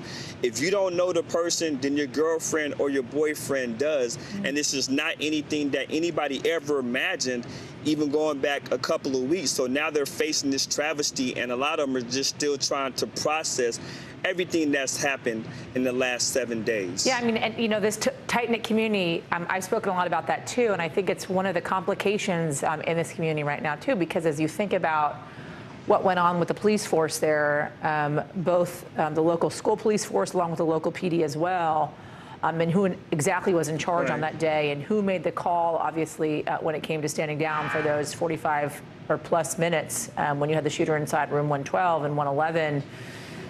The difficulties, it seems, is while the community is angry with the actions or inactions, I should say, of the force on the ground, the police force on the ground, these people are also their neighbors. These are people they have had barbecues with, that they've hung out with. I mean, you had some of the children of these officers inside that school, one of which lost a child on Tuesday. And so it just proves to be such a complicated process to move forward for so many of these people, Dion. Yeah, it's tough. And again, circling back, a lot of these people here in the community, they want closure. They still want answers about the timeline. Over the weekend, the Department of Justice said that they were going to investigate this, and this was at the urging of the mayor here. And we don't know how long that's going to take, if it's going to take a few weeks, if it's going to take possibly a month. But people really want to get to the bottom of what goes on here, because in addition to the funerals that are going to start, people still, like you said, we're neighbors. They care for one another, and they really want to know the details, just very specific details about what happened last Tuesday and the timeline of, as far as the officers actually engaging the shooter. Absolutely. And could children have survived had they engaged earlier, had they entered that classroom earlier? Yeah. That is the ultimate question that so many parents want to know. What went wrong? Dion, my friend, thank you as always. Good to see you today. So today we are hearing from one of the first responders in last week's deadly Texas school shooting. Customs and Border Protection agent Jacob Alvarado has a daughter in 2nd grade at Robb Elementary. His wife is also a teacher there. She sent him a text saying there was an active shooter at the school, and he quickly sprang into action. This morning he sat down with Today co-host Savannah Guthrie. Here's part of their conversation. Tell me about the text you received. My barber actually heard shots, or he thought he heard shots. He was coming through the parking lot, and he asked me if I heard it. I told him, so I didn't hear anything. I went inside the barbershop, sat down, and then I can't recall if he received the text first or if I received it, that there's an active shooter. There's an active shooter. Help. I love you, for my wife. And what did you do next? I looked for a gun. My barber said he had a gun. Both of us raced over to the school and met up there. From your texts, it looks like you got there at 11:48. Yeah, like I said, times, I have no idea on time. I just know I got there as fast as I could. What did you see and hear when you arrived? Just chaos. Chaos. Everyone was trying to get to the school. People were trying to get everything situated. I was just trying to get towards my wife's room and my daughter's room. Were there already police there? There were some there already, yes. And what happened? Did you just run in and start evacuating kids, or how did that unfold? I was actually going over there, and then I went back to my barber's truck, He got me his shotgun. He gave me some shells. I put whatever shells I had in my pocket, and then I took off running towards the school. Did you ask the police that were there, hey, can I go in? Did you check in with them? I mean, how did that happen? It's a small community. Yeah. My wife works at Rob. Everyone at Rob knows me. Pretty much all local law enforcement knows me, or I know the majority of them. So I was able to go in, and I announced who I was and made my way through. And what happened next? As I was going in, I could just see kids coming out of the windows and kids coming my way. So I was just helping all the kids out. I was trying to contact my wife, see where my wife was at. I can't recall if I was calling her or texting her, but then I met up with one of the officers there, trying to see what was going on. I tried to make my way towards the door. I wasn't, like I said, I didn't have any of my gear. I was off duty. So I didn't go in. I met with another officer there, Ruben, which I went to school with, and his wife is one of the ones that got shot by the shooter. Mrs. Morales. Yes, correct. He was there looking for his wife as well. Yes. And you were there helping kids get out, but you were looking for your second grader as well. Yes. My wife finally texted me or called me, told me she was across the street at the funeral home. After that, my next thing was to go get my daughter. Your wife had made it out, She made it but out, your daughter yeah, was she still there. Exactly. I didn't know where the shooter was at. I knew he had shot in the building. I didn't know if he was still there or not. Did you hear any gunshots while you were in that vicinity? At that time, no. And how were the kids getting out? You know, I mean, I think people are trying to understand how this unfolded. It's chaos that is easy to understand. But where were the police? Where was the classroom?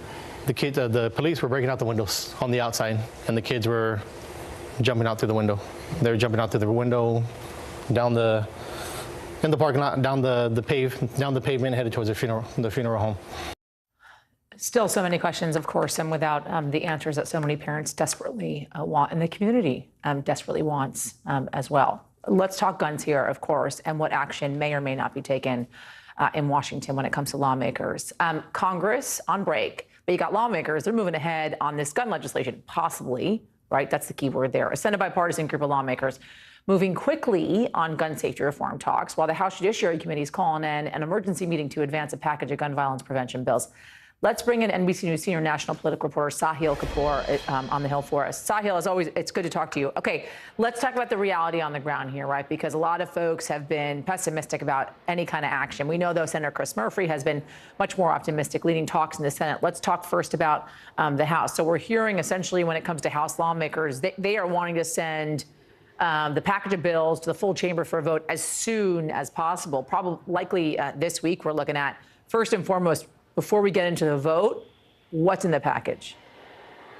An emergency meeting of the House Judiciary Committee this Thursday. The Democrats on that panel are determined to mark up and pass a series of proposals to tackle gun violence. And that includes, let's put this up on the screen, it includes a measure to raise the minimum age for buying a rifle in the United States from 18 to 21. It bans the sale of, the importation, sale, manufacture, and possession of high-capacity magazines with some exceptions. It increases penalties for gun trafficking and straw purchases. And it builds on the ATF's regulation banning bump stocks as well as ghost guns. Now, Democrats control the House of Representatives by a narrow margin. They've gotten little help from Republicans, but they have a good chance of passing these measures through the House of Representatives. What happens next when it goes to the Senate is far from clear. Yeah, I mean, yeah, exactly. So let's be clear about that.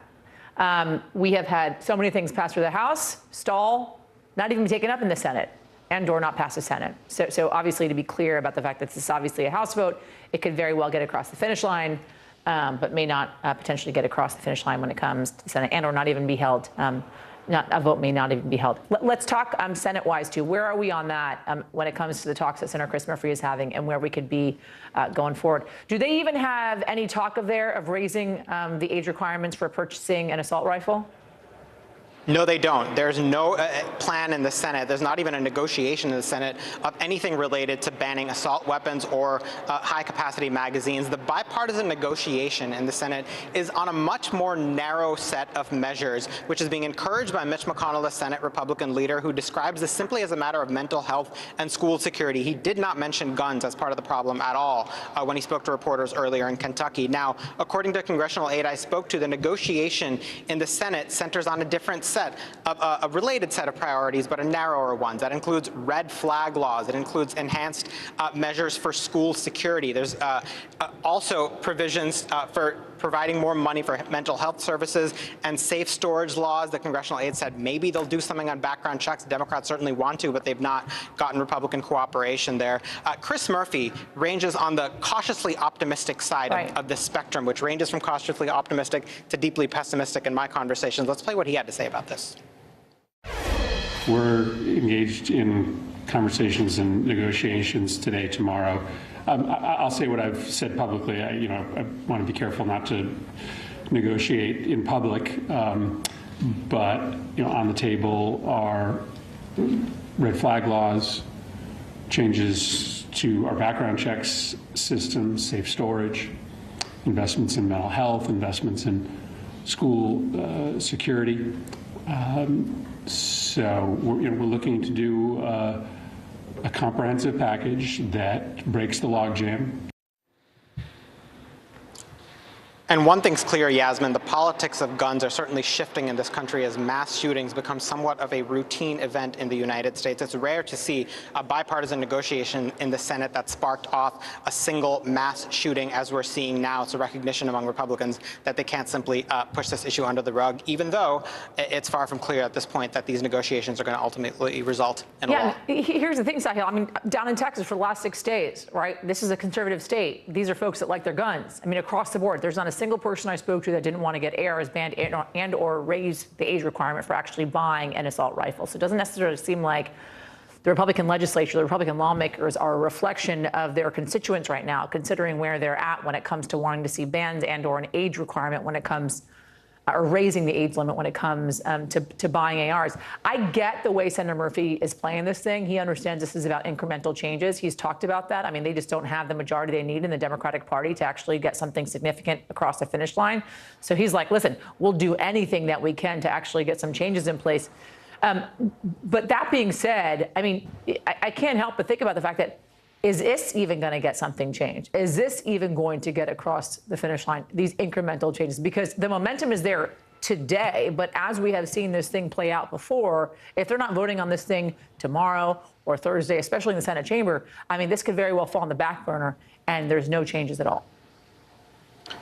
That's obviously a possibility, Yasmin, and there are some Democratic aides I've talked to who are quite pessimistic about this. They say that Republican posture right now is simply about buying time, simply to ride out the storm, and ultimately there's not going to be a new law when it comes to guns. That has typically been the trend to the extent that there have been any negotiations over the last 10 years on doing anything major on gun control. What we do know is the politics in the suburbs have changed. Suburban voters have become more and more favorable to gun control, and they're the new swing voters, with the urban area strongly in the Democratic column, rural areas increasingly strongly in the Republican column. It's the suburbs, including suburban parents, who are going to decide which party controls the House and the Senate. Yasmin. Sahil, thanks for your reporting on this. Appreciate it.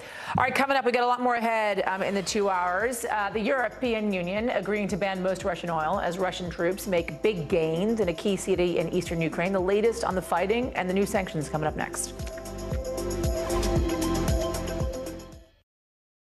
Hallie Jackson Now, weekdays at 5 on NBC News Now. Live from Ukraine, from Mayfield, Kentucky, from Waukesha, Wisconsin. To cover the news, you have to be in it. This is how so many towns and cities are protecting themselves. You can actually see they're pushing the gates open. I also want to get home. You'll get home. You'll get home. Do you remember any tornado as bad as this one? You look at this and you're thinking, we're not going to have power for weeks, if not months. Exactly. Every night, it's your news playlist. Top Story with Tom Llamas, weeknights at 7 on NBC News Now. To cover the news, you have to be in it. This is how so many towns and cities are protecting themselves. You can actually see they're pushing the gates open every night. It's your news playlist. Top Story with Tom Llamas, weeknights at 7 on NBC News Now. This is a very different kind of program. We're here to start conversation about the big things happening in our world. Professor, I'm not asking you to predict the future, but what do we think that the new normal is going to be? Is part of this that everyone's rethinking their jobs during this pandemic and their relationship to their employers? What is your biggest tip for any parent who's concerned about this? It's not my job to tell you what to think. My job is to think about what you tell me. Now Tonight with Joshua Johnson, streaming weeknights at 8 on NBC News Now. News is happening now. Look at what's making headlines around the world. Whenever it happens, wherever you are, it's here now.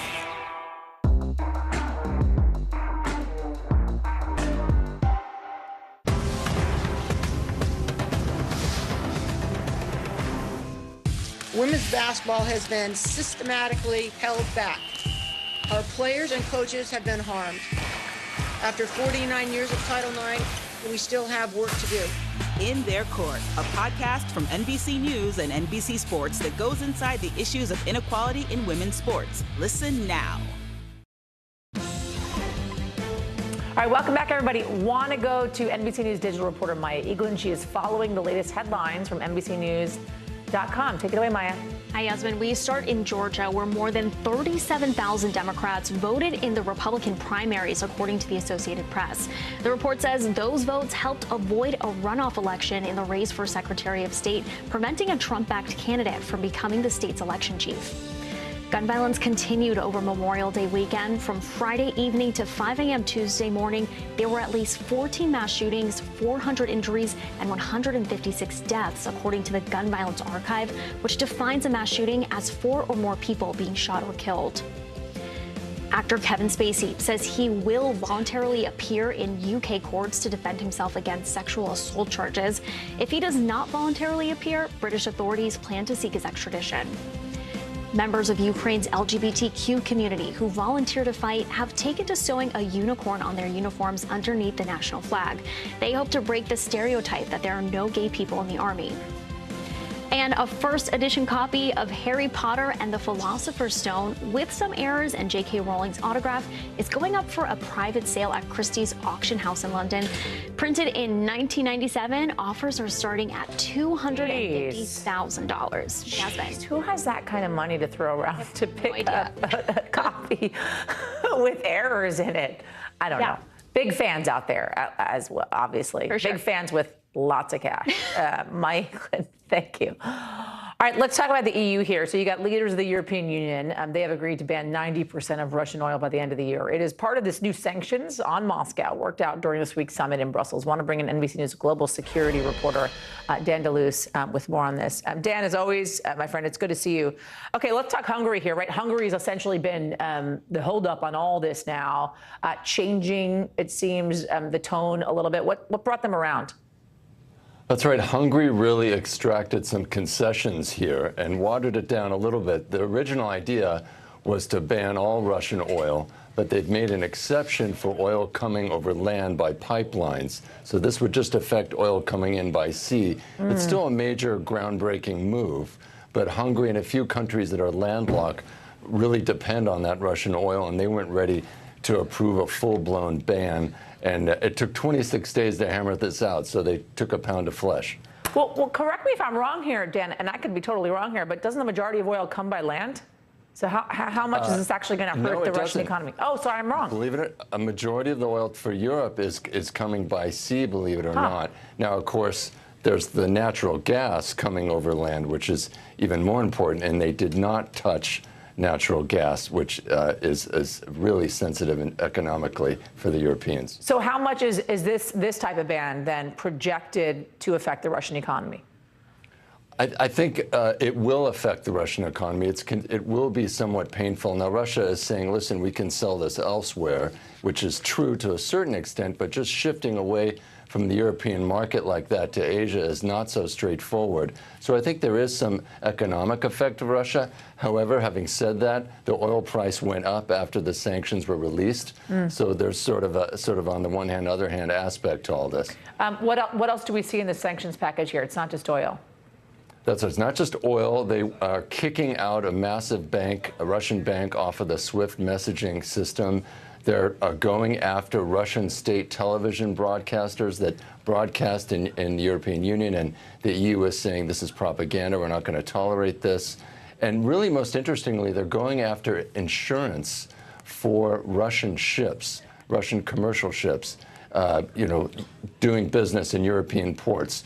The European Commission President Ursula von der Leyen talked about this. Here's what she had to say.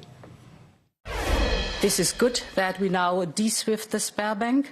there's a ban on insurance and reinsurance of Russian ships by EU companies, a ban on providing Russian companies with a whole range of business services, and very important, the suspension of broadcasting in the European Union of 3 further Russian state outlets that were very typically spreading broadly the misinformation that we have witnessed over the last weeks and months. So that's the package of sanctions now coming out of the EU. It took many days. It was a very difficult set of negotiations, but they do feel that they've made progress. Dan Deleuze for us. Thank you, Dan. Good to talk to you.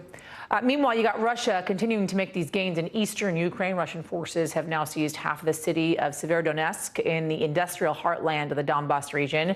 The mayor telling the AP, quote, this: "The city is essentially being destroyed block by block." I want to bring in NBC News correspondent Cal Perry, who's live for us in the capital city of Kyiv. Cal, good to see you. Thanks for joining us.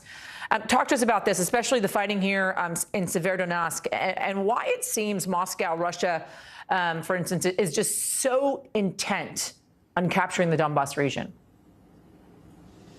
Yeah, so following what was largely a failed incursion, invasion towards the capital city here of Kyiv, Russian forces pulled back. They pulled back in the north. They were driven back in places like Kharkiv by Ukrainian forces. And then in places like the south in Mariupol, after they destroyed that city in what was fierce artillery strikes and fierce airstrikes and fierce fighting, they pivoted their troops to the east and dubbed it, quote, Phase 2. They said Phase 2 of this invasion is going to be taking the eastern part of the country, taking the Donbass. It is quite literally the eastern flank here for Ukraine, and it has officials concerned because the Russians are making slow, methodical progress, and the fighting is absolutely brutal. We don't have, Yasmin, a good idea of how many soldiers are dying on the front. We heard President Zelensky last week say it could be 50 to 100 Ukrainian soldiers every single day. But we do not get that information officially, and we're told we won't get it until after the war. A bit more on how fierce the fighting is, how important it is. Here's what President Zelensky had to say yesterday. In general, the situation in Donbas remains extremely difficult. The Russian army is trying to gather superior force to put more and more pressure on our defenders. There, in Donbas, the maximum combat power of the Russian army is now gathered.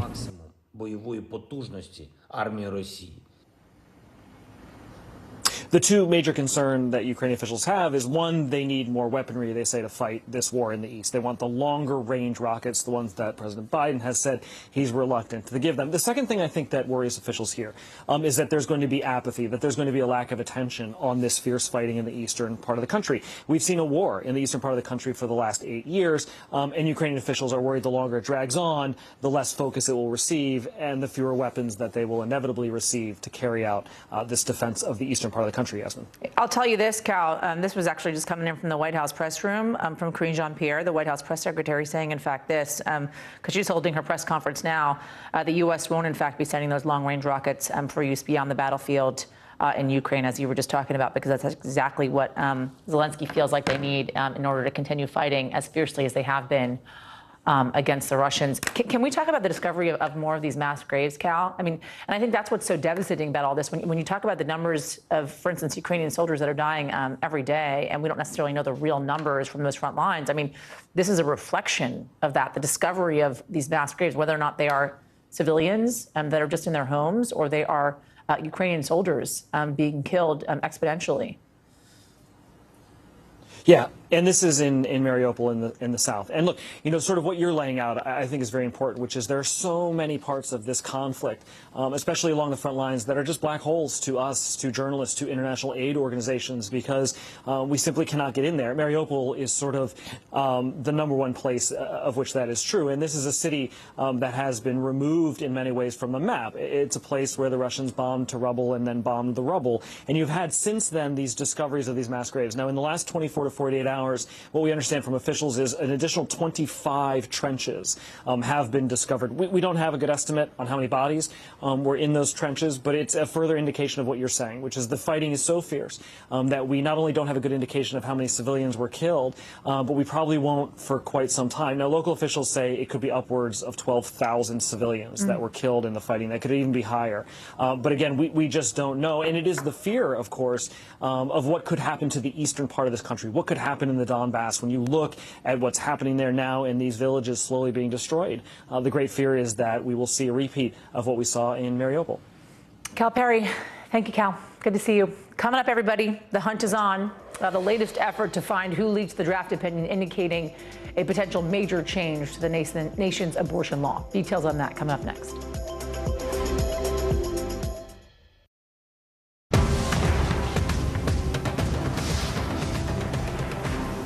Women's basketball has been systematically held back. After 49 years of Title IX, we still have work to do. In Their Court, a podcast from NBC News and NBC Sports that goes inside the issues of inequality in women's sports. Listen now. When was the last time you made space to listen to somebody? What I learned from a very young age is radical love, radical forgiveness. We are meeting people one after the next who have made profound changes. It showed a lot of personal strength for me. Why am I trying to make other people happy over myself? So many life lessons that are going on in these conversations. We're watching a transformation. Join Hoda Kotb for her podcast, Making Space. Listen now. Now Tonight with Joshua Johnson. Streaming weeknights at 8 on NBC News Now. When was the last time you made space to listen to somebody? What I learned from a very young age is radical love, radical forgiveness. We are meeting people one after the next who have made profound changes. It showed a lot of personal strength for me. Why am I trying to make other people happy over myself? So many life lessons that are going on in these conversations. We're watching a transformation. Join Hoda Kotb for her podcast, Making Space. Listen now. News is happening now. Look at what's making headlines around the world. Whenever it happens, wherever you are, it's here now. Hallie Jackson Now. Weekdays at 5 on NBC News Now.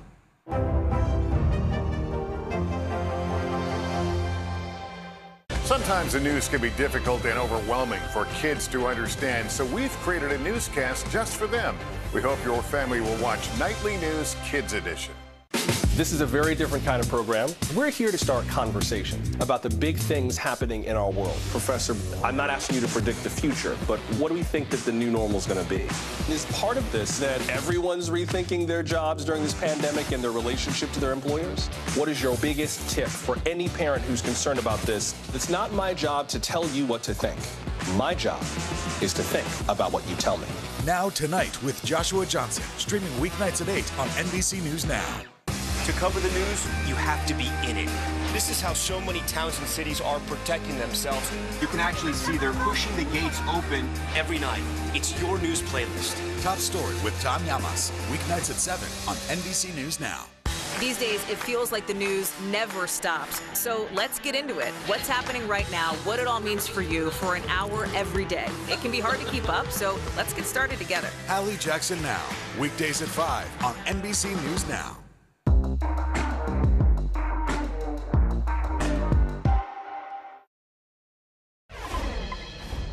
Welcome back. An investigation underway into who leaked the draft Supreme Court decision indicating a major reversal to Roe v. Wade could be imminent. CNN reporting the hunt includes requesting phone records from law clerks and requiring them to sign affidavits. NBC News Justice correspondent Pete Williams is joining me now from Washington. Pete, it's good to see you. Thanks for joining us on this. Talk to us first about the reporting into this investigation that we're hearing. Well, we know there was a leak investigation going on because the Chief Justice said that he wanted the marshal to do one. So that part we knew. Secondly, it would be an extraordinary leak investigation that didn't ask for phone records. When we talk to all the private companies who do leak investigations for private firms, that's what they said they fundamentally do. They ask for phone records, they ask for email records, they look at who was using the Xerox machine, what kind of records are on that, faxes, all that kind of thing. So this does seem like garden variety work that a leak investigation would entail. I'm sure it's bound to create heartburn at the Supreme Court. Yeah. But at the same time, I don't know how you do a serious leak investigation without something like this. So it shouldn't be surprising. Talk about how unprecedented this investigation is. Well, it's unprecedented for many reasons. One is because it's unprecedented that the draft opinion of a Supreme Court decision was leaked. So investigating this sort of thing is unprecedented. And of course, never before in Supreme Court history was there a leak at a time when clerks had cell phones. So, you know, the thing that is about this leak investigation is the other side of it. You know, on the one hand, yes, it does appear to be serious. Yeah. On the other hand, is there really a prospect that it's going to find out who the leaker was? We have to assume that the leaker was careless enough to use his or her own cell phone that they keep at the Supreme Court or a Supreme Court telephone or company email to send this material to Politico. Does that seem very likely? They may get lucky in that sense, but it's you know, everything about this is unprecedented. You're absolutely right. Tell me this, Pete. How paranoid has the court become since this leak? How has it changed if, in fact, they have become paranoid, the process to make sure another leak doesn't happen? Yeah, paranoid isn't a word I would use because that implies that somebody's out to get you when they're not. And I think it certainly, however, created a much more suspicion within the court. It's made things very difficult. We see some public signs of that. You know, normally when these sorts of things happen, justices rush out and say, no, we're all one big happy family, and don't worry, everything's fine here, run along, go about your business. We're not hearing that. And in fact, we're hearing some justices say they, like Clarence Thomas did recently, that they sort of long for the old days when the court was like a family. So we know from things that are off the record as well that this has been a tough time for the Supreme Court, that nerves are a bit frayed. So this is certainly going to play into that. Yeah, absolutely. As always, Pete Williams. Thank you, my friend. Coming up, everybody, they were college athletes who appeared to have it all, but they died by suicide. Now their parents are coming together, hoping to prevent other families from growing through this same pain. Coming up next. Sometimes the news can be difficult and overwhelming for kids to understand, so we've created a newscast just for them. We hope your family will watch Nightly News Kids Edition. News is happening now. Look at what's making headlines around the world. Whenever it happens, wherever you are, it's here now. Sometimes the news can be difficult and overwhelming for kids to understand. Ukraine and Russia. Could you help me understand what's going on? So to help make sense of it, we've created a newscast just for them. We hope your family will watch Nightly News Kids Edition.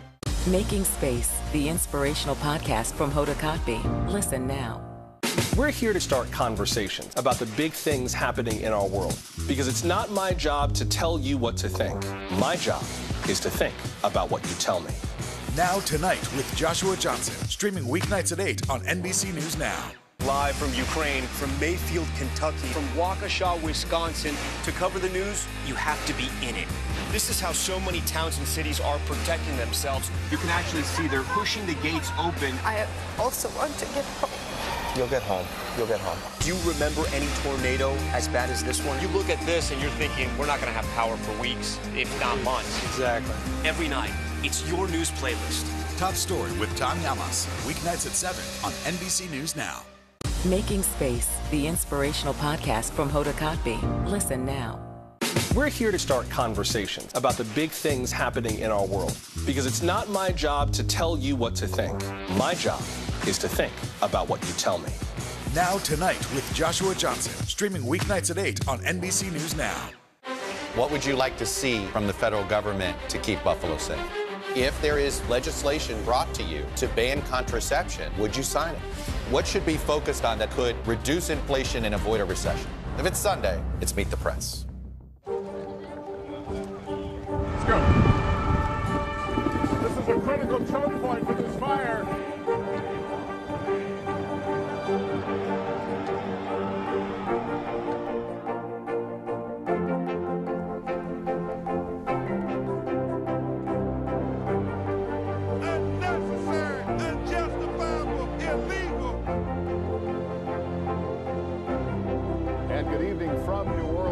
Military operation, witnessing the massive crowds. I admire you both.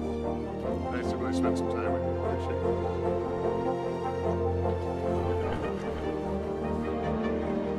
At any moment now.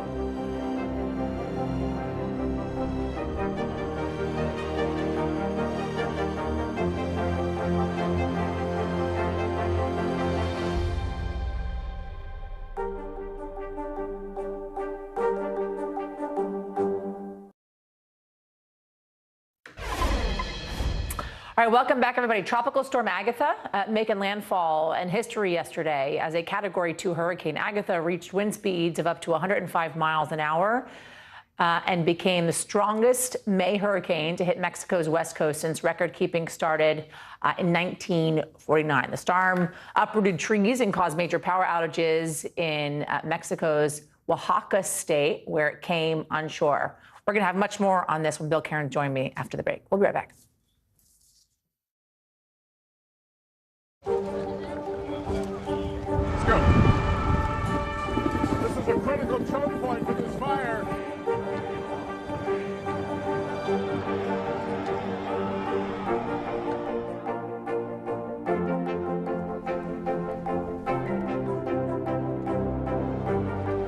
Unnecessary, unjustifiable, illegal. And good evening from New Orleans. Late military operation witnessing the massive crowds. I admire you both. Nice to really spend some time with you. Appreciate it.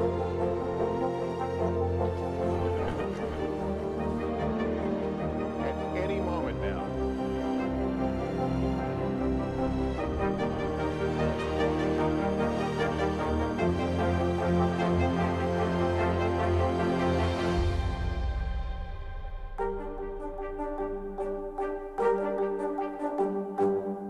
News is happening now. Look at what's making headlines around the world. Whenever it happens, wherever you are, it's here now. Women's basketball has been systematically held back. After 49 years of Title IX, we still have work to do. In Their Court, a podcast from NBC News and NBC Sports that goes inside the issues of inequality in women's sports. Listen now. Top Story with Tom Llamas, weeknights at 7 on NBC News Now. Sometimes the news can be difficult and overwhelming for kids to understand. Ukraine and Russia. Could you help me understand what's going on? So to help make sense of it, we've created a newscast just for them. We hope your family will watch Nightly News Kids Edition. We're here to start conversations about the big things happening in our world, because it's not my job to tell you what to think. My job is to think about what you tell me. Now Tonight with Joshua Johnson, streaming weeknights at 8 on NBC News Now. News is happening now. Look at what's making headlines around the world. Right now on Morning News Now. We're coming on the air with breaking news. And this is a significant moment. Whenever it happens, wherever you are, NBC News, streaming free now.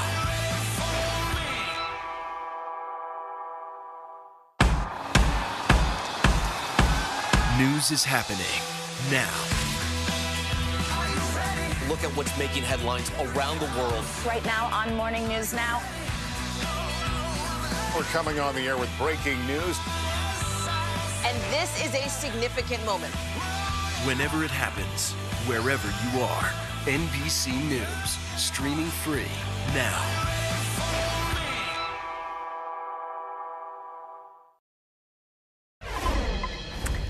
All right, the parents of 4-star college athletes who all died by suicide coming together for the first time to share one message. It is okay to ask for help. NBC News correspondent Stephanie Gosk sat down with the families and has their stories. It's a powerful moment for all of us to be together. These are the parents of Katie Meyer, Arlena Miller, Morgan Rogers, and Tyler Helinski, all 4-star athletes and star students. Katie was Stanford's championship-winning goalkeeper and team captain. Katie was radiant, brilliant. She was the life of the party. Arlena stood front and center on the cheerleading team at Southern University in Louisiana. She was very talented. Whatever she wanted to do, she could have done. Morgan achieved her dream to play lacrosse for Duke. Morgan was such a rock star, and I mean a charismatic, win the room over type of personality. Rush of 4, Helinski has time. Tyler made history when he threw a game-winning touchdown for Washington State University. Students carried him off the field. Tyler was awesome. You would have really liked him. He was just one of those likable guys. 4 college students who had everything going for them. until it felt too hard to go on. Katie and Arlena died by suicide this year. Tyler took his own life in 2018. A year later, Morgan did too. Their parents sat down with us to talk about a pain that doesn't go away and to share their common message. Why is it so important to be here? The easy thing to do would be to stay home and cry all day. That's the easy way. We have to step up and try to help in any way we can.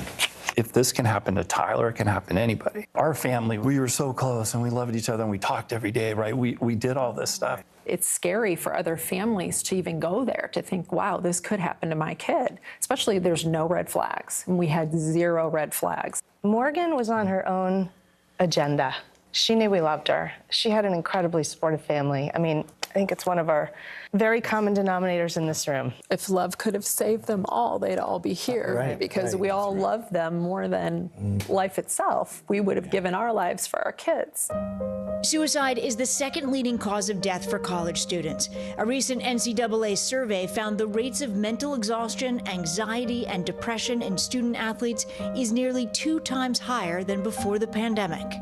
Athletes really are under so much pressure, and they grind every single day. They're up at 6 a.m., they're going to practice. They follow that with classes. That kind of pressure on campus and online. I think social media has a lot to do with that. I think that perfectionism is part of what all of our children, possess. What is it about social media that makes that pressure just ramp up now as compared to years past? They're judged so much, right? There's a lot of negative comments. Our kids told us not to read them, Yeah. yet they were absolutely, kind of keeping score. Arthur Miller acknowledging sometimes parents can add to the pressure too. A lot of times we push our children and we try to live our lives through them. Research shows those who strive for perfection are more reluctant to seek help. Morgan Rogers went to counseling, but she never told anyone how she was really feeling. The elephant in the room, this is mental illness. Mental illness is a chemical problem inside of Morgan's brain. Their brain just betrayed them, and they chose a permanent solution to what really is a temporary problem in a 21-year-old's life. You have to reach the kids and let them know it's not just how you were brought up. So when you're talking to someone that you think might need some help, you're not supposed to say, are you thinking about hurting yourself? You are supposed to come out directly and say, are you thinking about killing yourself? Because if you ask, are you hurting yourself? Their brain has told them, no, as a matter of fact, I can't wait to stop the pain. So they'll say no. Parents out there are going to watch this and they're going to be like, what can I learn from what these poor people are going through? I have an answer for that. Yeah. So I loved having dinner at the table. It was just my thing. And we talked about every topic that there is. So at an early age, we discussed sex. We discussed drugs. There was nothing that we left off the table except, looking back, mental health. Gina and Steve Myers say Katie was facing a disciplinary issue they didn't know anything about. They are now pushing for more conversation between parents and universities. When your kids go away to college, you are in the dark. You do not get any information regarding your children. They have to tell you. And again, our kids all being very strong and they want to adult, right? If we had received just baseline information, that we would have stepped in and perhaps this would have been prevented. Had we known anything. Had we known a thing. I don't know. Open conversation, something these parents all agree will help. I don't think anybody sitting here would wish what we're going through on another human being. We're all in this crappy club, that nobody asked to join. I think there's a greater purpose. We have to make something good come out of this. Something good has to come out of this tragedy. So if we're going to be the ones to step up, we're going to be the ones to make some changes. That's how I feel. And we won't quit until it's done. Right. It just All right, I want to bring in Dr. George James, a licensed therapist at Council for Relationships and a mental health expert. Dr. James, thanks for joining us on this. I appreciate it. It's such an incredibly tragic story. All of these kids that were lost to suicide.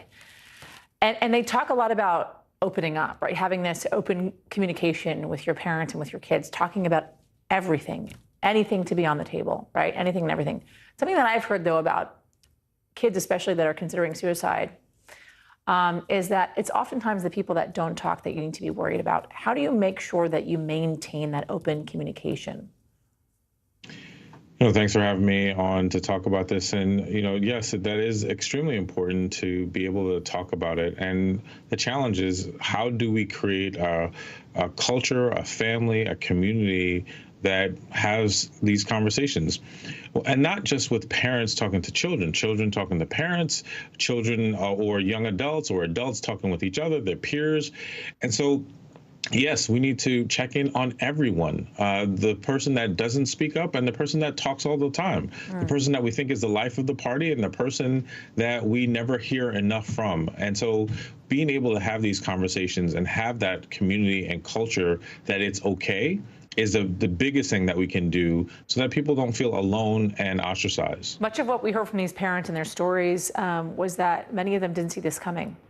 Right? There weren't necessarily these big red flags saying something is wrong with your kid.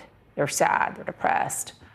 What are some things you need to look out for? Yes, lots of parents might not see this coming because, especially in the families that we saw with student athletes, they're strong, they do a lot, they're accomplishing a lot, and so we think that they're okay. And so sometimes, as some of the parents mentioned, being able to have these regular conversations, being able to ask, are you okay? Is there anything worrying you? Being able to find out, how's your appetite? How's your sleep habits? And even being more intentional, as one of the parents mentioned, I would actually include both. Are you thinking about hurting yourself? Are you thinking about killing yourself? Like, what are the things that are worrying you? And so being able to pay attention to that, and some of the signs might be changes in behavior, changes in grades, changes in mood, giving away things. These are things to really pay attention to. It's tough because I think some kids, teenagers specifically, they find it hard to speak to a therapist, to seek out therapy, because then it means they feel as if something's wrong with them. I tell you, I'll be transparent. I go to therapy. I've been going to therapy since I was 21 years old or something. The good thing is I can actually afford it, right? I couldn't then. I used to attend therapy and it was a sliding scale, so I paid a fraction of what it actually costs. A lot of folks can't necessarily afford it, and there are obviously options in asking your therapist to see you on a sliding scale, but what else can kids do, especially in this position, in seeking out therapy? And what would you say to these kids that are not necessarily on board with getting a therapist because they worry it means something is wrong with them? I really appreciate you sharing your own experience, and even the place where I do a lot of work, where as a therapist, we offer a sliding scale, right? Which is to be able to meet people even as low as like $2, $5. Yeah. And so sometimes you can get that. Other places you might not be able to get that. What you can do, especially for young students in college, almost every university has a college counseling center that is dedicated, and it's already paid for. It's a part of your fees. Yeah. So you can go there as a part of your, just like you go to the health center, you can go and get therapy. But also some of it is, I've seen more as my work with athletes, more people who are saying it's okay to take care of our mental health. The more we can share that information, it moves out of this strong, weak conversation versus I just get all the resources I need. Yeah, we all need to be transparent about the struggles that we have to make it okay for people to be okay with talking about their mental health. Dr. James, thanks so much. Appreciate it. By the way, if you know someone who is struggling, please call the U.S. National Suicide Prevention Life Fund at 1-800-273-8255 or text HOME to 741-741. Coming up, a historic start to the Pacific hurricane season. NBC meteorologist Bill Cairns is here with the very latest coming up next.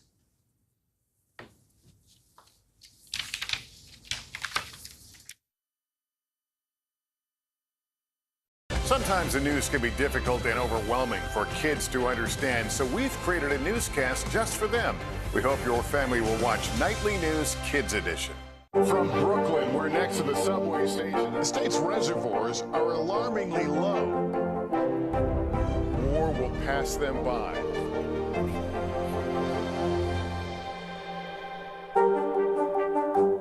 News is happening now. Look at what's making headlines around the world. Whenever it happens, wherever you are, it's here now. We're here to start conversations about the big things happening in our world, because it's not my job to tell you what to think. My job is to think about what you tell me. Now Tonight with Joshua Johnson, streaming weeknights at 8 on NBC News Now. News is happening now. Look at what's making headlines around the world. Right now on Morning News Now. We're coming on the air with breaking news. And this is a significant moment. Whenever it happens, wherever you are, NBC News, streaming free now. Top Story with Tom Llamas is your news playlist on NBC News Now. And now, you can listen to it as a podcast. Available anytime and anywhere. We'll meet Ukrainians who are defending their country one block at a time. When you were still in Kiev, could you hear the bombing? My name is Lester. Who's this? The fire has grown leaps and bounds. You see behind me is typical. How you doing? Pretty bad. Hallie Jackson Now. Weekdays at 5 on NBC News Now. Top Story with Tom Llamas. Weeknights at 7 on NBC News Now.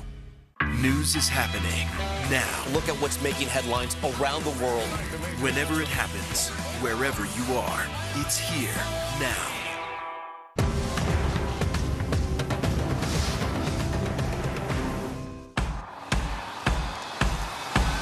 News is happening now. Look at what's making headlines around the world. Right now on Morning News Now.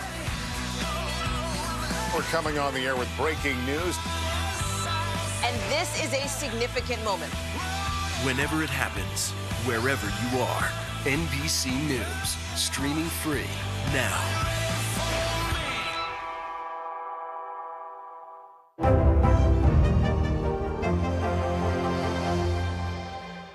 Making Space, the inspirational podcast from Hoda Kotb. Listen now. Hey everybody, I'm Yasmin Vasugi and you're watching NBC News Now. Here's what's happening. You've got mourning in Texas, funerals beginning for the 21 victims in Uvalde. How the devastated community is coming together to cope and remember. Travel turbulence. Summer kicks off with a holiday weekend of flight cancellations and delays. Will sky-high gas prices cause more travel ahead? Plus, no butter. Way to end Asian American and Pacific Islander Heritage Month. Why BTS is in Washington and taking over the White House.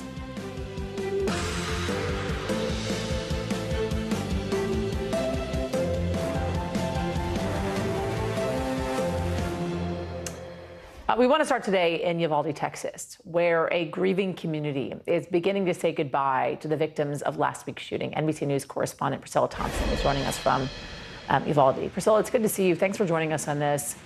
I first want to ask you about the people that are being laid to rest today, the kids that are being memorialized today. Tell us about Amerie Jo Garza. Yeah, it's been certainly a new phase of grieving here for these families of the 21 victims of this shooting. And as these families prepare to say their final goodbyes, and that began with visitations yesterday for Mayete Rodriguez and also Amerie, who you mentioned. And she's being described today by her family as a loving and beautiful 10-year-old child. Her services actually began last hour here. She's the first funeral to be held here. There's another one to be held later this evening, but there's a beautiful slideshow of her on the obituary, and you see her going from a baby to her 10-year-old self and developing that personality that her family describes, wearing a cowboy hat and a bright purple dress. And you see her sort of growing into this person that she could have been, but a life cut way too short, along with so many others here in this community. Yasmin? I can't imagine what it's like for that mom and dad, for that family to be watching that slideshow. That's something that you should be showing in a wedding. You know, those are the slideshows you make for a celebration. And instead, it's a funeral of a 10-year-old girl.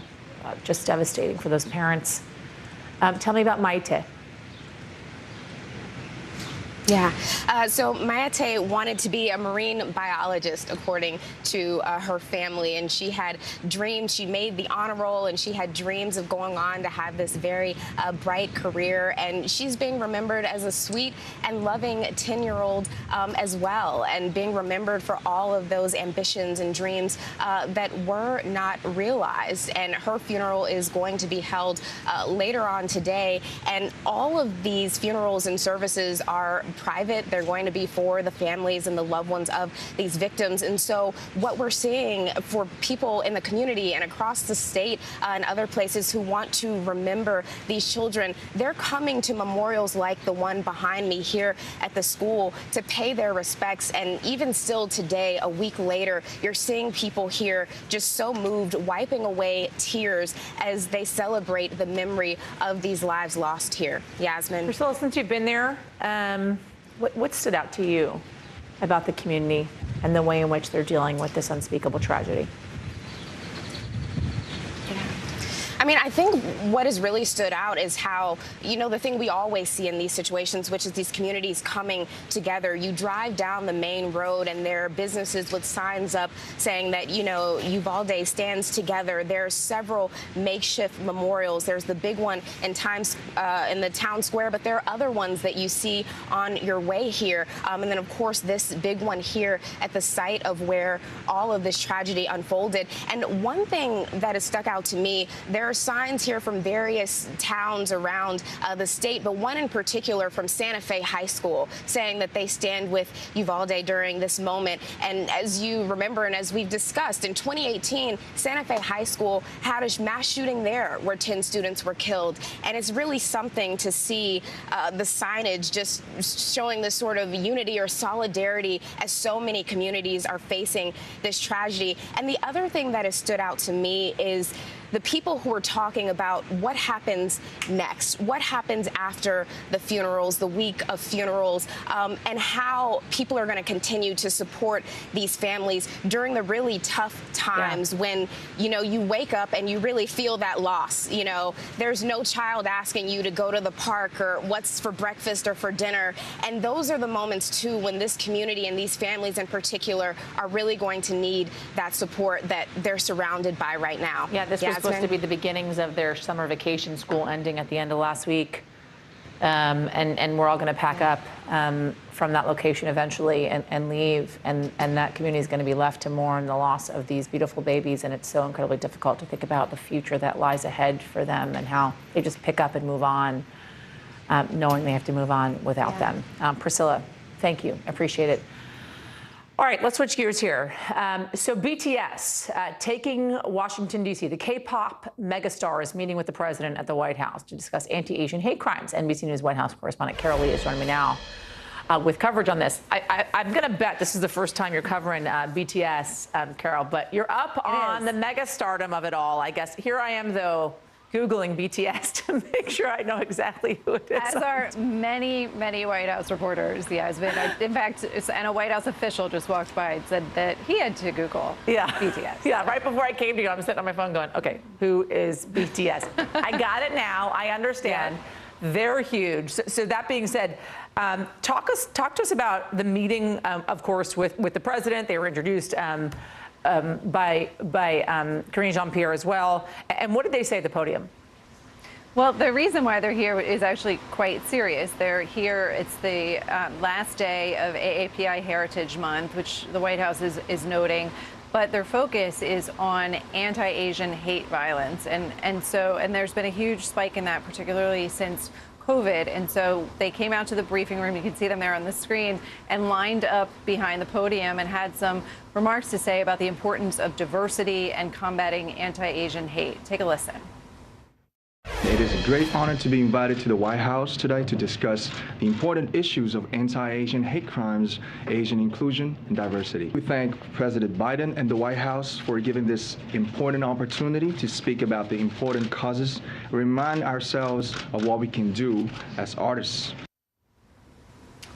Now, Karine Jean-Pierre, the White House press secretary that you mentioned, she said that it was important for them to be here, that they'd stand for inclusivity and diversity, and that they have a really positive message. Also said that President Biden would be meeting with them. We don't know if that meeting is yet over. There's no press coverage of that, but I can tell you there are a lot of fans. You can't see them here, but they're at the fence of the White House who've been standing out here for a couple hours waiting and hoping to catch a glimpse. Yeah, I bet. Talk to me about future issues they plan to address it, because we do know the president, in fact, signed this bipartisan bill to fight anti-Asian hate crimes last May. So what are they saying now about what lies ahead?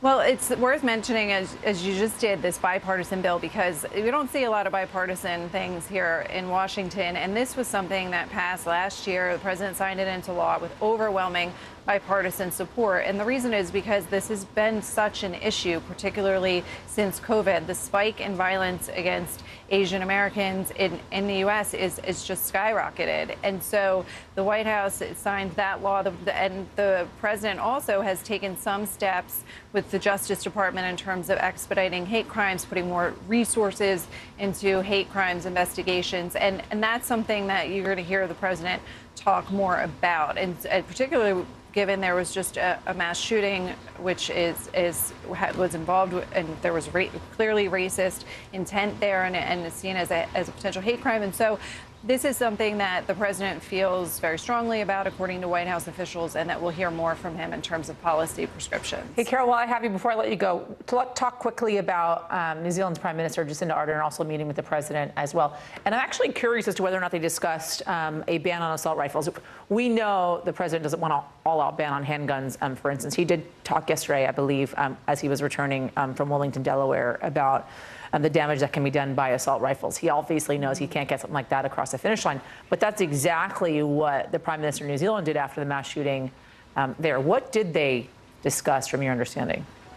Well, we got a read out of that meeting. A lot of it was focused on the Indo-Pacific region and security there, terrorism, things like that. But gun violence was something that the president talked about at the start of their meeting when they spoke to reporters, and it clearly was something that's on his mind. And he even noted, maybe we'll be taking some cues from you or some advice, or that he suggested that it would be a topic of conversation, because, Yasmin, it is the topic of conversation here at the White House. It's certainly something that the president has front and center now, and we heard him say at the start of that meeting that he would be speaking to lawmakers about potential legislation. And just yesterday, he said that he wasn't involved in negotiations. He hadn't been so far. So you can see how things are moving along. And this would be something that what the Prime Minister was able to do in New Zealand is obviously something the president would like to try to achieve here. It's just not clear that he can get there. Yeah, that's the truth.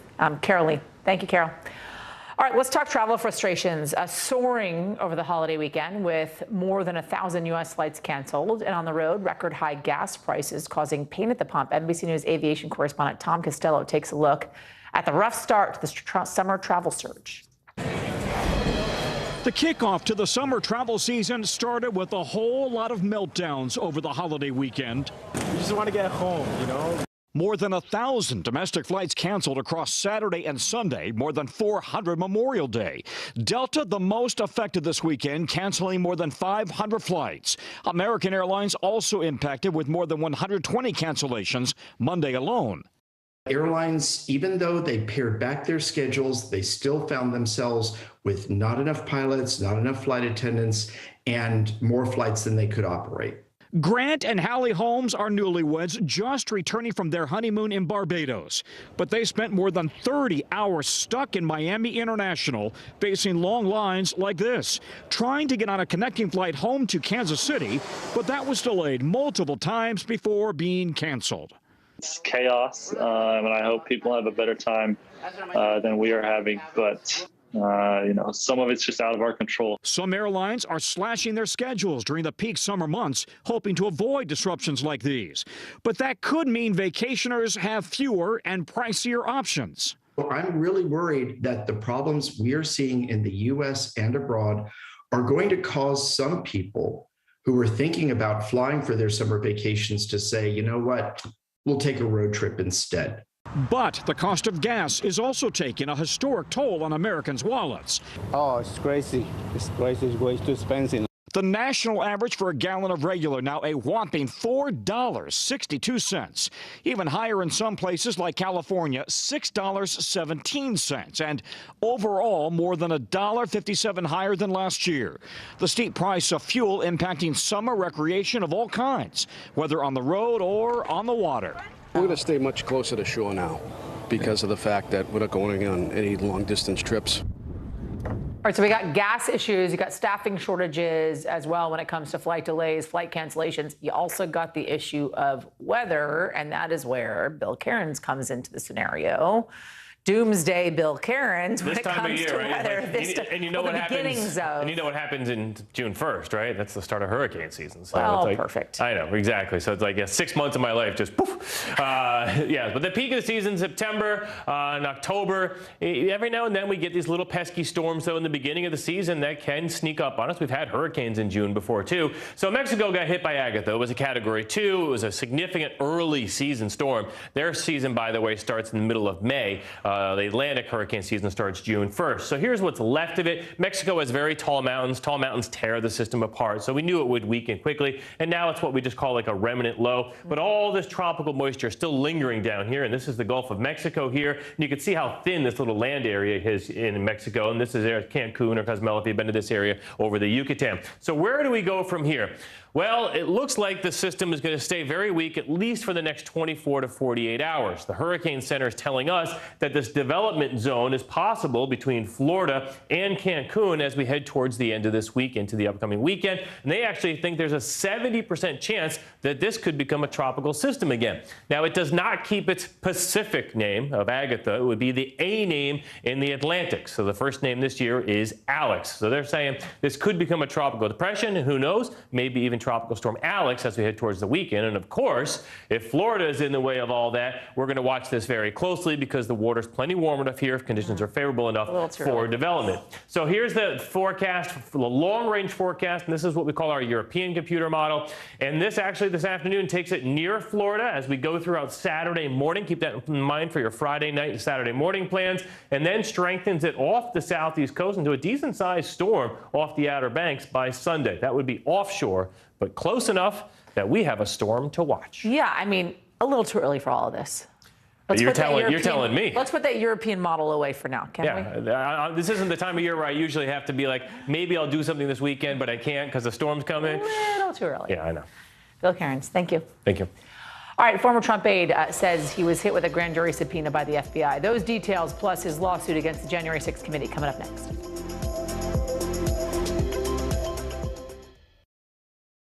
Top Story with Tom Llamas is your news playlist on NBC News Now. And now, you can listen to it as a podcast. Available anytime and anywhere. News is happening now. Look at what's making headlines around the world. We're coming on the air with breaking news. This is a significant moment. Whenever it happens, wherever you are, NBC News, streaming free now. Sometimes the news can be difficult and overwhelming for kids to understand, so we've created a newscast just for them. We hope your family will watch Nightly News Kids Edition. Hallie Jackson Now, weekdays at 5 on NBC News Now. Women's basketball has been systematically held back. Our players and coaches have been harmed. After 49 years of Title IX, we still have work to do. In Their Court, a podcast from NBC News and NBC Sports that goes inside the issues of inequality in women's sports. Listen now.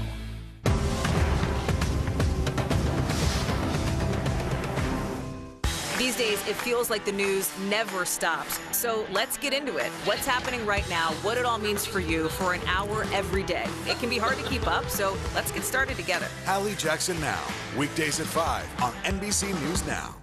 From Brooklyn, we're next to the subway station. The state's reservoirs are alarmingly low. War will pass them by.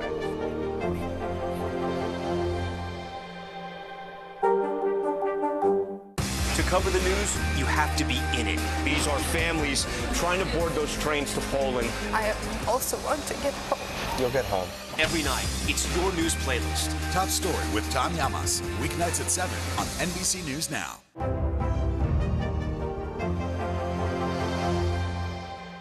Hallie Jackson Now, Weekdays at 5 on NBC News Now. Hi, everybody. Want to go again to NBC News Digital reporter Maya Eklund. She's following the latest headlines from NBCNews.com. Hi again, Maya. Take it away. Hi, Yasmin. So we start in Tampa Bay, Florida, where the Buccaneers wide receiver Travis Johnson was arrested on a DUI charge over the weekend. Team officials did not immediately respond to requests for comment. Several public school teachers in Rochester, New York, are on leave after a series of racist and demeaning texts about students were discovered. The district says it will use all forms of discipline, including termination. 2 people are dead after a boating accident in Colorado's Lake Pueblo this past weekend. Officials say the boat was holding 13 people when it capsized, and all 11 survivors were hospitalized. European soccer officials are investigating what went wrong during a chaotic Champions League final in Paris this past Saturday. Police reportedly used tear gas and bottlenecked lines, delaying kickoff by 37 minutes. And the Hunger Games series is getting a prequel. Lionsgate announcing today that West Side Story actress Rachel Zegler will star as Lucy Gray. The movie is set to hit theaters November 2023. Yasmin. Thank you, Maya. All right, let's go overseas now. The EU is banning 90% of Russian oil as heavy fighting continues in the eastern part of Ukraine. Russian forces making big gains in the Donbass region, as you see on our map there. NBC News correspondent Cal Perry joined us once again live from the capital city of Kyiv. Let's talk about some of these new sanctions that are set to be put in place here, Cal. Talking specifically about the meeting that took place in Brussels, including a 90% ban on Russian oil. What else do you know about it?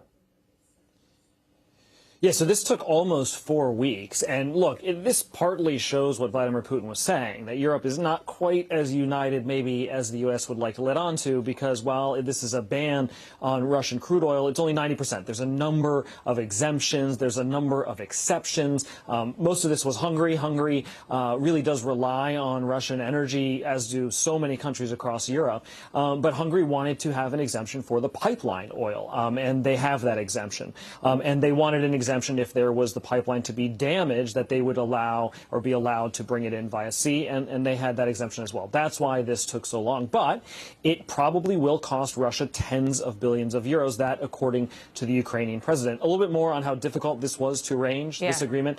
Here's some from the European Commission president. Take a listen. Left over is the around about 10 or 11% that are covered by the southern Družba. And indeed, here we have agreed this is for the moment being exempted. We have agreed to that the Council will revert to the topic as soon as possible in one way or the other. The other thing that I would add here in reporting this story, let's wait until winter and find out if this holds. It's one thing now to have this energy agreement, but as energy prices skyrocket and as it gets cold in Europe, that's when Russia really does have its leverage. Any plan, though, here, Cal, with this? Because I know this is all by air, right? So that's coming by air. And any plan to shut down the land pipelines? Or is that all but impossible because of the amount of oil that's being provided to, or natural gas that's being provided to EU? Yeah, look, it feels all but impossible. The United States has said that it will help supply natural gas to Europe via shipping chains. They're going to bring that in through the Netherlands. But the reality is Russia does provide Europe with so much of its energy. Now, look, the European Union has said they're going to move completely away from Russian energy. And that could happen. I mean, that is completely possible. The rest of the world will not, though. There will always be a market for Russian crude oil, for Russian natural gas, and they will always be able to sell it, whether it's India, whether it's Africa, whether it's Asia. They will find a market because it will be, frankly, and I don't want to sound like Ali Velshi here, but it'll be $1 cheaper than they would sell to the West, right? And you will always be able to find that customer somewhere. For the U.S. State Department, for the Defense Department, this is still a big deal because, of course, in the immediate future, Russia's going to find it difficult to refund its military operations as the fuel stops flowing to Europe, at least in the short term. It's probably a pretty good thing if you sound like Ali Velshi. He usually knows what he's talking about. Totally. Yeah, let's talk about Severodonetsk. They're not in a good space right now. It seems like Russian forces have taken over half of the city. You got Zelensky essentially saying Russia has maximum combat power there in the region. Do the Ukrainians have any sense or any kind of acknowledgement that they could feasibly take back the city and or fight off the other half? So I think Ukraine has done an expert job, and the Ukrainian president's done an expert job of presenting the victories that Ukraine is having to the world and putting the best kind of spin on this war possible. They're being brutally honest about what's happening in the Eastern Front by saying that Russia is slowly gaining ground there, that they are destroying these villages, and you see that video on your screen. What is happening in Mariupol, what has happened, I should say, in Mariupol, where that city was completely destroyed, is now happening in the Donbass, in the eastern part of the country. And the fighting is as fierce as it has been in 8 years. And we don't know what kind of casualties the Ukrainian military is taking. All of this is a way of saying this is how and what is dictated in conversation about more weapons coming to this country, specifically from the United States and from NATO. Those howitzer artillery pieces. This has become an artillery front war in the eastern part of the country, where the Russian army is just bombarding these cities with artillery fire. Well, that's where these U.S.-made howitzers, these artillery pieces, are going to be used most to try to stand off Russian troops. But the Ukrainian military and the Ukrainian officials here are asking for more offensive weapons. Now, the U.S. is being a little bit resistant in sharing them, at least for now. We'll see if that changes in the future as, of course, this battle for the East sort of unfolds, Yasmin. Cal Perry, thank you. All right, let's talk inflation here, everybody. You got rising gas prices, inflation, and now the president having a new economic headache, COVID lockdowns in China. NBC News senior national politics reporter Jonathan Allen is joining me now. Jonathan, as always, good to see you. Let's talk through some of this, because you've been doing some writing and reporting on this, saying this, for instance, administration officials, foreign policy experts, and corporate executives warning of a potential, quote, China time bomb. As a GOP strategist put it, as weeks of lockdowns in Shanghai have disrupted the flow of a variety of products from computer parts to cars. But this is a problem that is out of the president's hands. That being said, we have seen this in the past, right? A lot of things have been out of the president's hands when it comes to the supply chain issues. They have not necessarily been able to communicate that to the public, hence the reason why his approval ratings are where they are. How do they do it this time? Can they do it this time? It's going to be difficult, Yasmin. Our colleagues Shannon Pettypiece and Alan Smith and I reported this story and talked to folks in the administration, on Capitol Hill, in the corporate community, and they're all expecting that these slowdowns, basically the lockdowns in China over COVID, have slowed down, as you said, the manufacture and distribution of various goods, which crunches supply and, of course, demand and supply curves being what they are, the price of things is likely to go up. They don't have an answer. In fact, one administration official told me that they understand that this is the thing that they can't control, and yet they are watching it very closely. You know, how they communicate that, in fact, including in talking to us, starting to communicate the idea that it's something that they don't have a lot of options for combating, other than to, you know, put some pressure on China to keep producing things. And then what about the Shanghai reopening after 2 months of lockdown? How's that going to change the calculation? Well, I think from an American economy standpoint, hopefully it'll make those goods, as you mentioned, from computer chips to car parts. Some cars actually using computer chips. All cars, I think, at this point using computer chips. You know, hopefully for the American economy, what that will do is start to free up some of that supply. Will help get the supply chains moving again and get things into port. How is this affecting midterms, right? You're looking at Ohio, for instance, that high-profile Senate race there between Democrat Tim Ryan. You got J.D. Vance as well. Trump endorsed at one point a never Trumper, now a full-on Trumper getting endorsement from the former president. And it's the way he was basically able to eke out a win there in the primaries. This is going to be top of mind. Inflation, economy, supply chain, all top of mind. How do you see this playing out come the midterms? Well, you're absolutely right that it's top of mind. I've been in a variety of states over the last year or so reporting on these midterms, whether it's Michigan or Arizona or Florida. What I hear from voters all the time is that they're concerned about the prices of basic daily goods going up, of course, the price of gas going up. And for all of the other issues that are out there, this is the one the voters consistently say, not only in interviews, but also in polls, that is absolutely top of mind for them. And for the party in power, and that's the Democrats right now in the White House and in Congress, a tough economy, or one that is perceived to be a difficult economy, is usually very difficult to muddle through or to win in. Thank you, John. Good to see you. Take care, Yasmin. Our ex-Trump aide, Peter Navarro, saying he was subpoenaed to testify before a federal grand jury and turn over documents related to the January 6th riot. Navarro made the claim in a lawsuit he filed today against the House committee. NBC News Capitol Hill correspondent Ali Vitale is joining us now from the Capitol. Ali, good to talk to you. Talk to me first about the shared draft, this lawsuit with NBC News. What does it allege? Yeah, what it's alleging is that he doesn't want to comply with the subpoena that's been served to him because he says the January 6th committee was not legitimately constituted. Here's an example of what I mean by that. If you pull it up on the screen, you can see that in this draft, he says that it's neither duly authorized nor properly constituted, and therefore its legislative acts, including its subpoena issued to me, are therefore ultra vires, unlawful, and unenforceable. It's interesting because the argument that Navarro is making here is actually the same or similar to that of people like Kevin McCarthy and other Republican lawmakers who have been similarly subpoenaed by the committee and are also saying that they're not going to comply. Wonder if they're talking. That's a rhetorical question. Has the committee responded?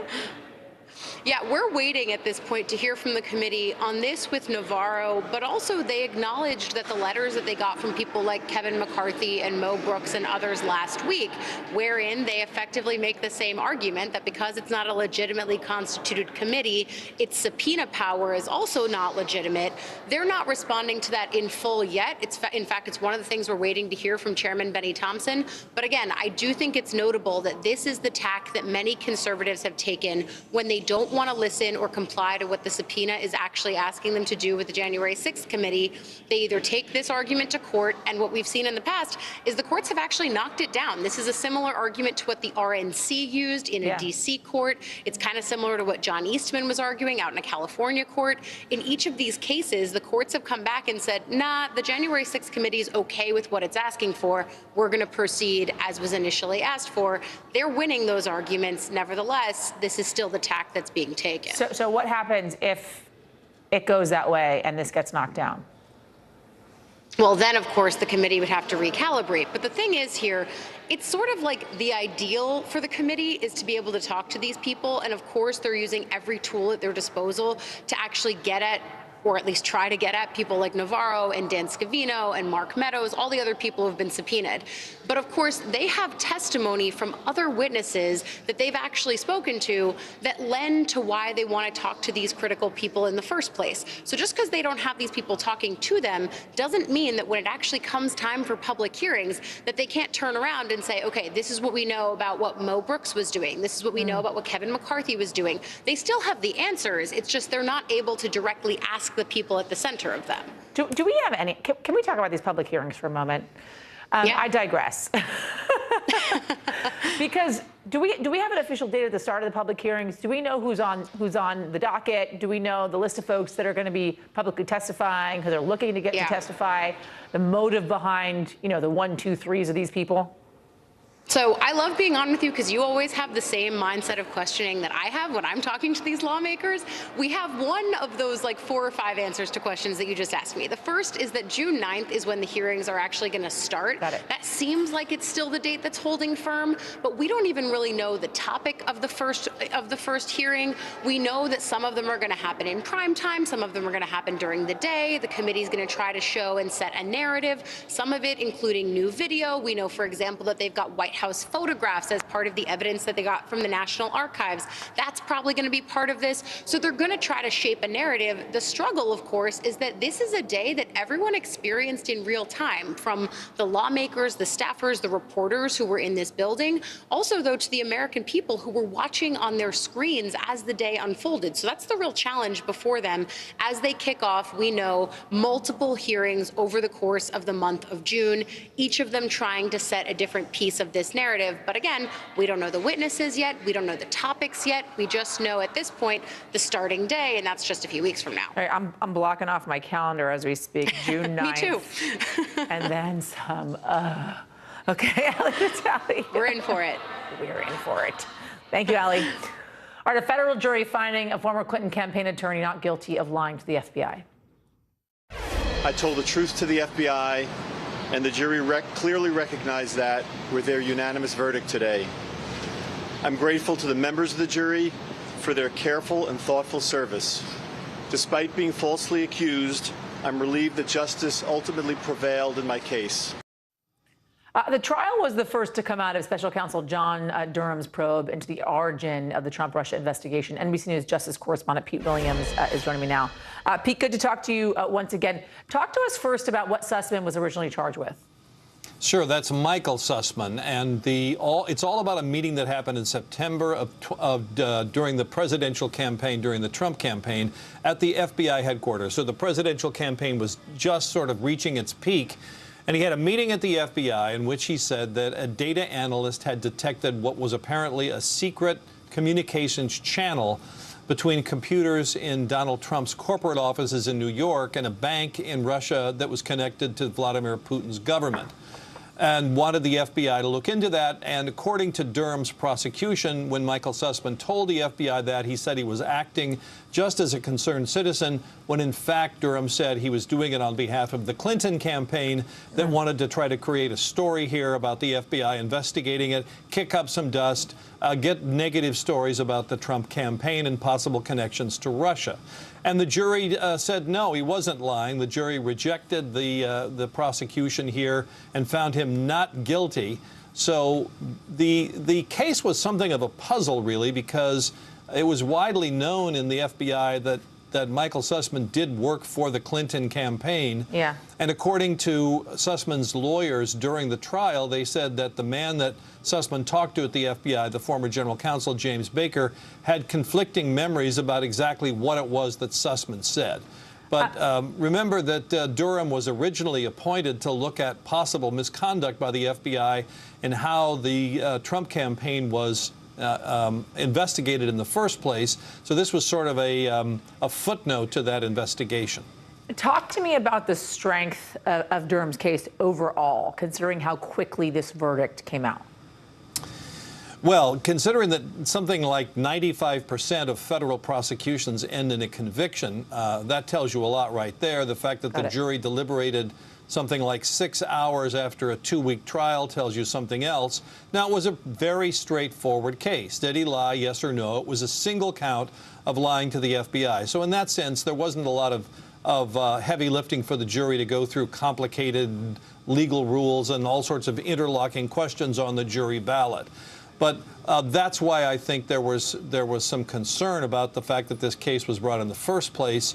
Many people considered it weak. On the other hand, there have been a lot of people who think that Durham was onto something here, that there was a conspiracy to try to get the FBI involved more in damaging the Trump campaign. So for those lots of people that feel as if Durham's onto something, what is the future of this investigation? Could we expect to see some additional charges here?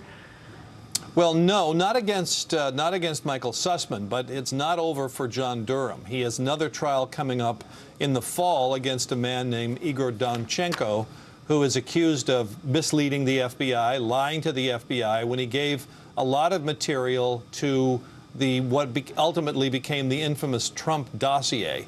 Now, obviously, he has pleaded not guilty, so that's the next case to come to trial. But again, remember, John Durham's homework assignment was to look at whether the FBI engaged in any kind of misconduct or broke the law in investigating the Trump campaign. And so far, the investigations or the prosecutions that he brought have been, to some extent, sidelines. Pete Williams, thank you. All right, coming up, everybody, brazen thieves, a religious artifact worth $2 million stolen out of a New York church. A look at the gaping hole and a reaction next. Top Story with Tom Llamas is your news playlist on NBC News Now. And now, you can listen to it as a podcast. Available anytime and anywhere. News is happening now. Look at what's making headlines around the world. We're coming on the air with breaking news. This is a significant moment. Whenever it happens, wherever you are, NBC News, streaming free now. Sometimes the news can be difficult and overwhelming for kids to understand, so we've created a newscast just for them. We hope your family will watch Nightly News Kids Edition. Hallie Jackson Now, weekdays at 5 on NBC News Now. Women's basketball has been systematically held back. Our players and coaches have been harmed. After 49 years of Title IX, we still have work to do. In Their Court, a podcast from NBC News and NBC Sports that goes inside the issues of inequality in women's sports. Listen now.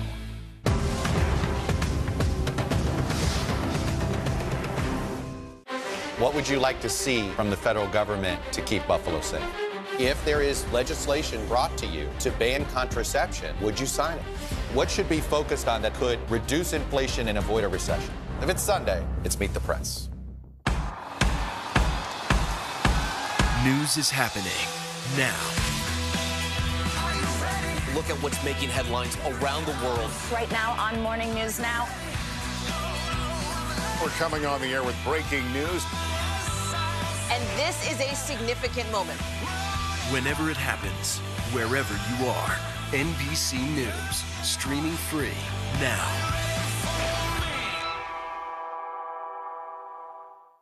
When was the last time you made space to listen to somebody? We are meeting people one after the next who've made profound changes. I think you're going to be blown away by the life lessons. Join Hoda Kotb for her podcast, Making Space. Listen now.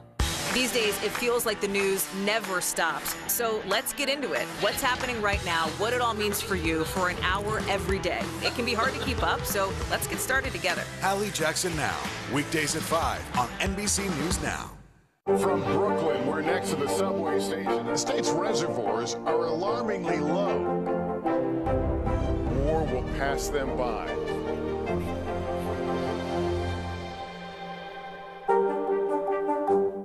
To cover the news, you have to be in it. These are families trying to board those trains to Poland. I also want to get home.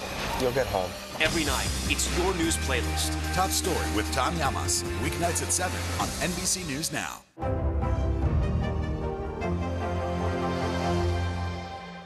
Hallie Jackson Now, weekdays at 5 on NBC News Now. Welcome back, everybody. Time now for The Bottom Line, our daily look at what's going on in the business world and beyond. Gas prices hitting another record high today, now averaging $4.62. You see it right there, a gallon. According to AAA, a majority of Americans now say they will consider gas prices when deciding whether to take a trip in the next couple of months. CNBC correspondent Kate Rogers is joining me now. Kate, good to see you. Analysts saying essentially, listen, gas prices, they've usually peaked by now. What should we expect as we get into the summer months?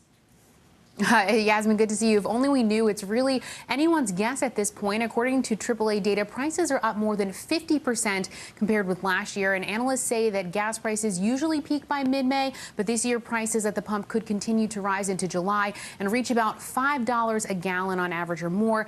In fact, prices are so high that they could now start to impact summer travel plans. 90% of Americans consider the price of gas in their decisions about whether to travel or not in the next 3 months. That's according to a new survey from the American Hotel and Lodging Association. The same share also say that inflation is a factor in their upcoming plans.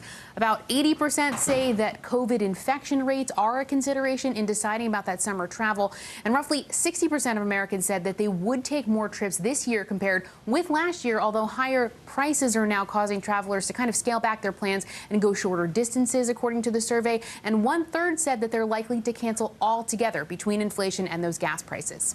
Let's talk about home prices. Right. So we saw this increase in interest rates, essentially, which you would think would mean less borrowing, i.e. home prices would then come down. It seems as if at this point the opposite is essentially happening. And instead, home prices are still really surging, people continuing to buy, wondering what is driving this and what specific cities are seeing the biggest surges. Yeah, so nationally, home prices were 20.6% higher than they were in March of 2021. That's according to the S&P CoreLogic Case-Shiller Home Price Index. That's higher than the 20% gain that we saw in February. The index is a 3-month running average that ends in March. Now, the average rate on the 30-year fixed mortgage stood at 3.29% at the start of January and ended March at 4.67%. That's according to Mortgage News Daily. So that is also on the rise. Now, in terms of the highest home prices by location, Phoenix slipped from the top gainer spot for the first time in 3 years, with Tampa, Florida now taking over. Tampa, Phoenix, and Miami continue to see the highest annual gains with increases of nearly 35%, 32.4% and 32% respectively. 17 of the 20 cities reported higher price increases in the year ended March 2022 versus the year ended February 2022. Now, cities seeing the smallest price gains were Minneapolis, Washington, and Chicago, all near 13%, so still very high. Yeah. Let's talk Wall Street for a moment. Closing out the month today, right? May was, wow, a real big roller coaster ride. Lots of going up and down, lots of rolling when it came to Wall Street. What can we expect come June? Could it be more leveled out? We will see. So stocks did fall, and we saw a lot of seesaw trading today. Investors closing out, as you mentioned, a very rocky month. Saw the S&P 500 flirt with bear market territory amid those inflation and recession fears. The Dow fell, as you can see, just about 222 points. The S&P dipped 0.6%. The Nasdaq eased 0.4%.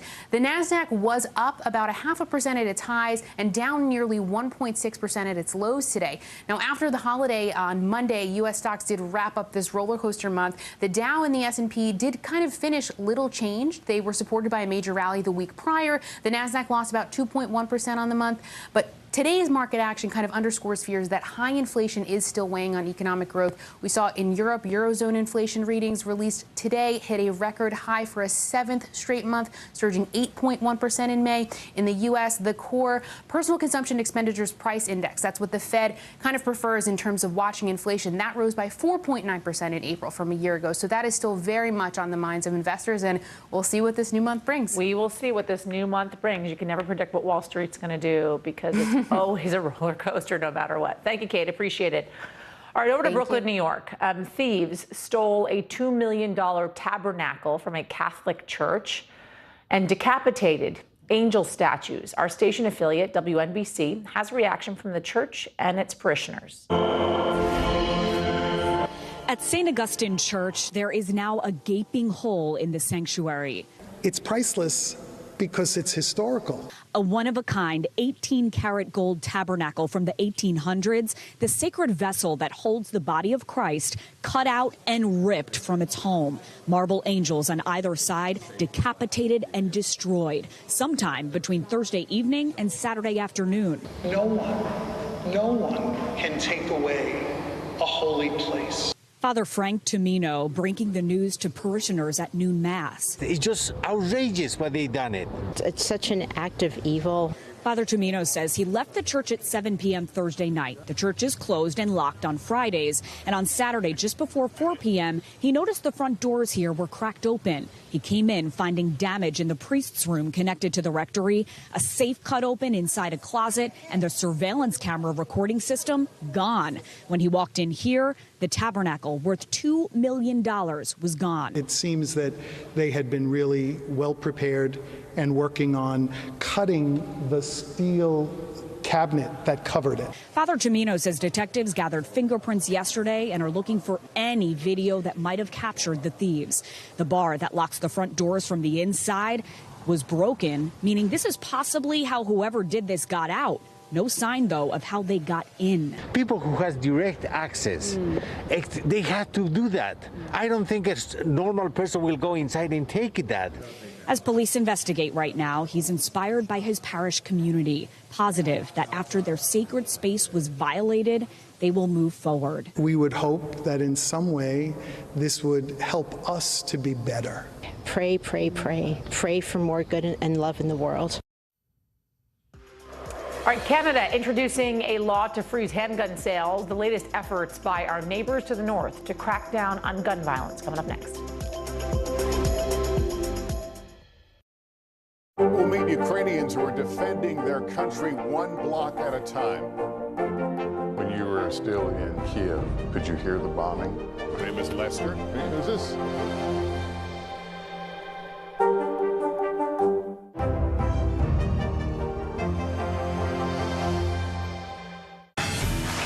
Look at what's making headlines around the world. We begin with breaking news. The attacks from Russia are coming in from every angle. Live from Ukraine, where a fierce battle is raging on. We've heard a number of explosions. Russia is picking off Ukraine's military facility.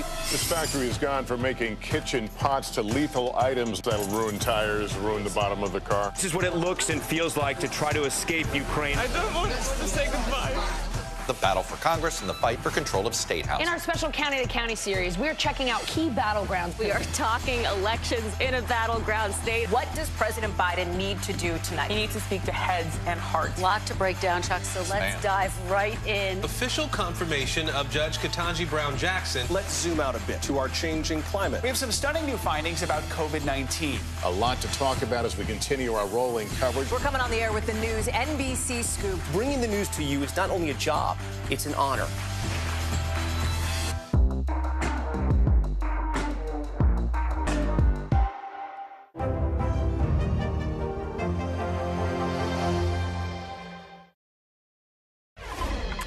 Welcome back. Canadian Prime Minister Justin Trudeau proposing a national freeze on handgun sales. He introduced the idea of a sweeping ban on guns yesterday in response to a rise in killings in his country. NBC News reporter David Ingram is here with me now. David, good to see you. Let's talk about this. What a sharp contrast to what we're dealing with here in the United States, and any possible changes or incremental changes we could actually see happen when it comes to gun legislation here. Talk us through exactly what we're seeing in Canada and the changes there.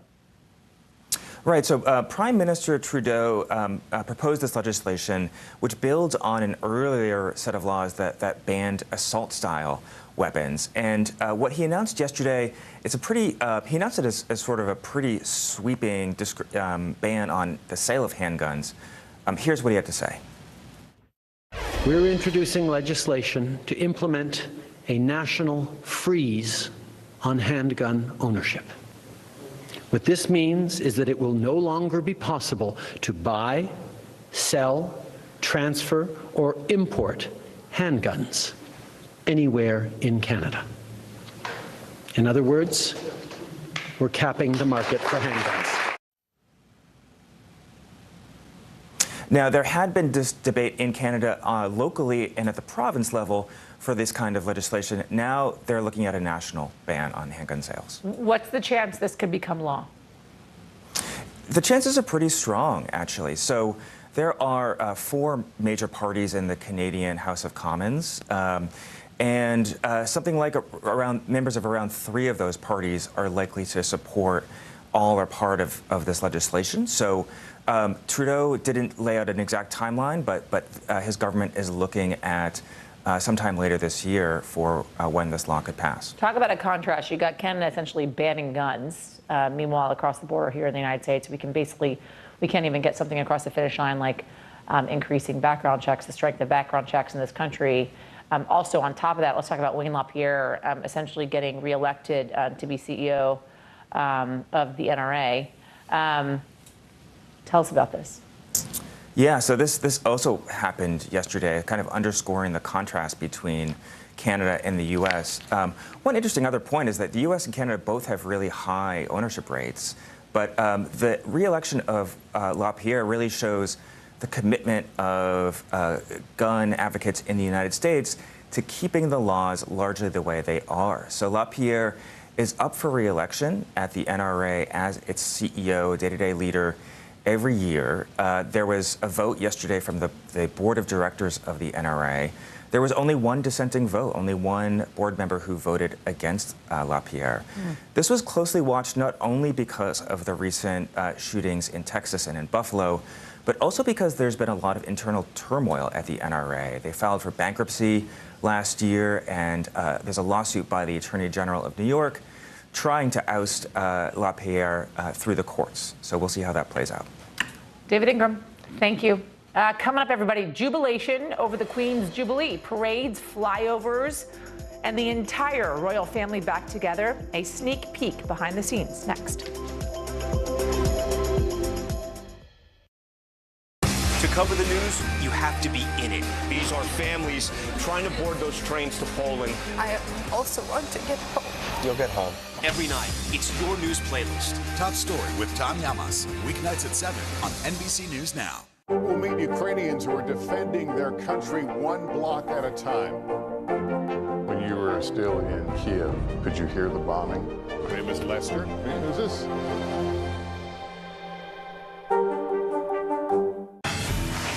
look at what's making headlines around the world. We begin with breaking news. The attacks from Russia are coming in from every angle. Live from Ukraine, where a fierce battle is raging on. We've heard a number of explosions. Russia is picking off Ukraine's military facility. This factory has gone from making kitchen pots to lethal items that'll ruin tires, ruin the bottom of the car. This is what it looks and feels like to try to escape Ukraine. I don't want us to say goodbye. The battle for Congress and the fight for control of State House. In our special County to County series, we're checking out key battlegrounds. We are talking elections in a battleground state. What does President Biden need to do tonight? He needs to speak to heads and hearts. A lot to break down, Chuck, so let's dive right in. Official confirmation of Judge Ketanji Brown Jackson. Let's zoom out a bit to our changing climate. We have some stunning new findings about COVID-19. A lot to talk about as we continue our rolling coverage. We're coming on the air with the news NBC Scoop. Bringing the news to you is not only a job, it's an honor. Hallie Jackson Now, weekdays at 5 on NBC News Now. We're here to start conversations about the big things happening in our world, because it's not my job to tell you what to think. My job is to think about what you tell me. Now Tonight with Joshua Johnson, streaming weeknights at 8 on NBC News Now. News is happening now. Look at what's making headlines around the world. Whenever it happens, wherever you are, it's here now. Tom Cruise asked Paramount to hold Top Gun Maverick for 2 years so it could be released in theaters. And now it's the largest Memorial Day weekend opening in box office history, over $156 million domestically. So could this be the start of a movie theater comeback? NBC News correspondent Jacob Soboroff takes a look. Here we go. In 3, 2, 1. Soaring above expectations, Top Gun Maverick blew away the competition over the weekend, becoming the top-grossing Memorial Day picture in history. This is probably the most important Memorial weekend in the history of the box office, given the past 2 years and how the pandemic really sidelined movie theaters in a very profound way. Fueled by a full-throttle marketing campaign and a production designed for the ultimate big screen experience. Like we're in the cockpit, in the mix, everything moving around us with the top, sound, everything, like we're there. Maverick also getting strong word of mouth, building momentum all weekend long. Tom Cruise there ain't nobody like him. That's why we're here. Everyone here is the best there is. Who the hell are they going to get to teach us? Captain Pete Maverick Mitchell. Tom Cruise, he knows his star power was built on that 50-foot screen in the multiplex, and he's paying that back every single day when he's hanging out on the side of an airplane. But will Maverick be a singular phenomenon or the start of a blockbuster summer? Theater owners and film lovers believe the lineup of films about to open should keep turnstiles turning. You have a new Jurassic Park movie, you have a new Thor movie, you have Elvis, you have Nope, you have a Minions film, you have a new Pixar film, Lightyear. I don't think this is going to be a one-off, kind of like Spider-Man was in the holiday season last year. Forget the book. Trust your instincts. Cruise forcing Paramount to hold Maverick for 2 years, insisting on a theatrical release so fans could enjoy every aspect of the traditional movie experience. A high-stakes gamble now paying off. Just the popcorn smell and them just relaxing, watching a movie with top-notch sound and a big screen in front of you. You can't beat that. Can't beat that. All right, not even string ties will keep the royal family apart for the Queen's Platinum Jubilee. Everyone will come together as London celebrates 70 years of Queen Elizabeth's reign. NBC News senior international correspondent Keir Simmons shows us the pageantry that awaits and the significance of this incredibly historic moment. Final touches and anticipation. London decked out in red, white and blue ahead of the historic celebration. Marking the Queen's 70 years on the throne, a milestone no British monarch has ever reached until now. These streets will be full of people. Yeah. Everyone will be coming out to celebrate, so it should be fantastic. A 4-day-long display of pageantry awaits. On Thursday, pomp and ceremony, called Trooping the Colour, a traditional display dating back over 260 years to mark the monarch's official birthday. Then a crowning moment, the family balcony appearance. This time, Andrew, Harry and Meghan will not be there for the spectacular flypast. And in the evening, more than 2,000 beacons will light up the skies to mark 70 years of the Queen's reign. On Friday, a service of thanksgiving at St Paul's Cathedral will gather the whole royal family together. Saturday will bring the Queen's favourite moment, the Derby. We got an early preview at Epsom Downs, home to the most famous horse race in the world. OK, wow, the winner's enclosure. Yeah. And the Queen will be... in the royal box. Right there? Yeah. Oh, she gets the best view. She gets a good view. Yeah, she gets a good view. And she's been a loyal supporter of the Derby for so many years. She's only missed 4 since her coronation in 1953. The Queen and her family clearly enjoyed their day at the races. A party outside the palace will follow in the evening, with a concert including the legendary Diana Ross, who tweeted, "I am honoured to perform for Her Majesty the Queen once again." On Sunday, street parties, more than 200,000 events around the UK, over 12 million gathering to celebrate the Queen. We've seen a phenomenal level of interest in the big Jubilee lunch celebrations this year. And to end it all, a parade of more than 10,000 people performing during the Jubilee's pageant extravaganza. People come from across the country, so many people come together for that momentous moment in central London. I think it's going to be a really fitting end to the weekend. The Queen has marked 3 Jubilees before, silver in '77, to gold in 2002 and diamond nearly 10 years ago in 2012. But this will be the Queen's first without her husband, Prince Philip. She's also facing mobility issues that could prevent and limit her attendance at some events. The royal family coming together to support the Queen, despite some strained ties. That does it for us. Hallie Jackson starts now.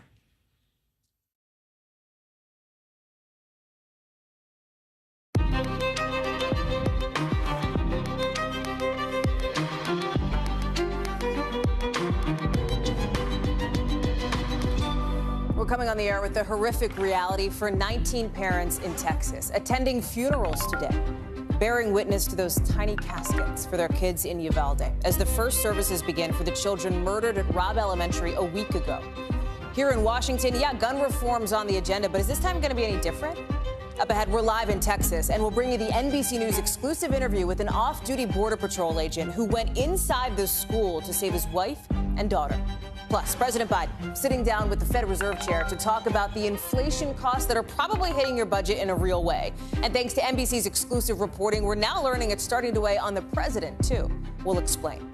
And we're hearing from Leah Thomas today. Remember her, the first transgender athlete to win an NCAA championship? We'll talk about how she's responding to the controversy around her victories. Plus, as Asian American and Pacific Islander Month comes to a close, we go behind the scenes of a high schooler's fight to stop hate crimes by encouraging schools to teach more about Asian history. That's in the backstory. And older Americans who turned to retirement at the height of the pandemic, getting back to work. We break down unretirement in tonight's original. Hey, I'm Hallie, and tonight parents in Uvalde will begin to bury their children. They will begin to bury their kids a week after a shooter stole the lives of 19 students and 2 teachers in a classroom there. This afternoon, we saw the funeral for this little girl, Emery Jo Garza. She was a swimmer. She wanted to be an art teacher. You saw her there holding up her honor roll certificate. She got that just hours before the massacre. The Girl Scouts actually just posthumously honored her with the Bronze Cross, which is one of the Scouts' highest honors. That's partly because her grandma says she tried to call 911 to protect her classmates. Later tonight will be the service for Maite Rodriguez. She hoped to become a marine biologist. She wanted to graduate from Texas A&M. There was also a service today, a visitation for Irma and Jose Flores. Irma, who was killed by the gunman, and her husband, who died a few days later from a heart attack while grieving his wife. And as these families live with their incomprehensible pain, the question here in Washington is, what action comes next? Anything? In a meeting with New Zealand's Prime Minister, President Biden says he does plan to get involved in those talks on Capitol Hill, reflecting on his visit to Uvalde. Just so much of it is preventable, and the devastation is amazing. A source tells NBC News a bipartisan Senate group led by Connecticut Senator Chris Murphy is going to meet again tomorrow via Zoom. And some of the ideas they're talking about today, trying to get more states to use so-called red flag laws. They want to try to expand background checks, raise the minimum age to buy a firearm, and more. The senator today says he's feeling encouraged. Listen. I am admitting this feels different. The partners we're talking to sound sincere right now. I think we will know one way or the other, by next week as to whether we can achieve it. Let's start tonight in Texas, in Uvalde, with Priscilla Thompson, who's on the ground for us there. So, Priscilla, you don't have to even elaborate on the horror for these parents who are now having to hold funerals for their kids. I know that there was one today, there's one tonight, there's memorial services as well. Tell me what it's like on the ground. Yeah. Well, Hallie, it definitely feels like a new phase of grieving for this community, for the families of these 21 victims, as they begin to say their final goodbyes in these private services that are going to be held every day this week and into next week. Some days, several services being held. So truly a continued feeling of mourning. And for those who aren't able to attend those private services, they're coming here to this memorial that has been set up where this tragedy unfolded just last week. There have been a steady stream of people coming here from all over, many of them with their children, and the emotions are also running high here. I've seen several people wiping away tears as they lay their flowers and walk away, and so it just continues to be a very emotional scene here as these funerals continue and as people try to stand with this community and grieve with them. We're also learning more from this exclusive interview that Savannah got this morning on the Today Show with this off-duty Border Patrol agent who heard about the shooting, basically grabbed his barber's shotgun, right, borrowed it, and went into the school because his wife and his daughter were in there. Yeah, that's exactly right. He says he was at the barber shop about to get a haircut, and he got a text from his wife, who is a teacher here, and she said, "There's an active shooter. Help, I love you." And he says that he grabbed a gun and he rushed over, and he describes what he saw as a scene of chaos. And as he tried to go in and figure out where his daughter and his wife were, and once he knew that they were safe, he continued working to help to get others out. Take a listen to how he described it. After she got to safety, you continued to help. Oh yeah, I cleared out the rooms there, saw all her friends. I coach Little League Baseball as well. I'm not an official coach, but I'm always there helping out.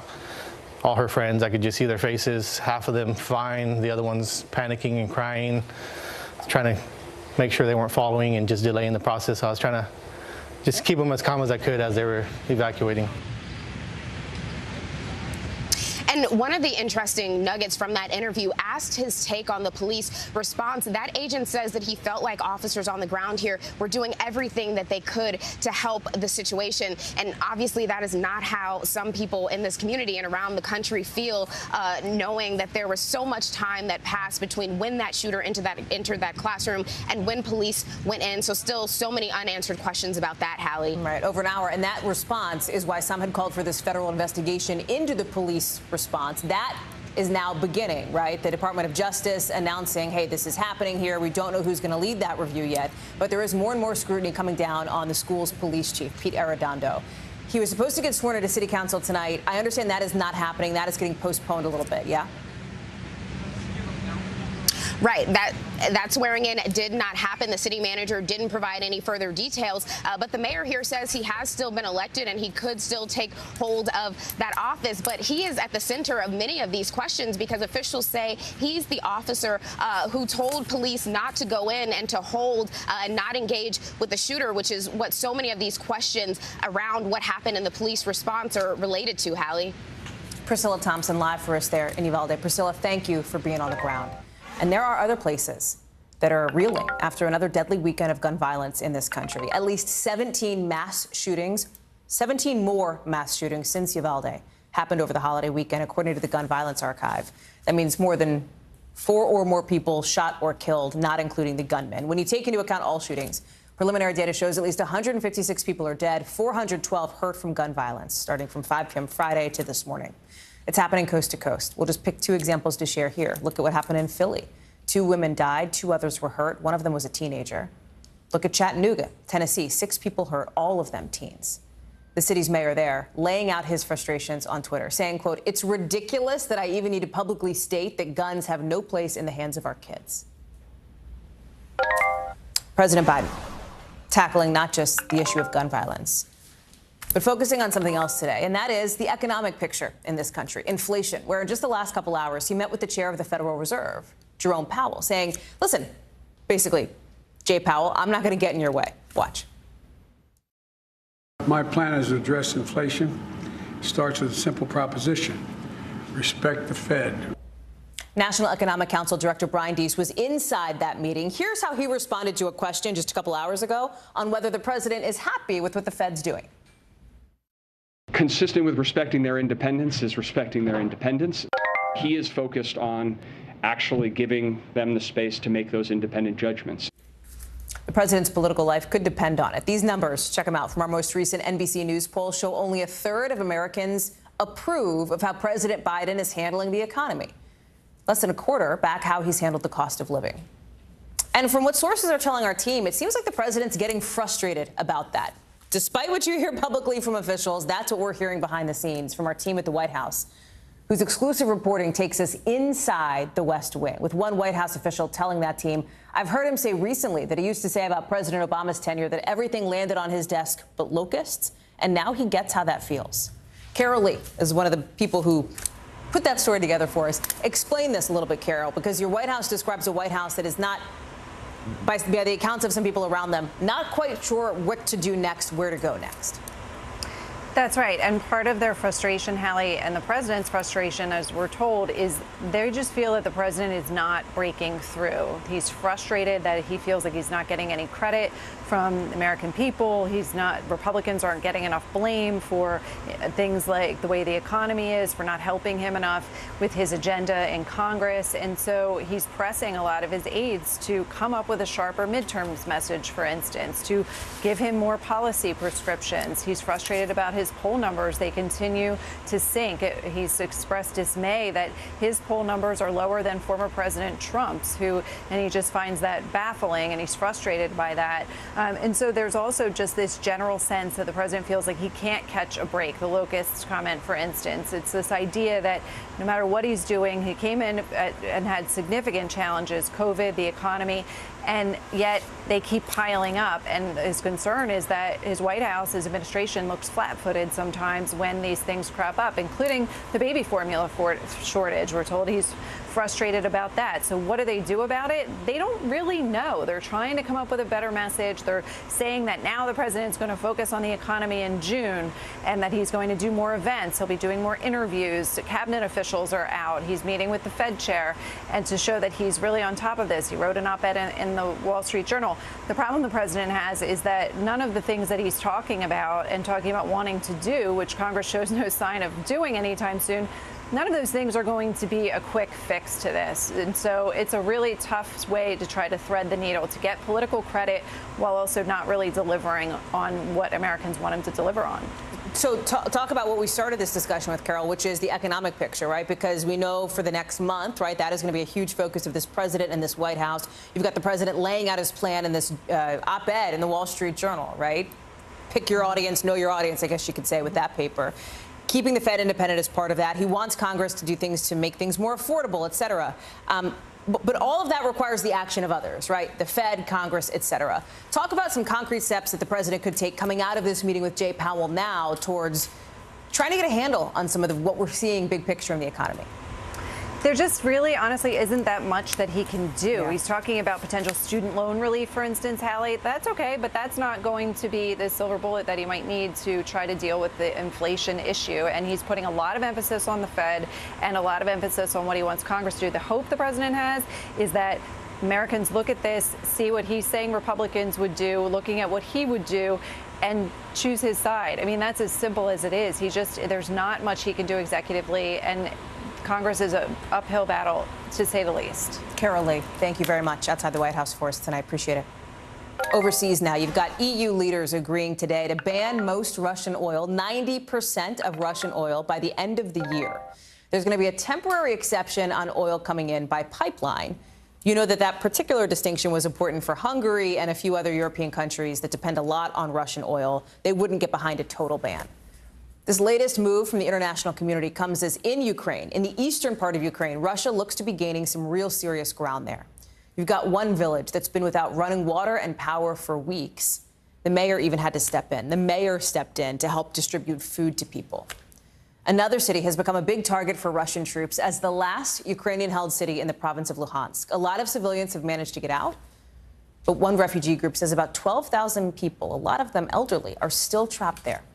Cal Perry joins us now. Cal, we heard about this oil ban here, and then we heard from Ukraine and a senior official in President Volodymyr Zelensky's office who said this kind of thing was just too late, too slow and too late, right? Give us the context check here. What kind of an impact would an oil ban like this really have, given that we've heard from American officials, hey, the effect of biting sanctions takes time. This is not an overnight thing.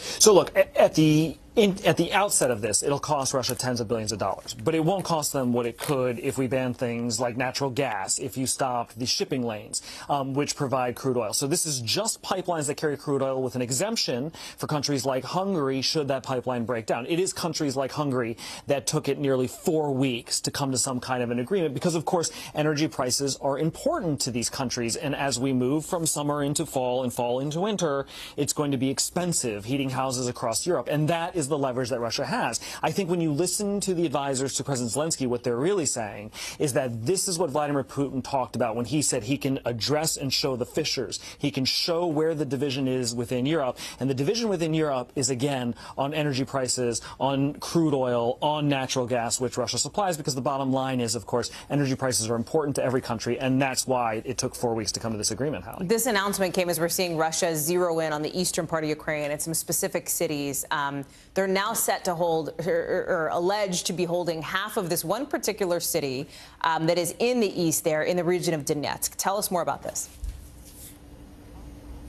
So you have a number of villages that are falling to Russian forces as they move through this area of the Donbass, which is a key important region in eastern Ukraine because it is the literal eastern flank for the Ukrainian military, right? And as these villages come under Russian control, Russians are occupying them. They're also destroying them with artillery fire, village by village. This is what happened in Mariupol. This is what's happening in the east of the country. The other thing that we don't know, Hallie, is how many Ukrainian soldiers are dying on the eastern front. President Zelensky said it could be between 50 and 100 every day. It gives you an indication of how fierce the fighting is. Cal Perry live for us there in Kyiv. Cal, thank you. Good to see you tonight. Appreciate it, as always. Turning back to Washington now, where former Donald Trump aide Peter Navarro is fighting a subpoena from the January 6th committee by suing them and House Speaker Nancy Pelosi. We're learning about this just a few hours ago. Navarro representing himself in a lawsuit. He's calling the January 6th committee illegitimate and partisan. Why? Listen, his whole goal here is to block a subpoena that the committee filed against him last year to get him to come in and answer some questions.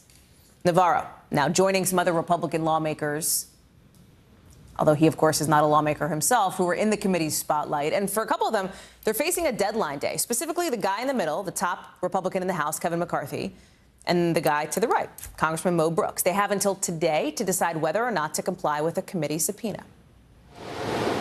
Ali Vitale is joining us now from Capitol Hill. So, Ali, let me take this in a couple of buckets, and let's start with Peter Navarro. How does he fit into the January 6th committee investigation and their push to try to get more answers here?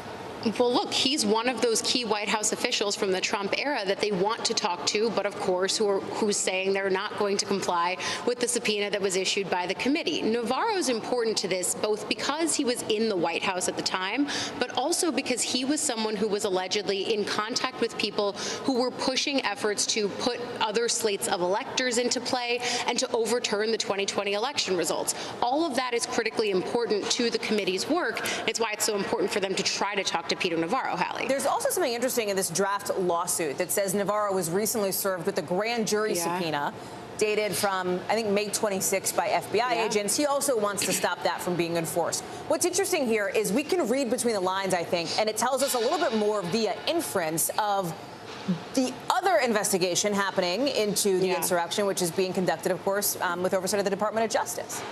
Yeah, because we've seen these two investigations happening side by side on different sides of Pennsylvania Avenue, effectively. The January 6th committee going about their work. And of course, we have a little bit more public insight into that because they're not bound in the same ways to the mysteries of grand juries the way that federal prosecutors are. But of course, we know that the federal prosecution into January 6th has really hinged around the rioters themselves. They've got hundreds of cases there. But what we know now by inferring from what Peter Navarro has said said, and he does specifically in this letter that I'll read to you say, that on May 26th, he had two FBI agents banging loudly on my door in the early hours to present me with a fruit of the poisonous tree, in his words, grand jury subpoena, commanding me to comply with the original illegal and unenforceable subpoena issued to me by the committee dated February 9th, 2022. So we're seeing now the ways in which these two things are intersecting, the DOJ and the January 6th committee, and that's where it's critically important. The fact that DOJ is theoretically banging on Peter Navarro's door, telling him that he has to comply with the subpoena that was initially offered to him by the January 6th committee, that's a really notable intersection, and what it shows is that the DOJ investigation might be speeding up and it might be broadening out past just the rioters themselves into the former president's inner orbit. Okay, so take the other bucket then for me as it relates to Kevin McCarthy and Mo Brooks here. And there is a reason, particularly when it comes to the top Republican in the House, Kevin McCarthy, that you see headlines and we talk about it being unlikely that McCarthy will comply with this subpoena from the January 6th committee. And that's because of what his lawyers already said. Right. And his lawyers actually are arguing something similar to what Peter Navarro is arguing and what we've seen other people who don't want to comply with the subpoenas from the January 6th committee argue, that the committee itself doesn't have the legitimacy to even ask for these things. So they're trying to put forward that argument. It's why we feel really confident in saying that we're not going to see the McCarthys and the Brooks and the other Republican lawmakers going before the committee, both for the political reasons that are associated with that, but then also because they're arguing it's not legitimate. They can't then go before the same committee that they said is illegitimate. It just wouldn't make any sense. Allie Vitale on Capitol Hill for us. Allie, thanks. Good to see you. Thanks. You too. Elsewhere in Washington, you've got the Supreme Court escalating this push to try to figure out exactly who leaked their draft opinion from Justice Alito to overturn Roe versus Wade, escalating this unprecedented move, according to a CNN exclusive. This report says that some clerks are worried about how deep officials are taking their search to figure out who gave Politico this document, or how Politico obtained this document, we should say. They're reportedly being required to hand over their phone data to sign affidavits. And some of these requests have some of them thinking about hiring their own outside legal counsel. We haven't heard much else about this investigation since this all went down. But keep in mind, we're going to hear some kind of decision from the Supreme Court on this Dobbs case, the one that could overturn Roe, before the end of the term next month. Pete Williams, our justice correspondent, joins me now. And listen, Pete, let's be real, right? We only know as much as is being reported here. But do you find this surprising at all? No, I don't. I don't find this leak about the leak to be information that would really be surprising, because I don't see how the Supreme Court could seriously conduct a leak investigation without looking at phone records. You talk to the companies that do this for private companies that are brought in to do leak investigations. This is right out of the playbook. You look at phone records, you look at email records, you look at whether there are serial numbers on the Xerox machine and all that kind of stuff. So this is the fact that the Supreme Court would do it, I know, is certainly causing ripples of concern inside the court. But the fact that it would be done in a leak investigation is unremarkable. It would be like saying, what a surprise that the cops who showed up at the crime scene were taking fingerprints. That's what they do. You talked about the ripple of concern. Can you tell me more about these tensions, right? Because it's not like all they're doing, and I don't mean to be flip here, but they're not just like sitting around either cooperating with this investigation or not, right? They're doing work. You've got this late June deadline for the Supreme Court justices. They have these huge cases ahead of them, decisions that we are all still eager to find out what has happened, right? There's a lot happening there. This is the busiest time of the year for the Supreme Court clerks and the justices themselves. The court has 33 cases left to hand down. There are now 4 more scheduled decision days. Clearly, they're going to have to add more. There's a lot of work to be done, including the big cases, the abortion case, gun rights, some freedom of religion cases. There's still all the biggies of the term coming. So, yes, it's a very heightened time, always is. But then you add to it the suspicion about who was the leaker, the concern that it's causing inside the court, the disruption of this investigation. I mean, all the norms are sort of being shattered here, so you can imagine what turmoil it's causing inside the Supreme Court. Pete, good to see you. Thank you. More bad weather's on the way for about 22 million of us from the Texas Panhandle all the way up to the Great Lakes in the next couple days. That's after tornadoes and heavy storms ripped through the Midwest in the last 24 hours. Listen to Minnesota. 5 reported tornadoes, right? Downing power lines, as many as 100 houses damaged. At least one of the tornadoes was confirmed in the city of Ferrara. Luckily, nobody was seriously hurt. And down in Mexico, you have Hurricane Agatha losing steam after making landfall overnight on some beach towns and fishing villages with a ton of rain, mudslides, etc. People nearby had to board up their windows and take shelter to avoid the worst of it. Agatha was one of the earliest and strongest hurricanes on record to hit North America from the Pacific. The great Al Roker joins us now. Al, Hurricane Agatha, yes, weakening, remnants, though, moving into the Gulf of Mexico, right? Then what? That's right. Well, here's the interesting thing, Hallie. Hurricane season starts in the Atlantic tomorrow, and we're going to be watching Agatha as it makes its remnants and way into the Gulf. So it's dissipated over the mountains. Now, this residual moisture is going to be moving to the northeast toward the Yucatan Peninsula. We all know about Cancun and Mayacoba, places like that. So this is all going to be starting to make its way into the Gulf. Now, if this becomes a tropical storm, it will become Alex, and it's got a chance of formation 70% in the next 5 days, and it moves across. Even if it doesn't become a tropical named system, it is going to dump a ton of rain along the southern peninsula of Florida. So we're going to be watching that very carefully. Now, we've got severe weather to talk about. We had that area you showed yesterday, from yesterday. We've got this risk of severe thunderstorms. We've got thunderstorm watches and warnings now from Texas all the way into southern Kansas. And in fact, we've got 22 million people at risk there. Lubbock, Texas, Oklahoma City, just into Wichita and stretching all the way to Chicago. 22 million people tonight. Couple of tornadoes possible. Those nocturnal tornadoes, twice as deadly. Yeah. Wind gusts of up to 75 miles per hour, Hallie. And then tomorrow, it extends into the northeast, into Ohio, the Ohio River Valley, and all the way down to Texas. Again, we're talking 18 million people at risk. And, of course, that low tornado risk, but damaging winds and hail. And, Hallie, how do you like this heat we've been getting? A little pre-summertime stuff. You like that?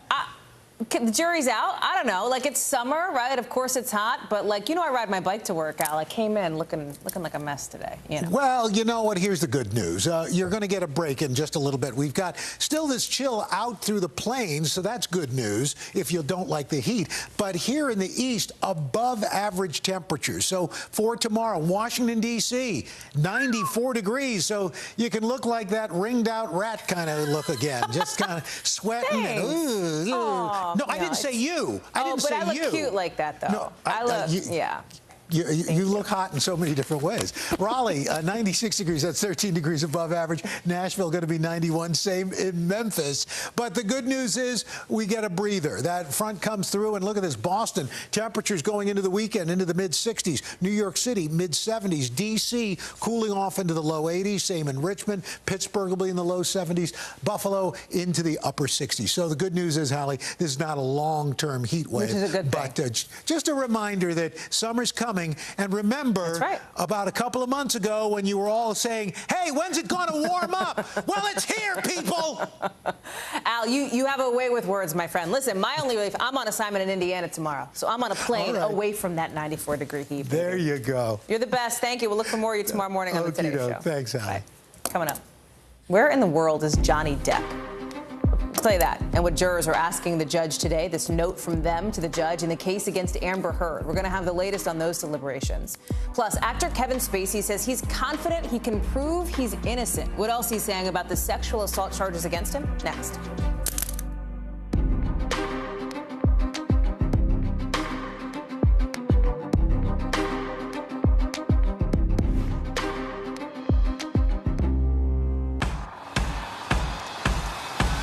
News is happening now.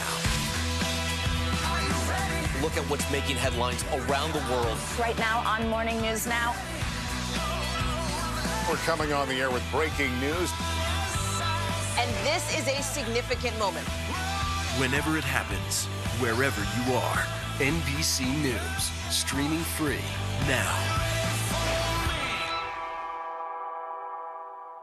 From Brooklyn, we're next to the subway station. The state's reservoirs are alarmingly low. War will pass them by.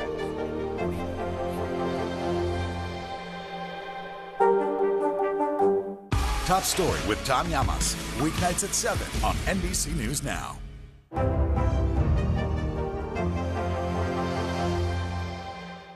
top story with Tom Llamas. Weeknights at 7 on NBC News Now.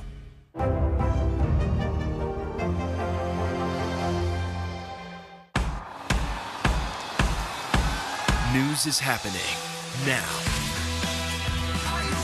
Look at what's making headlines around the world. Right now on Morning News Now. We're coming on the air with breaking news. And this is a significant moment.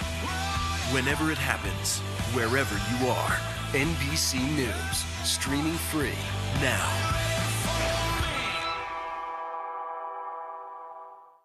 What would you like to see from the federal government to keep Buffalo safe? If there is legislation brought to you to ban contraception, would you sign it? What should be focused on that could reduce inflation and avoid a recession? If it's Sunday, it's Meet the Press.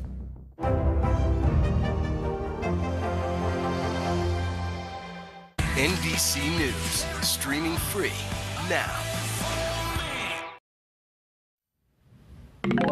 The jurors in the Johnny Depp-Amber Heard trial have gone home for the day, but not before asking the judge if they should consider whether the headline of Amber Heard's Washington Post op-ed was defamatory to Depp, or if they should consider the whole article, the whole thing itself. The headline, remember, which is at the center of this case, is, "I spoke up against sexual violence and faced our culture's wrath. That has to change." The judge told the jury it's clear the statement is the headline and not the whole op-ed. One of three statements, by the way, that the jury has to weigh in determining whether to rule for Depp, who again says that Heard defamed him when she wrote that op-ed. So as the jury deliberates this $50 million lawsuit against Heard, remember, she's countersuing for $100 million. It appears that Johnny Depp is not near this Fairfax, Virginia courtroom. He's not in L.A. He's apparently outperforming in Europe. He gave a couple of surprise performances with Jeff Beck. He's supposed to do more. Beck said the two have been working together for several years, and they thought now is the time for fans to hear this performance.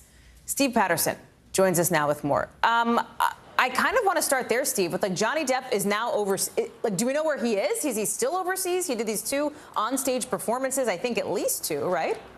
As far as we know, he's still overseas in the UK, still planning on more performances. And look, I was standing in the crowd on Friday as Johnny Depp was leaving the trial and coming to the trial, and both times the screams were deafening. I met people who were from London, from Brooklyn, from Indiana, from Michigan, from Texas. There were people from LA. People came all over the world just for a glimpse that lasted like 5 seconds of Johnny Depp. So I think, look, if you look there, you look online, you talk about the court of public opinion, that ship has sailed. That verdict is in. Johnny Depp wins the court of public opinion by a landslide. And I think separately, this is the Johnny Depp is a celebrity. He's not like you or me, who maybe is expected to hang around a trial, maybe expected not to make these public appearances. I think people have the expectation of their celebrities, not only that they will do stuff like this, but that they want to see celebrities do stuff like this. So I don't think this hurts him in any way as far as that's concerned. He's still very popular online. Whether or not, this constitutes sort of another blemish on abuse survivors when they want to speak up about stuff like that, I think that's a separate conversation that you and I could have. But for now, we know he's there, and he's planning on more performances. Allie? So the jury is still deliberating.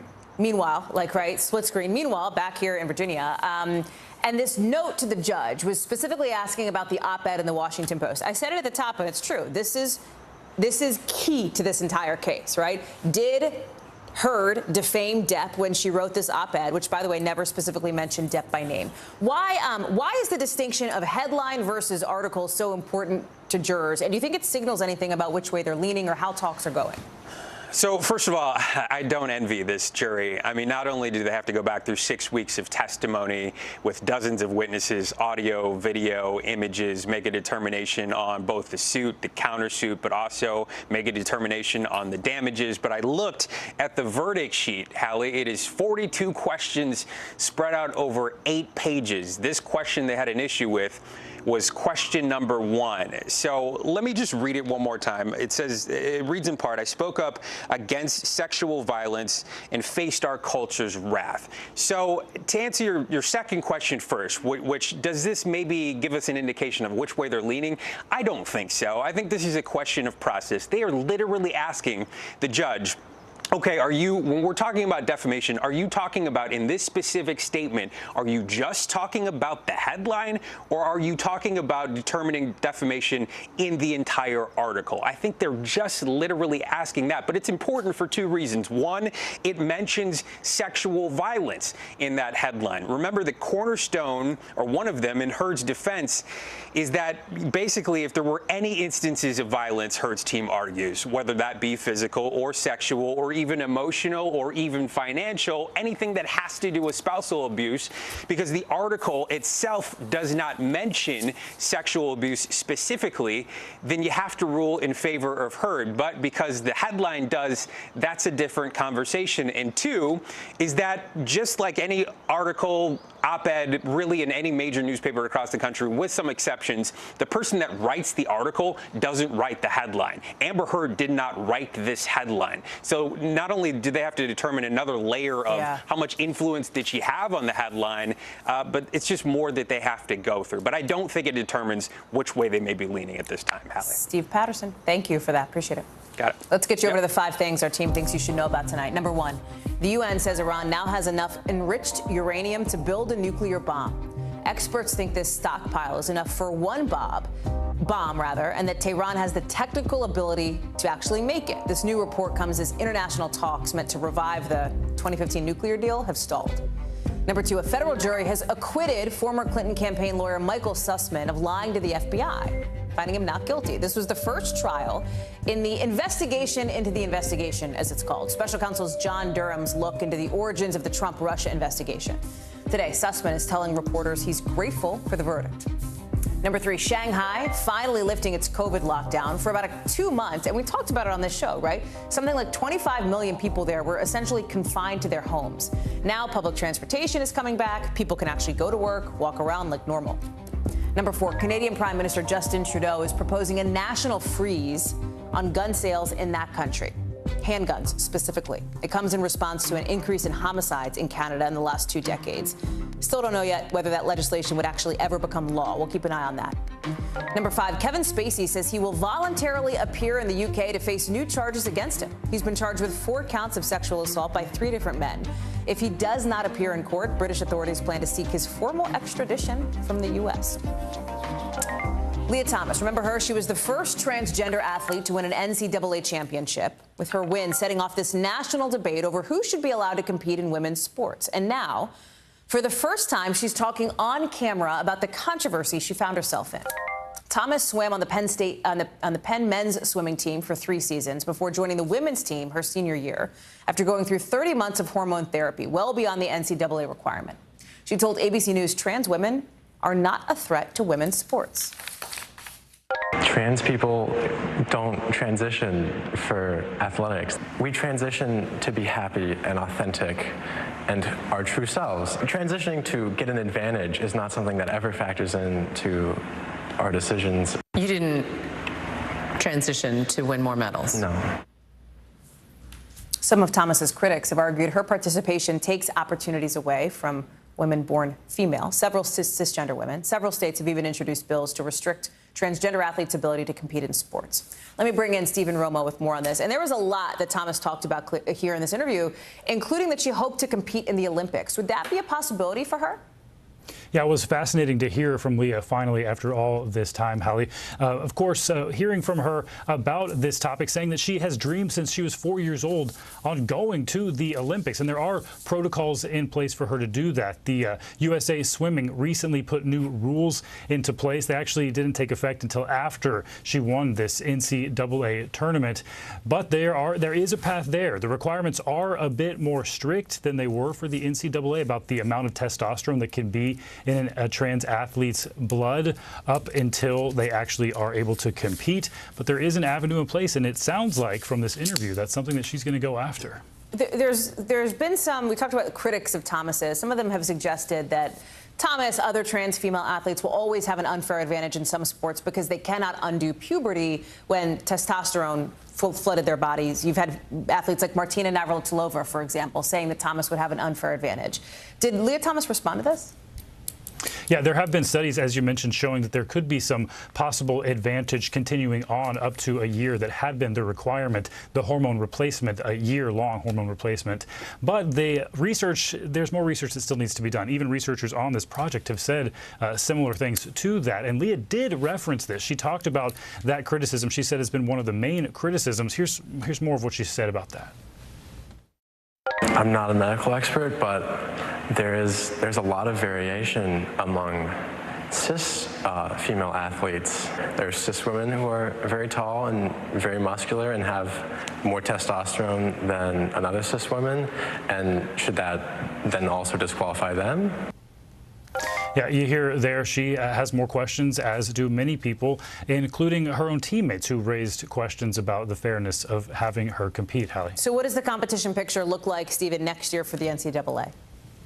Yeah, as I mentioned, those new rules that have now been put into place that are a bit stronger than they were before about the amount of testosterone and how long testing should go. Instead of just 12 months now, it is 36 months, testing that specific amount of testosterone in the blood for how these trans athletes will be able to compete. But there is an avenue for them, just a few more hoops to jump through now, Hallie. Stephen Romo, thank you. When we come back here on the show, have you heard who was at the White House today? BTS. And maybe some members of their so-called army will talk about what they told reporters at the press briefing. Also, on the last day of AAPI History Month, how one school is fighting anti-Asian hate with history. That's our backstory. Stay with us.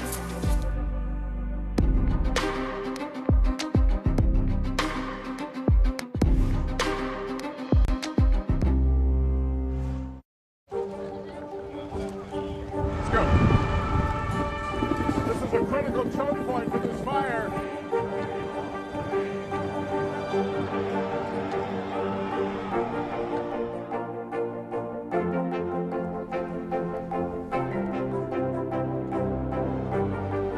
Unnecessary, unjustifiable, illegal.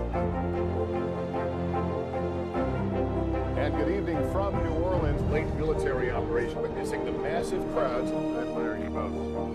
Nice to really spend some time with you.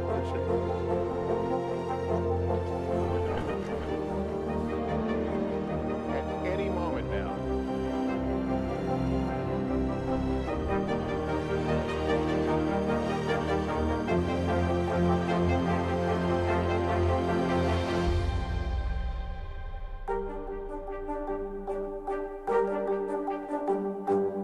Now Tonight with Joshua Johnson, streaming weeknights at 8 on NBC News Now. Hallie Jackson Now, weekdays at 5 on NBC News Now. Sometimes the news can be difficult and overwhelming for kids to understand, so we've created a newscast just for them. We hope your family will watch Nightly News Kids Edition. News is happening now. Look at what's making headlines around the world. Whenever it happens, wherever you are, it's here now.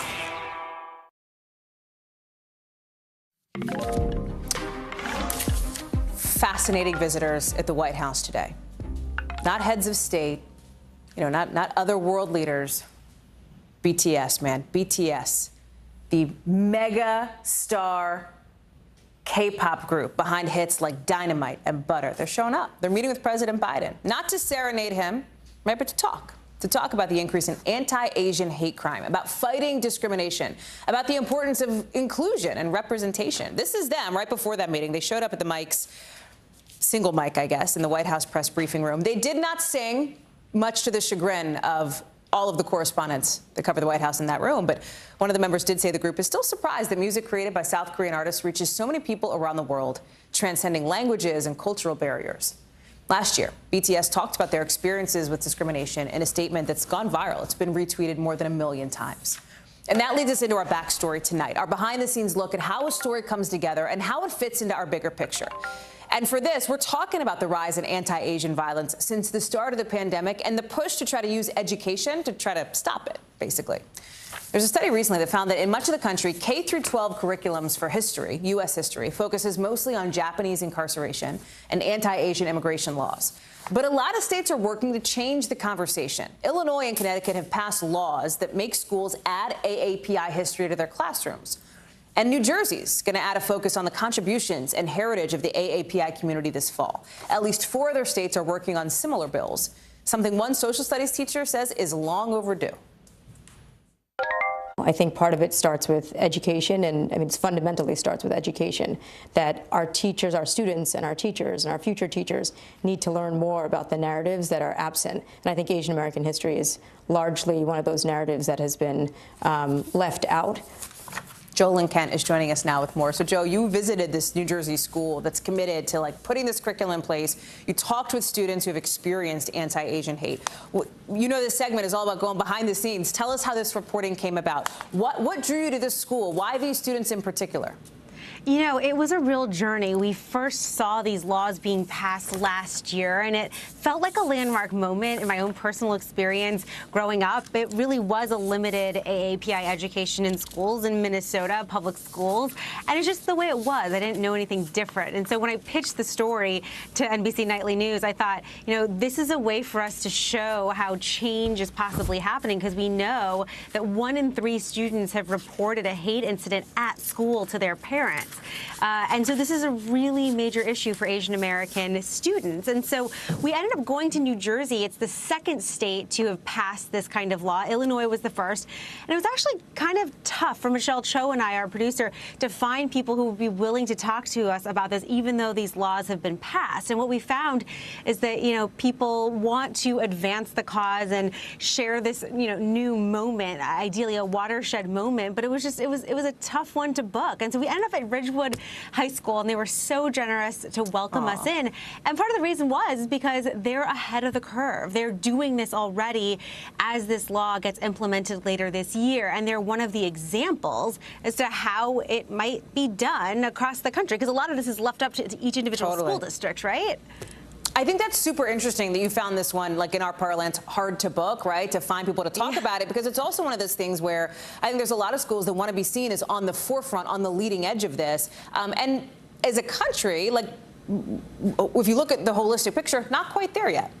Yeah, certainly not quite there yet. And if you look at the hate incidents that have proliferated, especially during the pandemic, the senior at Ridgewood High School that we interviewed, Christina Wong, I mean, she just really opened up about her own experience, how she was coughed on when she was out with her parents during the pandemic. But she took that moment and took action and joined the efforts to pass this bill in New Jersey to call for this change. And what's really interesting, too, is this is all happening in the backdrop of the debate about critical race theory. And, you know, we all want better, more inclusive education in our schools, but obviously that is up for a huge amount of debate. So I think part of the reason it was tough to report out the story, which thankfully we ultimately were able to do, is because each individual school district and each state has such a different approach, and a lot of it, frankly, is still TBD. I mean, Connecticut just passed their version of the law, and it won't be implemented till 2025. Right, which is another several years away. You know, you mentioned something at the beginning of this conversation. You talked about how for you, even growing up in schools, you know, obviously coming up through the school system, you didn't see a lot of this being taught in curriculums. And I know for you, this is not the first time that you've reported on this issue, on anti-Asian violence, on the work being done to combat that kind of violence. I think about, you know, the spa shootings near Atlanta that killed 6 Asian Americans last year, among others. You know, covering stories like those, so difficult. Now covering some of these new laws going into place. I wonder how that impacts you personally, right? And the way that you're sort of doing the work in your professional life that also touches you in like a different part of your life.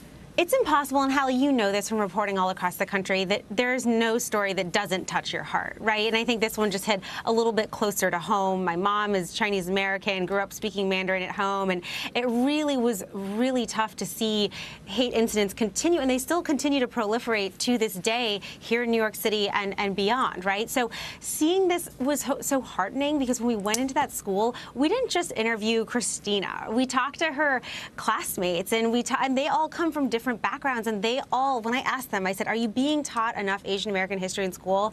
Not one raised their hand, because they want more. They want to be more inclusive, and they believe that this is one part of a larger solution to stopping the anti-Asian violence and the hate that we keep on seeing, Hallie. Joel and Kent, I'm so glad to have you with us. I'm so excited to watch your story later tonight. Thank you. The full piece on Nightly News. Thank you so much. And so people know, you can watch more of this, Educating America's Kids on Asian American History, tonight on Nightly with Lester Holt, coming up in just a little bit. Coming up here on the show, we'll talk about how Buckingham Palace is getting ready for this huge bananas Platinum Jubilee celebration and the royal reunion between Harry and Meghan and the rest of the family. Buckle up, because we're taking you to London in a minute.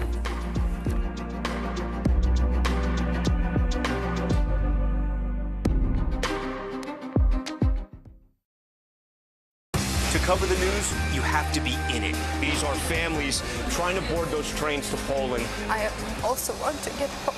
You'll get home. Every night, it's your news playlist. Top Story with Tom Llamas. Weeknights at 7 on NBC News Now. Hallie Jackson Now. Weekdays at 5 on NBC News Now. News is happening now. To look at what's making headlines around the world. We're coming on the air with breaking news. This is a significant moment. Whenever it happens, wherever you are, NBC News, streaming free now. Hallie Jackson Now. Weekdays at 5 on NBC News Now. News is happening now. To look at what's making headlines around the world. Whenever it happens, wherever you are, it's here now.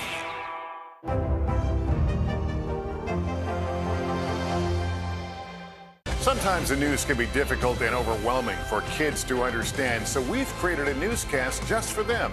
We hope your family will watch Nightly News Kids Edition. We're here to start conversations about the big things happening in our world, because it's not my job to tell you what to think. My job is to think about what you tell me. Now Tonight with Joshua Johnson, streaming weeknights at 8 on NBC News Now.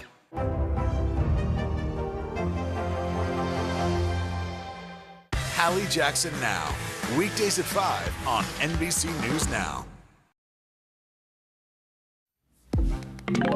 NBC covers hundreds of stories every day, and because you couldn't possibly read or watch or listen to them all, our bureau teams have done it for you. This is what they tell us is going down in their regions in a segment we call The Local. From our Southeast Bureau, the Supreme Court blocked just today a Texas law that was intended to restrict how much social media companies can control content on their own platforms. The law would have stopped companies like Facebook, Twitter, and YouTube from banning or censoring posts based on viewpoint.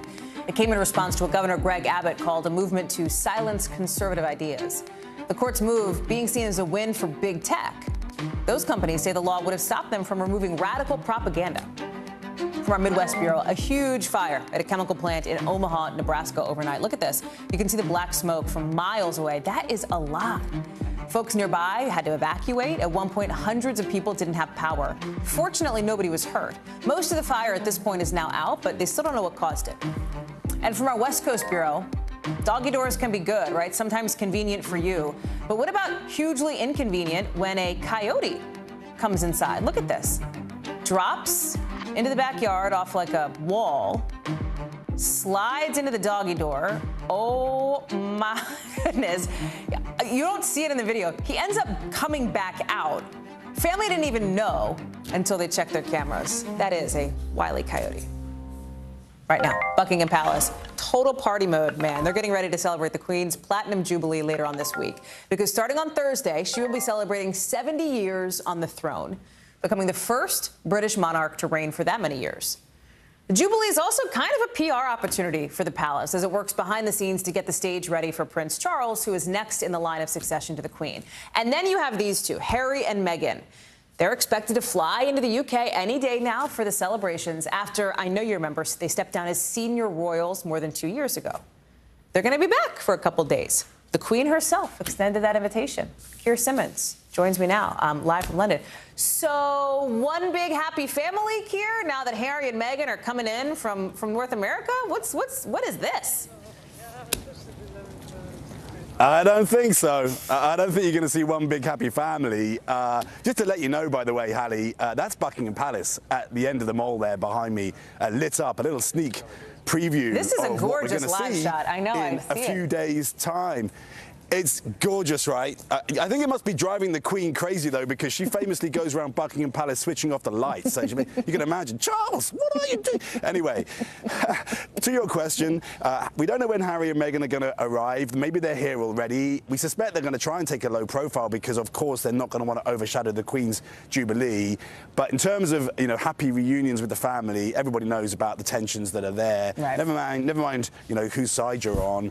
Look, it's their daughter's birthday on Saturday, and I noted that there was an announcement that quite a number of the members of the royal family, including William and Kate, are heading off to other parts of the country on Saturday to play their part around the country in Jubilee activities. So there are reports the Queen will see Lilibet, the little one, for her first birthday, but I'm not sure who else will, and I'm not sure how friendly the whole thing's going to be privately.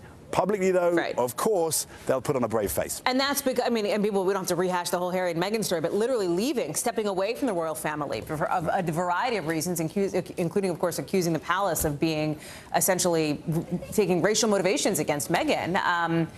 So there's that. There's also, Keir, the fact that as we've led up to this Jubilee week, which is a huge deal overseas, right? That's a huge deal there. We haven't seen quite as much of the Queen because she's taken a little bit of a step back with mobility issues, right? Do we think that's going to be an issue this weekend or what? Yeah, it could be. I mean, she's 20. She's not 26 anymore. She's 96, of course. She's frail. We are getting ready for the parade that will come right down the mall here. Horse Guards, Irish Guards, many others. And she could be in a carriage on her way to the parade ground here, but she may not be, simply because there's a question about, how fit she will be. I think they're going to take each event at a time. Wow. And I think it's not just that she's frail. I think, Hallie, it's also that she's proud, and I suspect she doesn't want to be seen struggling. So, the Queen is getting older. 70 years on the throne. Right. What an achievement. No other monarch has managed to get to this milestone. And these festivities obviously celebrating her first and foremost, honoring her, but as we referenced in the introduction to you, in some ways setting the stage for Prince Charles too. Yeah, that's right. Actually, I talk about this in a new podcast I have out called Born to Rule. It's all about what will happen when we lose the Queen and Prince Charles